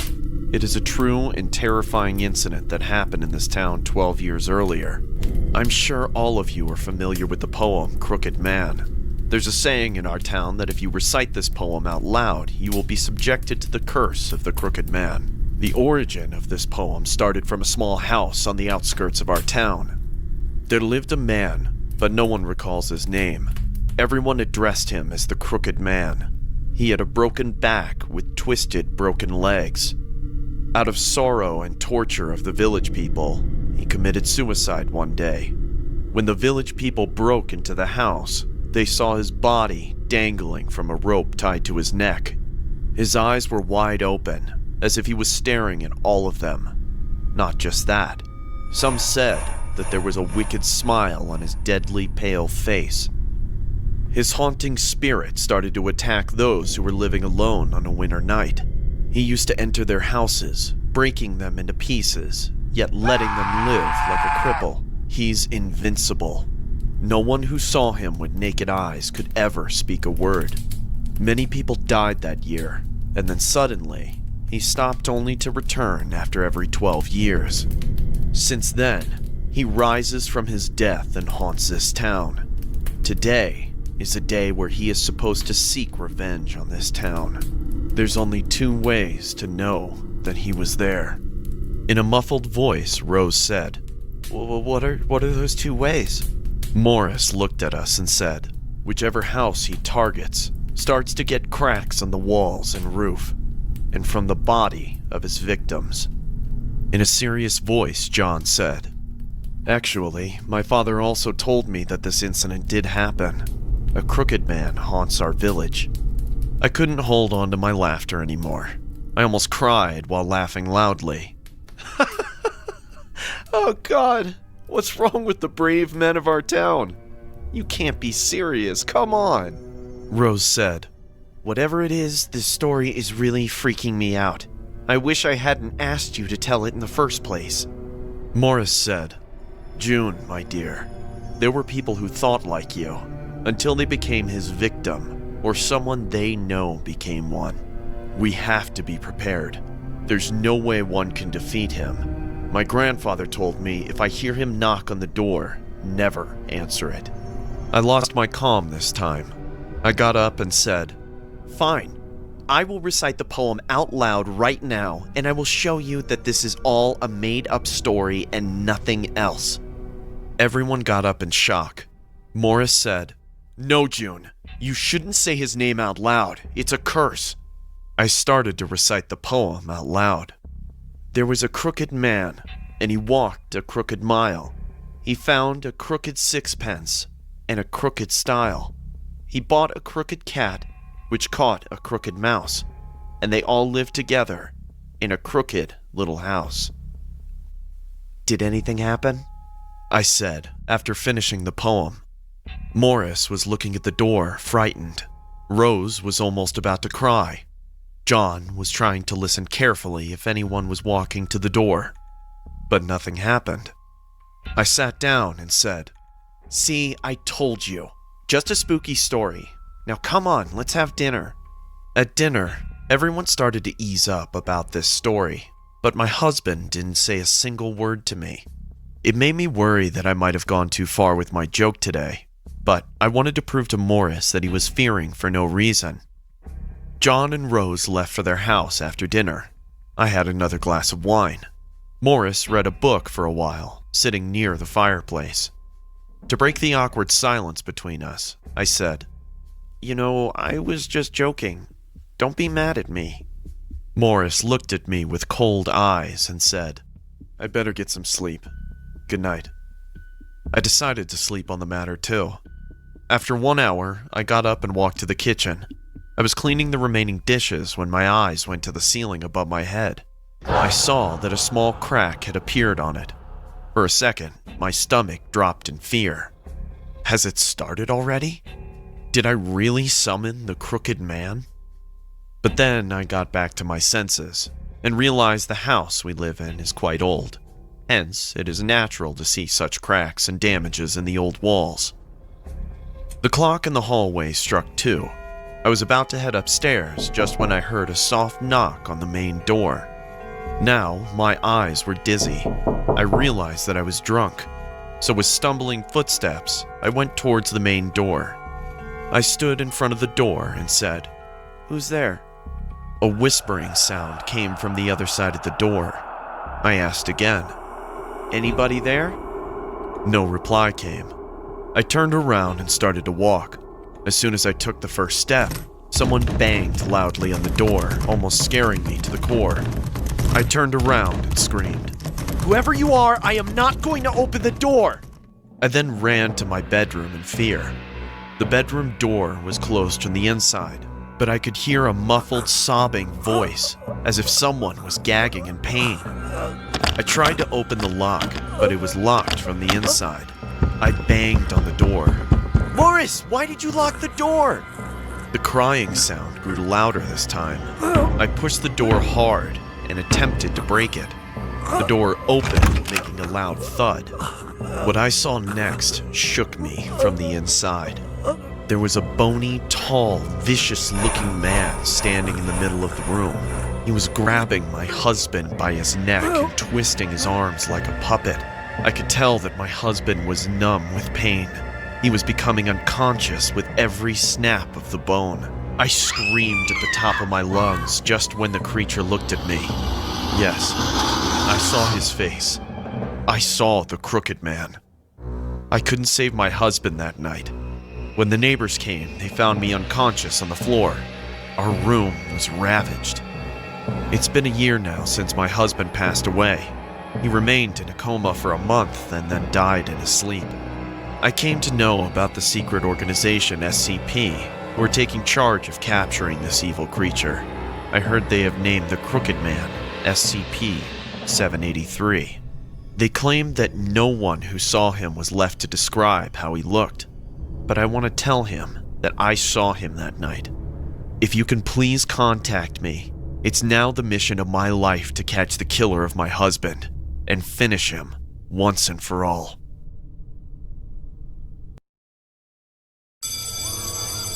This happened last week. I am Sam. I study in high school. We had a teacher named Mr. Smith. He taught us chemistry. One day after class, Mr. Smith told us that he is planning to go on a long holiday, which is why he might not be present at the next classes. He told us that until our principal can arrange for someone to take his class for a while, we should prepare for our lessons on our own. Generally, everyone was excited to hear that. We all thought at least the chemistry class was going to be off period for a while. Next day, when we went to school, something unexpected happened. As soon as we went in front of the classroom and opened the classroom door, everyone screamed in horror. A body was hanging from the glass ceiling. It was our chemistry teacher, Mr. Smith. Mr. Smith committed suicide in his very own classroom. His neck snapped to the other side when he jumped from the wooden chair while trying to tie the rope around his neck. Many of the students fainted. Many started vomiting. I became numb. I stood there silently like a statue and watched his body dangling in the air. The school immediately went into a lockdown. Police cars stormed the front of the school. Our parents came to take us home. We stood outside the school gate and watched the paramedics taking our chemistry teacher's body away. Next day, our principal addressed the entire school by giving his condolences to Mr. Smith's family. Our school life went back to normal, but we often heard teachers and seniors talking about Mr. Smith's unfortunate death. Some even said that his wife was having an affair with one of his friends. Probably, this is why he decided to commit suicide. With more days passing by, people started to forget about this incident, but the classroom where Mr. Smith committed suicide remained unused. Needless to say, it was almost awkward for everyone to use that classroom like every other one. Our principal declared that the classroom will be renovated and turned into a lab. One day, I went to the washroom in the middle of our English class. The boys' washroom was right beside the chemistry class. I was passing through the classroom door just when an eerie feeling grabbed my heart. I felt like someone was inside the classroom. I opened the door to check myself, but there wasn't anyone. I found myself standing inside an empty classroom. Suddenly, I heard someone's voice really close to my ear. It felt like someone was standing beside me and whispered in my ear, "Help me, Sam." I immediately turned around, but there was no one. For a second, I felt as if Mr. Smith spoke into my ears. After that day, many rumors started to roam around the school. Teachers said that the chemistry classroom is haunted. Our school security guard went to take his usual round at night and saw a man standing in the dark hallway with blood-red eyes. His neck was snapped, making his head hang from it. Even though these incidents were only witnessed by some, the entire school started to believe that Mr. Smith's spirit actually roams in the school. One day, I was talking to a friend standing in the school corridor when I saw two cops leaving our principal's office. I overheard one of the cops saying to our principal, "Yeah, this is just a case of suicide, hence we don't think further investigation is needed anymore. So, we're closing this case, Mr. Wright." Our principal, Mr. Wright, nodded his head with a sad face, and the cops left. That night, I had a terrible dream. I was standing in the chemistry classroom. Above my head, Mr. Smith's lifeless body was hanging from the ceiling. I looked up and saw his dead face. He suddenly opened his eyes and said, "You must bring him here, Sam. You must help me." As I woke up drenched in sweat, I realized it was 10 o'clock in the morning. I tried to think the entire day. Why am I having this weird feeling about Mr. Smith's death? And who was the person he was telling me to bring to him? There were so many questions, but no answers. I expected it was just my mind playing tricks on me until the next horror unfolded.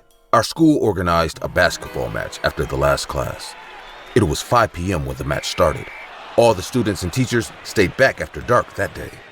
Principal Wright was supposed to honor the winning team with the house cup. Everyone was cheering on the basketball court like crazy.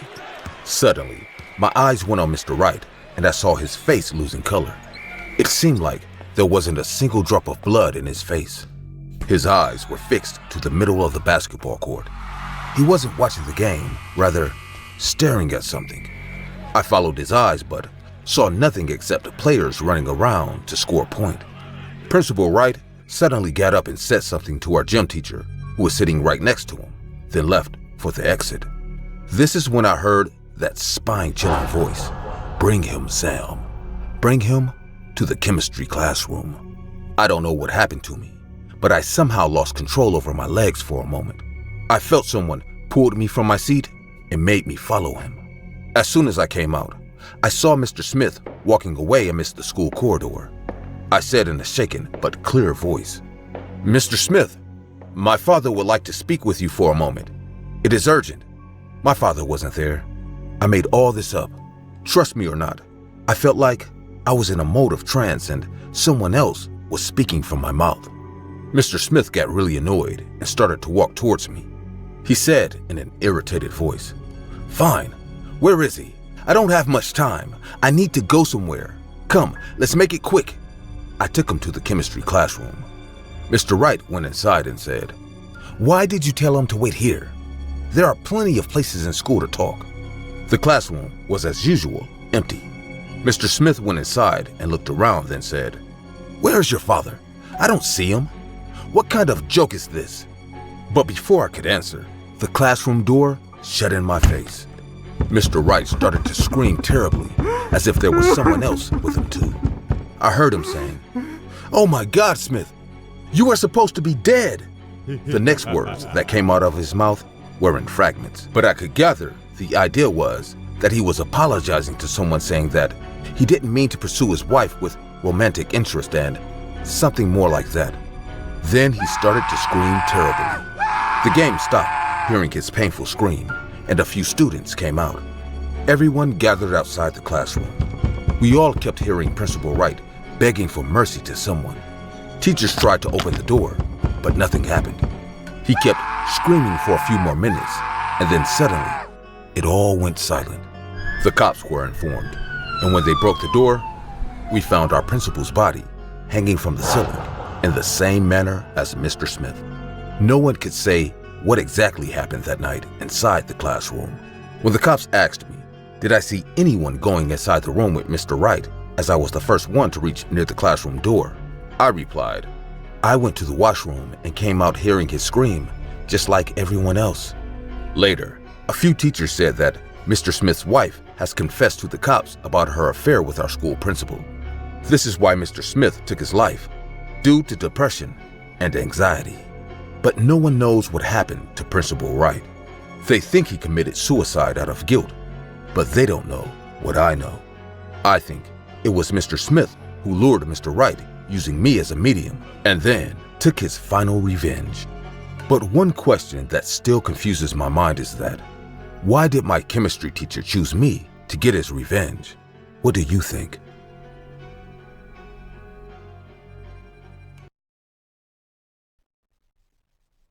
McDonald Food Service. Hi, I am Sarah. I was raised in a foster home with 3 other children. Needless to say, an orphan's childhood can get pretty tough comparing to other kids sometimes. Miss Lestrange, who took care of us, was not a very nice lady. She used to starve us and compel us to work chores in local stores to make her money. We lived in a dingy suburb where people hardly cared about each other. The standard of living in our locality wasn't healthy at all. Homeless people were living all on the alleys and all sorts of crimes were happening every now and then. There was a boy named Robbie who also lived with me. Robbie and I were of the same age back then. Whenever we saved money for ourselves, we used to go to the local McDonald's shop secretly. One day, Robbie and I were sitting at McDonald's waiting for our food to arrive. Suddenly, Robbie said, "Look, it's him." He pointed towards a table nearby. There was a tall, bony guy sitting at the table. I have seen that guy earlier from our locality. He looked at us with a serious face and then again got busy on his phone. I told Robbie in a low voice, "Do you think he's going to tell Miss Lestrange about us?" Robbie laughed and replied, "Come on, Sarah. He's a drug dealer. He's way busier than you and me." Even though we had a tough life, Robbie has always been a cheerful boy. It wasn't evident that this guy was into dealing drugs, but we saw him picked up by cops many times from our living room window. When we finished our meal, we headed back home. A week passed and Miss Lestrange fell ill due to fever, so we were all relieved from her torture for a while. We didn't have to pay her for a week, as her boyfriend used to come and take care of her for some hours every day. That man was nice to us. One night, everyone was sleeping and Robbie and I ate very little that day. The 2 other kids were a lot younger than us, so we gave most of our food to them. Around 12 a.m., Robbie woke me up and said, "Sarah, I am feeling very hungry. Let's go to the McDonald's shop nearby." Eating too much junk food wasn't good, but McDonald's is the only food store that is open 24/7. It was in our budget too. I got up from the bed and we sneaked out of the house. The suburb is more prone to criminal activity at this hour, but we had no other ways. We chose to walk from the middle of the street to avoid any dark corner. Many kids in our area get abducted and trafficked by criminal gangs. After a trouble-free 10 minutes walk, we reached the McDonald's store. The store had no other customers. We entered and walked towards the counter. There was no one at the counter as well. Robbie said in a low voice, "Anyone here to take our order?" Suddenly, a deep, coarse voice came from the back. "What do you kids need?" The voice shook us immediately, and we turned around in fear. It was that bony, tall guy wearing a McDonald's employee costume. He probably went out for a smoke, because as soon as he entered the shop, a foul smell of burnt cigarettes grabbed the air. I said in a hesitant voice, we would like to..." The guy slowly walked towards the counter and handed us the menu chart. I got a bit scared, so I fumbled. Robbie ordered some burgers and fries.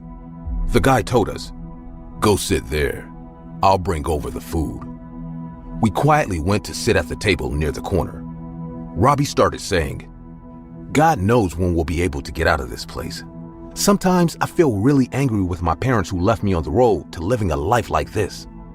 The guy was wearing a McDonald's cap, so I couldn't see his eyes, but it felt like he was listening to our talks.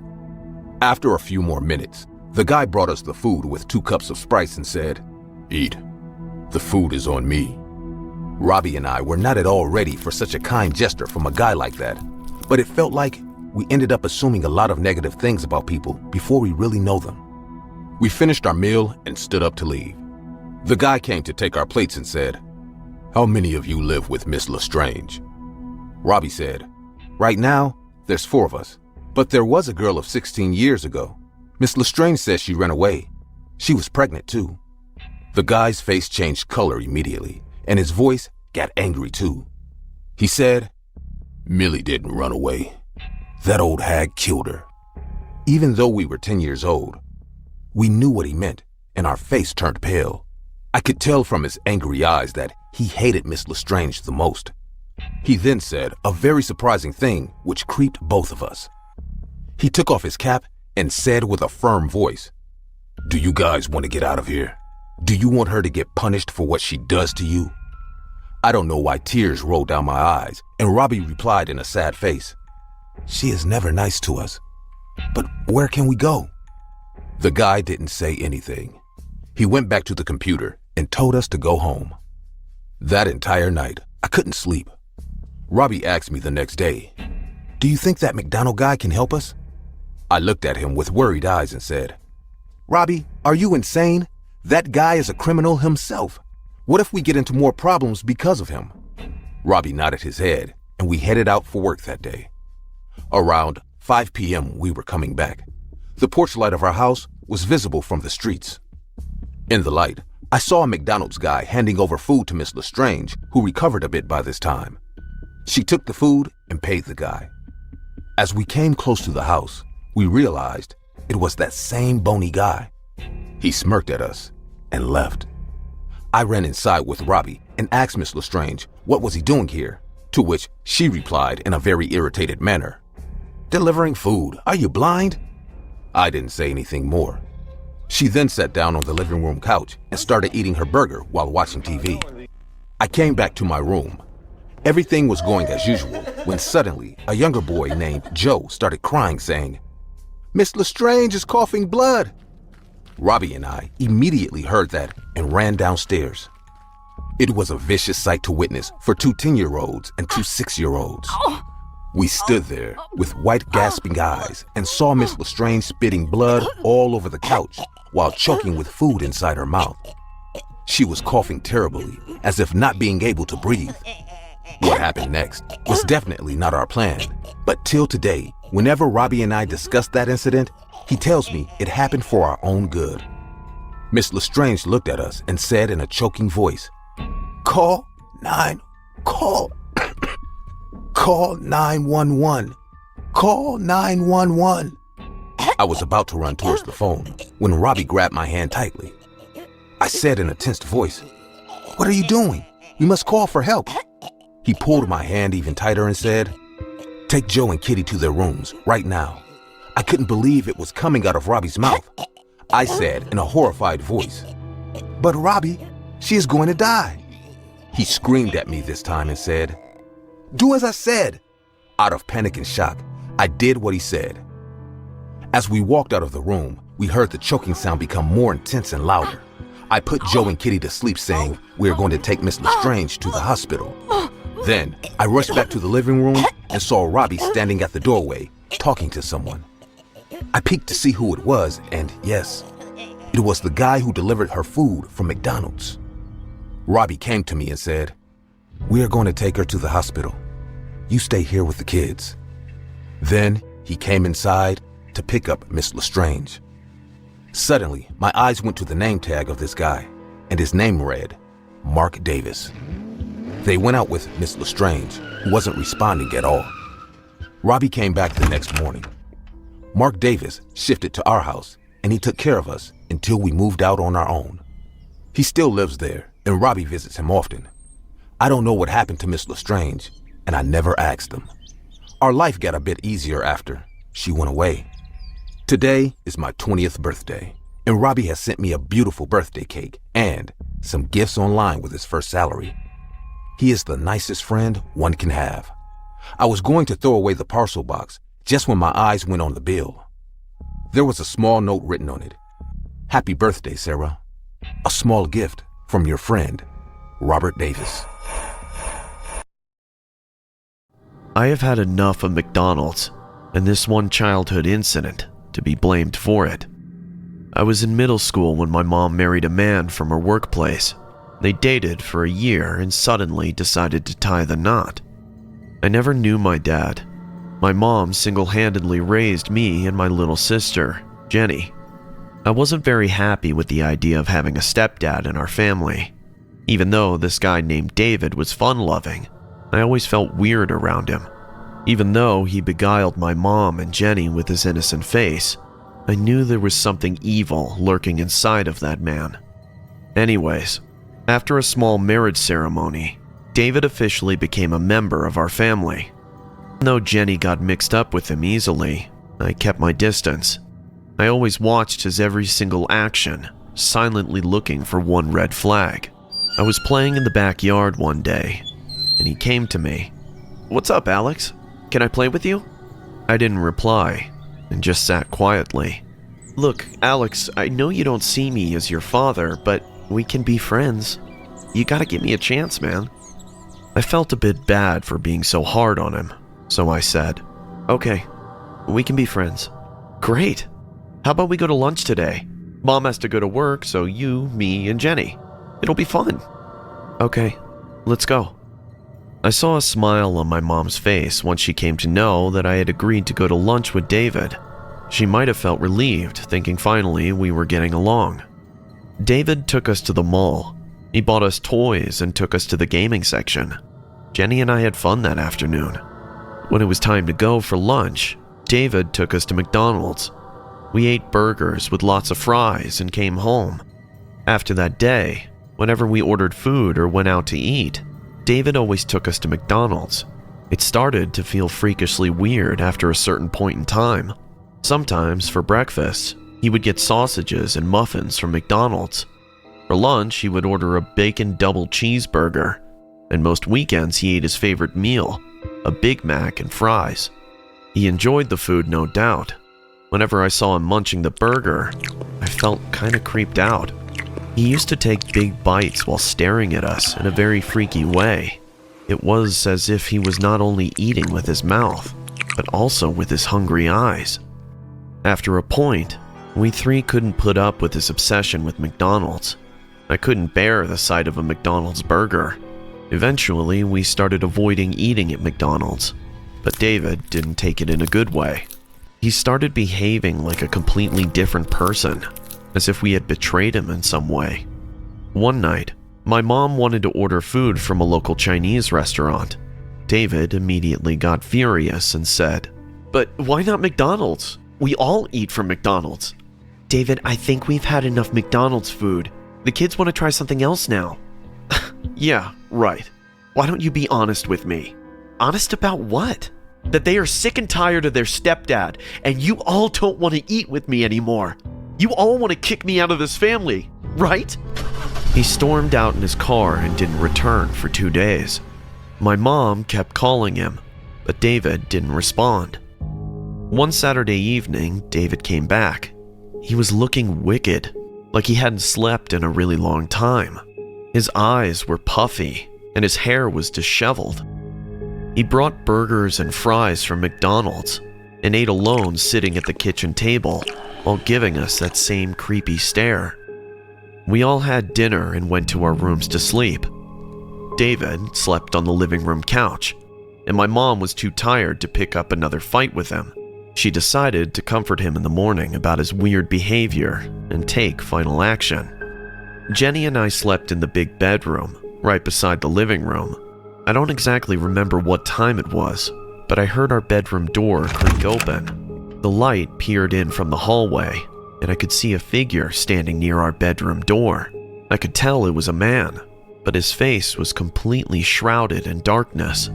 Jenny was scared of the darkness, so we had a small table lamp lit in our room at night. As soon as the man stepped into our room, I recognized him. I blinked my eyes in surprise. It was Ronald McDonald. He was just standing there silently and staring at us. He didn't seem to be aware that I was awake. In the dim light, he crept into our room and tiptoed quietly over to Jenny's bed. From where I was laying, I could see him reach out and grab my sister with his strong hands. Then all of a sudden, he started to shake her violently, saying, "I'm loving it! I'm loving it!" My sister started to scream, and I hit the lights immediately. As I got close to look at the face, I realized it was David, dressed as Ronald McDonald and scaring my sister. He didn't seem to be bothered at all by the lights, or me witnessing him doing this. He just kept screaming, "I'm loving it!" "Let go of my sister, you freak!" My mom came rushing from upstairs, hearing my sister and me screaming in the middle of the night. From the doorway, I heard my mother's voice cry out in alarm. "What the hell are you doing?" He quickly released my sister and ran towards the big glass window in our room. Shattering those glass pieces, David fell on the hard ground.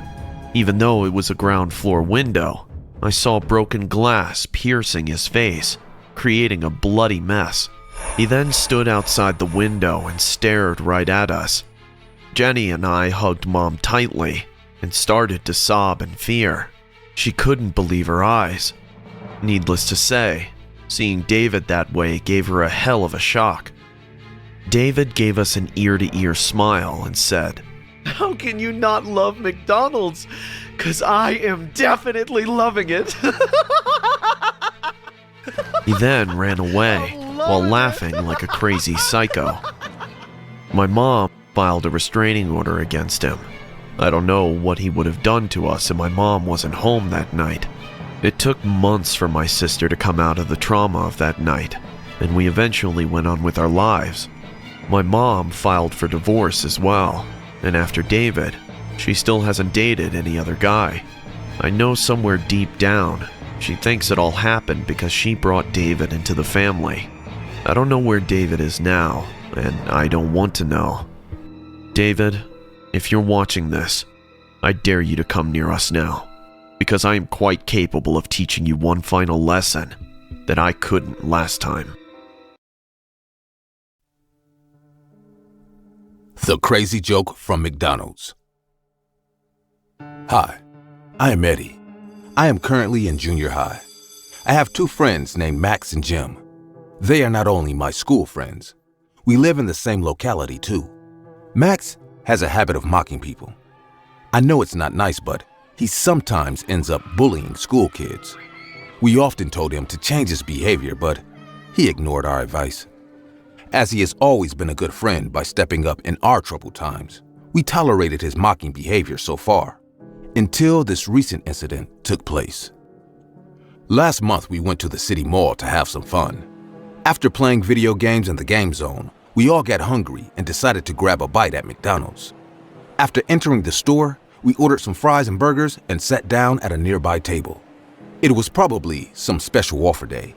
There were lots of combos and discounts going on the food items. There was also a man dressed as the McDonald Joker, standing at the entrance, welcoming the guest inside. The Joker was making funny faces and giving balloons to little kids. Jim said, "Remember when Max was a little kid? He once started crying seeing a McDonald's Joker. I still recall his freaked out face." And we started to laugh.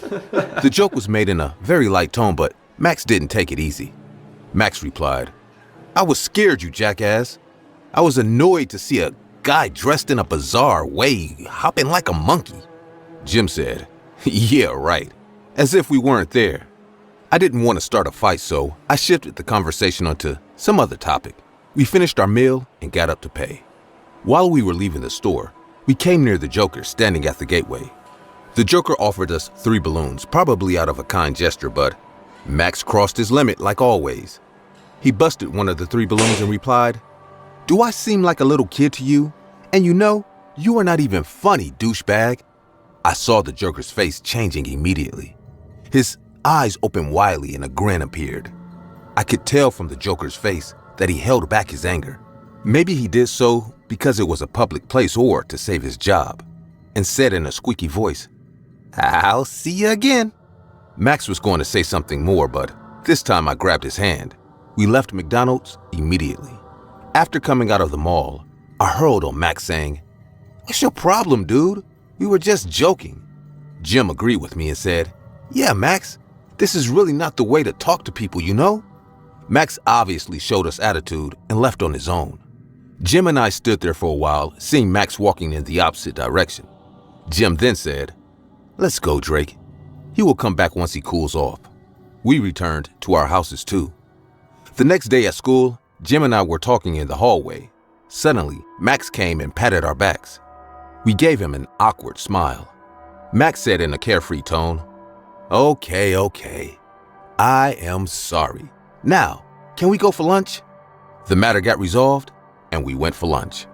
We decided to go to the amusement park that put up a weekend fair for the town people. There were rides in various stalls. We were enjoying the fair when a corner of the ground caught my attention. There was a small truck of McDonald's at the fair, selling burgers and fries at the fair. I excitedly told Jim and Max, "Hey, look, let's go grab some snacks from there before leaving for home." We 3 walked towards the cart and bought our food. As soon as we turned back, I got goosebumps. The Joker guy was standing in front of us with a creepy smile. We looked at each other's faces in surprise and discomfort. The Joker then turned to Max and said, Well, we meet again." I could tell from Max's face that he was a bit freaked out. He said in a hesitant voice, "Yeah, whatever. Come on, guys, it's time to go home." We started to walk towards the exit of the park. Jim said in a panicked voice, "Is he still looking at us?" I turned back and saw the Joker smiling. I said in an awkward voice, Let's just keep walking." After reaching the main gate, we all turned back, but the Joker was not there anymore. Max replied, "What a creep." I would have been relieved if the night ended this way. The townspeople were busy at the fair, so most of the streets were empty. The moonlight and crickets chirping around made the walk even scarier. The only thing going on in my mind was this creepy encounter. I couldn't help but think that it was the same guy from the mall that day because he remembered us. My heart was hoping that he wasn't following us. We were constantly checking our back, but apart from the 3 of us, there wasn't a single person on the road. We took a left turn for a shortcut, which led to a narrow alley joining our neighborhood and the main streets together. As we turned into the alley, we heard footsteps. We immediately turned back, but didn't see anyone. Needless to say, we started to freak out now and decided to walk even faster. But as soon as we turned forward, our heart stopped beating. There was a figure dressed in McDonald's Joker's clothes obstructing our way. There was a 10 to 15 hands distance between us and him. He giggled and said, "What did you call me that day?" Now, Max was covered in sweat. He said in a stuttering voice, Don't you dare hurt us, you freak! Step out of our way or I will. The Joker replied in the same chuckling tone, "Or you will what?" and started laughing like a maniac. Jim and I were equally freaked out, but we didn't see any weapons with this guy. We were just thinking what our next move should be when Max did something extremely dangerous. He picked up an empty beer bottle lying in the alley and threw it on the Joker's face. The bottle hit so hard on his face that it shattered into pieces. I screamed in horror, saying, "Oh God, Max, what have you done?" Max said in a firm voice, "How's that, you fucking creep?" The Joker stood there silently. He didn't scream, didn't walk away. He stood there like a statue and started to sob like a child. Blood was dripping from his forehead. I said in a tensed voice, "Please, let us take you to the hospital. It's all a misunderstanding. Listen." But the Joker lifted his face, and his sobbing turned into psychotic laughter. He then picked up some of the broken glass from the ground and said in a spine-chilling voice, "You want to see something funny? Max." Our eyes got wide open. Our hearts were beating like a wild horse. We had no clue what he is up to now. Max was trembling in terror. His eyes were fixed at the Joker. The Joker then shoved the broken glass inside his mouth and started chewing them. I don't know how I should explain this, but that was the most frightening sight I might be going to witness in my life. The sound of broken glass getting smashed by his teeth and the flesh ravaged by the sharp pieces of glass made my heart skip to my throat. Blood was dripping from his mouth, but he kept chewing as if it were just mere food. He then started to laugh and say, "Am I funny for you now? Am I, Max?" Jim said in a terrified voice, "Guys, run, run!" We started running towards the direction of the fair again. We didn't look back because the Joker's laughter was still coming from our back. Gasping and panting, we reached near the fair. A few local people rushed towards us. Max was in tears, and we were completely freaked out. Our parents were informed, and we safely reached home. My dad filed a complaint at the police station. They still haven't caught the guy. The cops asked the McDonald's owner about the Joker's whereabouts. The owner said that they only had his number, but the number is in switched off mode till now. I wonder, where's this guy now, and in what shape?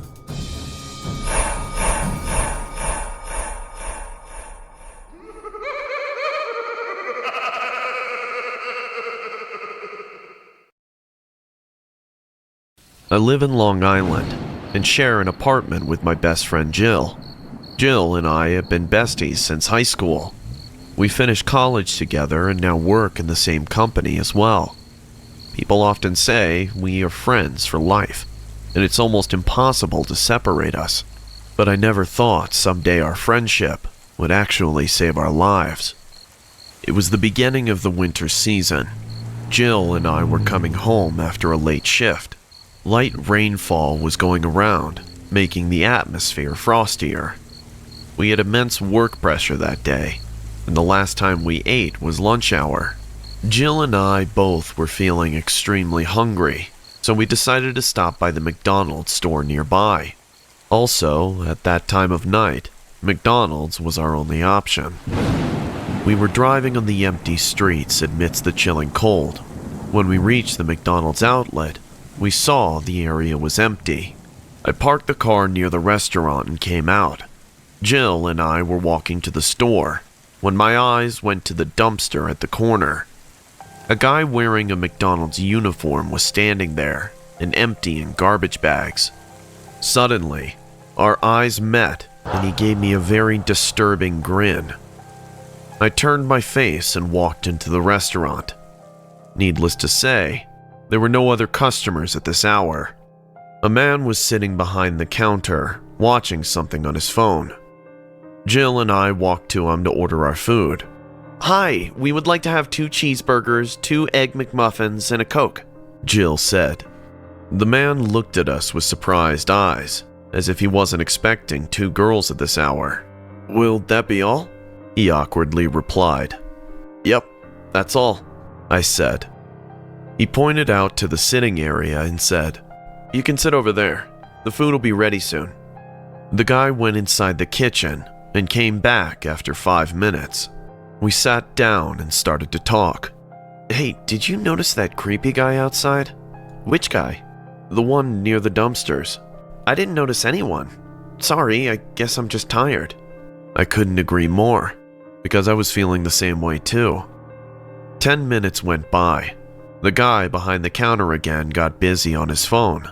I was getting impatient because I knew the creepy guy I saw outside was probably the one preparing our food right now. And I was right. Within a few minutes, the same guy came from the kitchen and went to the guy sitting behind the counter. He then whispered something to the counter guy, and they both talked in a low voice. The counter guy then came to us and said, "Ma'am, we have a situation. Looks like we ran out of muffins. Is it possible we can substitute it with some fries?" Jill replied, "Okay, fine, but please make it quick." He thanked us for understanding the situation and went back to the creepy guy. What he did next gave me a huge red flag. The creepy guy smartly walked to the exit door and locked it using a key. He then put up the close sign and went back to the kitchen. "What's going on?" I said to the guy at the counter.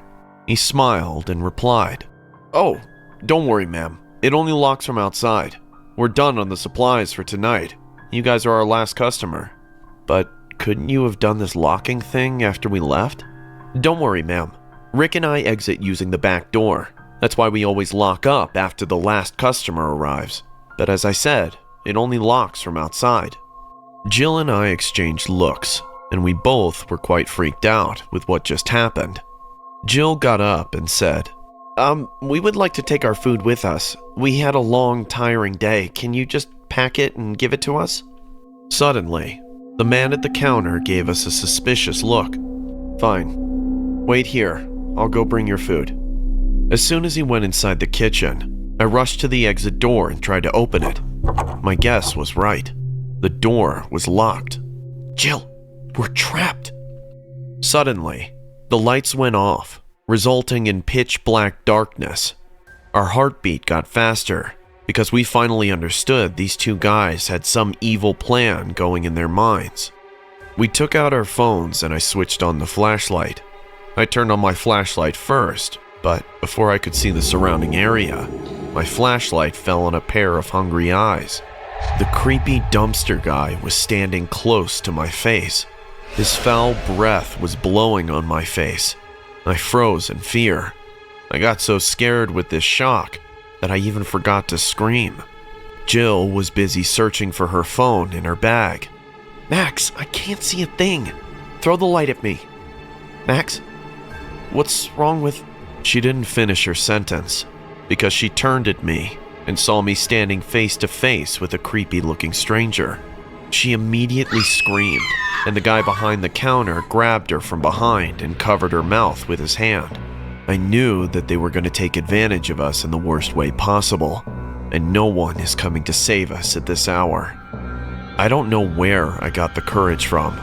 Before the other guy could grab me, I kicked him between his legs hard. He fell on the ground, screaming, "Ah, you bitches! You fucking bitches!" Seeing me fighting back, Jill got charged up as well. She bit the man's hand, and the man cried in pain and let go of her immediately. But we didn't waste a single second. I picked up my phone and screamed, "Jill, the back door!" We ran towards the back door, and luckily found it open. I was in tears. Jill was pale with fear. Somehow, we started the car engines and heard those fucked up men screaming. "These bitches! God damn it!" I will never forget the experience of that night. We informed the cops and reported about those freaks. They're in jail right now, but it still scares me when I think, what if only one of us went to McDonald's that night? You can take this story as a cautionary tale, because that one time I took something from someone without asking for permission, it turned my life upside down. I was 8 years old when this happened. I've always been an active kid, hence I got into trouble quite easily. One day I went to play in the city park with my friends. We were playing in the jungle gym. Everyone was trying to hold on as long as they could. I was hanging on it for a long time and out of overconfidence, tried to pull off some stunts. My hands eventually slipped, and I fell on the hard ground, fracturing my leg. I was admitted to the hospital immediately, and that's where I met Sam. Sam was another kid similar to my age. He was really sick and often went to surgeries every 2 days. His parents used to come and cry sitting in front of his bed. Sam never talked to anyone. His bed was right next to mine. Sometimes in the middle of the night, I woke up hearing his heavy breathing. I could tell his health was deteriorating rapidly. One day, Sam fell very sick, and he was taken to the ICU. While he was away, I noticed a bunch of Happy Meal toys under his pillow. I was just a kid and kind of wanted that collection. The next day, I was about to be discharged from the hospital, so I secretly put his collection in my backpack with my other stuff. I was deeply asleep when I felt someone standing near my bed. I saw with my sleepy eyes that it was Sam. I woke up frantically saying, "Hey Sam, you scared me. How long have you been standing there?" He didn't reply to me. There was something different with Sam. His face was pale, and his eyes were like a dead fish. I said again, "So you've been discharged from the ICU, huh?" "I want my toys back." Now I was all nervous about this awkward confrontation. I knew he would realize after coming back, but I was hoping he would find out after I left the hospital. I wanted to keep the toys, and if I returned them now, it would directly prove that I stole them. So I denied it to his face. "What toys are you talking about, Sam?" "My Happy Meal toys from McDonald's. You took them last night. They're in your backpack." Sam spoke as if he saw me doing all of this. His accuracy kinda disturbed me, but I was adamant as well. "I don't know what you're talking about. I didn't take your toys." Suddenly, Sam's face started to change. His eyes got wide and furious. He looked at me like a hungry wolf and said, "I want my toys back. I want them back." He then opened his mouth, and his jaw started to expand horrifyingly. I screamed in fear and woke up on my bed, drenched in sweat. "Were you having a bad dream, Paul?" I saw a nurse standing near my bed. I looked outside the window and realized that it was morning. Was it all a dream? But it felt so real. I looked at Sam's bed and found it empty. "Are you looking for your friend?" "We weren't friends." "Oh, that's too bad. Your parents will be here soon to take you home." Sister?" The nurse was walking away. Hearing my voice, she turned back and said, "Yes? Do you need something? How is Sam doing?" "Oh, well, he's in a better place now. May God bless his soul." The nurse left, and I realized that Sam was no more. On the way home, I heard my parents talking about Sam and feeling sorry for him and his parents. Sam passed away at around 8 o'clock last night. I felt goosebumps thinking I dreamt of a dead boy in the middle of the night. I looked inside my backpack. Sam's Happy Meal toys were still there. I didn't tell anyone about all this. A week passed by and things got back to normal. Every weekend, my parents took me to the mall. We watched a movie and ate junk food. One weekend, after spending fun time at the mall, my dad took us to eat at McDonald's. I just took a bite of a cheeseburger when my eyes went to the last table in the corner. What I saw ran a cold shiver down my spine. It was Sam. He was sitting at the corner table, wearing the hospital outfit on which I saw him last time. His eyes were blood red and filled with anger. He opened his hollow mouth and said something, but I couldn't hear his voice. Judging by the movement of his lips, I could tell he was repeating one line over and over again. I was becoming numb with fear. "Paul? Paul, are you all right, honey?" My mom's worried voice set me free from that frozen hell. I got back to my senses and tried my best to hide my fear. Yeah, I'm fine, Mom." When I looked at the table again, I found it empty. No one was there. I somehow finished my food and we got up to leave for home. My mom and dad were walking in front of me. We were near the exit door when I saw a guy dressed as Ronald McDonald giving balloons to every kid. When my turn came, he crouched down and handed me a blue-colored balloon. I smiled and said thank you. He got extremely close to my face and said, "Sam wants his Happy Meal toys back." I screamed and ran to my dad. For a moment, everyone around got shocked. My dad asked me, "What happened, Paul? Did he scare you?" I looked back at the guy, but he even looked terrified with my reaction. He said in a nervous voice, "I don't know what happened, sir. Your kid got scared on his own and screamed in my face." I started to realize that Sam's ghost was haunting me because I took his toys. But what can I do now? He's dead. Can someone come back from the dead to haunt a living person? Do ghosts really exist? I caught a high fever after coming home that night. My parents thought the guy dressed as Ronald McDonald scared me, but only if they knew the truth. I might have passed away with a high fever, hence I don't remember what happened after we reached home. I woke up past midnight hearing a thunder crack. A heavy storm was going on outside. I could see a flash of lightning reflecting on my room walls. I understood I was lying on my bed. My eyes took some time to adjust to the darkness. I checked the corners of my room with scared eyes. I felt Sam's ghost will emerge from those dark corners to scare me to sleep once again. There was no one. I breathed a sigh of relief, thinking that I was imagining all of this, and none of these incidents were actually happening in real life. I picked up the glass of water I kept near my bed to take a sip. I took the first sip and calmed down a bit. Then I went to take a second sip, just when a drop of something fell in my glass. In that flash of lightning, I saw the water changing into a red color. I immediately looked up and saw Sam was lying on the ceiling, staring at me with a devilish grin. He was looking like a creature from another world. Half of his face was rotten with maggots crawling on the surface.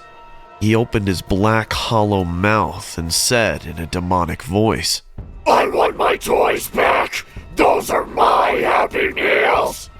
Before I could say something, he jumped on me from the ceiling and vomited a pool of blood on my face. I screamed at the top of my lungs. My parents rushed to my room, and I hugged my dad and cried for an hour. My parents slept in my room that night. The next morning when I woke up, I told them everything. I don't think they believed a dead kid's ghost was haunting me, but they took me to Sam's house and made me apologize to his parents for stealing his toys. When I returned those Happy Meal toys to Sam's mom, she said in a sobbing voice, "These were Sam's favorite toys.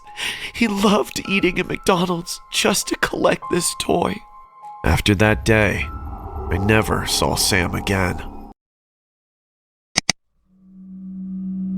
I have always been a gamer.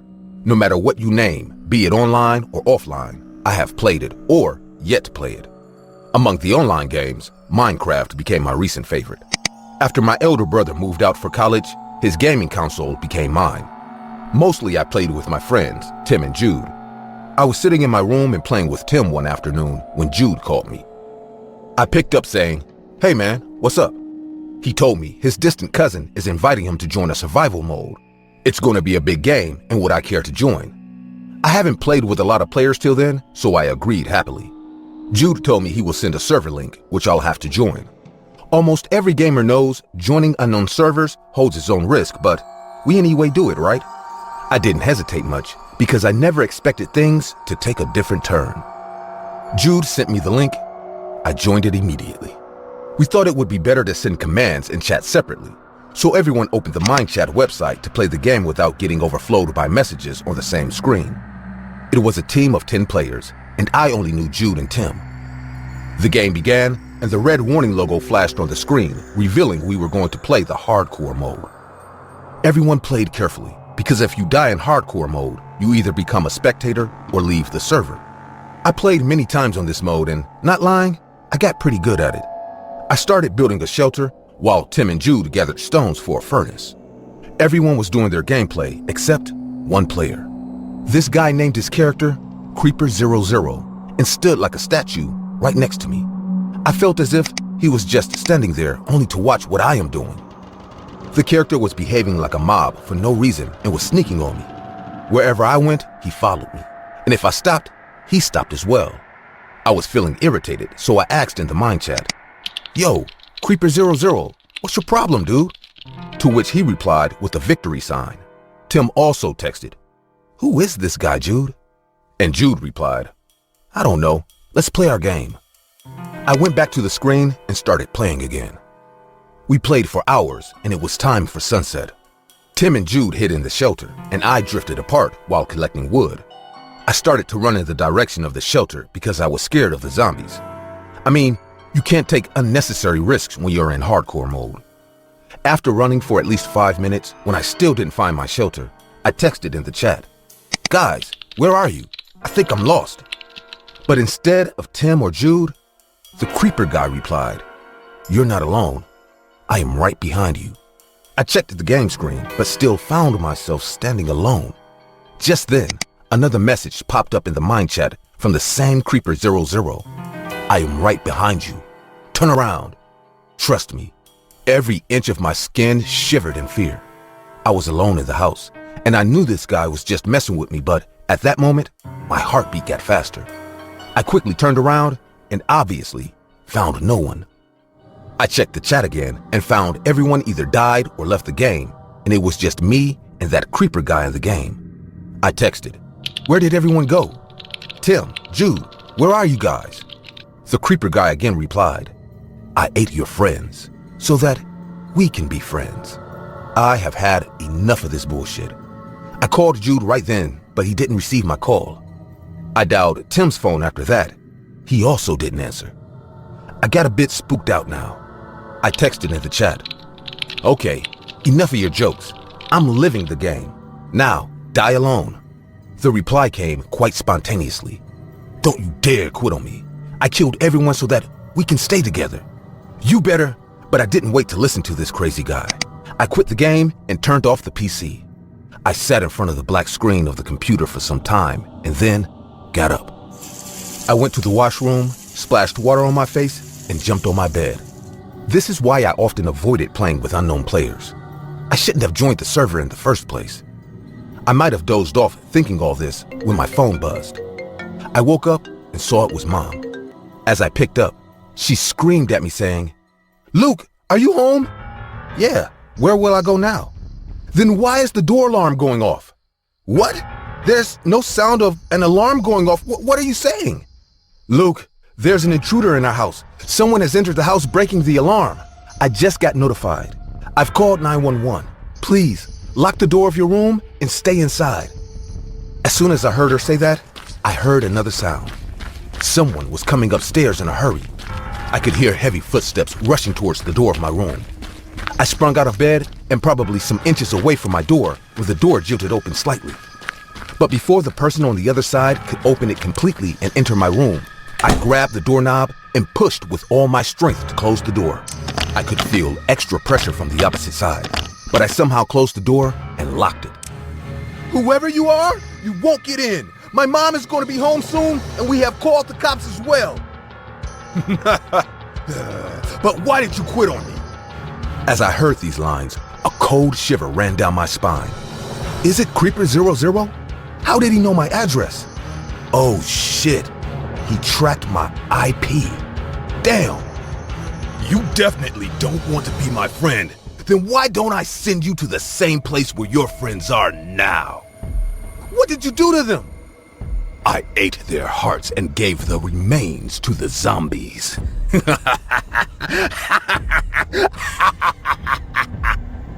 "What? You are just a crazy Minecraft freak."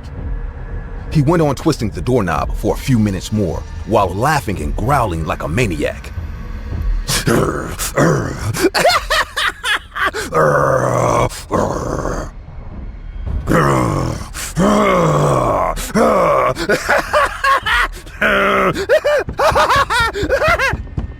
I got so terrified that I sat on the floor and covered my ears with my hands. I was praying to God for the cops to arrive soon, and God did listen to me. As soon as the cop cars reached the house, I heard running footsteps fading away. The cops rescued me, and someone indeed broke our alarm and entered the house. I still don't know who was the other person on the other side of the door. My friends, Tim and Jude, disappeared from their houses all of a sudden. Police are still searching for them. No one has the slightest idea what happened to them. I don't want to believe that some guy named Creeper from Minecraft actually ate my friends with his zombie clan. But will you believe me if I tell you something completely bizarre? These days, whenever I open Minecraft, no matter which mode I play or what level I'm on, 3 characters are always present there, standing in the corner, watching me. Their names read Tim, Jude, and Creeper00.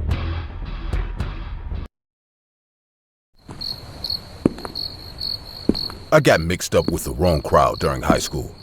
Coming from an already troubled household made me more inclined towards harmful things. I didn't hesitate to ride a bike at full speed after getting hella drunk or following shady strangers to try new kinds of drugs. Yes, I was reckless, and I probably still would have been if that dreadful experience never happened. My dad used to beat my mom almost every night after getting drunk. She hit him too with whatever she could grab, and it was a ruckus around house 24/7. I started spending nights chilling out with whoever bought me booze. Sometimes I even woke up on a sticky, dirty floor next to a pile of blood-stained syringes. I was so high that I could not even remember how I got there in the first place. Somehow, I would pick my miserable self up while cleaning the vomit off my clothes and walk out of the house pushing aside junkies lying all over the dingy house. I was in such a state that I kept saying to myself, what worse can happen at this point? But only if I knew that the nightmare was about to come. Unlike every other night, I stormed out of the house as my parents fought like animals. My mom screamed, saying, "Are you going to your druggy friends?" I turned around and replied, "I don't have any friends. You all disgust me." Honestly, I don't care if anyone finds me guilty for behaving this way, but it was indeed the truth. I lit a cigarette as my cravings started to kick in. I called a guy named Kramer who often hooked me up with pot and ecstasy, but he didn't pick up my call. Running out of options, I started to walk towards Skid Row. Everyone familiar with downtown LA knows it's last resort for homeless people and druggies. As I walked through the alley of shadow and dirt, the burnt smell of toxic chemicals started to jam up my nostrils. People lying in the muddy, dirty corners, being high as a kite, and saying gibberish in that state of trance was a common thing for me. I saw 2 guys smoking something standing near a dumpster. As I got close to them, they offered me a drag without saying anything, and I took a puff without giving it a second thought. As soon as the smoke entered my mouth, I felt I just smoked years of preserved tar mixed with the stench of rotten eggs. My head started to bang heavily, and my vision became blurry. The scary part of the high is I wasn't passing out and yet felt like falling. I walked ahead while those 2 freaks laughed at me seeing my condition. I somehow sat down near a pile of garbage bags and thought about sleeping for the night there when a squeaky voice spoke to me. Up for some adrenaline rush? What? Who are you? We can be friends if you want. Look, man, I don't want any more trouble for tonight. Just, please, leave me be. I see. Guess I will find someone for the party. Wait, there's a party? Where? In that garage under the basement. I have buddies there. Wanna come? I thought it would be better to take shelter under a roof than pass out on these dangerous streets. So I got up somehow and agreed to follow the man. He seemed like he's in his late 40s. There were scratches all over his face, but he has excessively bright eyes that could look into your soul. He walked like a shadow. No matter how fast he walked or whatever came under his feet, no sound ever took place. We came near a turn, and the man stopped. He gazed around suspiciously and said, "This way." The turn led to a narrow lane. After walking 2 to 3 minutes more, we reached in front of a rusty metal door. He knocked on the door thrice, and a pair of eyes peeked from a small square-shaped hole on the door. The man from the other side of the door asked, "Who is it?" To which he replied, "Enderman." The door opened immediately, and we entered into a small corridor. At the end of the corridor stood another big door. Behind that door, I could see neon lights flicker. The sound of subdued loud music also echoed in that corridor. The man who opened the door was a bald guy who was probably a drug dealer or someone of that sort. He handed over a small pouch of white pills to this man, and we two walked to that room at the end of the corridor. As I stepped in, I saw 7 to 8 men sitting in front of computers playing video games. A neon light sign reading Minecraft was attached to the front wall. Noticing their screens, I realized they're all playing Minecraft at various stages. The way they played seemed very freaky to me. Their eyes were wide and filled with dark circles, as if they are playing for a long time without taking a break. The man gave me a disturbing grin and said, "Welcome to my den. You can call me Enderman. These are all of my players." "Your players?" "Yes. Come on in. Grab a seat." He pointed out to a beanbag kept near the door, and I sat down. I am familiar with this game. One of my friends was crazy behind it. I didn't quite enjoy this game because of its endless exploration. I mean, yes, you get to win trophies, but this game never ends, which kind of creeps me out. I thought maybe they're having a competition or bet to win a real prize because they were so dedicated to the game that none of them took their eyes off the screen for 1 second. It was like they must keep playing, no matter what. My curiosity kicked in, and I asked, "What are they playing for?" The man laughed in a creepy way, saying, "Their life." "What? What do you mean by that?" "They might be in different levels, but they all have to follow one rule. If you die in Minecraft, you die in real life, too." Before I could get a hold of everything this man was saying, one of the players started to slap himself vigorously. Oh my God, why is he doing that? "He's just trying to be awake, so he doesn't die in the game." The more I watched these players, the more I realized what a psycho this man is. But what he did next gave me chills. One guy started to scream, saying, "No, no, no!" And then, for the first time, turned at us. His eyes were bloodshot, as if he hadn't slept for days.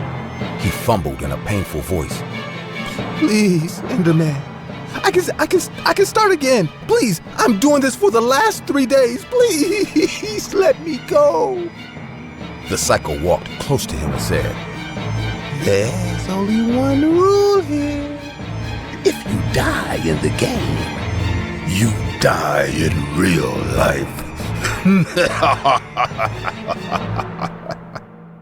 He took out a gun and bashed the poor man's brains out. Blood splattered everywhere. Drops of blood fell on the other player sitting next to the poor man, but he didn't even show emotions. It was as if he can't spare a single second to act on whatever craziness going on around here. None of them said a single word, moved a single muscle to react to this ruthless murder happening in front of their eyes. They kept playing like before. "Are you all insane?" I screamed and bolted out of that room.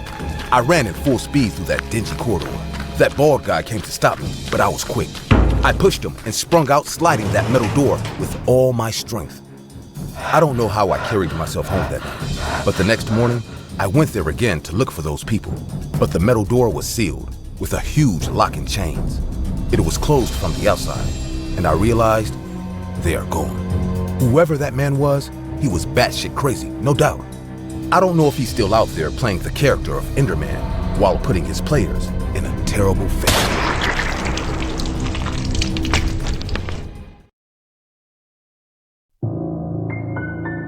I am thinking there's something terribly wrong with my Minecraft account.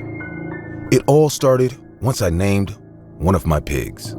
I have been playing this game for a few weeks, and when I discovered the option to name other resources and even mobs, I decided to play this game a bit differently. I live in a small apartment. From my bedroom, one can see the bedroom of my neighbor. A 53-year-old mean lady named Miss Perron lives there. I have never seen anyone as cruel as her. She used to live with her husband, who left her for some other woman. Maybe that's what turned her to be like that, or maybe she was always like this. I am sure her husband left her for not being able to stay under one roof with such a psycho wife. Last week, a pretty white cat climbed up to her window and was chilling there. The cat didn't even enter her room. All of a sudden, she rushed to the window and grabbed the cat by her hands. The cat didn't get a chance to run away. She threw the cat on the ground from her 2-story house. It didn't die, but its legs got hurt badly. I still see that cat limping in pain. That lady screams at every kid who comes near her house. In 3 words, I hate her. It was a rainy afternoon. After finishing my lunch, I was planning to play Minecraft for a bit. I turned on the PC. As the logo started to roll in, I heard that lady screaming at me. Hey, you idiot! Turn down the volume! You are interrupting my sleep! Honestly, the sound wasn't loud at all, and she had an option to close her window to avoid that. I replied to her, "Close your windows, dumb woman!" She started a brawl right then and there. She was repeatedly insulting and cursing me in the most abusive language possible. I fought hard, but her pitch was so annoying that I gave up and closed my windows on her face.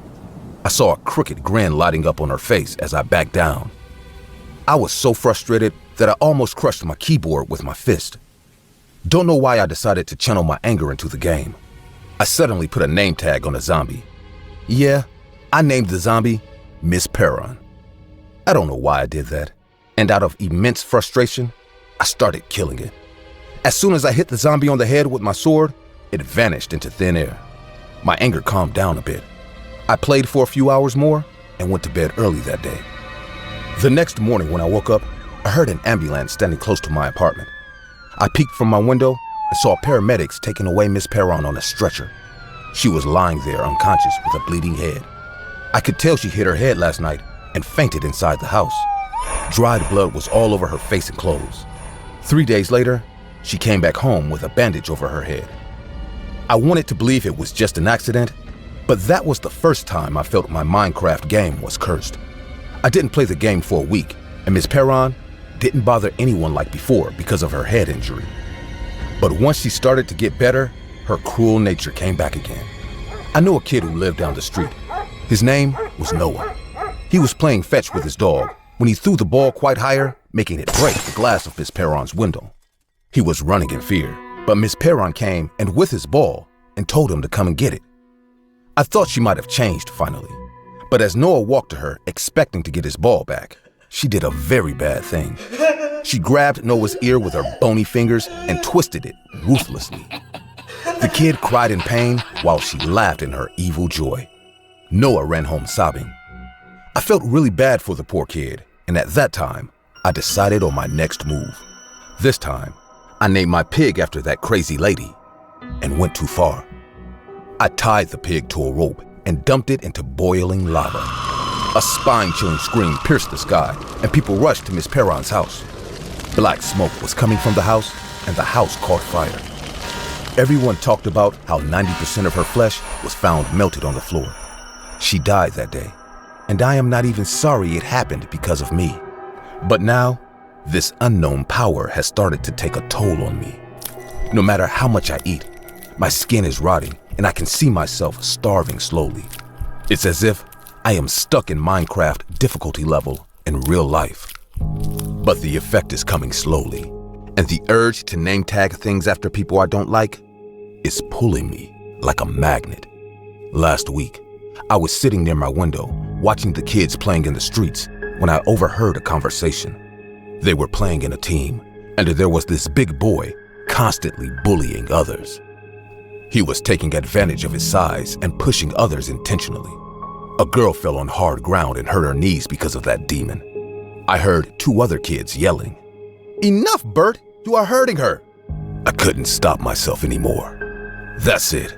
His name is Bert. Now I can do what I want. I can give him what he deserves. But this time, I wanted to watch how it happened. I wanted to see if it was Minecraft making it happen or just a coincidence. I started the game on my phone and secretly kept my eyes on that kid. I named a creeper after him, Bert, and made it walk on a cactus block. Trust me, I don't know how it happened, but as soon as that creeper touched the cactus block, I saw Bert collapsing on the floor while itching his entire skin like a maniac. The other kids started to scream seeing him act like that. He was gagging and constantly trying to pull something off his skin. His skin was turning red and blood started to come out from everywhere. From his nose, from his eyes, from his palms, every freaking part of his body. He suffered for like 5 minutes and slowly gave up. I closed the window immediately once Bert took his last breath. I wonder if his parents are going insane. How come he accidentally died like that? They don't want to know what I know, and no one ever will. Yesterday, I bumped into my ex-girlfriend. I still remember how badly she insulted me in front of all my friends because I wasn't that good looking in her eyes. I just name tagged a spider by her name and smashed it with my sword. I am hoping to get some good news soon. I don't care if this game kills me in real life, but if I am going down, I'm taking everybody with me. Yeah.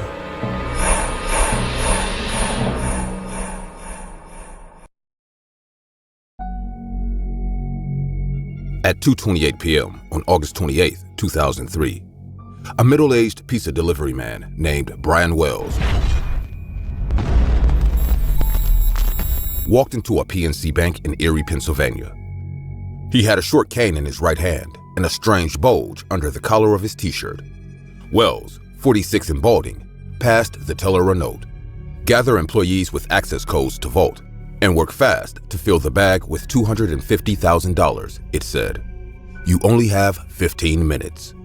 Then he lifted his shirt to reveal a heavy box-like device dangling from his neck. According to the note, it was a bomb. The teller, who told Wells there was no way to get into the vault at that time, filled a bag with cash, $8,702, and handed it over. Wells walked out, sucking on a Dum Dum lollipop he grabbed from the counter, hopped into his car, and drove off. He didn't get far. Some 15 minutes later, state troopers spotted Wells standing outside his Geo Metro in a nearby parking lot, surrounded him, and tossed him to the pavement, cuffing his hands behind his back. Wells told the troopers that while out on a delivery, he had been accosted by a group of black men who chained the bomb around his neck at gunpoint and forced him to rob the bank. It's gonna go off, he told them in desperation. I'm not lying. The officers called the bomb squad and took position behind their cars. Guns were drawn. For 25 minutes, Wells remained seated on the pavement, his legs curled beneath him. Did you call my boss? Wells asked the trooper at one point, apparently concerned that his employer would think he was shirking his duties. Suddenly, the device started to emit an accelerating beeping noise. Wells fidgeted. It looked like he was trying to scoot backwards to somehow escape the bomb strapped to his neck. Beep, beep, beep, boom. The device detonated, blasting him violently onto his back and ripping a 5-inch gash in his chest. The pizza delivery man took a few last gasps and died on the pavement. It was 3:18 p.m. The bomb squad arrived 3 minutes later. The police began sorting through a trove of physical evidence. In Wells' car, they discovered the 2-foot-long cane, which turned out to be an ingeniously crafted homemade gun. The bomb itself was likewise a marvel of DIY design and construction. The device consisted of 2 parts: a triple-banded metal collar with 4 keyholes and a 3-digit combination lock, and an iron box containing 2 6-inch pipe bombs loaded with double-base smokeless powder. The hinged collar locked around Wells' neck like a giant handcuff. Investigators could tell that it had been built using professional tools. The device also contained 2 Sunbeam kitchen timers and 1 electric countdown timer. It had wires running through it that connected to nothing. The contraption was a puzzle in and of itself. The most perplexing and intriguing pieces of evidence, though, were the handwritten notes that investigators found inside Wells' car, addressed to the bomb hostage. The notes instructed Wells to rob the bank of $250,000. Then follow a set of complex instructions to find various keys and combination codes hidden throughout Erie. It contained drawings, threats, and detailed maps. If Wells did as he was told, the instructions promised he'd wind up with the keys and the combination required to free him from the bomb. Failure or disobedience would result in certain death.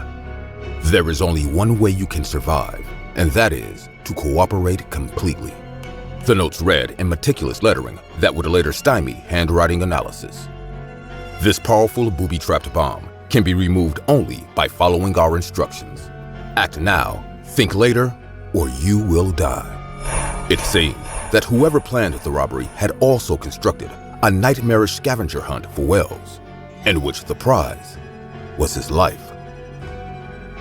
It all started at 1:30 p.m. on the day of the robbery at Mamma Mia's Pizzeria, where Wells was working. An order came in for 2 small sausage and pepperoni pies to be delivered to a location on the outskirts of the city. Even though he was at the end of his shift, he agreed to deliver the order. He walked out of the shop, 2 pies in hand, at about 2 p.m.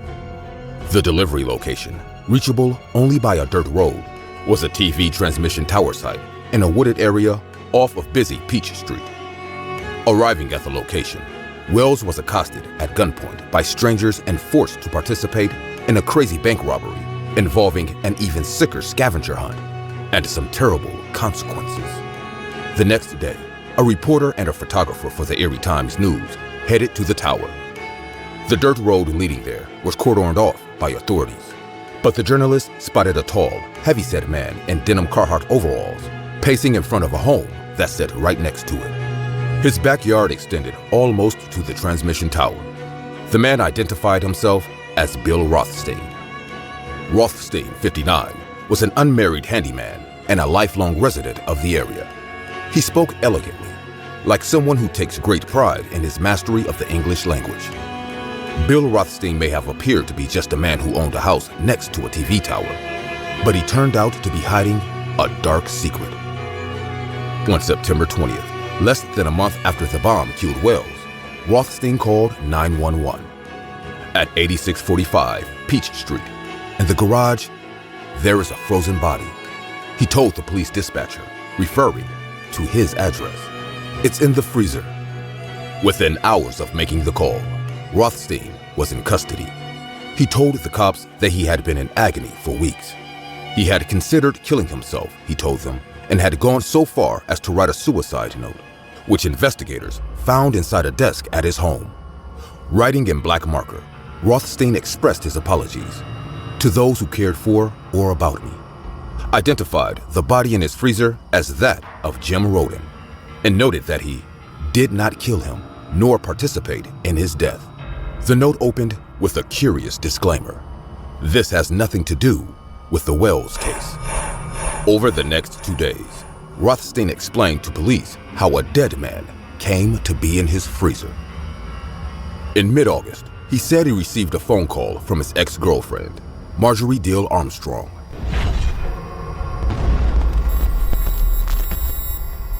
Who he had dated in the 1960s and early 1970s. Dill Armstrong told him that she had shot her live-in boyfriend, James Roden, in the back with a Remington 12-gauge shotgun in a dispute over money.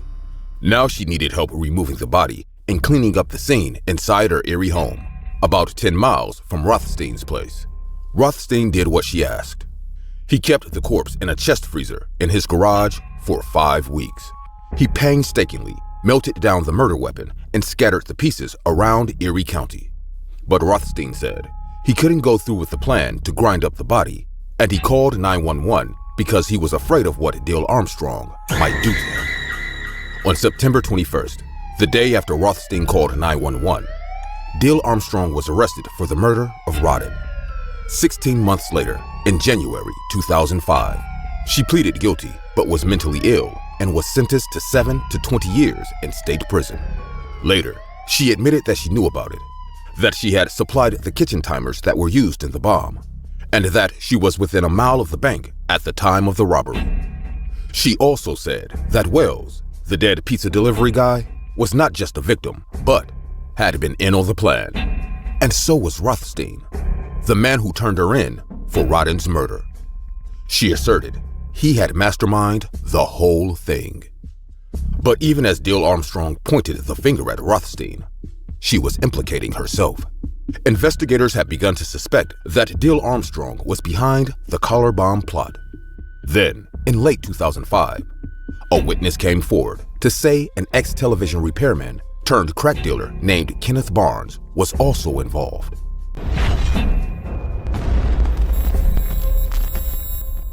Barnes, an old fishing buddy of Dill Armstrong, had spoken too freely about the plan, and his brother-in-law had turned him in while Barnes was already in jail on unrelated drug charges, threatened with even more time behind bars.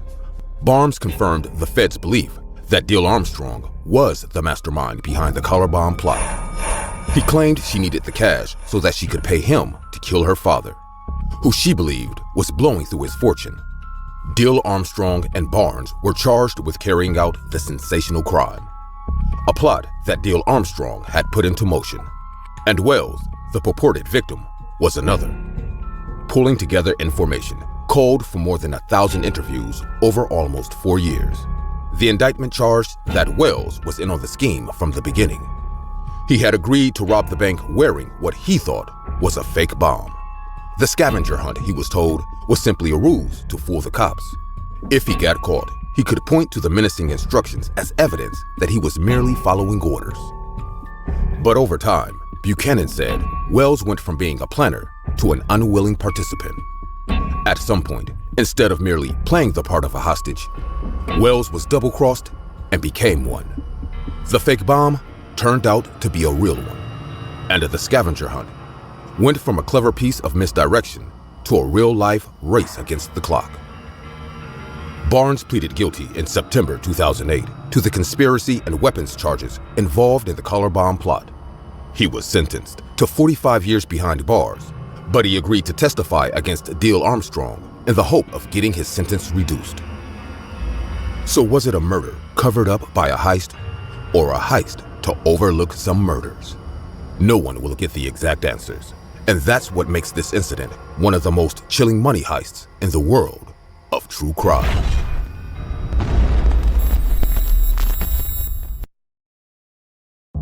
I come from a small town, and people in a small town pay a lot of attention to ritual and curses, unlike others. It's not like they see ghosts everywhere, but lots of them seriously believed in the existence of the supernatural. I was in high school when this incident happened. It's been a long time since I moved out, but whenever I meet my high school friends, the memory of this incident revisits us again and again. There lived an old couple in our town. I don't recall their first names, but everyone called them Mr. and Mrs. Clayton. They didn't have any children. Everyone in town loved them for their kind and sweet nature. They were always seen together no matter where they went. I mean, they were the kind of love story where two lovers promise to grow old together. I still remember my first high school girlfriend asking me whether I love her like Mr. Clayton loves Mrs. Clayton. Well, that's the reason why she broke up, because instead of saying yes, I replied, "What bullshit is that?" I know. It was pretty insensitive of me, but I was young back then, and I also didn't feel that kind of connection with her. I still haven't felt like that for anyone. Maybe this is why I'm still single. Anyways, let's get back to the story. So, the Claytons were having their happily ever after time until one day Mrs. Clayton died in her sleep. The town people shook in sadness, but the one who got crushed under grief was Mr. Clayton. I still remember the day we attended Mrs. Clayton's funeral. It was an open casket. Mr. Clayton didn't talk to anyone, or even notice people around him. He just sat near her coffin and kept staring at her lifeless body. Then, Mrs. Clayton was taken and buried in our local graveyard. The priest uttered his prayer, and everyone started to throw soil over her coffin. Out of nowhere, Mr. Clayton jumped into her grave and started sobbing like a child. This scene broke everyone's heart in our town, and people somehow managed to take Mr. Clayton away. After his wife's sudden demise, Mr. Clayton changed into a completely different person. He didn't talk to anyone, barely came out of the house. Every town person regularly went to his house to check on him, but with more passing time, people went on with their own lives. Until one day a weird incident happened. I was playing football in the high school team, so I had to maintain an athletic routine. My coach instructed me to go for early morning walks to increase my stamina. I started waking up early right after dawn and went for a long run. Following the dusty countryside, I ran to the high road and then came back home, taking a shortcut right beside the local cemetery. It was a Monday morning and the sun hadn't risen yet, hence there was darkness around. But it wasn't pitch black, and the pale moonlight was still showing the way. I was coming back from the highway. My heartbeat was fast and I was losing breath, so I was jogging more casually. As I took the shortcut right across the cemetery, I heard a crying voice. I thought that maybe someone was in trouble and might need my help, so I stopped and started to look around. I was searching here and there, trying to find a person in a helpless situation, when my eyes went to the cemetery. The entire graveyard was visible from the road. In that half-light, half-dark situation, I saw a figure sitting near a tombstone and weeping in a squeaky voice. As I looked closer, I saw it was a woman dressed in a white gown sitting under a tombstone facing her back to me. It took me a moment to realize she was sitting at the grave of Mrs. Clayton. And not just that, she was wearing the same exact gown that Mrs. Clayton's body was dressed in. What the hell? The woman immediately turned around, and her face wasn't like any human being. Her face was extremely white, and her lips were red and smudged, like someone mutilated her face. I've never seen anything scarier than that. She then got up and started to laugh in the most freaking way possible. Believe me when I say this, I thought my heart was going to explode in fear. My morning walk turned into a run for my life. After that day, many weird incidents started to happen in our local cemetery and the area around it. These incidents usually occurred during dawn. A rumor started to spread that Mrs. Clayton's spirit is now haunting our town. One day, our pastor was going to the church to ring the morning bell when Mrs. Clayton's ghost jumped on him from a nearby tree. He screamed with the sudden turn of event and fainted on the ground. The townspeople told Mr. Clayton to arrange a small prayer session asking for peace for her soul. Some even told him to go to an exorcist, but he stopped interacting with anyone on this matter. I heard my neighbors telling my parents that Mr. Clayton doesn't want to do anything about it because he's happy to know Mrs. Clayton has come back from the dead. People stopped going to the cemetery after dark. A week passed by and the entire town was terrorized with these supernatural occurrences. But at that time, everyone was too scared to go and look for themselves, even our pastor. The mayor called for a community meeting and announced that they're going to take this matter to the Covenant next town and perform an exorcism. The day the exorcism was about to take place, something unexpected happened. Our coach was a strong and highly practical man. He called for an early morning practice that day. As we all gathered in the school playground, he said, "Boys, we'll go for a run to warm up. Everyone finish your lunges. We'll start in 5 minutes." It was around 4 a.m. and we were a group of 4 people, including our coach. The finals were hanging around the corner, and the coach called for a special practice session with some selected players. So we started the morning run to warm ourselves up. We were running on the empty town streets. The sun hadn't come up yet, so it was mostly dark. We came near the church road when the coach took the road that went across the cemetery. "But coach, we shouldn't go near the cemetery at this time," Danielle said in a fearful voice. I got worried about the events happening there. "Shut up! There's no such thing as ghosts. Come on, follow me." We had to follow Coach. My heart started to beat fast again. I knew something is going to happen any minute now. We were about to cross the cemetery just when a scream took place. Everyone stopped and looked around.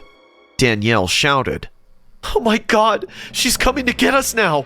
We heard running footsteps behind us, and we all turned around at once.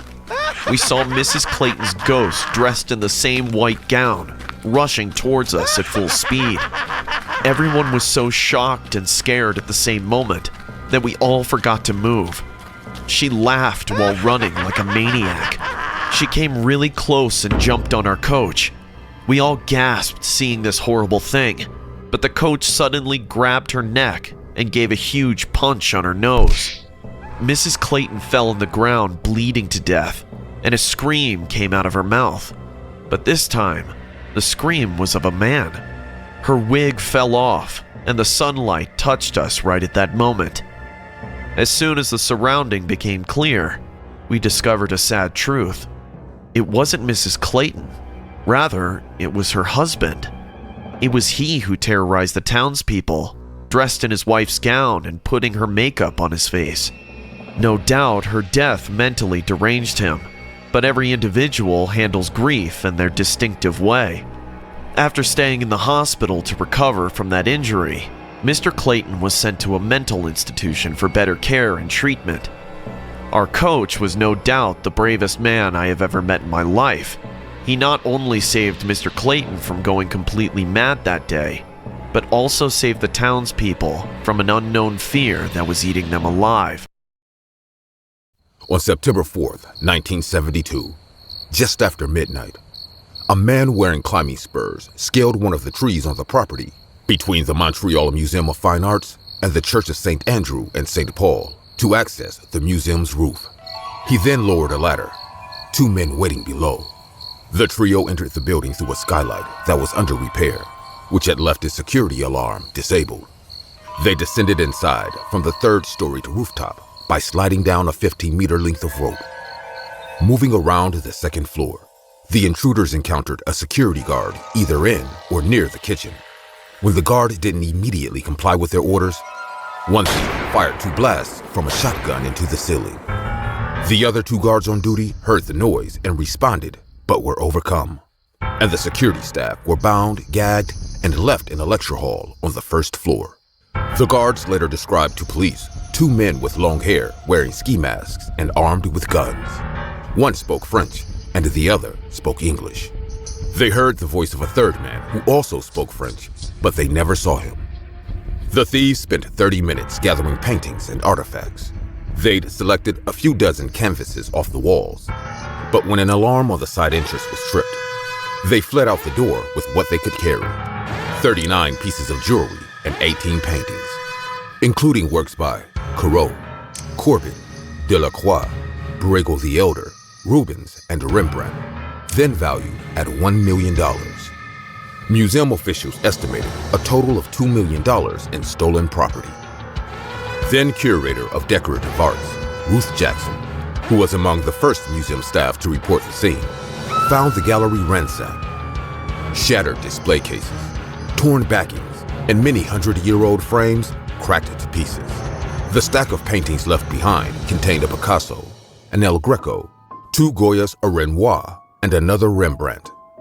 With what they'd proposed to remove, Jackson later told the robbers meant to clear out the museum as it seems.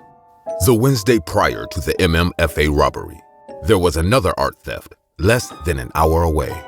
Not front-page news, but similarly sensational and Hollywoodish. On August 30th, 1972, 3 hooded armed men made off with a reported $50,000 in paintings from the Oka Summer residence of Agnes Meldrum, who ran a successful trucking and storage business in Montreal. The robbers tied up the gardener, looted the place, and climbed down what the Gazette described as a 600-foot bluff to a waiting motorboat docked below on Lake of Two Mountains. Again, 2 thieves spoke French, the other spoke English. At the time, the newspaper said police noted the similarities between the 2 crimes, though it was later concluded the thefts were unrelated. For weeks after the museum robbery, police surveilled a group of students who were known to museum staff. The tale was fruitless and eventually called off with no arrests made. Police also considered the possibility of an inside job and questioned museum staff. It was determined none were involved. In a 2010 interview, Bill Banty, Museum spokesperson at the time of the robbery, now deceased, told no one on the museum staff was involved. If there was any inside information, it probably emanated from the people working on the skylight repairs. Police also questioned those workers and ultimately cleared them of any direct involvement. The first call came within days of the crime. A nasal voice with a European accent instructed the museum to send someone to a phone booth near McGill University at Sherbrooke in Metcalfe. There, the museum security director answered a call, which told him to pick up a discarded cigarette pack from the ground nearby. Inside, he found a pendant, one of the missing pieces of jewelry. Communication between the thieves and the museum continued by phone and by mail. A brown envelope received October 26, 1972, contained a snapshot, or multiple snapshots, according to some accounts, of the stolen artwork all laid out together. The envelope was marked Port of Montreal. Perhaps a sign or maybe a bluff, since the city's seaport was linked with the West End Gang, an Irish crime group active then and today. The thieves asked for $500,000 for the return of the stolen goods. Then they reduced it to $250,000. Museum director David Giles Carter, also now deceased, suggested that the group surrender a painting to prove that they were still in their possession. Carter was instructed to check a locker at the rail station. He again sent the museum security director to investigate, who found one of the panels attributed to Bruegel, landscape with vehicles and cattle. Shortly after, Carter arranged an exchange of cash for an additional painting. It was to be set up, though, with an undercover cop playing the middleman sent to the meeting place with the money. But a Langale police cruiser, unaware of the operation, drove by the area and scared off the thieves, who called the museum the next day, angry about the trap. Carter didn't hear from them again for months. In the early summer of 1973, a museum board member received communications from someone who said they had information about the paintings. A Montreal insurance adjuster named Andre Duquois spoke with the anonymous caller and thought the tip held promise. The museum agreed to put up $10,000 if Duquois would deliver the money to the caller. Duquois set off one afternoon around 2 p.m. with an envelope full of money. He went to the downtown phone booth the caller had specified. From there, he was led to other phone booths at Bluebonnet's horse racing track on St. Laurent Boulevard and at the Henri Bourassa metro station. Duquois crisscrossed the city, shuttling between 11 different phone booths by 4 a.m. He was finally instructed to leave the money at the foot of a sign in a vacant lot on St. Martin Boulevard. He returned to the phone booth near the Henri Bourassa metro station as instructed, where the painting's whereabouts were finally to be revealed to him. But the phone never rang. He went back to his office and a call came through at 8 a.m. The caller told him the artwork had been left at a motel in Laval. Police combed the building, but didn't find a thing. As far as published accounts of the various recovery efforts go, the story ends here. 14 paintings were left behind in the museum, not 18. And the total value of the stolen property was significantly larger than reported. $5 million. The stolen Rembrandt alone, it said, was worth $1.75 million. A half a century after the theft, police are no closer to finding what was stolen or who stole it. In fact, they might be further away. Even the record of the crime is disappearing. Perhaps even by the time this story has gone to print, one of Montreal's missing paintings will turn up at an auction somewhere in the world. Most art recoveries happen when the party holding the property tries to monetize it. The major auction houses are committed to the restitution of stolen goods, and so the painting will be returned to its legal owner, which at this point is a group of insurance companies. Until then, there's no one to be identified for pulling off one of the biggest museum heists in the history of the world. I'm what you might call a fitness freak. I never miss a single day of morning walks if I'm not down with any sickness. I take my dog Buzzo with me on my morning walks. Buzzo is a golden-colored Cocker Spaniel. Those who own dogs are quite aware of the friendliness of this certain breed. He's a very playful and fun-loving dog, and he loved to run. Generally, I was used to driving to the city park for a jog, but recently the place started to get really crowded, and I prefer a quiet start to my mornings. So I started to go to another park located on the outskirts of the city. Mostly in the mornings, the park remained completely empty. It was a foggy winter morning when I started from my house at 5:30 a.m. Buzzo was sitting in the back seat and enjoying the highway ride. At around 6, we reached the park. The park was surrounded by wooden fences. Due to poor maintenance, the fence was broken in a few places. At the end of the park, one could see hiking trails leading to deep woods. I parked my car and got down with Buzzo. I took off his leash and we started to run. Needless to say, it was really cold at that time, so we were running as fast as we could. Buzzo and I often ran circles covering the entire park. After 10 minutes of running like that, my body started to warm up. Dark clouds hid the sky. The dense woods standing at the end of the park fascinated me. The ambiance was in complete silence. I could only hear the wind. Surprisingly, not a single bird was chirping that day. It made me feel as if we were the only living thing out there. Buzzo was running in front of me when he suddenly picked up a broken twig and came rushing towards me. He liked to play catch, so I took the twig from his mouth and threw it. "There you go, boy." He ran and picked it up again. We were having a fun time on our own. It was probably the third time I threw the twig, but surprisingly, Buzzo didn't pay attention to that. Instead, he started to bark looking at the end of the park. "What? What is it, boy?" He was barking looking at those dense woods. At first, I thought he might have seen some wild animal. I tried to look, but the fog was obstructing my view. I cheered him up to go and get the twig back, but he was reluctant to move from his position. He kept barking as if something out there had threatened his existence. Out of options, I had to walk towards the end of the park to pick up the twig. As I started walking, Buzzo eventually followed me. I bent to pick it up from the ground when Buzzo started to growl in a very weird way. Now, as I mentioned earlier, he's a very calm and cheerful dog. I've never seen him behave like this. He was growling like he was ready to attack something hiding in the woods. I looked at those woods, but didn't see anything. But you know how people say animals can sense danger way before humans. I wish I had returned home right that moment, taking this hint from Buzzo, but unfortunately I didn't, and I still regret that decision. I was going to ignore this when suddenly I heard footsteps coming from the woods. It felt like someone was walking on dry leaves. Buzzo barked one more time, and I thought there might be a coyote or a deer in the woods. "Shut up, Buzzo. There's nothing out there. Come on, let's run 2 more laps and then we'll go home." I started to run again. The more I ran, I heard Buzzo barking constantly. I thought he would catch up eventually, so I didn't look back.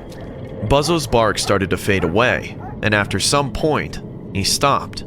"Last lap, boy," I said, and increased my speed, thinking Buzzo will chase me. He liked to play with me this way, so I was expecting him to run ahead, but that didn't happen. I stopped and turned back. I found myself standing in that foggy park alone. Buzzo was nowhere to be found. "Buzzo!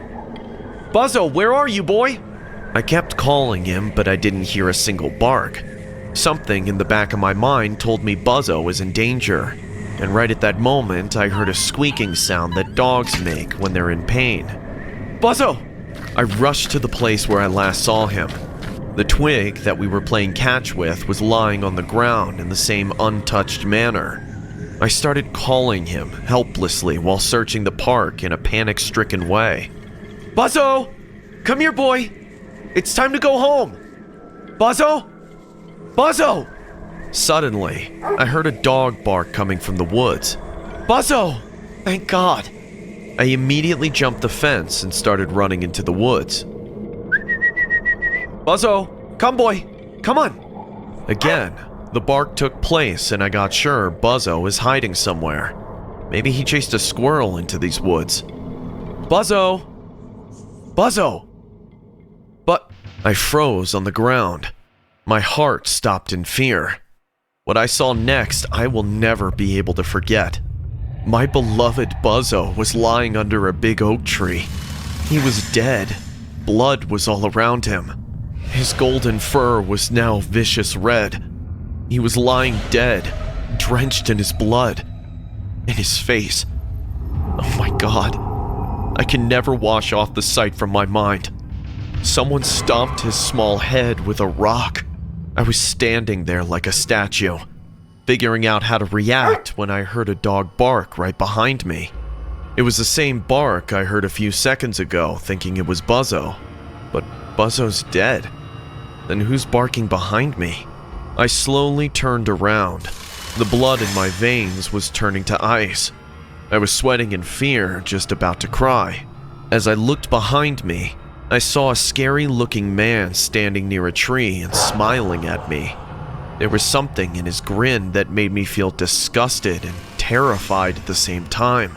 I felt like someone pushed me into a garbage pit, and all I could see and smell is the rotten dirt around me. The man then stopped grinning and barked like a dog. His bark was so authentic that you could never identify it was coming from a human being. Just then, my eyes went to his hand, and I saw a bloody rock. I had no doubt that he crushed Buzzo's head with that. He then crouched on the ground, sitting like a four-legged animal, and then barked for one last time, and started to run towards me like a dog at full speed. I screamed and ran for my life. I fell on the ground while jumping the fence and hurt my ankle, but somehow I picked myself up and sprinted towards my car. I don't know how I drove home that day. I went to the cops the next day and told them everything. After hearing what happened to me and my poor dog, a cop said, "You're not the first person to report about such an incident in that park. We've gotten many complaints from people who went to walk their pet or go for a jog like you, and found them dead in those woods under mysterious circumstances. They all told us a vicious-looking madman killed their pets and chased them like a maniac. Even though we searched the park, we didn't find any suspect. Also, the woods are so deep, it was almost impossible to search the entire area with a well-equipped task force." I knew the cops aren't going to invest much effort into this matter, but every night I wake up in my sleep, seeing the most horrifying dream, where my poor Buzzo is lying dead on the ground, covered in blood, and that maniac sitting next to his corpse, eating his raw flesh like a demon from hell.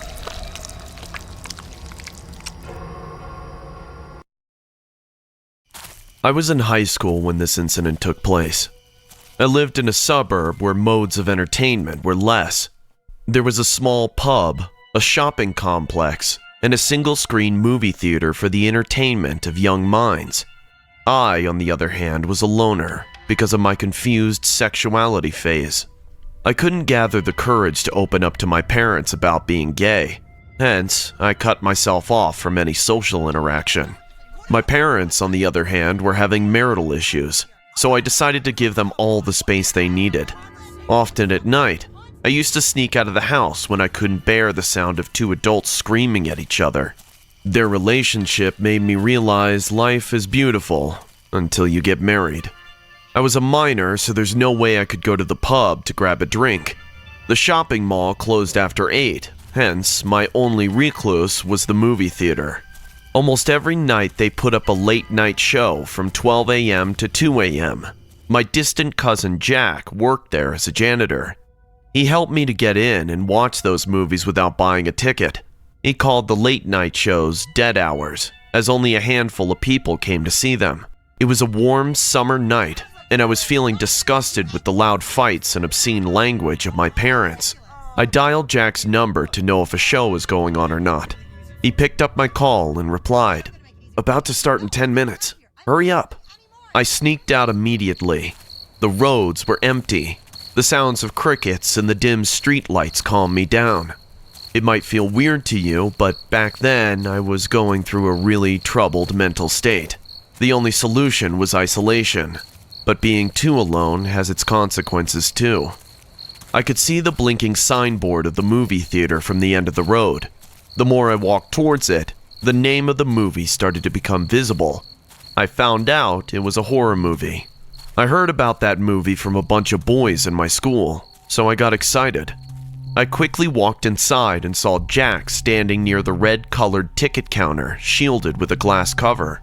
He smiled and told me to go in by pointing his finger inside the movie hall. The advertisements had already started. It was quite dark, but the lit movie screen helped me navigate my way through the dark. I didn't want to be bothered, so I grabbed a corner seat from the second row. Apart from me, I could see a couple making out in the front row, and 2 other individuals scattered in the big theater. They were probably homeless people who came to sleep under a roof. The movie started and I took out a pack of cigarettes. This movie theater was never in its best shape on weekdays, that too in such odd hours. You can just smoke or drink, and no one cares. Once I saw a guy doing meth sitting in the front row. I watched the movie on the screen and he saw a movie in his mind. I was already in deep shit, so spending night after night in such an unsafe environment never got me worried. I just put my hoodie on and fired up a cigarette. There were small air vents built up in the corners near the last rows, so it made an ideal spot for me to smoke in peace. The movie started and I was hooked on it. I was watching attentively while smoking. After a point of time, I realized I have to put off the slow-burning cigarette butt. I had no intention to burn this place down, so I took my eyes off the screen and started to put it out with my sneakers. Suddenly, I heard heavy breathing and I looked up to follow the sound. A man was sitting at the left side of the middle row and watching me. Because he sat in the middle, it was possible to see his face. He had a very disturbing stare, as he could see through me. Not just that, but his breathing didn't feel normal to me. His bony face had no blood, and there was something wrong with his right eye. It was twitching at times in a very creepy way. He smiled at me for no reason, and I knew this was just another meth head. I ignored him and started watching the movie again. I thought he would pass out on his seat, so it's better to avoid him. God, I wish he passed out. A moment later, out of curiosity, I looked back at him again. But this time, I saw an even more filthy sight. The man's mouth was open, and he was drooling like a dog. I can't even explain how disgusted I felt. Drops of saliva were all over his chin. I felt like I was going to puke on the floor. But as I said, I've spent night after night in this doomed place, so I got my shit together and returned to the movie. I thought that I'm not the only one inside this movie theater. Also, my cousin is outside. There's no way this man could cause harm to me. I took out a beer can that I stole from my dad and started sipping from it. In the next 5 minutes, I had the worst experience of my life that still scares me to go to a movie alone. I don't know what got inside that drooling dude, but he got up trembling like a corpse and started to change seats to get closer to me. His breathing got way more intense, like he's dying to get close to me. I was so shocked and freaked out that I forgot to move. The man slowly crawled over the seats like a zombie, while stretching his arms towards me and exhaling all the air in his lungs. He was probably 3 rows away from me when my cell phone buzzed and I got up screaming, "Get away! Get away from me!" I jumped from my seat and ran towards the exit door. While crossing the front row in a hurry, I tripped over the couple who were busy on their own, and it resulted in a huge brawl. The boyfriend got up and grabbed my hoodie to teach me a lesson. I tried to explain this to him, the situation, but he was being the alpha male at that point.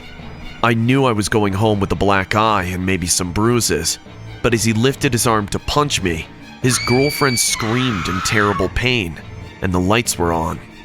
We all saw the man was sitting on the floor near us and biting the girl's left leg with his rotten teeth. Jack rushed in and the 2 other homeless men woke up. The paramedics were called in and so the cops. It came to know that the man was neither a psycho nor a drug addict. He was suffering from the last stage of rabies. There's no doubt he lived in the streets and not in very hygienic circumstances. The paramedics found a bite mark probably caused by an infectious street dog on his right arm. The rabies patient suffers acute pain with the difficulty in swallowing that leads to a dry throat. When this man saw me taking a sip from the beer, all he wanted was to quench the horrifying thirst he was experiencing. That's why he started to come close to me, or rather, towards my beer can. The girl who got bitten was immediately vaccinated, and I hope she didn't end up like that poor homeless man. Although the paramedics took him in, it was too late for him. He passed out in some hours, and I came home with a freaking scary memory that still haunts me at night.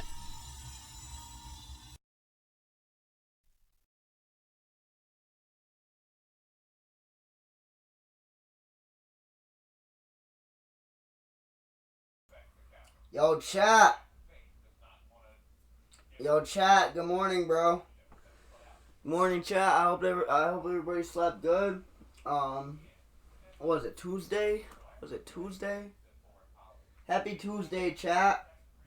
Happy Tuesday. I hope everybody slept good. We're about to pack everything up. I have to go clean. I am gonna be doing hot sauce stream today. I think we're gonna be doing Black Ops 7 instead of story game today. I'm gonna try to switch between games as much as I can because I don't really have too long on Game Pass, so I'm trying to stretch it out as much as I can. But I hope you guys enjoyed the stream.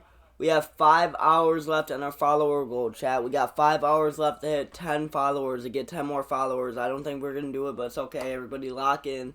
Follow up if you're new here. If you guys don't want to miss any more live content, make sure you guys hit that live notification button, chat. But we're about to go clean, and I will be live shortly with hot sauce stream and then game stream. We're gonna be live for probably 6 hours game stream. You guys know the deal. If you guys watch me every day, we're live all day long usually. So lock in, chat. If you guys are new here, make sure you guys hit that follow button. Turn on live notifications if you're new. But, yeah, we're about to go clean, chat. I love you guys. I hope you enjoyed sleep stream. I hope you guys got some good sleep.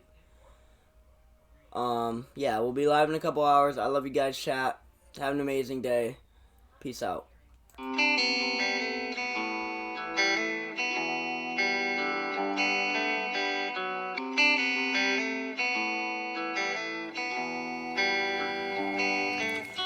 I know that you think I'm a junkie, it's why you can't trust me, it's why you don't love me, yeah. I've been all alone on my own, that's actually a joke, but none of this fuck should be funny. And I'm double sipping Patron, sting in my throat, I feel that shit all in my tummy. And I'm always walking alone, there's nowhere to go, I'm feeling straight dead like a mummy. And I'm never tripping for hoes, I'm driving the boat, don't come me and that's about money. I guess it's the way life goes, so dense, so cold, can count on nobody for nothing. Too lost in my head, I'm unknown, roll up in smoke, because I swear it's never sunny. I get high to bounce a low, just sick it, know there's people around me fucking judge me. Constantly I'm faded to forget about the hatred, not apparent to the public, cause my mind's too fucking dangerous. Just display myself in music, this is a picture I've been painted. I can never talk shit out because I get too fucking anxious. Fake love, internet text and a breakup, break trust. Tell me why the fuck I fucking hate us. Hate love, damage in my brain, I just need patience.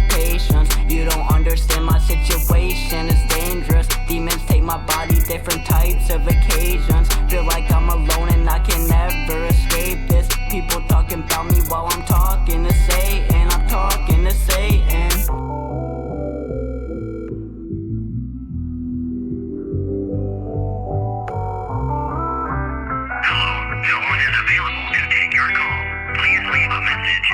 I know that you think I'm a junkie, it's why you can't trust me, it's why you don't love me, yeah. I've been all alone on my own, that's actually a joke, but none of this fuck should be funny. And I'm double sipping Patron, sting in my throat, I feel that shit all in my tummy. And I'm always walking alone, there's nowhere to go, I'm feeling straight dead like a mummy. And I'm never tripping for hoes, I'm driving the boat, don't come me and that's about money. I guess it's the way life goes, so dense, so cold, can count on nobody for nothing. Too lost in my head, I'm unknown, roll up in smoke, because I swear it's never sunny. I get high to bounce a low, just sick it, know there's people around me fucking judge me. Every day I gotta say that I'm fine, every day I gotta live through a lie. Acting like I haven't been through a lot, acting like I'm superhuman and stupid. I don't wanna do it, I'm not gonna fake. Don't even ask if I'm feeling okay. I don't really wanna deal with today. I don't want nothing to do with nobody. You don't know me just cause you've been around me. I just be letting you think it's that way. Yeah, I might show you a smile today. Bet you tonight I'ma drown in my pain. Nobody's there for me when I need help. I deal with all of this shit by myself. Can't think of anyone who's really there. Where the fuck are you if you really care? Cause you ain't around when I'm down on my luck. You don't give a fuck, it ain't nothing new to me. I know that I ain't the person I used to be. Constantly deal with depression, abusing me. Sad part about it is that I got used to it. Now I'm expecting this shit.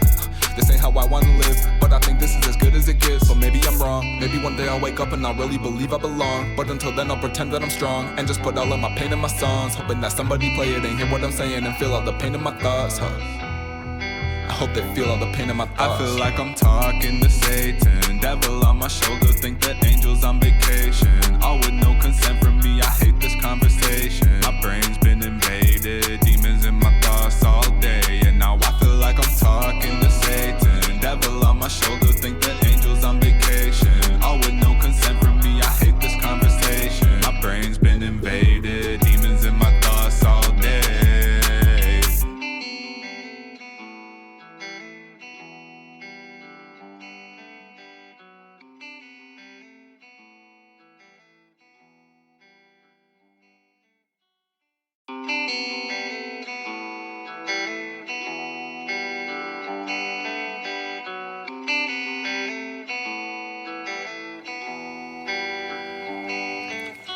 I know that you think I'm a junkie, it's why you can't trust me, it's why you don't love me, yeah. I've been all alone on my own, that's actually a joke, but none of this fucks should be funny. And I'm double sipping Patron, stinging my throat, I feel that shit all in my tummy. And I'm always walking alone, there's nowhere to go, I'm feeling straight dead like a mummy. And I'm never tripping for hoes, I'm driving the boat, don't come to me unless about money. I guess it's the way life goes, so dense, so cold, can't count on nobody for nothing. Too lost in my head, I'm unknown, roll up in smoke, because I swear it's never sunny. I get high to bounce a low, just sick getting old, there's people around me fucking judge me. Constantly I'm faded to forget about the hatred, not apparent to the public, cause my mind's too fucking dangerous. Just display myself in music, this is the picture I've been painting. I can never talk shit out because I get too fucking anxious. Fake love, internet text and a breakup, break trust. Tell me why the fuck I fucking hate us. Hate love, damage in my brain, I just need patience.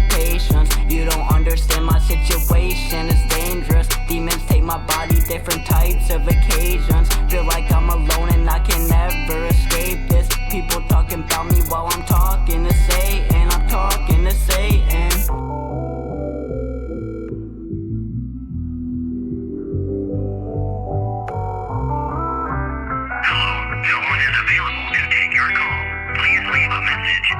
I know that you think I'm a junkie, it's why you can't trust me, it's why you don't love me, yeah. I've been all alone on my own, that's actually a joke, but none of this fucks should be funny. And I'm double sipping